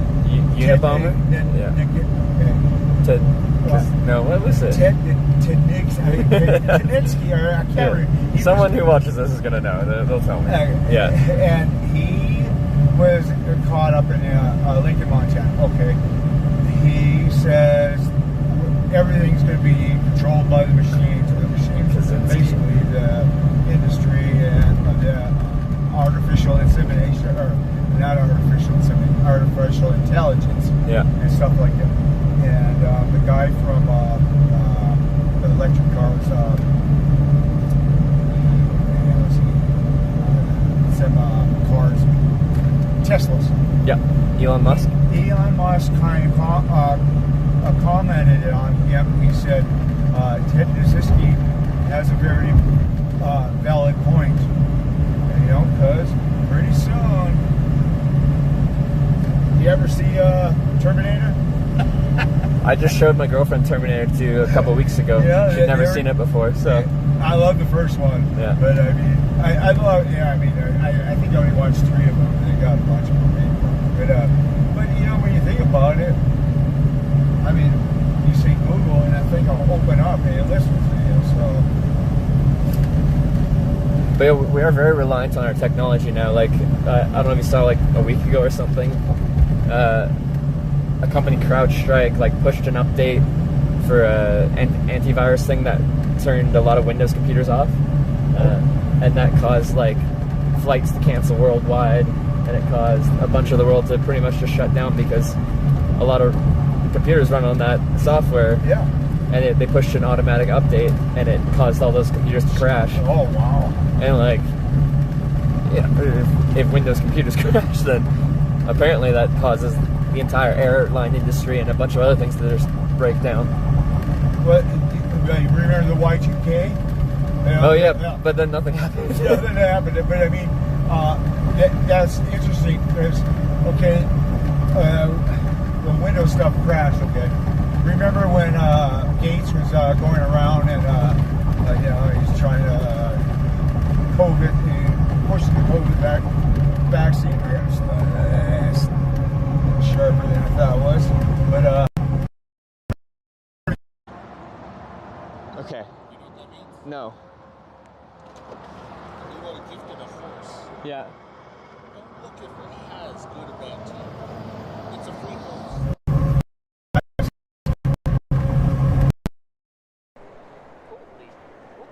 Guys, what is going on here? What is this? What is this? Some kind of gathering for Red Bull cars? There's already other ones in the car wash. There's 2 in the car wash right now. Why is there so many Red Bull cars? What? First time out and about. Yeah. We haven't told you guys where we're at. You guys exponential progress ever since the Industrial Revolution. Like, we didn't change that much for thousands and thousands of years until we developed, like, steam power and machinery and stuff like that. And then in the past 150 years, it's gone from primitive to... Well, I think what it was is when down in New Mexico, when they got the spaceship down there, they got a lot of that alien technology, and they just gradually put it out there. Oh, like Area 51 stuff? Yeah. Oh, that's in Nevada. Oh, okay. But that is a real area too. I mean, I don't know what's in it, the planes and everything, because when Con Air, you know how we used to fly into Las Vegas. That's where Hub Point is. They have a holdover detention area in Pahrump. Anyways, a lot of the marshals, you know, on there, they go, yeah, there's some of that Area 51, you know. And I'm like, well, that one's got a tail number. He goes, well, they all have a tail number. I said, the ones that I've seen don't have the tail numbers on. So he says,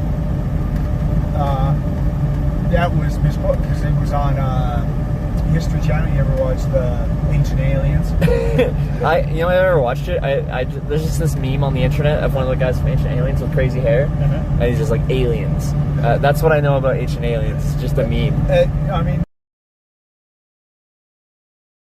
Also, behind this painting is an attempted painting. So I don't really know this. I want the story behind that.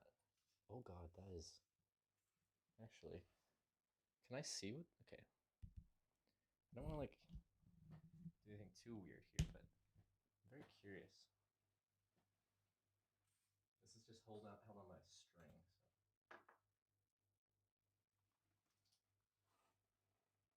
So.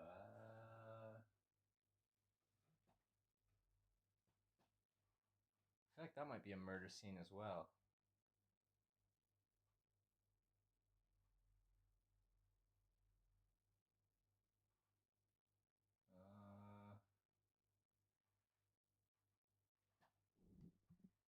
I don't know about that.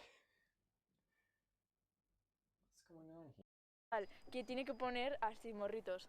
What do we go for? Duck face. Duck face? Kiss. That's so basic. Duck? Eh?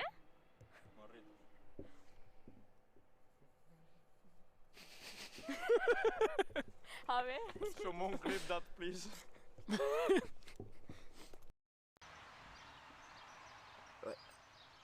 You look like the old incompetent sheriff that gets replaced by the protagonist. That was actually really good. Oh, that wasn't bad. Yeah, I can totally see that. It kind of burned me to my core. It's the mustache mainly. Okay, well, I like the mustache, it's fun.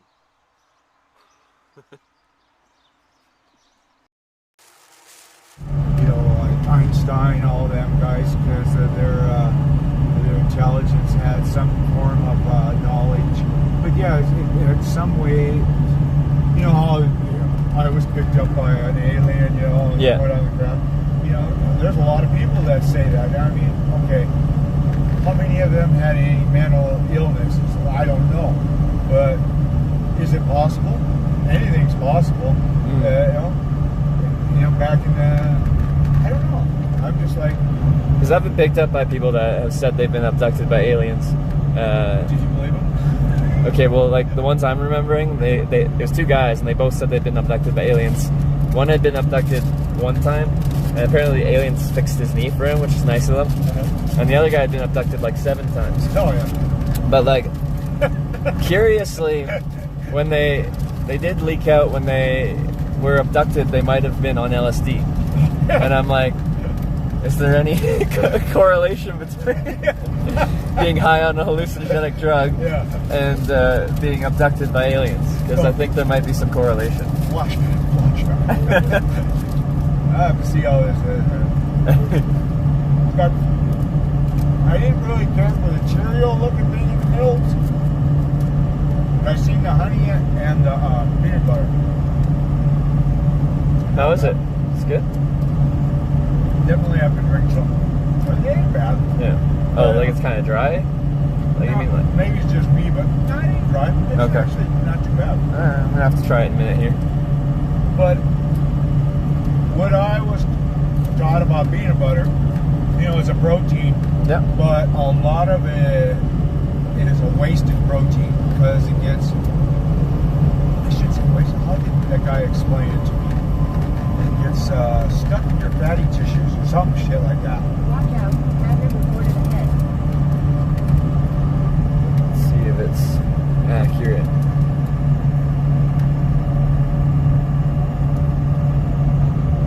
Because I know like milk and stuff when you're using it's like cottage cheese and that. It's a slow releaser. Yeah.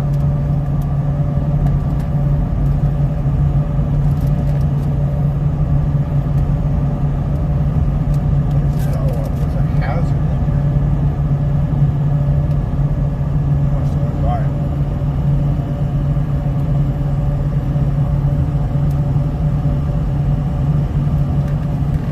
I wouldn't say there's a hazard now. Actually, this ain't too bad.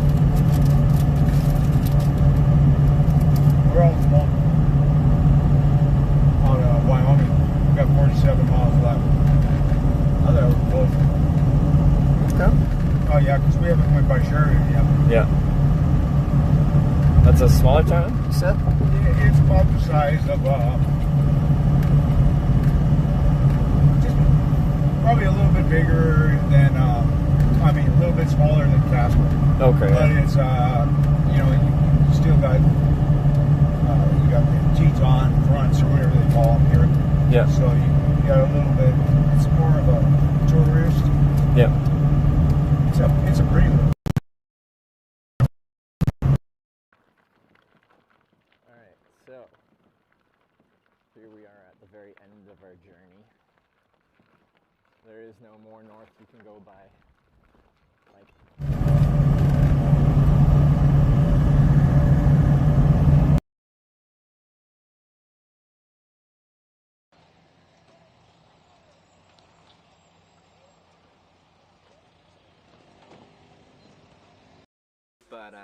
but yeah, that's all I do. Do you know Twitch TV? No, I don't.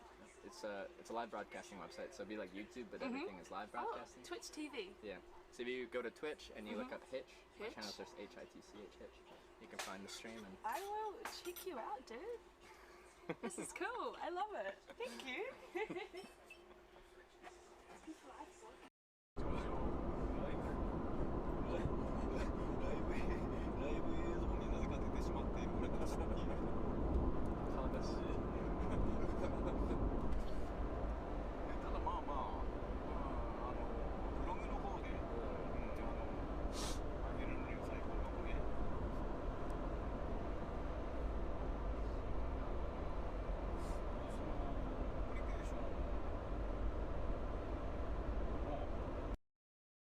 yeah, he was a nice guy. Okay, so no, you're good. Somebody just called you in. So. Oh, okay. I have a neat bicycle. Never seen one like that. Yeah, it folds up real small, so when I'm hitchhiking, it fits in anyone's car real good. Oh, Once yeah. it folds up real small like that. Good idea, actually. I've never done that. Because like when I'm hitchhiking, I've done it for 10 years all over the world, but like wearing a big backpack and walking like 5 miles is a bit of a slog, but riding 5 miles is nothing.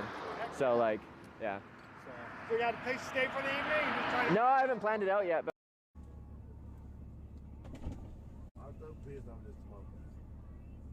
Man, load of man will fuck you in the ass.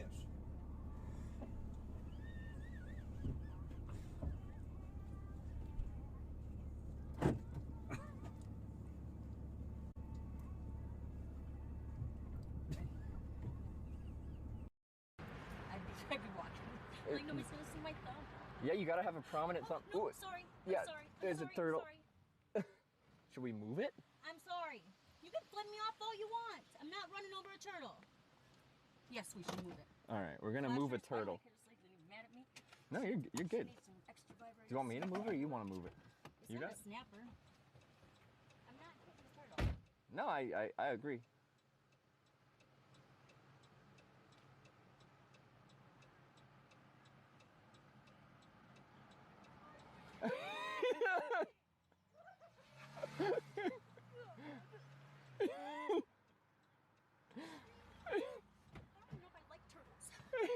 Have you ever picked up a turtle before? No, it's so warm and heavy and weird. It looks heavy.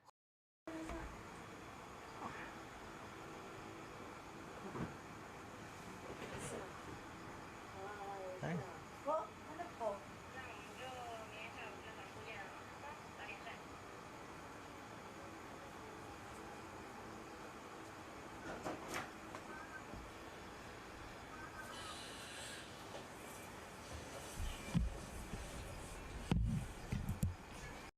I'm in the process of hitchhiking, so I have this camera thing. That's fine. Bag in the back seat. Whatever, buddy, hurry up. Obviously, that'll be us, but... Actually, you know what? I got something else I'm gonna do. I appreciate the ride. I'm gonna. It's all right. It's all right. I don't know. I didn't like him.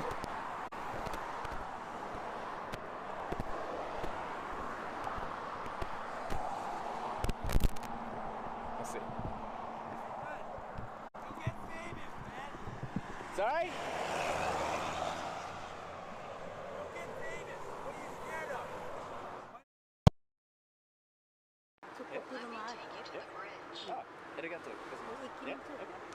It's gonna take me to the bridge. She's gonna take me to the bridge. What is Japan?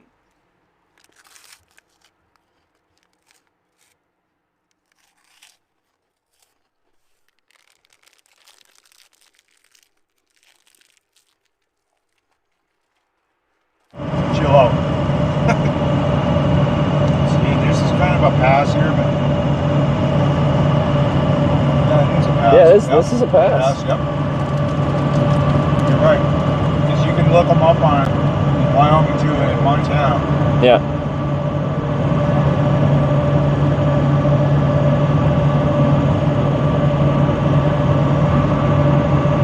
See, I know they got them in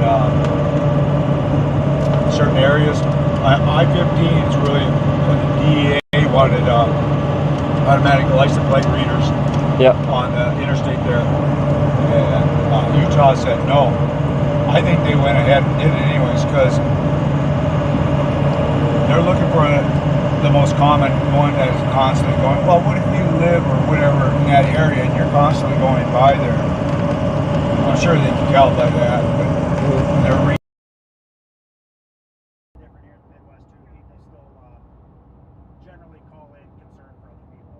No, I saw that, and I saw on your computer still. It had like the call in there.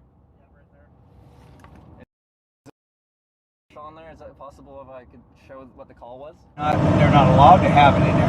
Now, Fort Peck, that's a sovereign nation, so they put it in there because they're trying to figure out who's bringing in the drugs. And I mean, that's only logical, but what they're designed for is they were designed to catch the guy that's wanted, the guy that's raped somebody and he's in somebody's stolen car or whatever, you know? Yeah. Because they can read 60,000 plates per minute and tell you who it is. As long as the Department of Motor Vehicles of each state provides that information.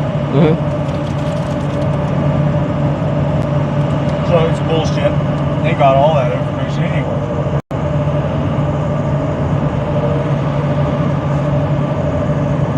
Yeah, I'm a little paranoid. And then any drugs just bring it out a few tiers higher? Oh, yeah. If I was high, yeah, it'd be a different story. But, no. If I was on cocaine, yeah, it'd be a bad situation. Because I find, like, as a hitchhiker, to enjoy doing this, I have to just kind of, like, you know, be okay with everything. Like, I try to, like, protect myself where I can, but, like, the constant paranoia would make me hate this. When you're concerned about what if kind of situations. You know, that's a good way to look at it, but I talk about this stuff way too much because, okay, my brother, he was arrested here, and he's looking at life in prison for drugs.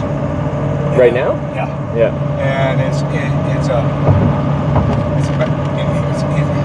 know, and then when you get arrested, nobody wants nothing to do with you. But he has all these friends and stuff like that, and you know, sure they're putting money on his books, whatever it is. You know, the thing is I was watching his place. They had it cordoned off for 2 days. The police did.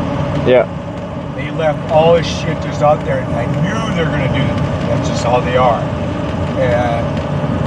And I waited, and bam, they leave. And it wasn't less than 5 minutes later, all these fucking creeps have come out of nowhere, and they're pilfering and they're stealing. And I chased them down, and I chased the ones, their cousins and stuff, and they had a car full of his rims and shit, brand new rims in the box and everything. And what the fuck, you know? And there's 2 of them, and I'm hyped up, I'm adrenaline, because I knew it was going to happen.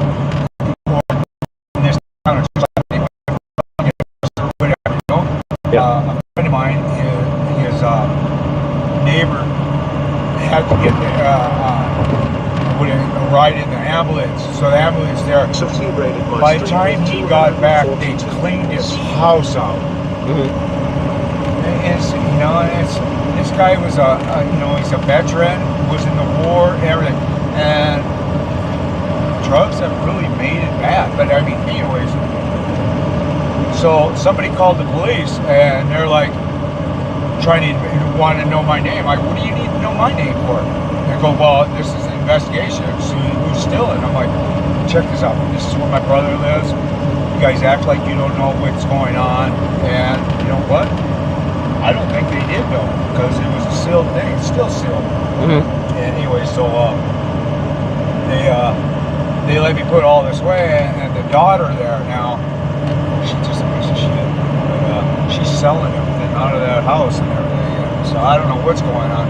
My brother's been clean and sober for over 13 years. And I don't understand. And what still doesn't, he don't even know who his accusers are.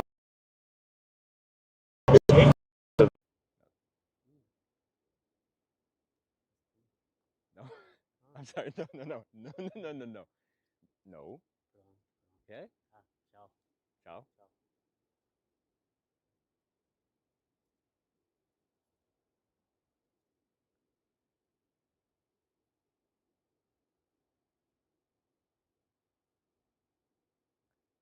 Dude just felt me up.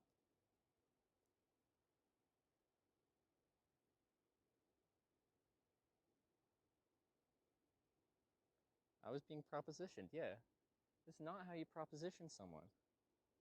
I have to go somewhere else now. Oh, it comes. Oh my That's the goodness. sixth Kino we see on our trip. This is the first one we've seen. Yeah. Wow.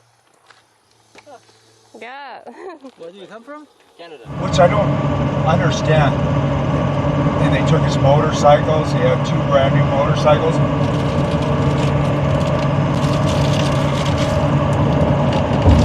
So these were the police or just drug addicts? No.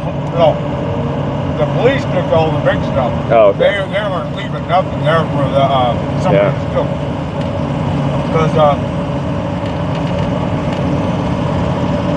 like you said, you know. Okay, the forfeiture. Oh, arigato. 仕事だから、ワーク。For work. ファイヤー Fire? ファイヤーストップしなきゃいけないから。ファイヤーストップしなきゃいけないから。Have to stop fire. Oh, okay. It's a crazy thing how it is, and it's like, you know, it's costed over for the lawyers. I don't want to say because you're on. But it's a lot of money to keep. But it carries a federal sentence of 10 years to life. What they're saying, and they haven't even been caught with any drugs. But are they saying it's possession or they're saying it's conspiracy? Conspiracy to what? See, this conspiracy law is the worst law I've ever seen. Like me and you sit here like, oh, you know, hey, why don't we, you know, say, go and get, you know, half a pound, you know, we can make this much money. That's already a conspiracy. We're already, you know, is it at that point? Now, we still don't have that freedom to just leave the bike out of sight for an hour. Oh no. That's embarrassing. That is embarrassing. Oh.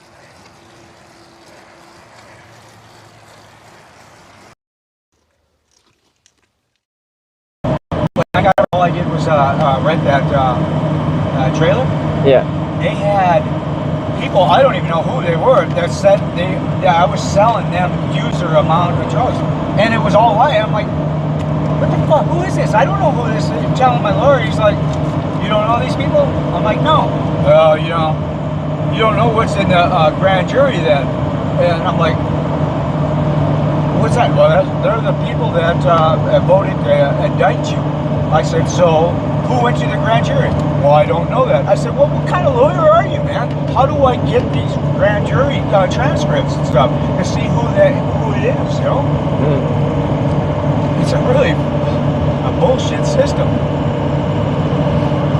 I guess I can't tell you who's ratting you out in that case because then you could retaliate, right? Well, the thing is you know what due process is? Do you know anything about like our state's our justice system and your constitution? You have a right to due process. You have a right to know the people that are accusing you of these things, and you have a right to question them and you know, and verify everything that they're saying. Because what these people, what the government does is they go around. Okay, they got this task force or whatever, and you know they talk. Oh yeah, all these crackheads, or they're not crackheads, they're meth heads or whatever. Now they hear something from somebody else. Now they're saying it too. So now it becomes a word, you know. And I didn't even live in that town, and my PO's like, I heard you're selling drugs. I'm like, where? Great Falls. And I'm like, yeah. I'm like, what the fuck? And that was the biggest, anyways, it's just how they are. And if you don't have the money to get investigators and to, that costs a lot of money. And they're not going to, the state and the government's not going to do that, because then they ain't going to have a conviction on it. Yeah.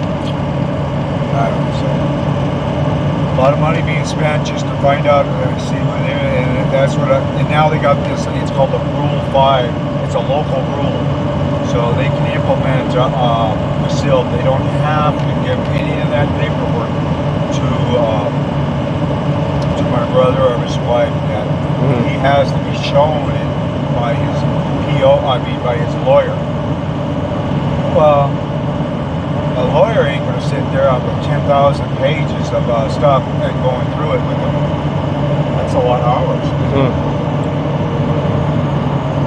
And like, you're entitled to defense, but a public defender isn't going to go through 10,000 pages of discovery. No. But you know what? That public defender might give you them papers just so he doesn't have to listen to you. But these ones are not giving up that paper, and it's like, and I told her, I said, you better start filing some motions on this due process, because they're holding this stuff up. He has no rights now. You guys they're violating all the rights of these people. And it's like with the Trump, they gave him a gag order. It's just another thing of due process. But it's all, see, there hasn't been one word of this in the paper or anything, so it's weird. All is going around. They even had a camera set up on his house. Well, obviously that was fun to watch. Yeah. You know, all you see is my brother there, and he was bed by 9 o'clock to 10, you know. And the thing is if he went out of town, she'd bring over his daughter. Her daughter would be over there, so there might have been shit going on, because she's a little.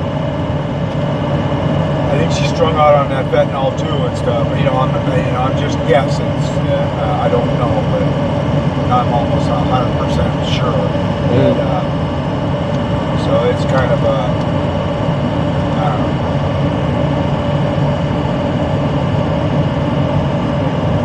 It's a lot of money to sit there and fight for your right. Then you go through everything you got. It's all. I understand why. Because yeah, I've heard like with a big case like that, you're unlikely to get good representation from what's provided to you, a public defender. Yeah, exactly. So like, if you know you're innocent and you know you have to pay probably tens of thousands of dollars just to accurately defend. And that's what you're doing. Which is.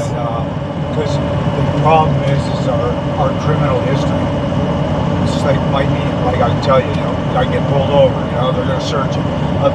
And your brother has that too? Yeah. Over here in Wyoming, they took his car and they brought him with it.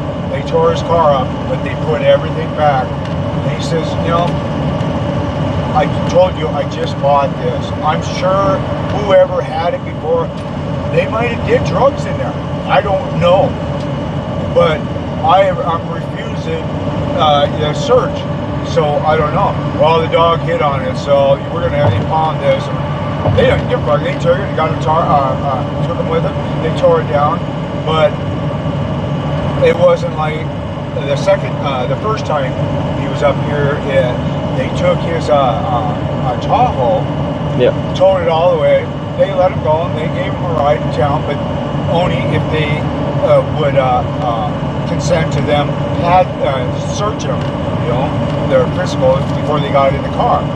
And it's like, you're not even detained, and they still want to search you, you know? It's just like, would you want your grandma and your grandpa patted down by people accusing you? You know, if they didn't have, say they did have a criminal. Yes, it should be all sponged out of there, out of the system when you're done. It shouldn't have to be used against you every time. But like my lawyer said, just get a camera. I had a camera in here. I bought 2 of them. And, you know, that records everything in there. Yeah. Just for something like that. But, yeah, so it's like, yeah, so they took his Tahoe. He had $15,000 in there, you know, he just came from a fucking casino down in Texas over at the Lake Star. You know, they won not all at one time, wasn't a jackpot. It would have been better if he would have won a jackpot, because then he would have had actual signing of a tax receipt thing. Yeah. But here's Sheridan. See how you're kind of... Yeah. It's kind of spread out. Have you been through, like, have you gone into the town before? Yeah, oh yeah. Is it, you said it's a nice town? Like, So nice you want me to downtown? drive through? No, it's okay. Oh, I can't. No. I'm just curious. I mean, it's an old western town, you know. You know, it's more. I'm trying to think. Have you been to Bozeman or anything like that? I have been to Bozeman, yeah. Okay, kind of. I think they're trying to get it to more like that because you're close to Jackson Hole and all that. So you gotta. I never noticed that place. That. Wow. It's a big stop. It's a Maverick too. Yeah. I haven't seen a Maverick this far out. I kind of like the Mavericks a little bit. You know, your Utah base. I like it. Mormon people. That's a Mormon company? I think it's a Mormon company. It started out in Utah, I think, or Idaho or something. And like your Flying J, your Albertsons, and all that.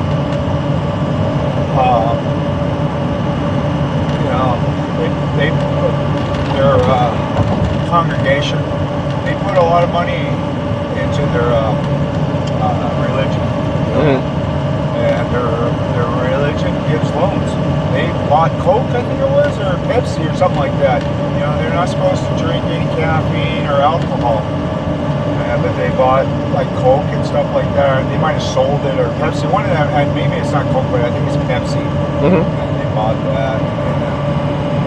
But they do a lot of nice things for people. So they got 7 wives. Well, hey, if I could have 7 wives, one for every day, that'd be nice. But man, there'd be a lot of bitching going on in there.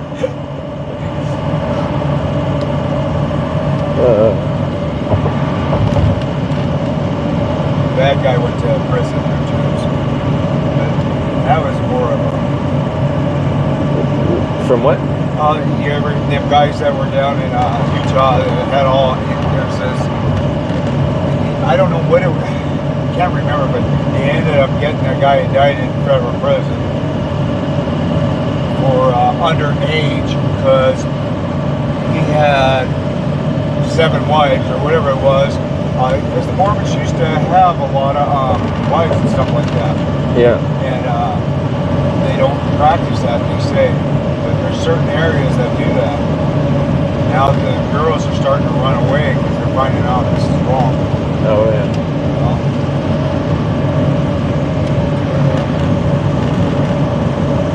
But I thought that's what freedom of religion, you know, see, it's just... No, me and my girlfriend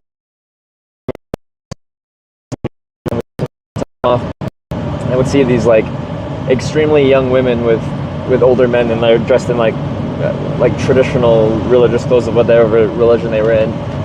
And we were both kind of talked about how we don't know their health situation, but we kind of feel bad for all these young women because they didn't probably have much choice in this whole thing. Like once they come of age, they're kind of just matched, and they're expected to have a kid. And yeah, it's like they're bought off. Or say like over back in like the Middle East, like Cameroon, like Afghanistan, the girls are basically sold to whatever. It's better to have a boy than one boy. It's weird how the girls are already expected, like what is in Japan, it used to be in the day, you know, they're basically, you know, sold off, not sold, but I mean, that's quite the hill. It's like when they're 12 or 13.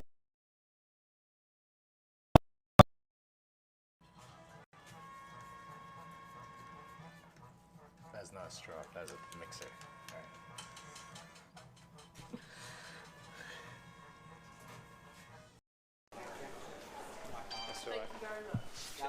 And to where I don't know. You guys got Mennonites up there. Yeah. Right? Okay. We got Hutterites called.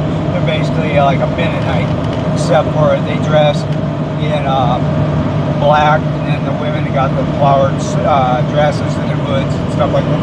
And a buddy of mine, he was up in the colony by Sweetgrass and stuff. And he took me up there, and I was like,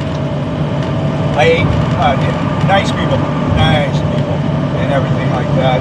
And when they come of age, they let them go out, you know, do what, you know, if they want to stay. Then they go, but they do not believe in any kind of aggression or, you know, fighting or any of that kind of stuff. And that's a good quality too, because, but if you don't, how do you keep that freedom? You know, how do you keep that?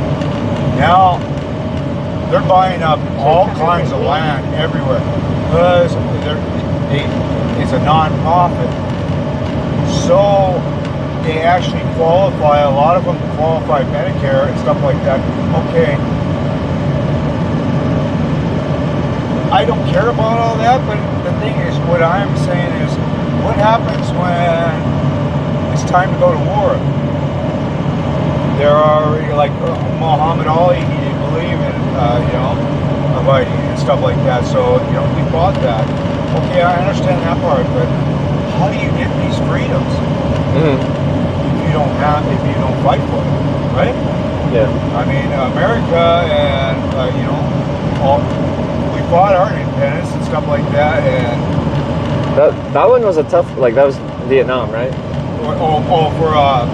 No, when I mean for a freedom for Vietnam, that was because that was Muhammad Ali, right? Well, yeah, that was Vermont, yeah. And the thing is, a lot of them went up to Canada, you know, and stuff like that. Okay, they didn't want to, and I understand because the whole concept of the whole thing.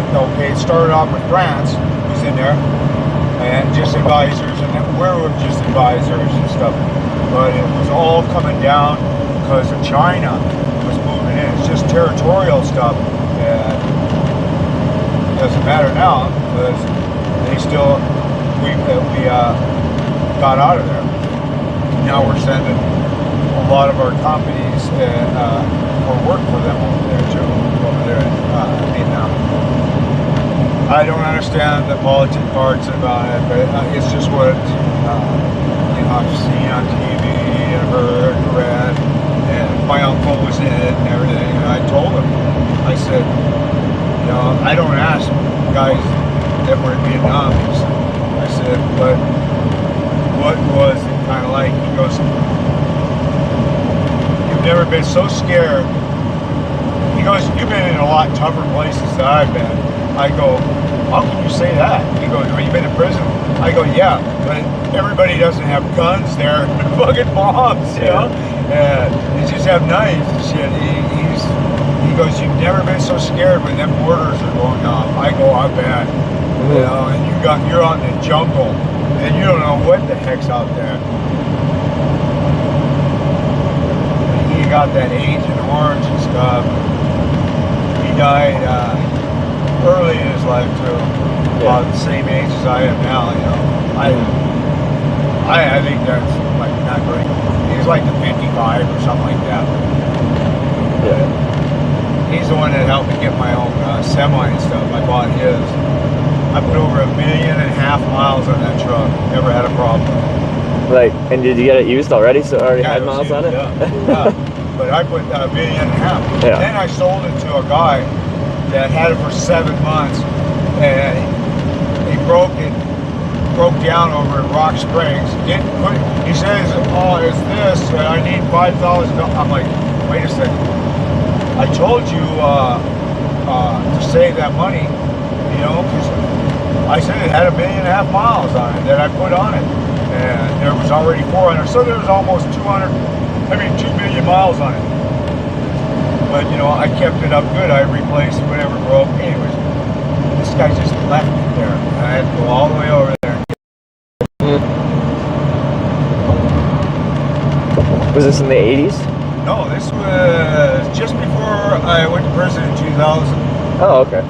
Actually, 2001. Yeah. Because I went to a corporation. I was paying myself a wage.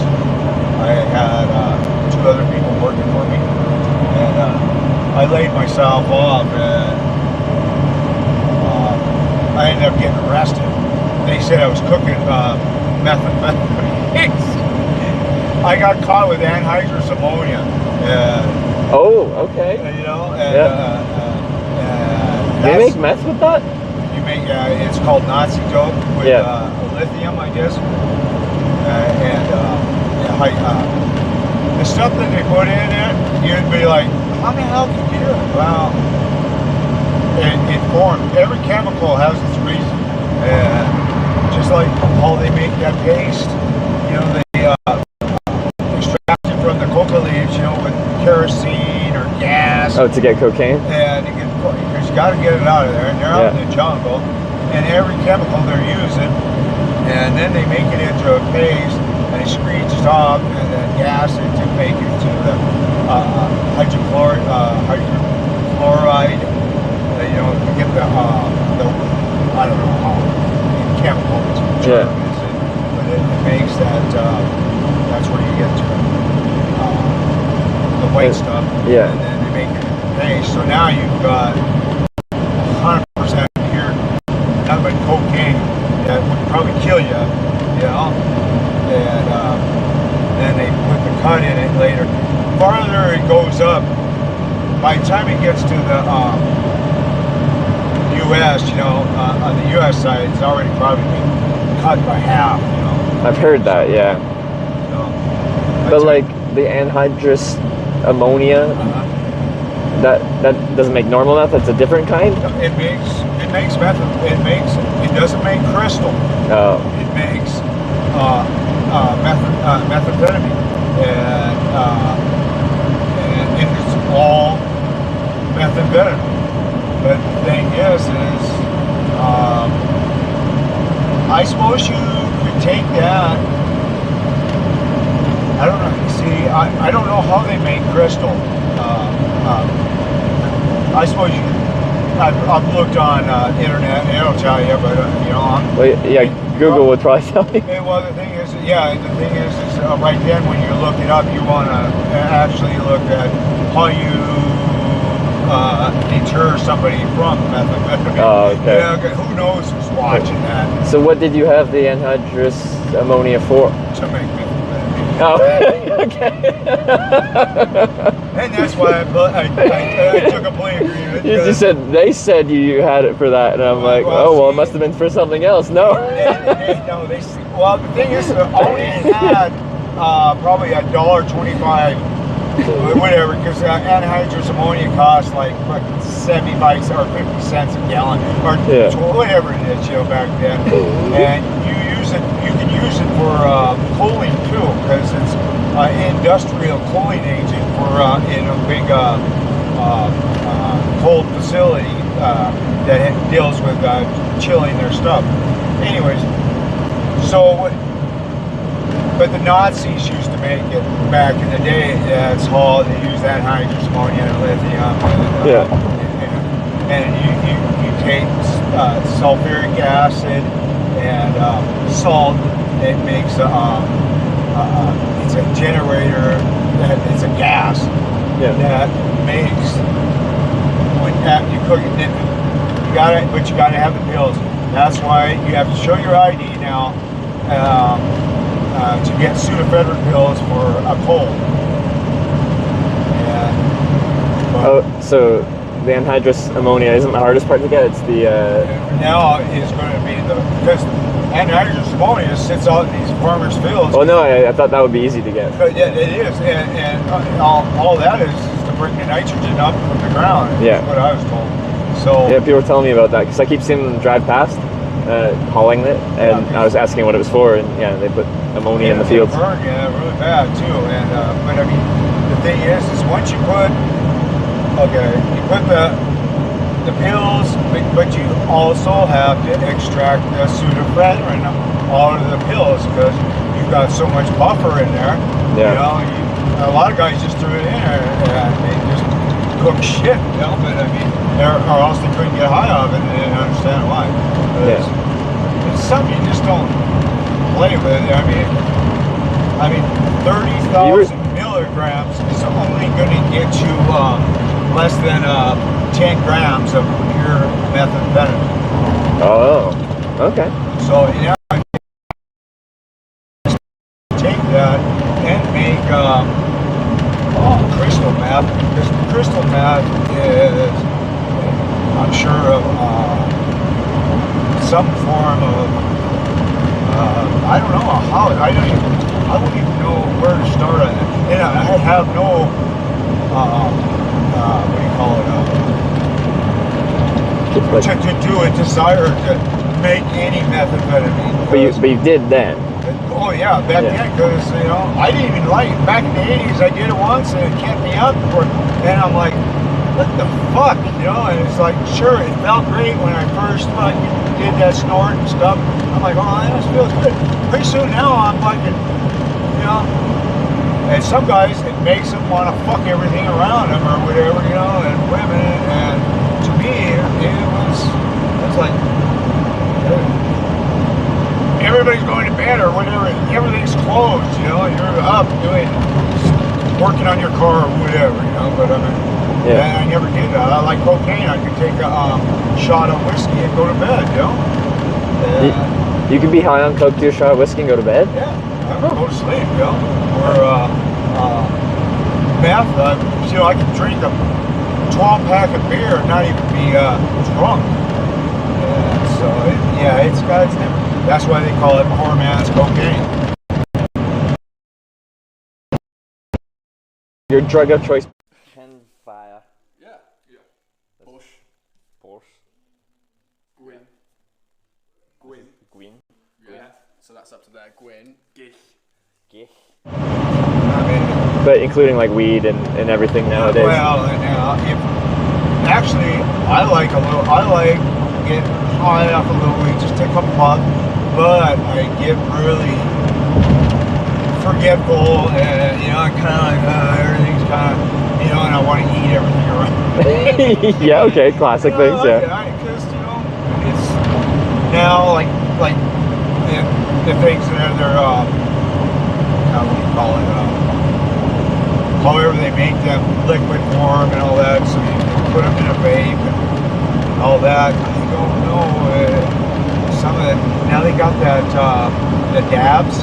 Yeah. I did that and I'm like, it tastes different, you know, it got me high, but it's a hell of a process, and I think they're going to have a long, what do you call it, yeah, you know, down the line, because you have to make it with some kind of chemical to break it down to make them dabs. I don't know how it's made. They used to blow up house fires and stuff. Everybody, oh, it was a meth fire. I'm like, I never understood that, or caught the place on fire.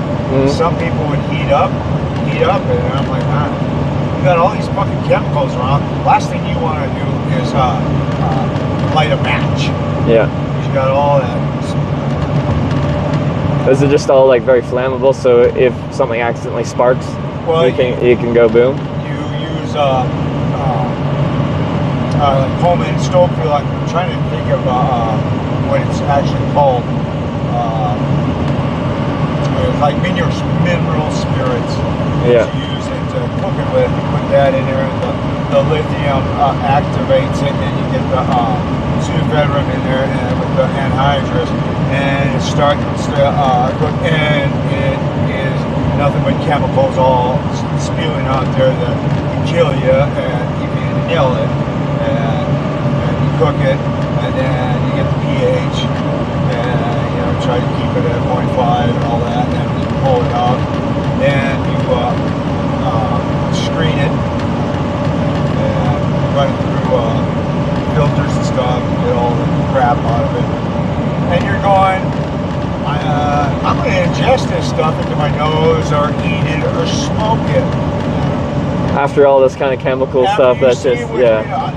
It took me the longest time to use after that, because I'm like, this can't be. And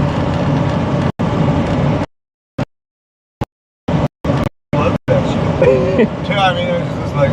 But did you just make it to sell, or did you make it to use as well? Everything I did was to make some money off. Okay. I mean.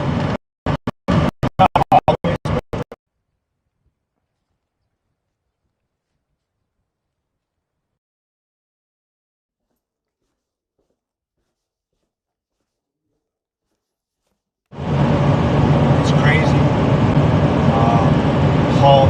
how many people you would never figure out did meth. Yeah. Well, I've heard that about for pretty much all of the drugs that we consider hard drugs, whether that's coke or meth or heroin or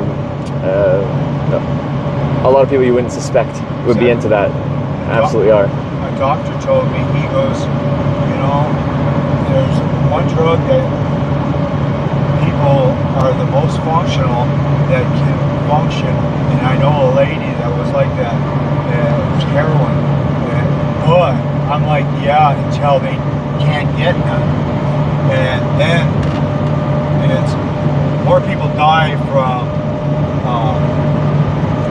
call it when you stop using, what do you call that? Withdrawals from alcohol than heroin or any other drug. And alcohol is the worst drug there is to be addicted to. I've heard, withdrawals from that. The other drugs don't kill you, but alcohol withdrawal can kill you. Yeah, you need alcohol because you go into seizures and they have to, well, now they give them some other thing, but they used to give them alcohol just so they can make it through the withdrawal. Yeah.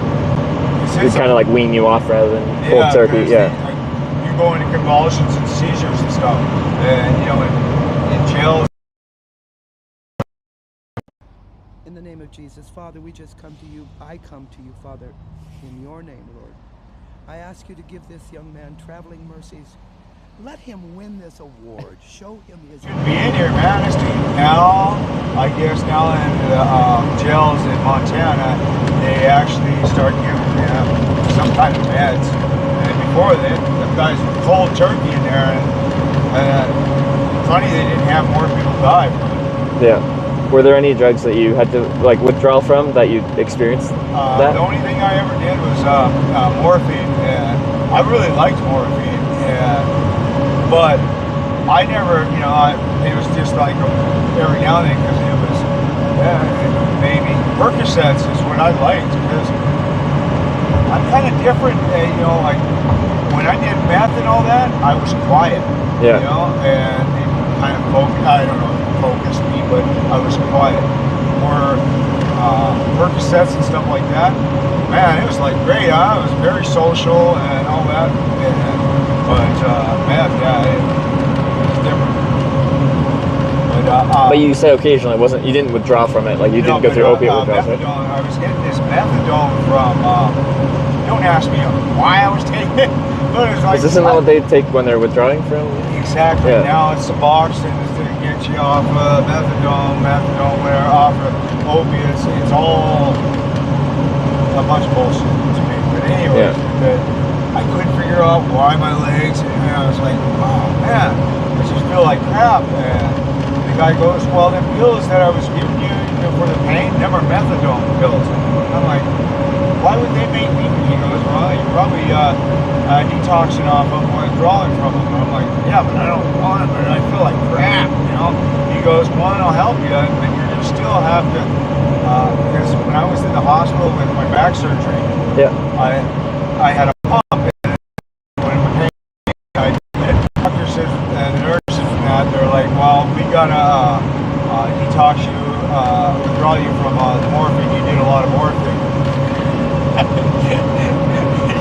So, you know, and that's what happened before I went out, and then they gave me Vicodin, you know, as for my pain.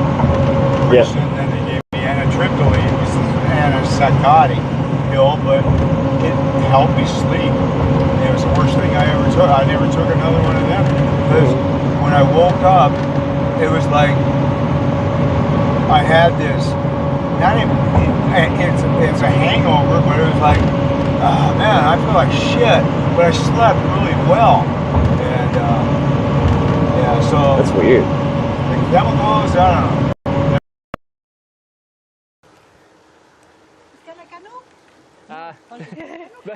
Je ne parle pas français. Désolé.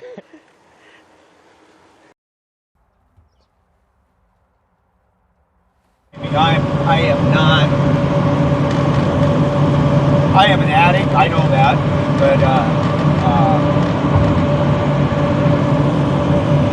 did I have to go to all those chemical rehabilitations? No, but I had to because they told me I had to. That was part of your prison sentence too. Everything had to do with, and you know, it just gives you more insight into your addiction too. Yeah, you know, sure, did I eat drugs? Yeah, I did. Do I do a lot of drugs now? No, I don't. Am I the old Mike? No. I mean, I started out in life with some crazy ass shit that I should still be locked up, you know? If you could do it all over again, would you skip the drugs? Like if you teleported back to yourself at 18, would I skip the drugs? Would you pursue your life any differently? Yeah, I would. Because I would have went probably into the military, or I would have applied myself more to math and to studying, and so because I like technology, I like to know how to put it together. I'd love to be some sort of computer whiz, you know, that can hook something up, because I'm interested in would this capacitor, or would this micro, what do you call it, all these little chips and stuff, you know, what they do and stuff, and what you can do to things, you know. I love CB radios, and I had this one that, you know, kicked out over 1,000 watts. You know, you're only supposed to have 4 watts.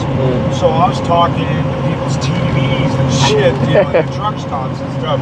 But it was, you know, stuff like that. But, you know, all I know about them is what I got on YouTube or the books that I read. Like that. Yeah, I would do a lot different. I wouldn't have been. I had a hard time in school, you know, and the thing was, you know, I wasn't interested in things that, the history is what I like. Yeah. You know, I really liked history. When it came to English and stuff like that, why the fuck do I need to know all this? And still to this day, nobody speaks all that. Maybe the English do, but you know, when you study like what's that, Rosettas, like the Mexicans that I've been around, well, nobody talks like this.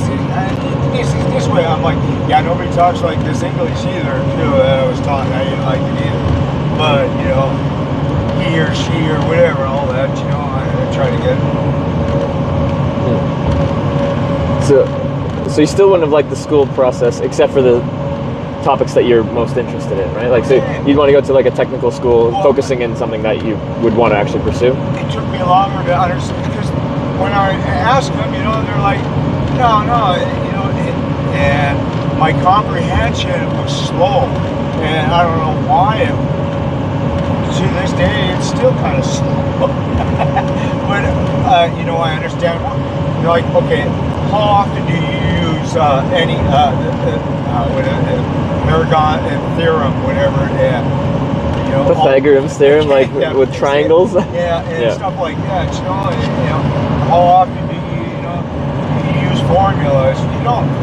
So what you learn, if you don't apply it every day, you lose it. Yeah. At least my brain does, because I can read something, and in 2 weeks I can't remember what I read in there, and I'm like, I know what it was. So, you know, for me to comprehend it, it doesn't stay in me. I wish I had a photographic memory or whatever, but you know, kind of. Do you understand what I'm trying to say? Yeah. Yeah, because it's like, I don't know.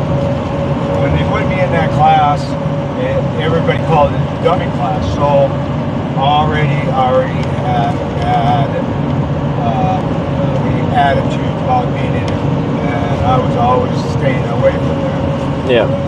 And I ended up getting fights in the hallways and stuff. You going to that dummy class? You know, bam. That started off. That was the biggest problem. I had a bad attitude. And a lot of them people that were in there, that I was in there, them guys applied themselves and they got out of there. And that's all the teachers told me. All you do is apply it. Get you through this. Yeah. And I wasn't believing that shit. It's also sometimes possible that someone just learns in a different way than the basic classroom setting. And it's kind of unfortunate because it's all taught in one specific way, but some people learn in a different way. Yeah. So then people get left behind because they're not taught in the way that actually works for their brain. Right, exactly. Some people are visual learners, some are like can listen to something once and retain it. Some people need to do it with their hands and like learn it physically like that. And, you know, that's a good example. And you're right there. It's like even like okay, you got your blacks and you got your natives and stuff like that. Well, that ain't my history growing up, you know. My people or whatever, you know. And now there's a lot of shit that you know, and it's been taught. And like I have another friend, smart, very smart. He's a guy who can look at something and just he dropped out of school because he was bored, and just because you know he could have went a lot farther, but I mean, You have to have a desire. Exactly. Yeah. And he's got grandchildren and all that, and he loves his life and stuff like that. But what his big thing is guns. I can ask him about something, this, you know, he knows everything about guns, he knows all about your rights, and I told him, you know, I would never violate that, because that's his desire to have these guns, and that's his toy things, you know, that's his whatever it is, you know, but very good guy too. I can call him up and say, hey man, is there such, because some of these guys are, okay, in Mexico, you could take an AR-15, if you're going to cross the border in there, which is going to be probably a lot easier going into their country. But you can take an AR-15 and say you got, you know, the bottom piece, the lower end, okay, that's cost you maybe $250, okay, and then you get the barrel of stock, you know, probably build it for, say, you know, $250. You bring it over to Mexico, and they go for $5,000. See, that's my kind of logic. Now I'm like, okay, it's demand and profit. That's a lot of profit. Is it legal though? The only people that are supposed to have guns in Mexico are the police or the federal government. They only have one gun dealer in Mexico, but they got hundreds and hundreds of thousands. このコンビはすでにモーツァルトのオペラを録音しています。一方、ベートーベンも演奏していますね。昨年2018年にザルツブルク音楽祭で Oh, I don't know if he called that or picked it up. Yeah, it was just a bunch of that mangled. must have been a wreck. Yeah. That's what it was. they're just picking up all the trail. Yeah, somebody would have stolen half of that stuff. But yeah, so all these guns were ending up in Mexico. Yeah. So they started going to these gun shows, and all these, they probably say they're cartel members, were all in these, when these guys would come out, and they're like, hey, I'll buy you that gun, I'll buy that gun from you. And so, because they couldn't actually go in, because you got to fill out the form and wait. So. But it sounds like a very similar thing to, like, you know, when you have cocaine in Colombia, it's not worth very much, but transporting it to America makes it very expensive. Every stage it goes up. But like in Mexico's case, it's guns are cheaper and available in America, but they're very expensive in Mexico. But now you still have to traffic weapons instead of drugs in order to extract that profit, which makes it equally just probably not the best idea. Yeah. Well, you know, the thing is wherever there's that much profit, there comes danger, and there comes every choice, every action has a reaction, whether it's good or bad. So my logic in the past, you know, I never the cost and the payoffs. Okay, what's the cost of? Okay, what's the payoff? I could go to prison. I could, you know, I could get killed. I could have a lot of money. You don't look at the prison, you don't look at get killed, you're looking at the money.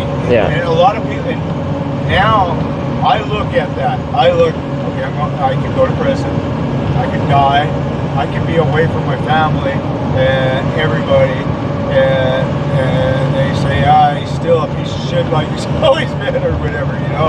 I should say, everybody, you know, when they look at, you've been in jail, you know, they're trying to make it a law now that they can't ask you if you have a felony until you get hired, you know. And I think that should be, because there's been a lot of times where I've been, these are jobs that I didn't really want, but I was in a halfway house, and you know, as soon as I said felony, no, we don't hire felons. Yeah. So yeah, you're right. Yeah. A lot of people, like my sister, my oldest sister, you know, everybody said, oh, you're taking the easy way out. What's so easy about going to prison, huh? That's not what they said. That in reference to what? So, you know, for selling drugs, everybody, you know, that's that's the easy way to make money. Yeah, but they're like, so going to prison is taking the easy way out, you know. But that is not. That's how they say it is, but you know, because you really don't do a lot in prison besides, you know, survive. You know, they feed you and that. But if you want all these other stuff, you have to earn that privilege to get down to get the better commissary and stuff like that too. Yeah. But, you know.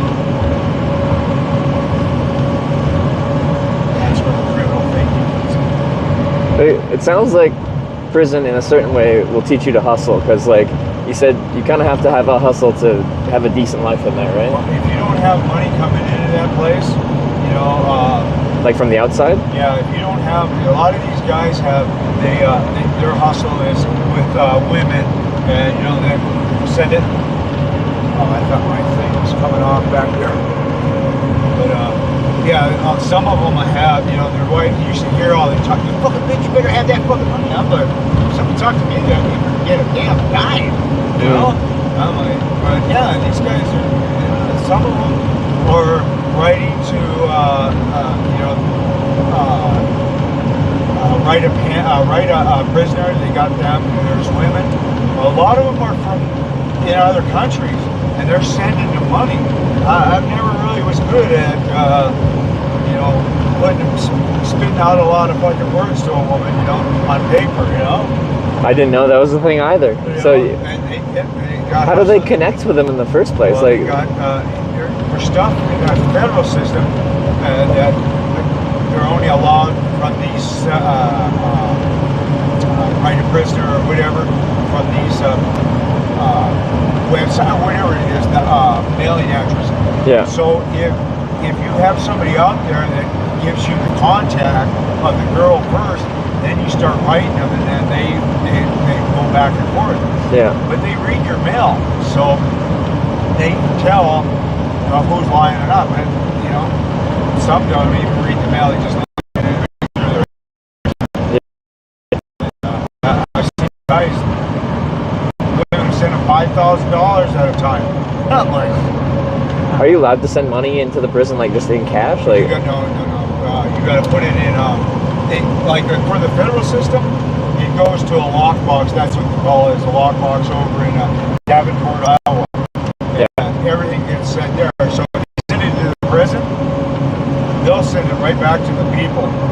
Yeah. And then it's time lost. So, and then like in Montana and all that, you have to have approved, and they have to be immediate family members who send you money. Oh yeah. So you cannot hustle people out in the mail that way unless you tell them how to lie and send that money. Yeah. And if you start telling them, why would they want to hang around? Yeah. This guy went Christmas shopping. Yeah, a little early for that. Oh, Lush Bowls, he's making a sweat. Huh. That's what he's going to do. Making a what? A sweat. That's their religion. You know how smoke and everything is, and or the native religion and stuff like that. So Yeah. How I really should try to sit here and explain, because I still don't know the whole thing of it. A lot of it is that's where they pray and discuss. They have their cigarette, their tobacco. Water on, and they go through so many rounds. It's pretty intense too. So you start throwing that water on them rocks, and that steam's coming off, and it boils around. You're in this round thing, and it's also it's been some really good times I've had in there. It's where you do a lot of thinking, you know. You did that, or you just talked to people? Yeah. I did that. You know, I went through a couple institutions where they got to be invited too. Yeah. I love it. It wasn't because it made me feel better. It was just, well, I did feel better. But you know how you ever sat in a sauna? You like saunas? I don't deal well with the heat. I overheat really quickly. It's nice when I first get it. I'm like, yeah, it's kind of nice, and then I'm like 30 seconds. I'm like, no, it's enough. Yeah, I like a sauna and stuff like that, and a hot tub, you know. It's good. I love taking a nice hot bath, you know. And, especially now, when I was younger, I never really. I thought it was gross, you know. Yeah. Well, and then I shower because you know, you are soaking in your own filth. Yeah. So when I first went to Japan, they do baths very differently. They don't just like hop in a bath when you're dirty and clean yourself in the bath. Clean you off first. Yeah, you clean yourself out first, and then you just sit in the bathroom and relax once you're already clean. But I screwed that up. I was hitchhiking in Japan, and a family invited me to their place, and the whole family uses the same bath water because you're already clean when you go in there, so you can share the water. It's like a pool at that point. Where it's so like you destroyed it by getting in there. Yeah, because they had a whole family of like 4 kids, and you know the parents, the 6 people that were going to use it, and they start with youngest to oldest with the kids. But because I was the guest gets the honor of using the bath first.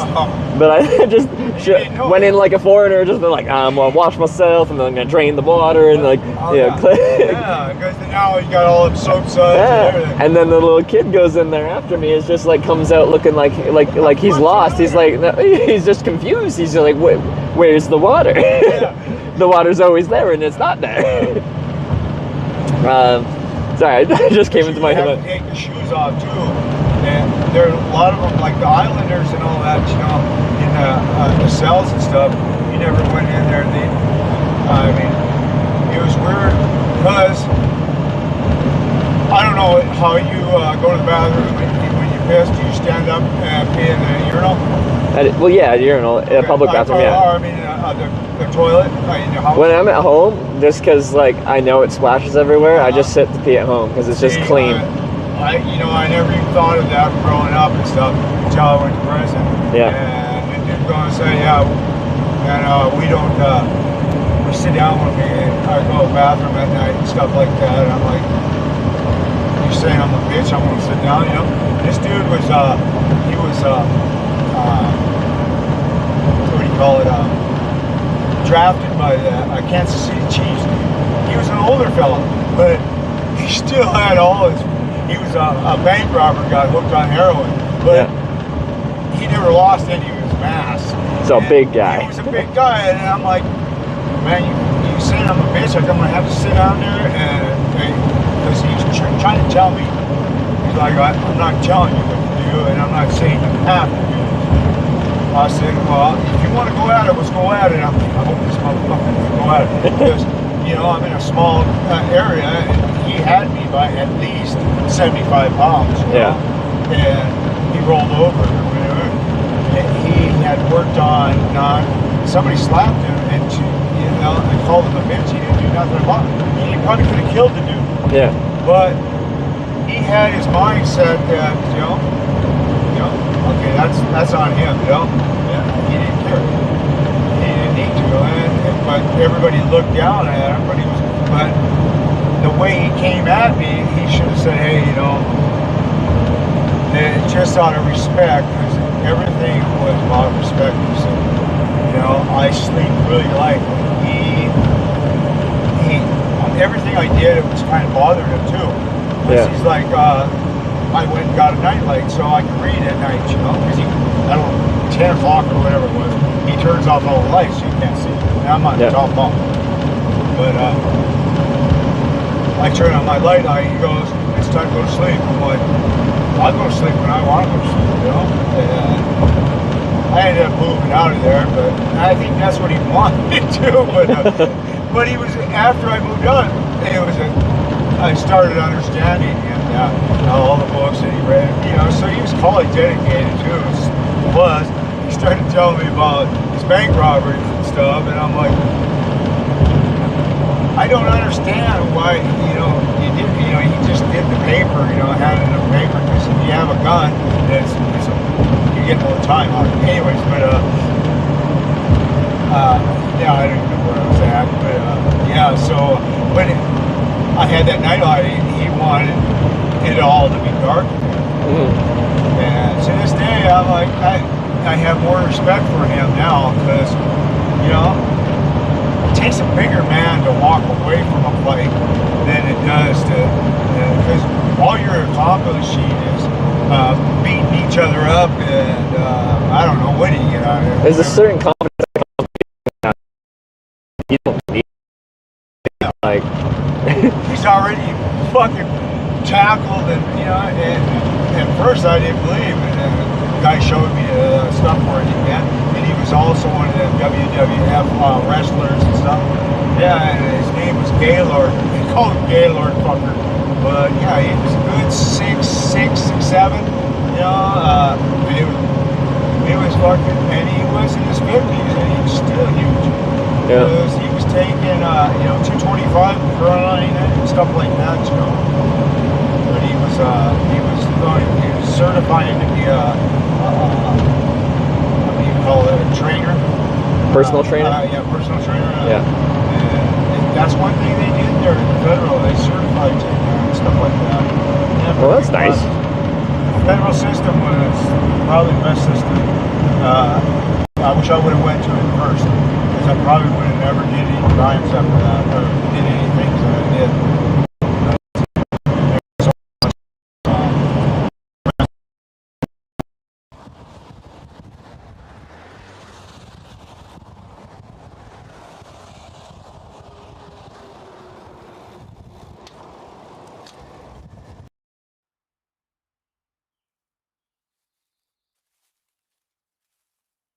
It's a lot of money that's allocated there, and I went to a 2-year.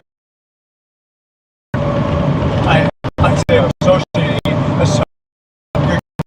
in cabinetry making, and I I wish I would have never did it at the starting of my bid because I forgot half of it, you know, by the time I got out, but, you know, it's still kind of coming to me. And I mean, I built some badass stuff. Now I got all the tools to do it when I get my place set up to where I have it. You know, I'm going to build a few things. That was when you're in the federal? Yeah, federal, because in the state, you know, they don't have shit. They just GED class for people that don't have GEDs. Are you coming over on me already, motherfucker? That was a little early there. Yeah.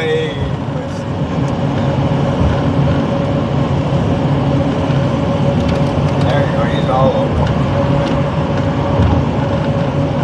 And I wasn't even speeding. I should probably put it on cruise.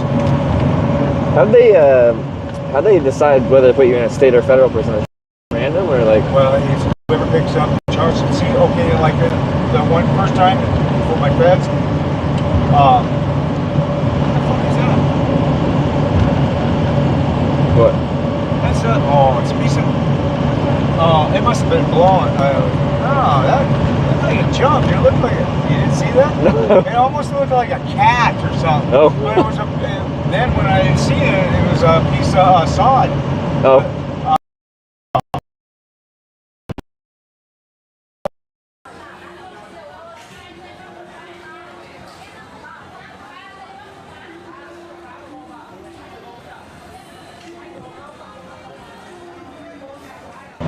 Parents' address on the affidavit for the search warrant.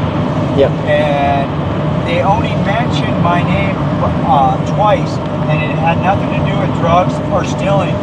And what else was it? There's one other thing, because my state lawyer, she goes, hey, I think you have a great grounds. I think this can get dismissed because they violated your Fourth Amendment. And I'm like, how do you do that? On the affidavit, it states a different address that they searched, and the officer that was supposed to serve it wasn't even at the place. And I'm like, you know what?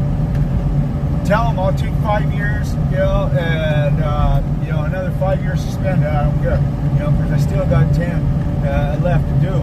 And she's like, yeah, but you're going to have a criminal history, a larger criminal history, and if the feds pick it up, you're going to, you know, I'm like, what do you mean? Well, they're talking about taking this case, so you have to beat this. And I said, well, I'll tell you Monday. And I talked to her, she goes, I already filed it. I said, I hope so, because I'm looking at least 20 years they could give me on this or more with the habitual. And they dropped it. They dropped it because they knew it was a prevail. So then on my forfeiture, the money they took from me, I won that back too. And I told the judge, I said, these guys weren't even in the place, and you're bringing in people that have no knowledge of what was said in there. And it's just what their buddies, I didn't say buddies, but their co-workers are telling them. So that's all. And so, like, I've been there. Yeah. Okay, go. You can have hands. Don't choke yourself. Yeah. No, I do. All the way to the Supreme Court, because this was an illegal taking of my money, and plus they've already dropped the.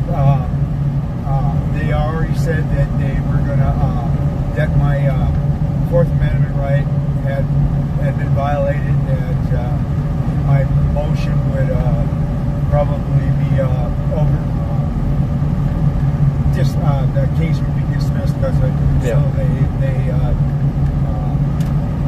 what we call it dismissed my case with prejudice, though. Yeah. They couldn't.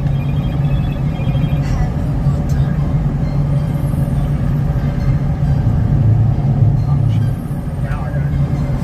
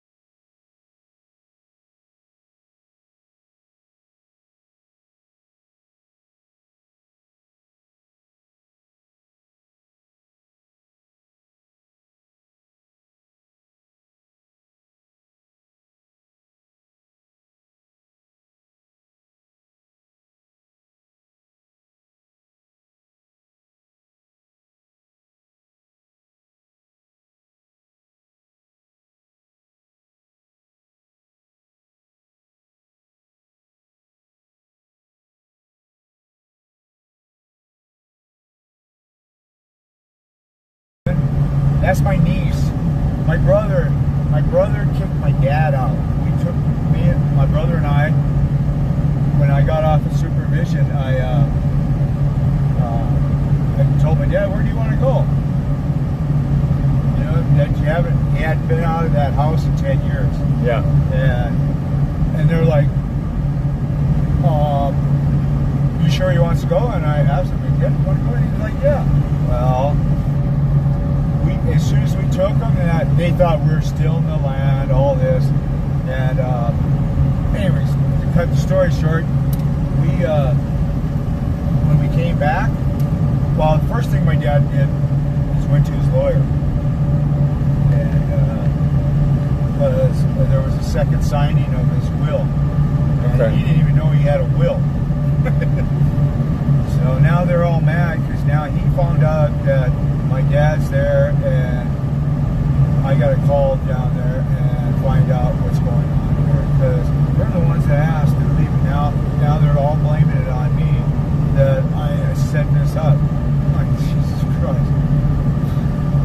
I'm like, and now my brother what do they think you set up? The re-signing of the will? Yeah, my littlest brother, he's the one that's stirring all this shit up. Oh, okay. What they did was they had the wills to where everything was sold, and his wife was in Exeter, or whatever you call it.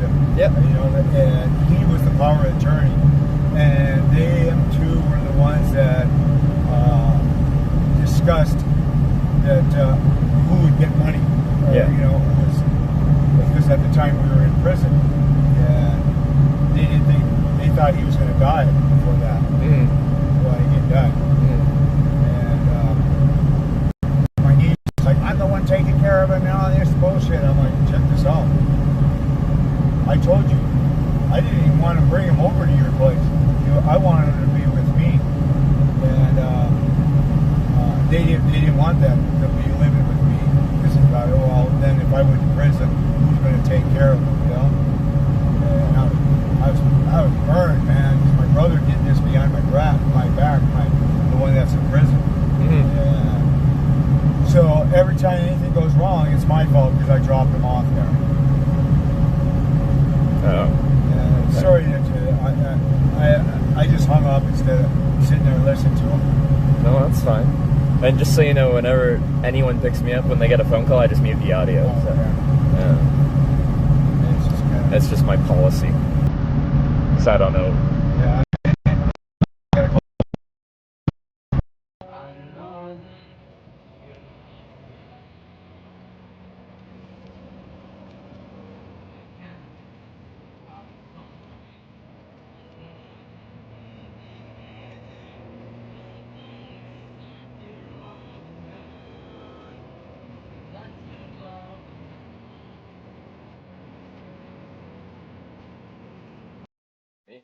And everything, and just can't talk. Yeah. And I'm like, yeah, you know, I'm like, I didn't want to leave him there because I knew I was going to get shit by these guys. So I'm going to call up my uncle and say, hey, man, I'm getting some shit. I don't know who told Jason. Jason's, yeah. So let me see if I can find him down there. Oh, yeah, I got a ton of goddamn messages.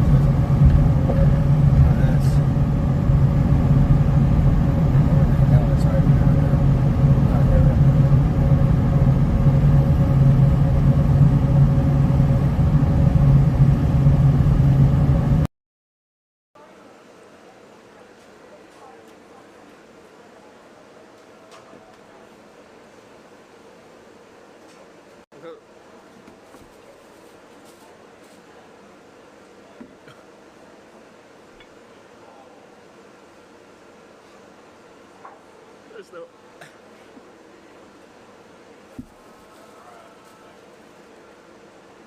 I already lost.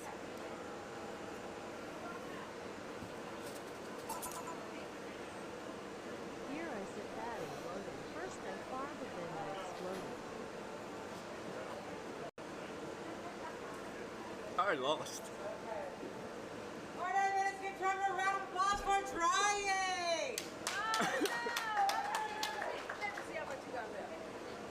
Didn't do very well. He got sick. Did he? Yeah. So do you want a box for the rest? There's so much empty land out there, it doesn't make sense to me to pay for it.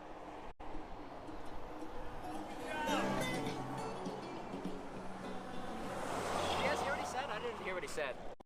In Louisiana, they know about that murder. You can see it on the curb, and some people look at it and say it's a little disturbing, but we keep it going. No, I'm not swerving. You thinking that we coming, that we hurrying.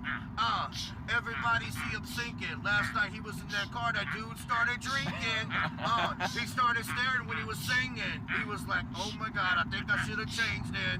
What am I gonna do? I'm stuck in here. I can't get out of the way. He's looking in the rear, trying to escape. He saw his chance. He stopped at the Valero and started doing a dance. I saw that he was in trouble, got in my suit, jumped on the freeway, said, let's move, scoot up the freeway. We picked him up late. He was tired as hell, we didn't hesitate. Took him to his room so he could get some rest. This morning he ate them pancakes on the desk. Let's go now, we on our way down the road. We about to throw Willy Vodka overboard. Yeah, there's a turtle. Should we move it? I'm sorry. You can flip me off all you want. I'm not running over a turtle. Yes, we should move it. All right, we're gonna move a turtle. No, you're good. Do you want me to move it or you want to move it? You got it? Snapper. I'm not hitting the turtle. No, I agree.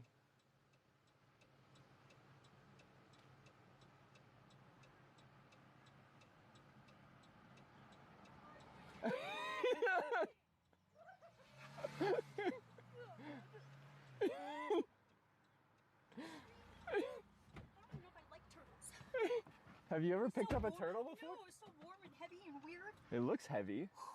It looked like a mole in a turtle head. It does look kind of funky. A mud turtle. It's like a mole. We don't have those. Can I ask you a quick question? So I'm a Canadian documentarian documenting the process of hitchhiking through the United States. Sure. And I've been through 15 states. And what I incorporate as part of the trip, when I end up near an airport, is I try to hitchhike a ride on a flight. I've done so on 4 airplanes so far on the trip. I was wondering if you're a pilot, if you're on a flight somewhere, if you're going anywhere. Charter, but I'm going to Monroe, Louisiana. I'm not sure it's where you'd want to go. Where is that? Northeastern Louisiana. Oh. Like, would you even be allowed to on this, like, a specific charter? No, ask him. Do you want to Google Monroe and see if you want to go that way? I can go from anywhere. Like, I just hitchhike. I travel from wherever. Like, can we take a hitchhiker?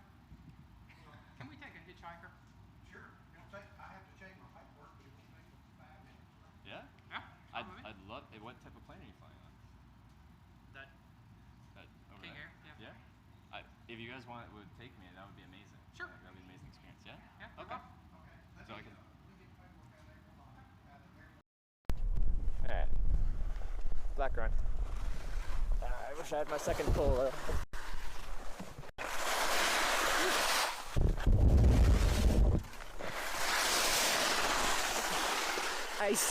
Ice, baby.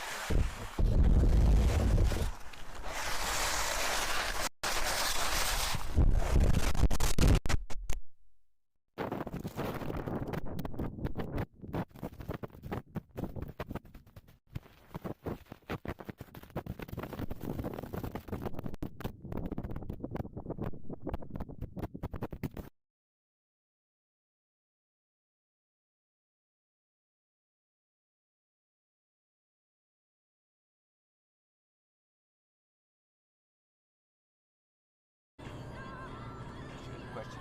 Sorry? Have you had sex like a father? Have I what? Have you had like offered you sex when you don't want sex? You want to do that? Have people offered me sex? Well, hitchhiking?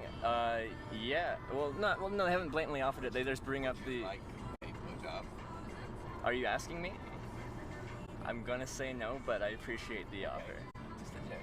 No, that... Is that... That scare you? No, that's fine. And that's a polite way to go about asking that. So, thank you for being polite about that. Yeah. Just giving you that. Yeah, no, that's fine. So this is... Time. You too. Hi people on the watching the live stream. Yeah, Woo! What are people saying? People telling me to put clothes on. What did you expect? Bye. No,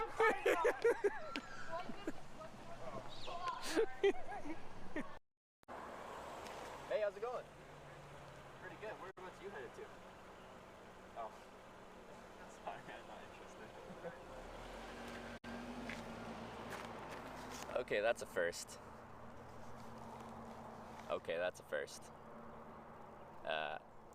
He might have had his dick in his hand. He might have had his dick in his hand. 900 rides, I've never had someone do that.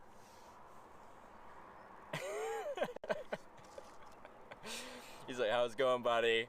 His hand right there. I'm like, I didn't notice it until I'm like, yeah, how's it going? I'm like, oh, never mind, I'm not interested. Going to bed now because tomorrow. And then I hear him, oh, motherfucker! And I'm like, oh. That sounds about right. Like, I don't get it. I don't play video games, Yeah. you know what I mean? Well, I don't really anymore. Like, I grew up playing them, but once I went off to college, I just ended up stopping, and now it's been like, 10 years. I just passed my 10-year grad reunion, and I'm like, oh, getting a little older now. But haven't played much games for a long time now. Yeah, we wish you'd get off the games and go and get a girlfriend or something. Yeah. He had a steady girlfriend, then he did. Yeah. Then he goes into this deep, dark depression mode. And then he kind of gets another girlfriend. Sorry, dude. We're getting your life story. It's just something, I was gonna say, I'm like, I don't know if you want you to say that, but. Oh, you're telling the world. The whole world. My problems. Okay. Sorry, Em.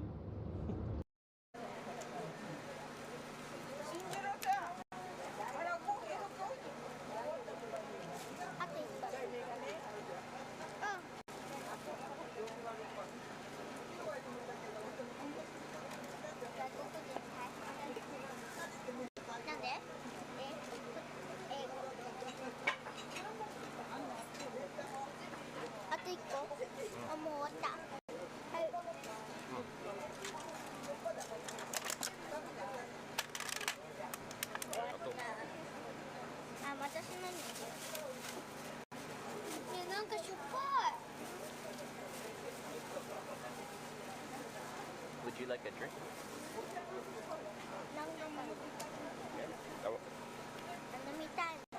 Let's go get a drink. Yeah? Yes. All right. I just like the rest of us. In this life or whatever? Yeah. I mean, I've drank someone else's blood. I'm not like the psychic vampires. Like, you don't have to be a psychic vampire to steal someone's energy. You can know those techniques and then do them. Yeah. Now, did they voluntarily give up their blood to? What? Did they voluntarily give up their blood to you? One of them didn't know I was getting some until a few seconds afterwards. And they were okay with it at that point, or they're like, whoa, buddy? Yeah, they were like, no, buddy. As long as you don't try to do that with me. They already had a cut, so I was like, I just grabbed it. Okay.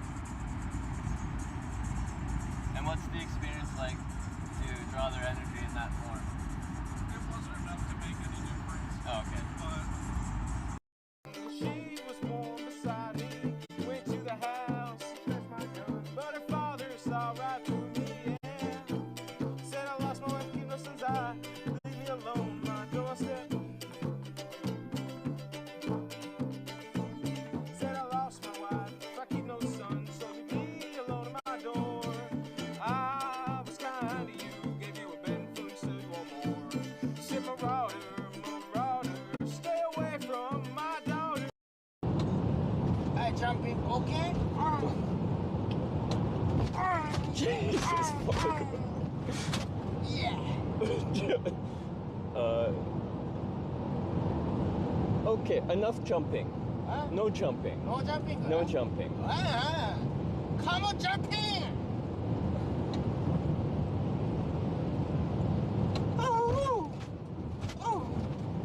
Okay, police car. Okay.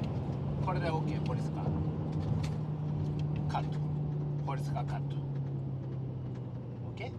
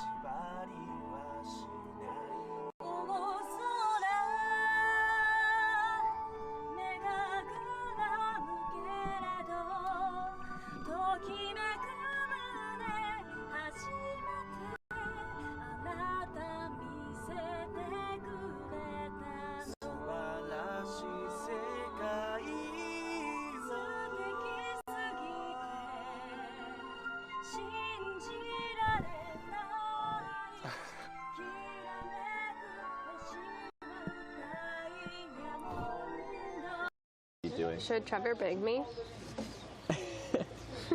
That's my question. Okay. Wow, guys, wow. There you go. Hard to read from over there. It is hard to read. You can carry it. Bring it over here. I don't want to hold Bring them. the children. They're heavy. I don't like carrying them. I like just talking to them. Hey, game over. Leet.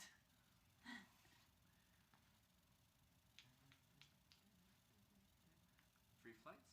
You guys want to learn more about the free flights? Nice dress. Thank you. It was $4.50. It was, yeah. Got it yesterday for festivities. Well, I guess it wasn't. Those flights weren't exactly free. They were $70 in taxes, but like Etihad first class apartments, Abu Dhabi to New York City would be $11,000. Maybe put that into. I pushed the flush button again because it's on top.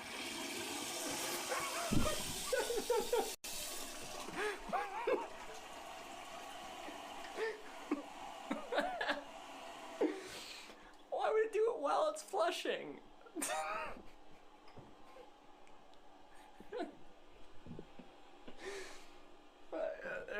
22nd century Japan, way ahead.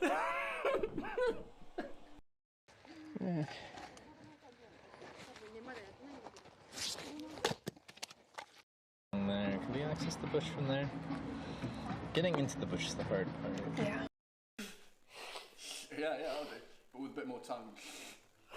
Oh, God. So it's Shanfire. And the Well, we're on 90 right now. 90, 94 is this is what this is.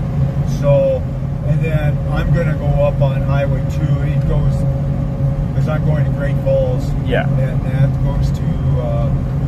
I mean, I would say you'd be closer up there, but you're gonna be on a little 2-lane. You'd have more traffic, probably at Billings. Yeah. Okay. Yeah. I'll probably hop in Billings and go from there. When we come in there, I'm gonna get off. I'm gonna get off where I think it's Highway. Highway 3 or something. I can't remember it, but it's a 1-lane. Yeah, all good. Or I should say a 2-lane or whatever the hell it is. Just 1 lane highway. each way. Yeah. Not like this. Yeah.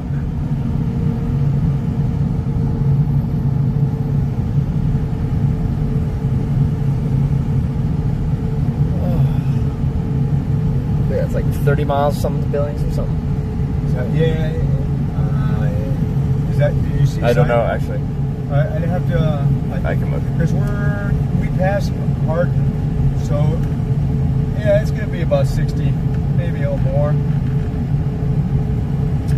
If 37 miles. Oh, is it? Okay. So we went farther than God, just what I needed. I should have just kept. Well, they're gonna find out he wasn't there. See, my brother, he gave his 30 days notice of moving out of my dad's place.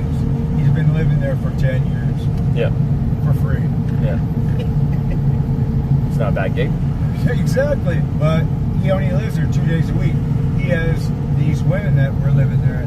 They're putting their cigarettes out on the wall. It was a disgusting place to be in. Yeah. The disrespect that they did.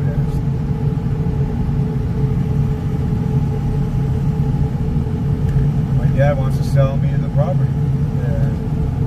The thing is what if I bought it, then they'd accuse me of stealing it. Well, but is your dad still in sound state of mind? Like, it doesn't matter what they think. That's what my lawyer said. He says your dad has the right to sell it to whoever he wants. Yeah. It's his property. That's like always the thing with families is when it comes to like inheritance stuff. That's when the fighting. Yeah.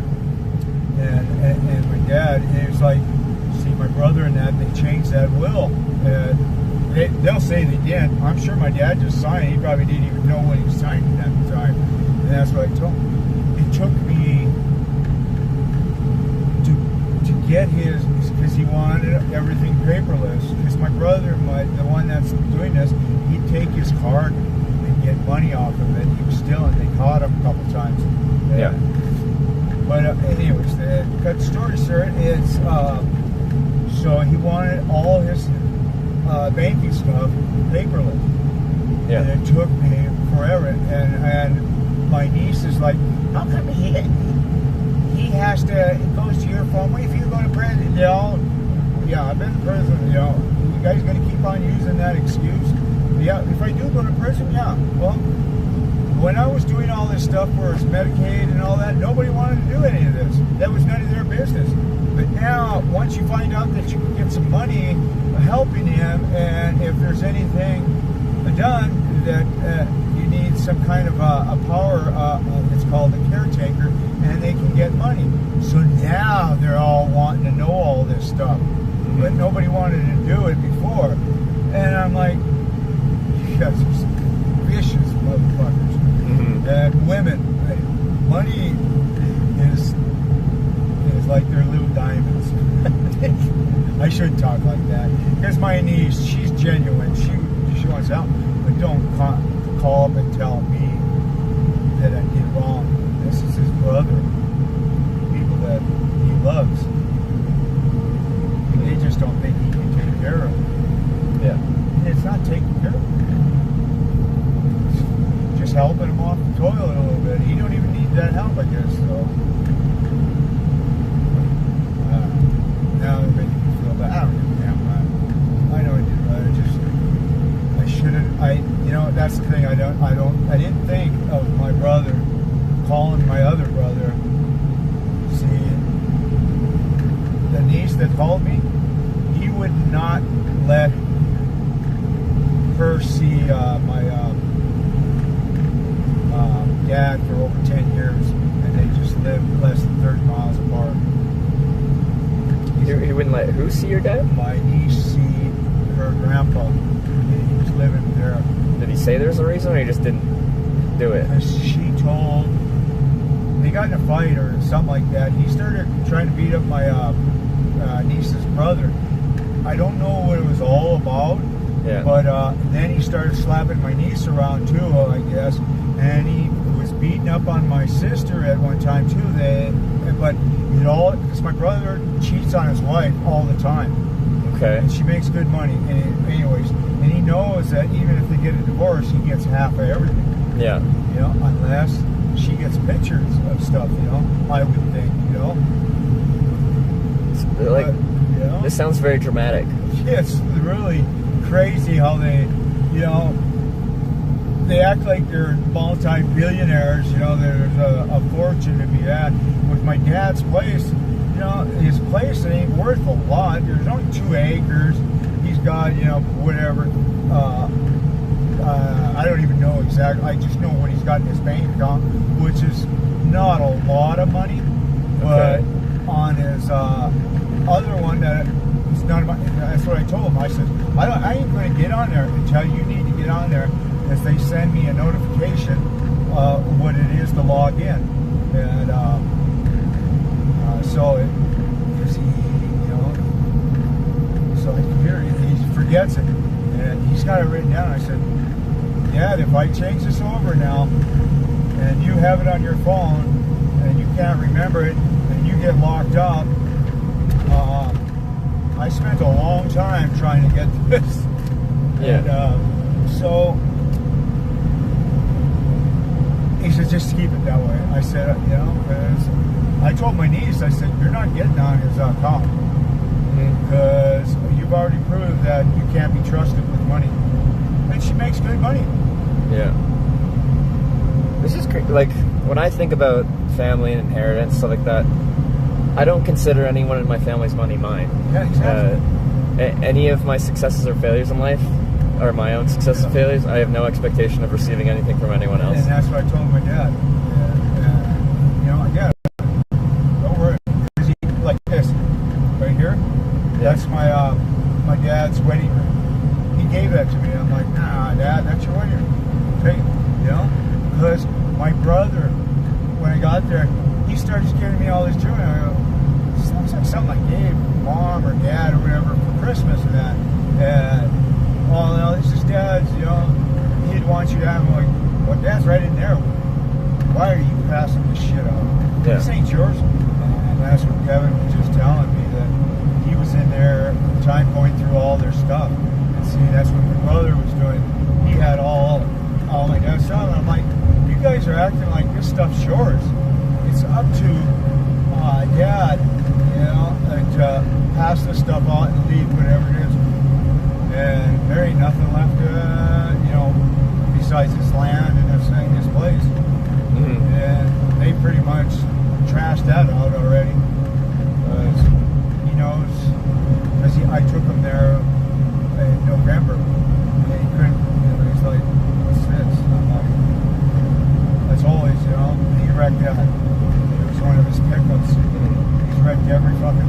God, it's always a deer.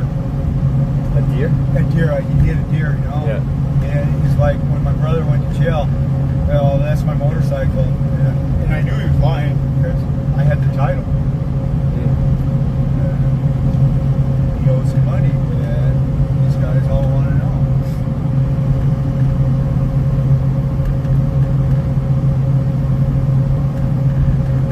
You say like your family's always had like inter-family drama going on, or is that like just because of this is a special circumstance? Okay, this is all my brother. My brother and my dad, my littlest brother that took care. Well, this is what my oldest brother said. He said they put my mom in a hospice. You know, she refused to eat. My mom has schizophrenia. Yeah. You can die from that, I guess. You know, and the doctors told. And anyways, they came back and they were like, "So what's up with mom?" Well, she's gonna die. You know, she won't eat or whatever it is. And he said, "So you just leaving her there? Not even gonna?" They're like, "Well, you're gonna die." So my brother went in there and he talked to the doctors. He said, "What if I take her to my place? Because do you realize how much work you got?" He had my mom at his place for a lot longer than she was supposed to die in 3 days. It just showed my brother. This is what my brother always told my dad: "You can't walk out of this hospital. You're not coming home." I'm like, "Jason, that's your dad, man. Fuck you. You take care of him for 10 years." And I said, he goes, "You take care of him for 10 years." I go, "I would." He goes, "All right, fuck, you've been in prison." You know, that's their thing. But they forget about all the drugs they do and all the criminal shit that they've done. But we're the bad guys because we're in jail. But, I don't know. It's a sad situation with him. He's the one that threw him up, but now he's trying to, they both did, you know? And that's elder abuse. Elder abuse is what they call it. I mean, you can't throw a handicapped person out of his place that he's been paying rent on for the last 10 years. So my dad has paid rent with them. And, so it's like, and I was going to try to find out and press charges just because out of spite. And then I refused it, and then I didn't do it just because I'm not going to do the same fucking thing they do, you know?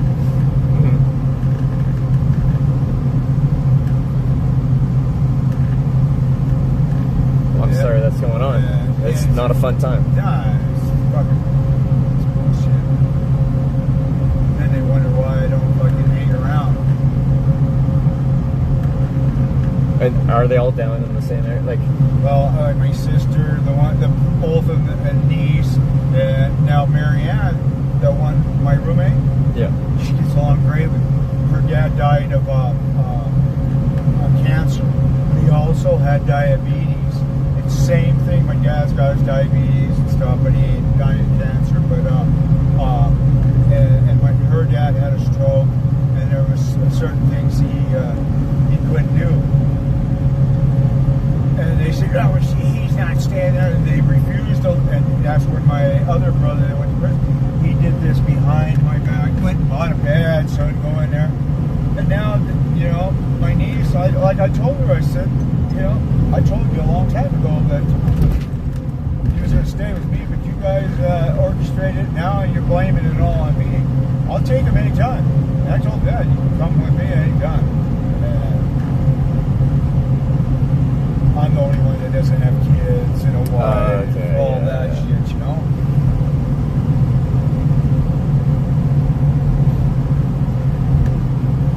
have you never been a kids guy? Well, I get along great with kids, you know? But did you want kids or not? Oh, I would have loved the two girls that got pregnant that had miscarriage, you know? Oh, okay. And stuff like that. And then the girl in Mexico, somebody said she had a kid. Well, I didn't think I got her pregnant, but she was pretty, see this day, there's no way. Everybody said, "Oh yeah, she was pregnant, she moved back to Mexico and you have a kid." And I'm like, well, I can't even find her. Yeah. You know? And he would be 27 years old, you know, or 30 I'm just hitting my 30s and I'm, you know, pondering whether that will be my future or not. I'll tell you what, if it's the response, that's what it's like. So I went to prison. The last thing I want is a kid to be, well, my dad's in prison, you know.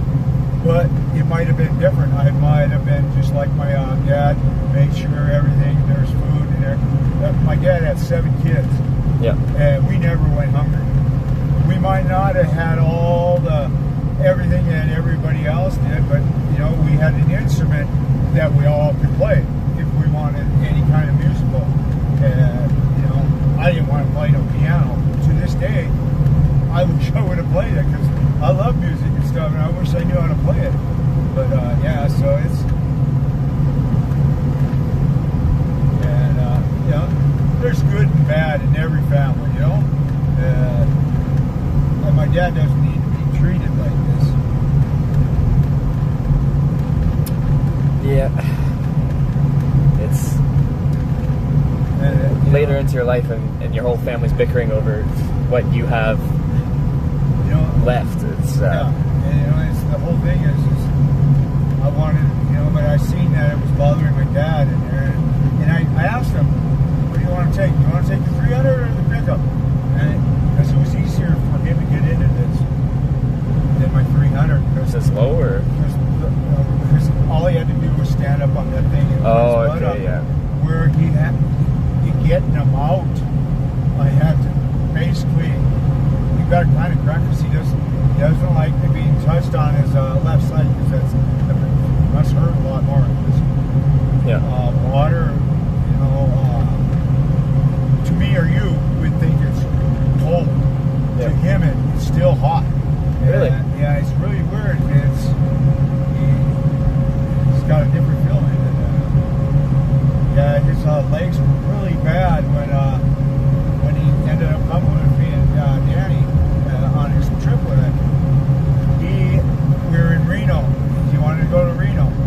He got to play craps at the crap tables because he's the one that taught me how to play craps and that.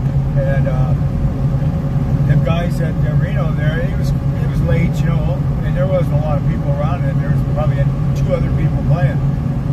And they let him do it, and it's like, it was pretty cool. He won probably about $5,000 too, you know? Oh, yeah. And he couldn't talk, but he knew how, you know, them guys like, okay. Yeah, it was a really good time to be with him. We rented a big Suburban, brand new one. And Cruz, he sat up there in the front all the whole time. Hotels, every place we went. Told him wherever you want to go. How long ago is this? In November, last November. Oh, nice, yeah. Yeah.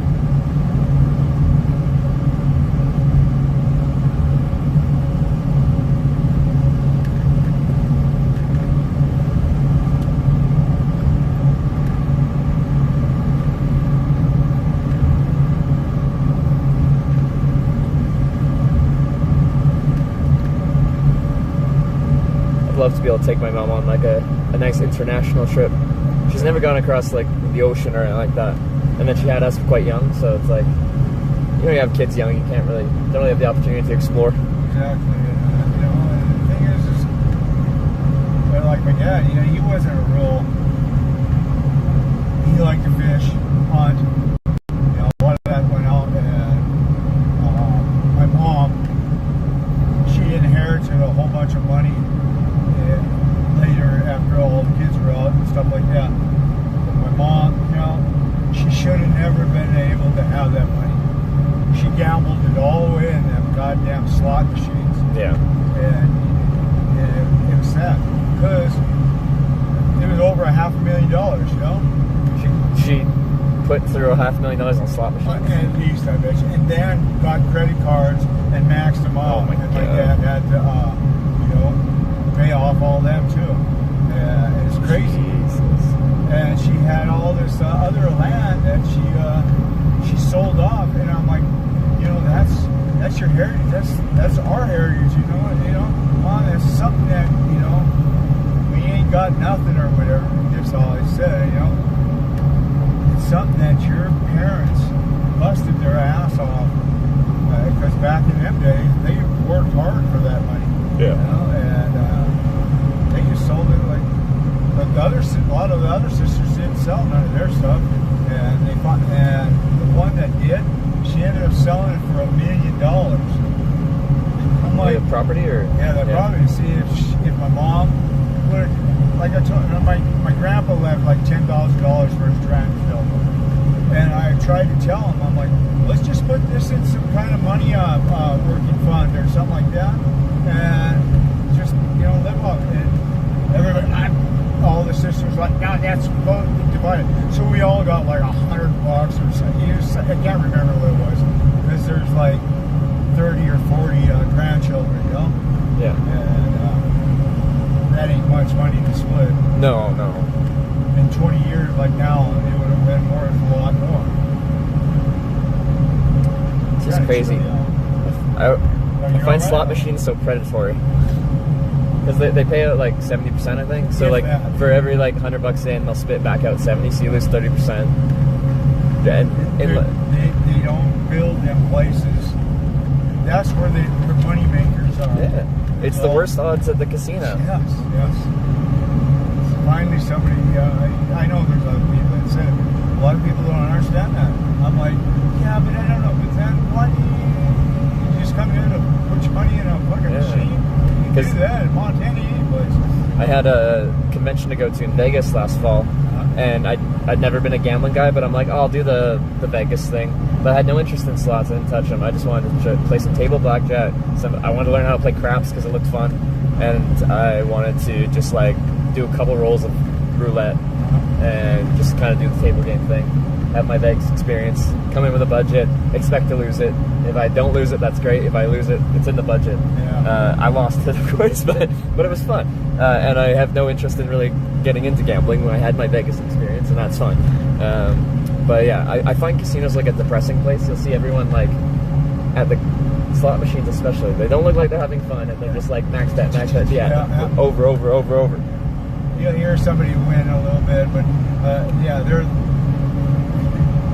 See, I'll go and I'll walk around the tables to see, because my dad says the worst place to learn is to sit. Well, the best place to learn is to sit up at the table, and play. But if you don't know what you're doing, to me now it's still an odds game. But your best odds, I believe, is at the craps table or the baccarat game. A little bit better odds there. Yeah. But and when they roll, you never know. And I've won a lot of money on craps. Yeah. But what else I'm trying to get to? What I like to do is like my brother and I said, okay, you're gonna do this. Get yourself a book. Read the book on the craps and get a little understanding on how. Because I said there's so many bets out there. Okay, you got the pass line. That's hoping that your point comes up. Okay, when you're rolling, if 7 comes up the first roll, you win on the pass line. You lose on the don't come.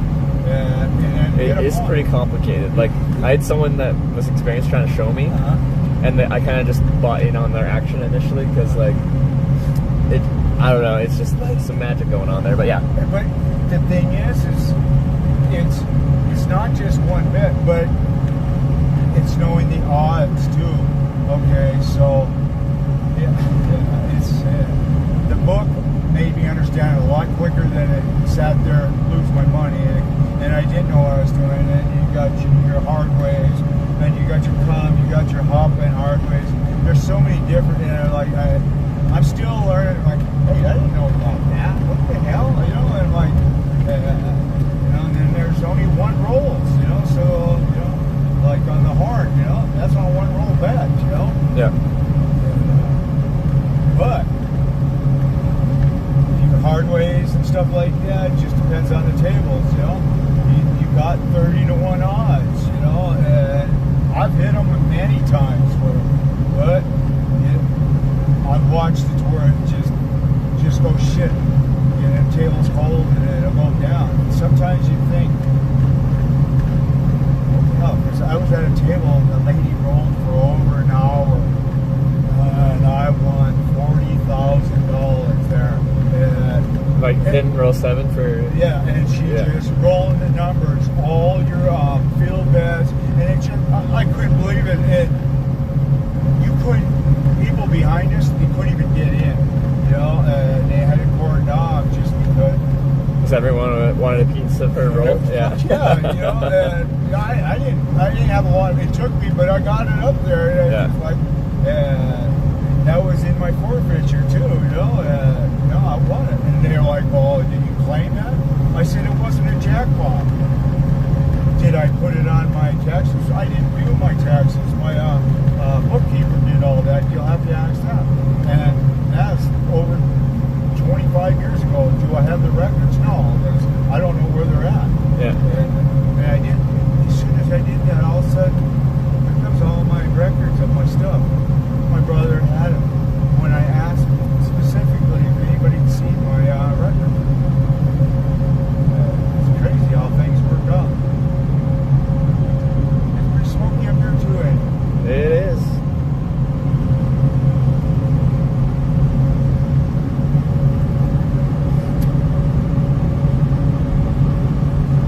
Now I gotta go deal with that fucking girl, my niece and all that are there. God damn it. Will that be tonight, or do you get at least to sleep before you gotta deal with that?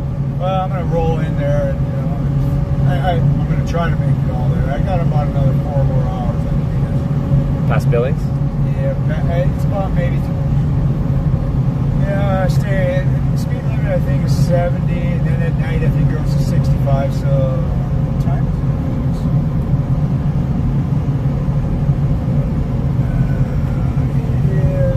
Oh, sorry, 6:50.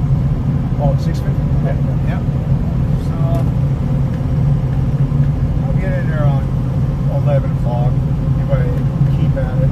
Okay. Which is a good time to get in there.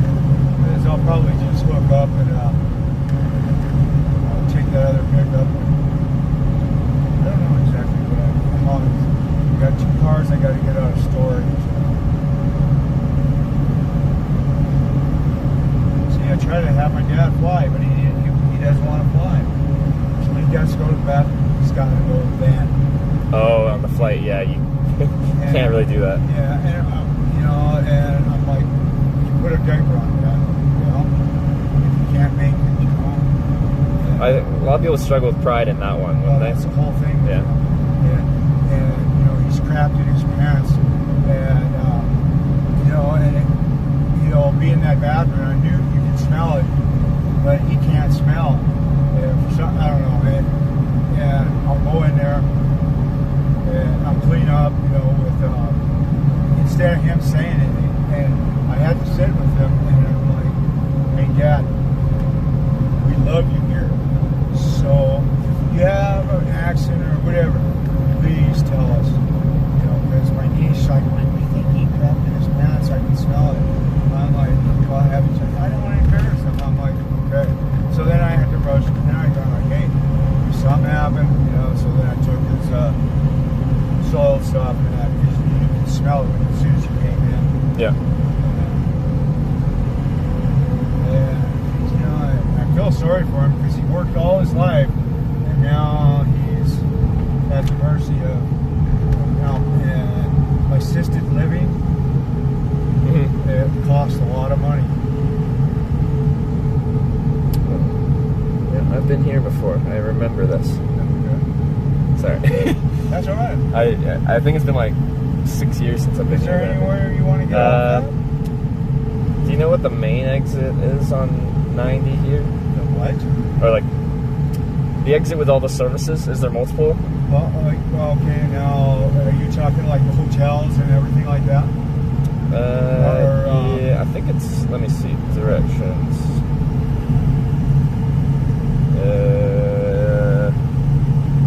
It's exit 450. Guys, what exit should I take? Asking the internet. I think we got a couple minutes before decision time, but... Because this one's all the truck stops are. Okay. Yeah. No, I won't go this one. So the next one's going to be, it's going to be Lockwood. Yeah. It's going to be where the Metro and downtown area and stuff like that. The next one is? Yeah, the next one will be. Okay. And then after that, then you'll have another one that there's a whole bunch of hotels. It's kind of close to downtown, but it's on the south side. Okay. Yeah, we can do the next one.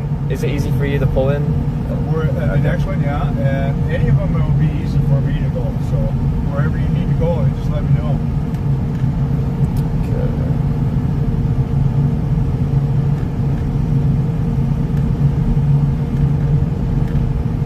Place where I got my coffee. Oh, go ahead.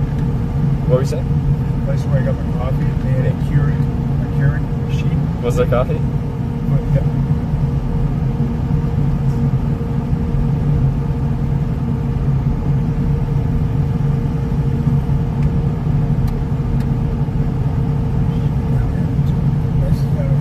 They're saying 4:55.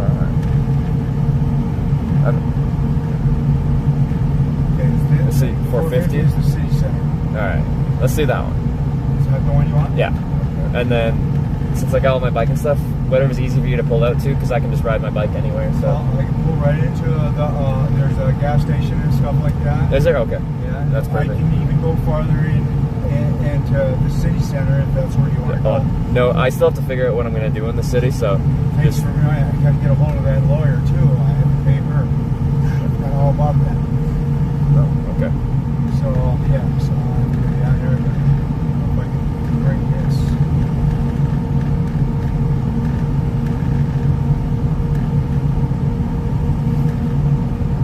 That's if she answers.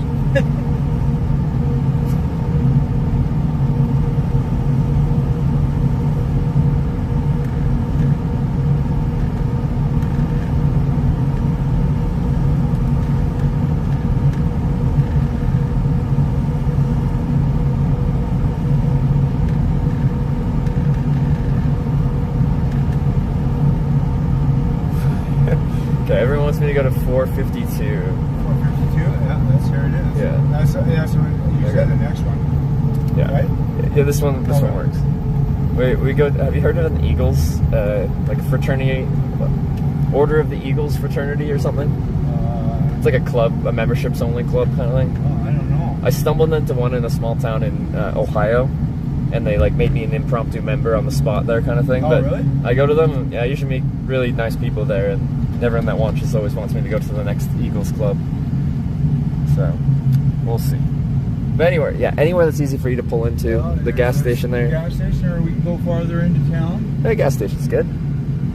This way I take a look at my lighting situation on my trailer. Yeah, for sure.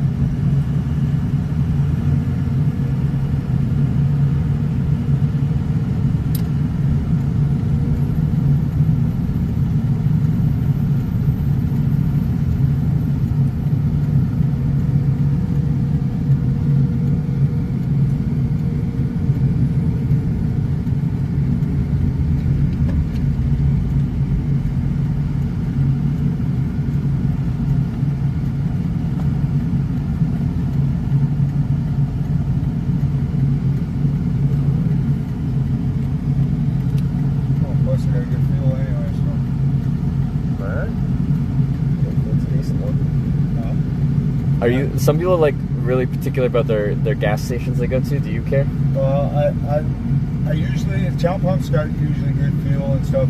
I try to go to where, like where we bought that. I don't think a lot of what do you call it? A lot of trucks use that there. Yeah. But so there's not a lot of water. You end up with bad fuel and stuff like that. Yeah.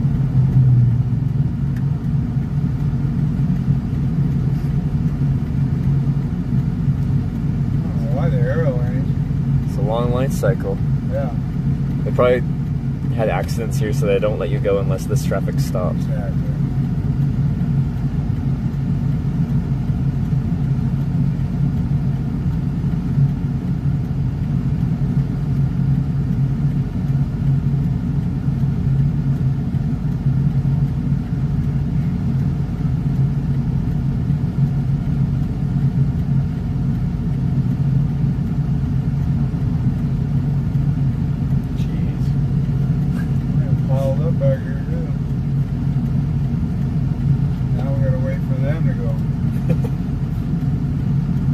Then you'll get your lefts advanced.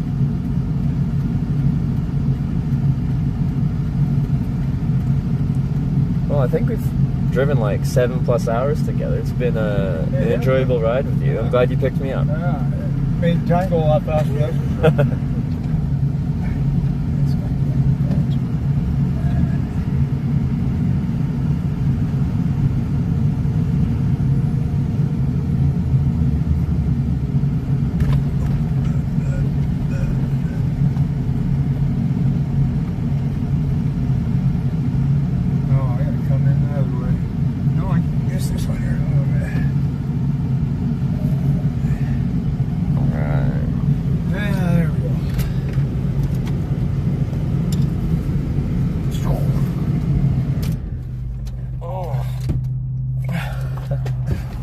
Good ride.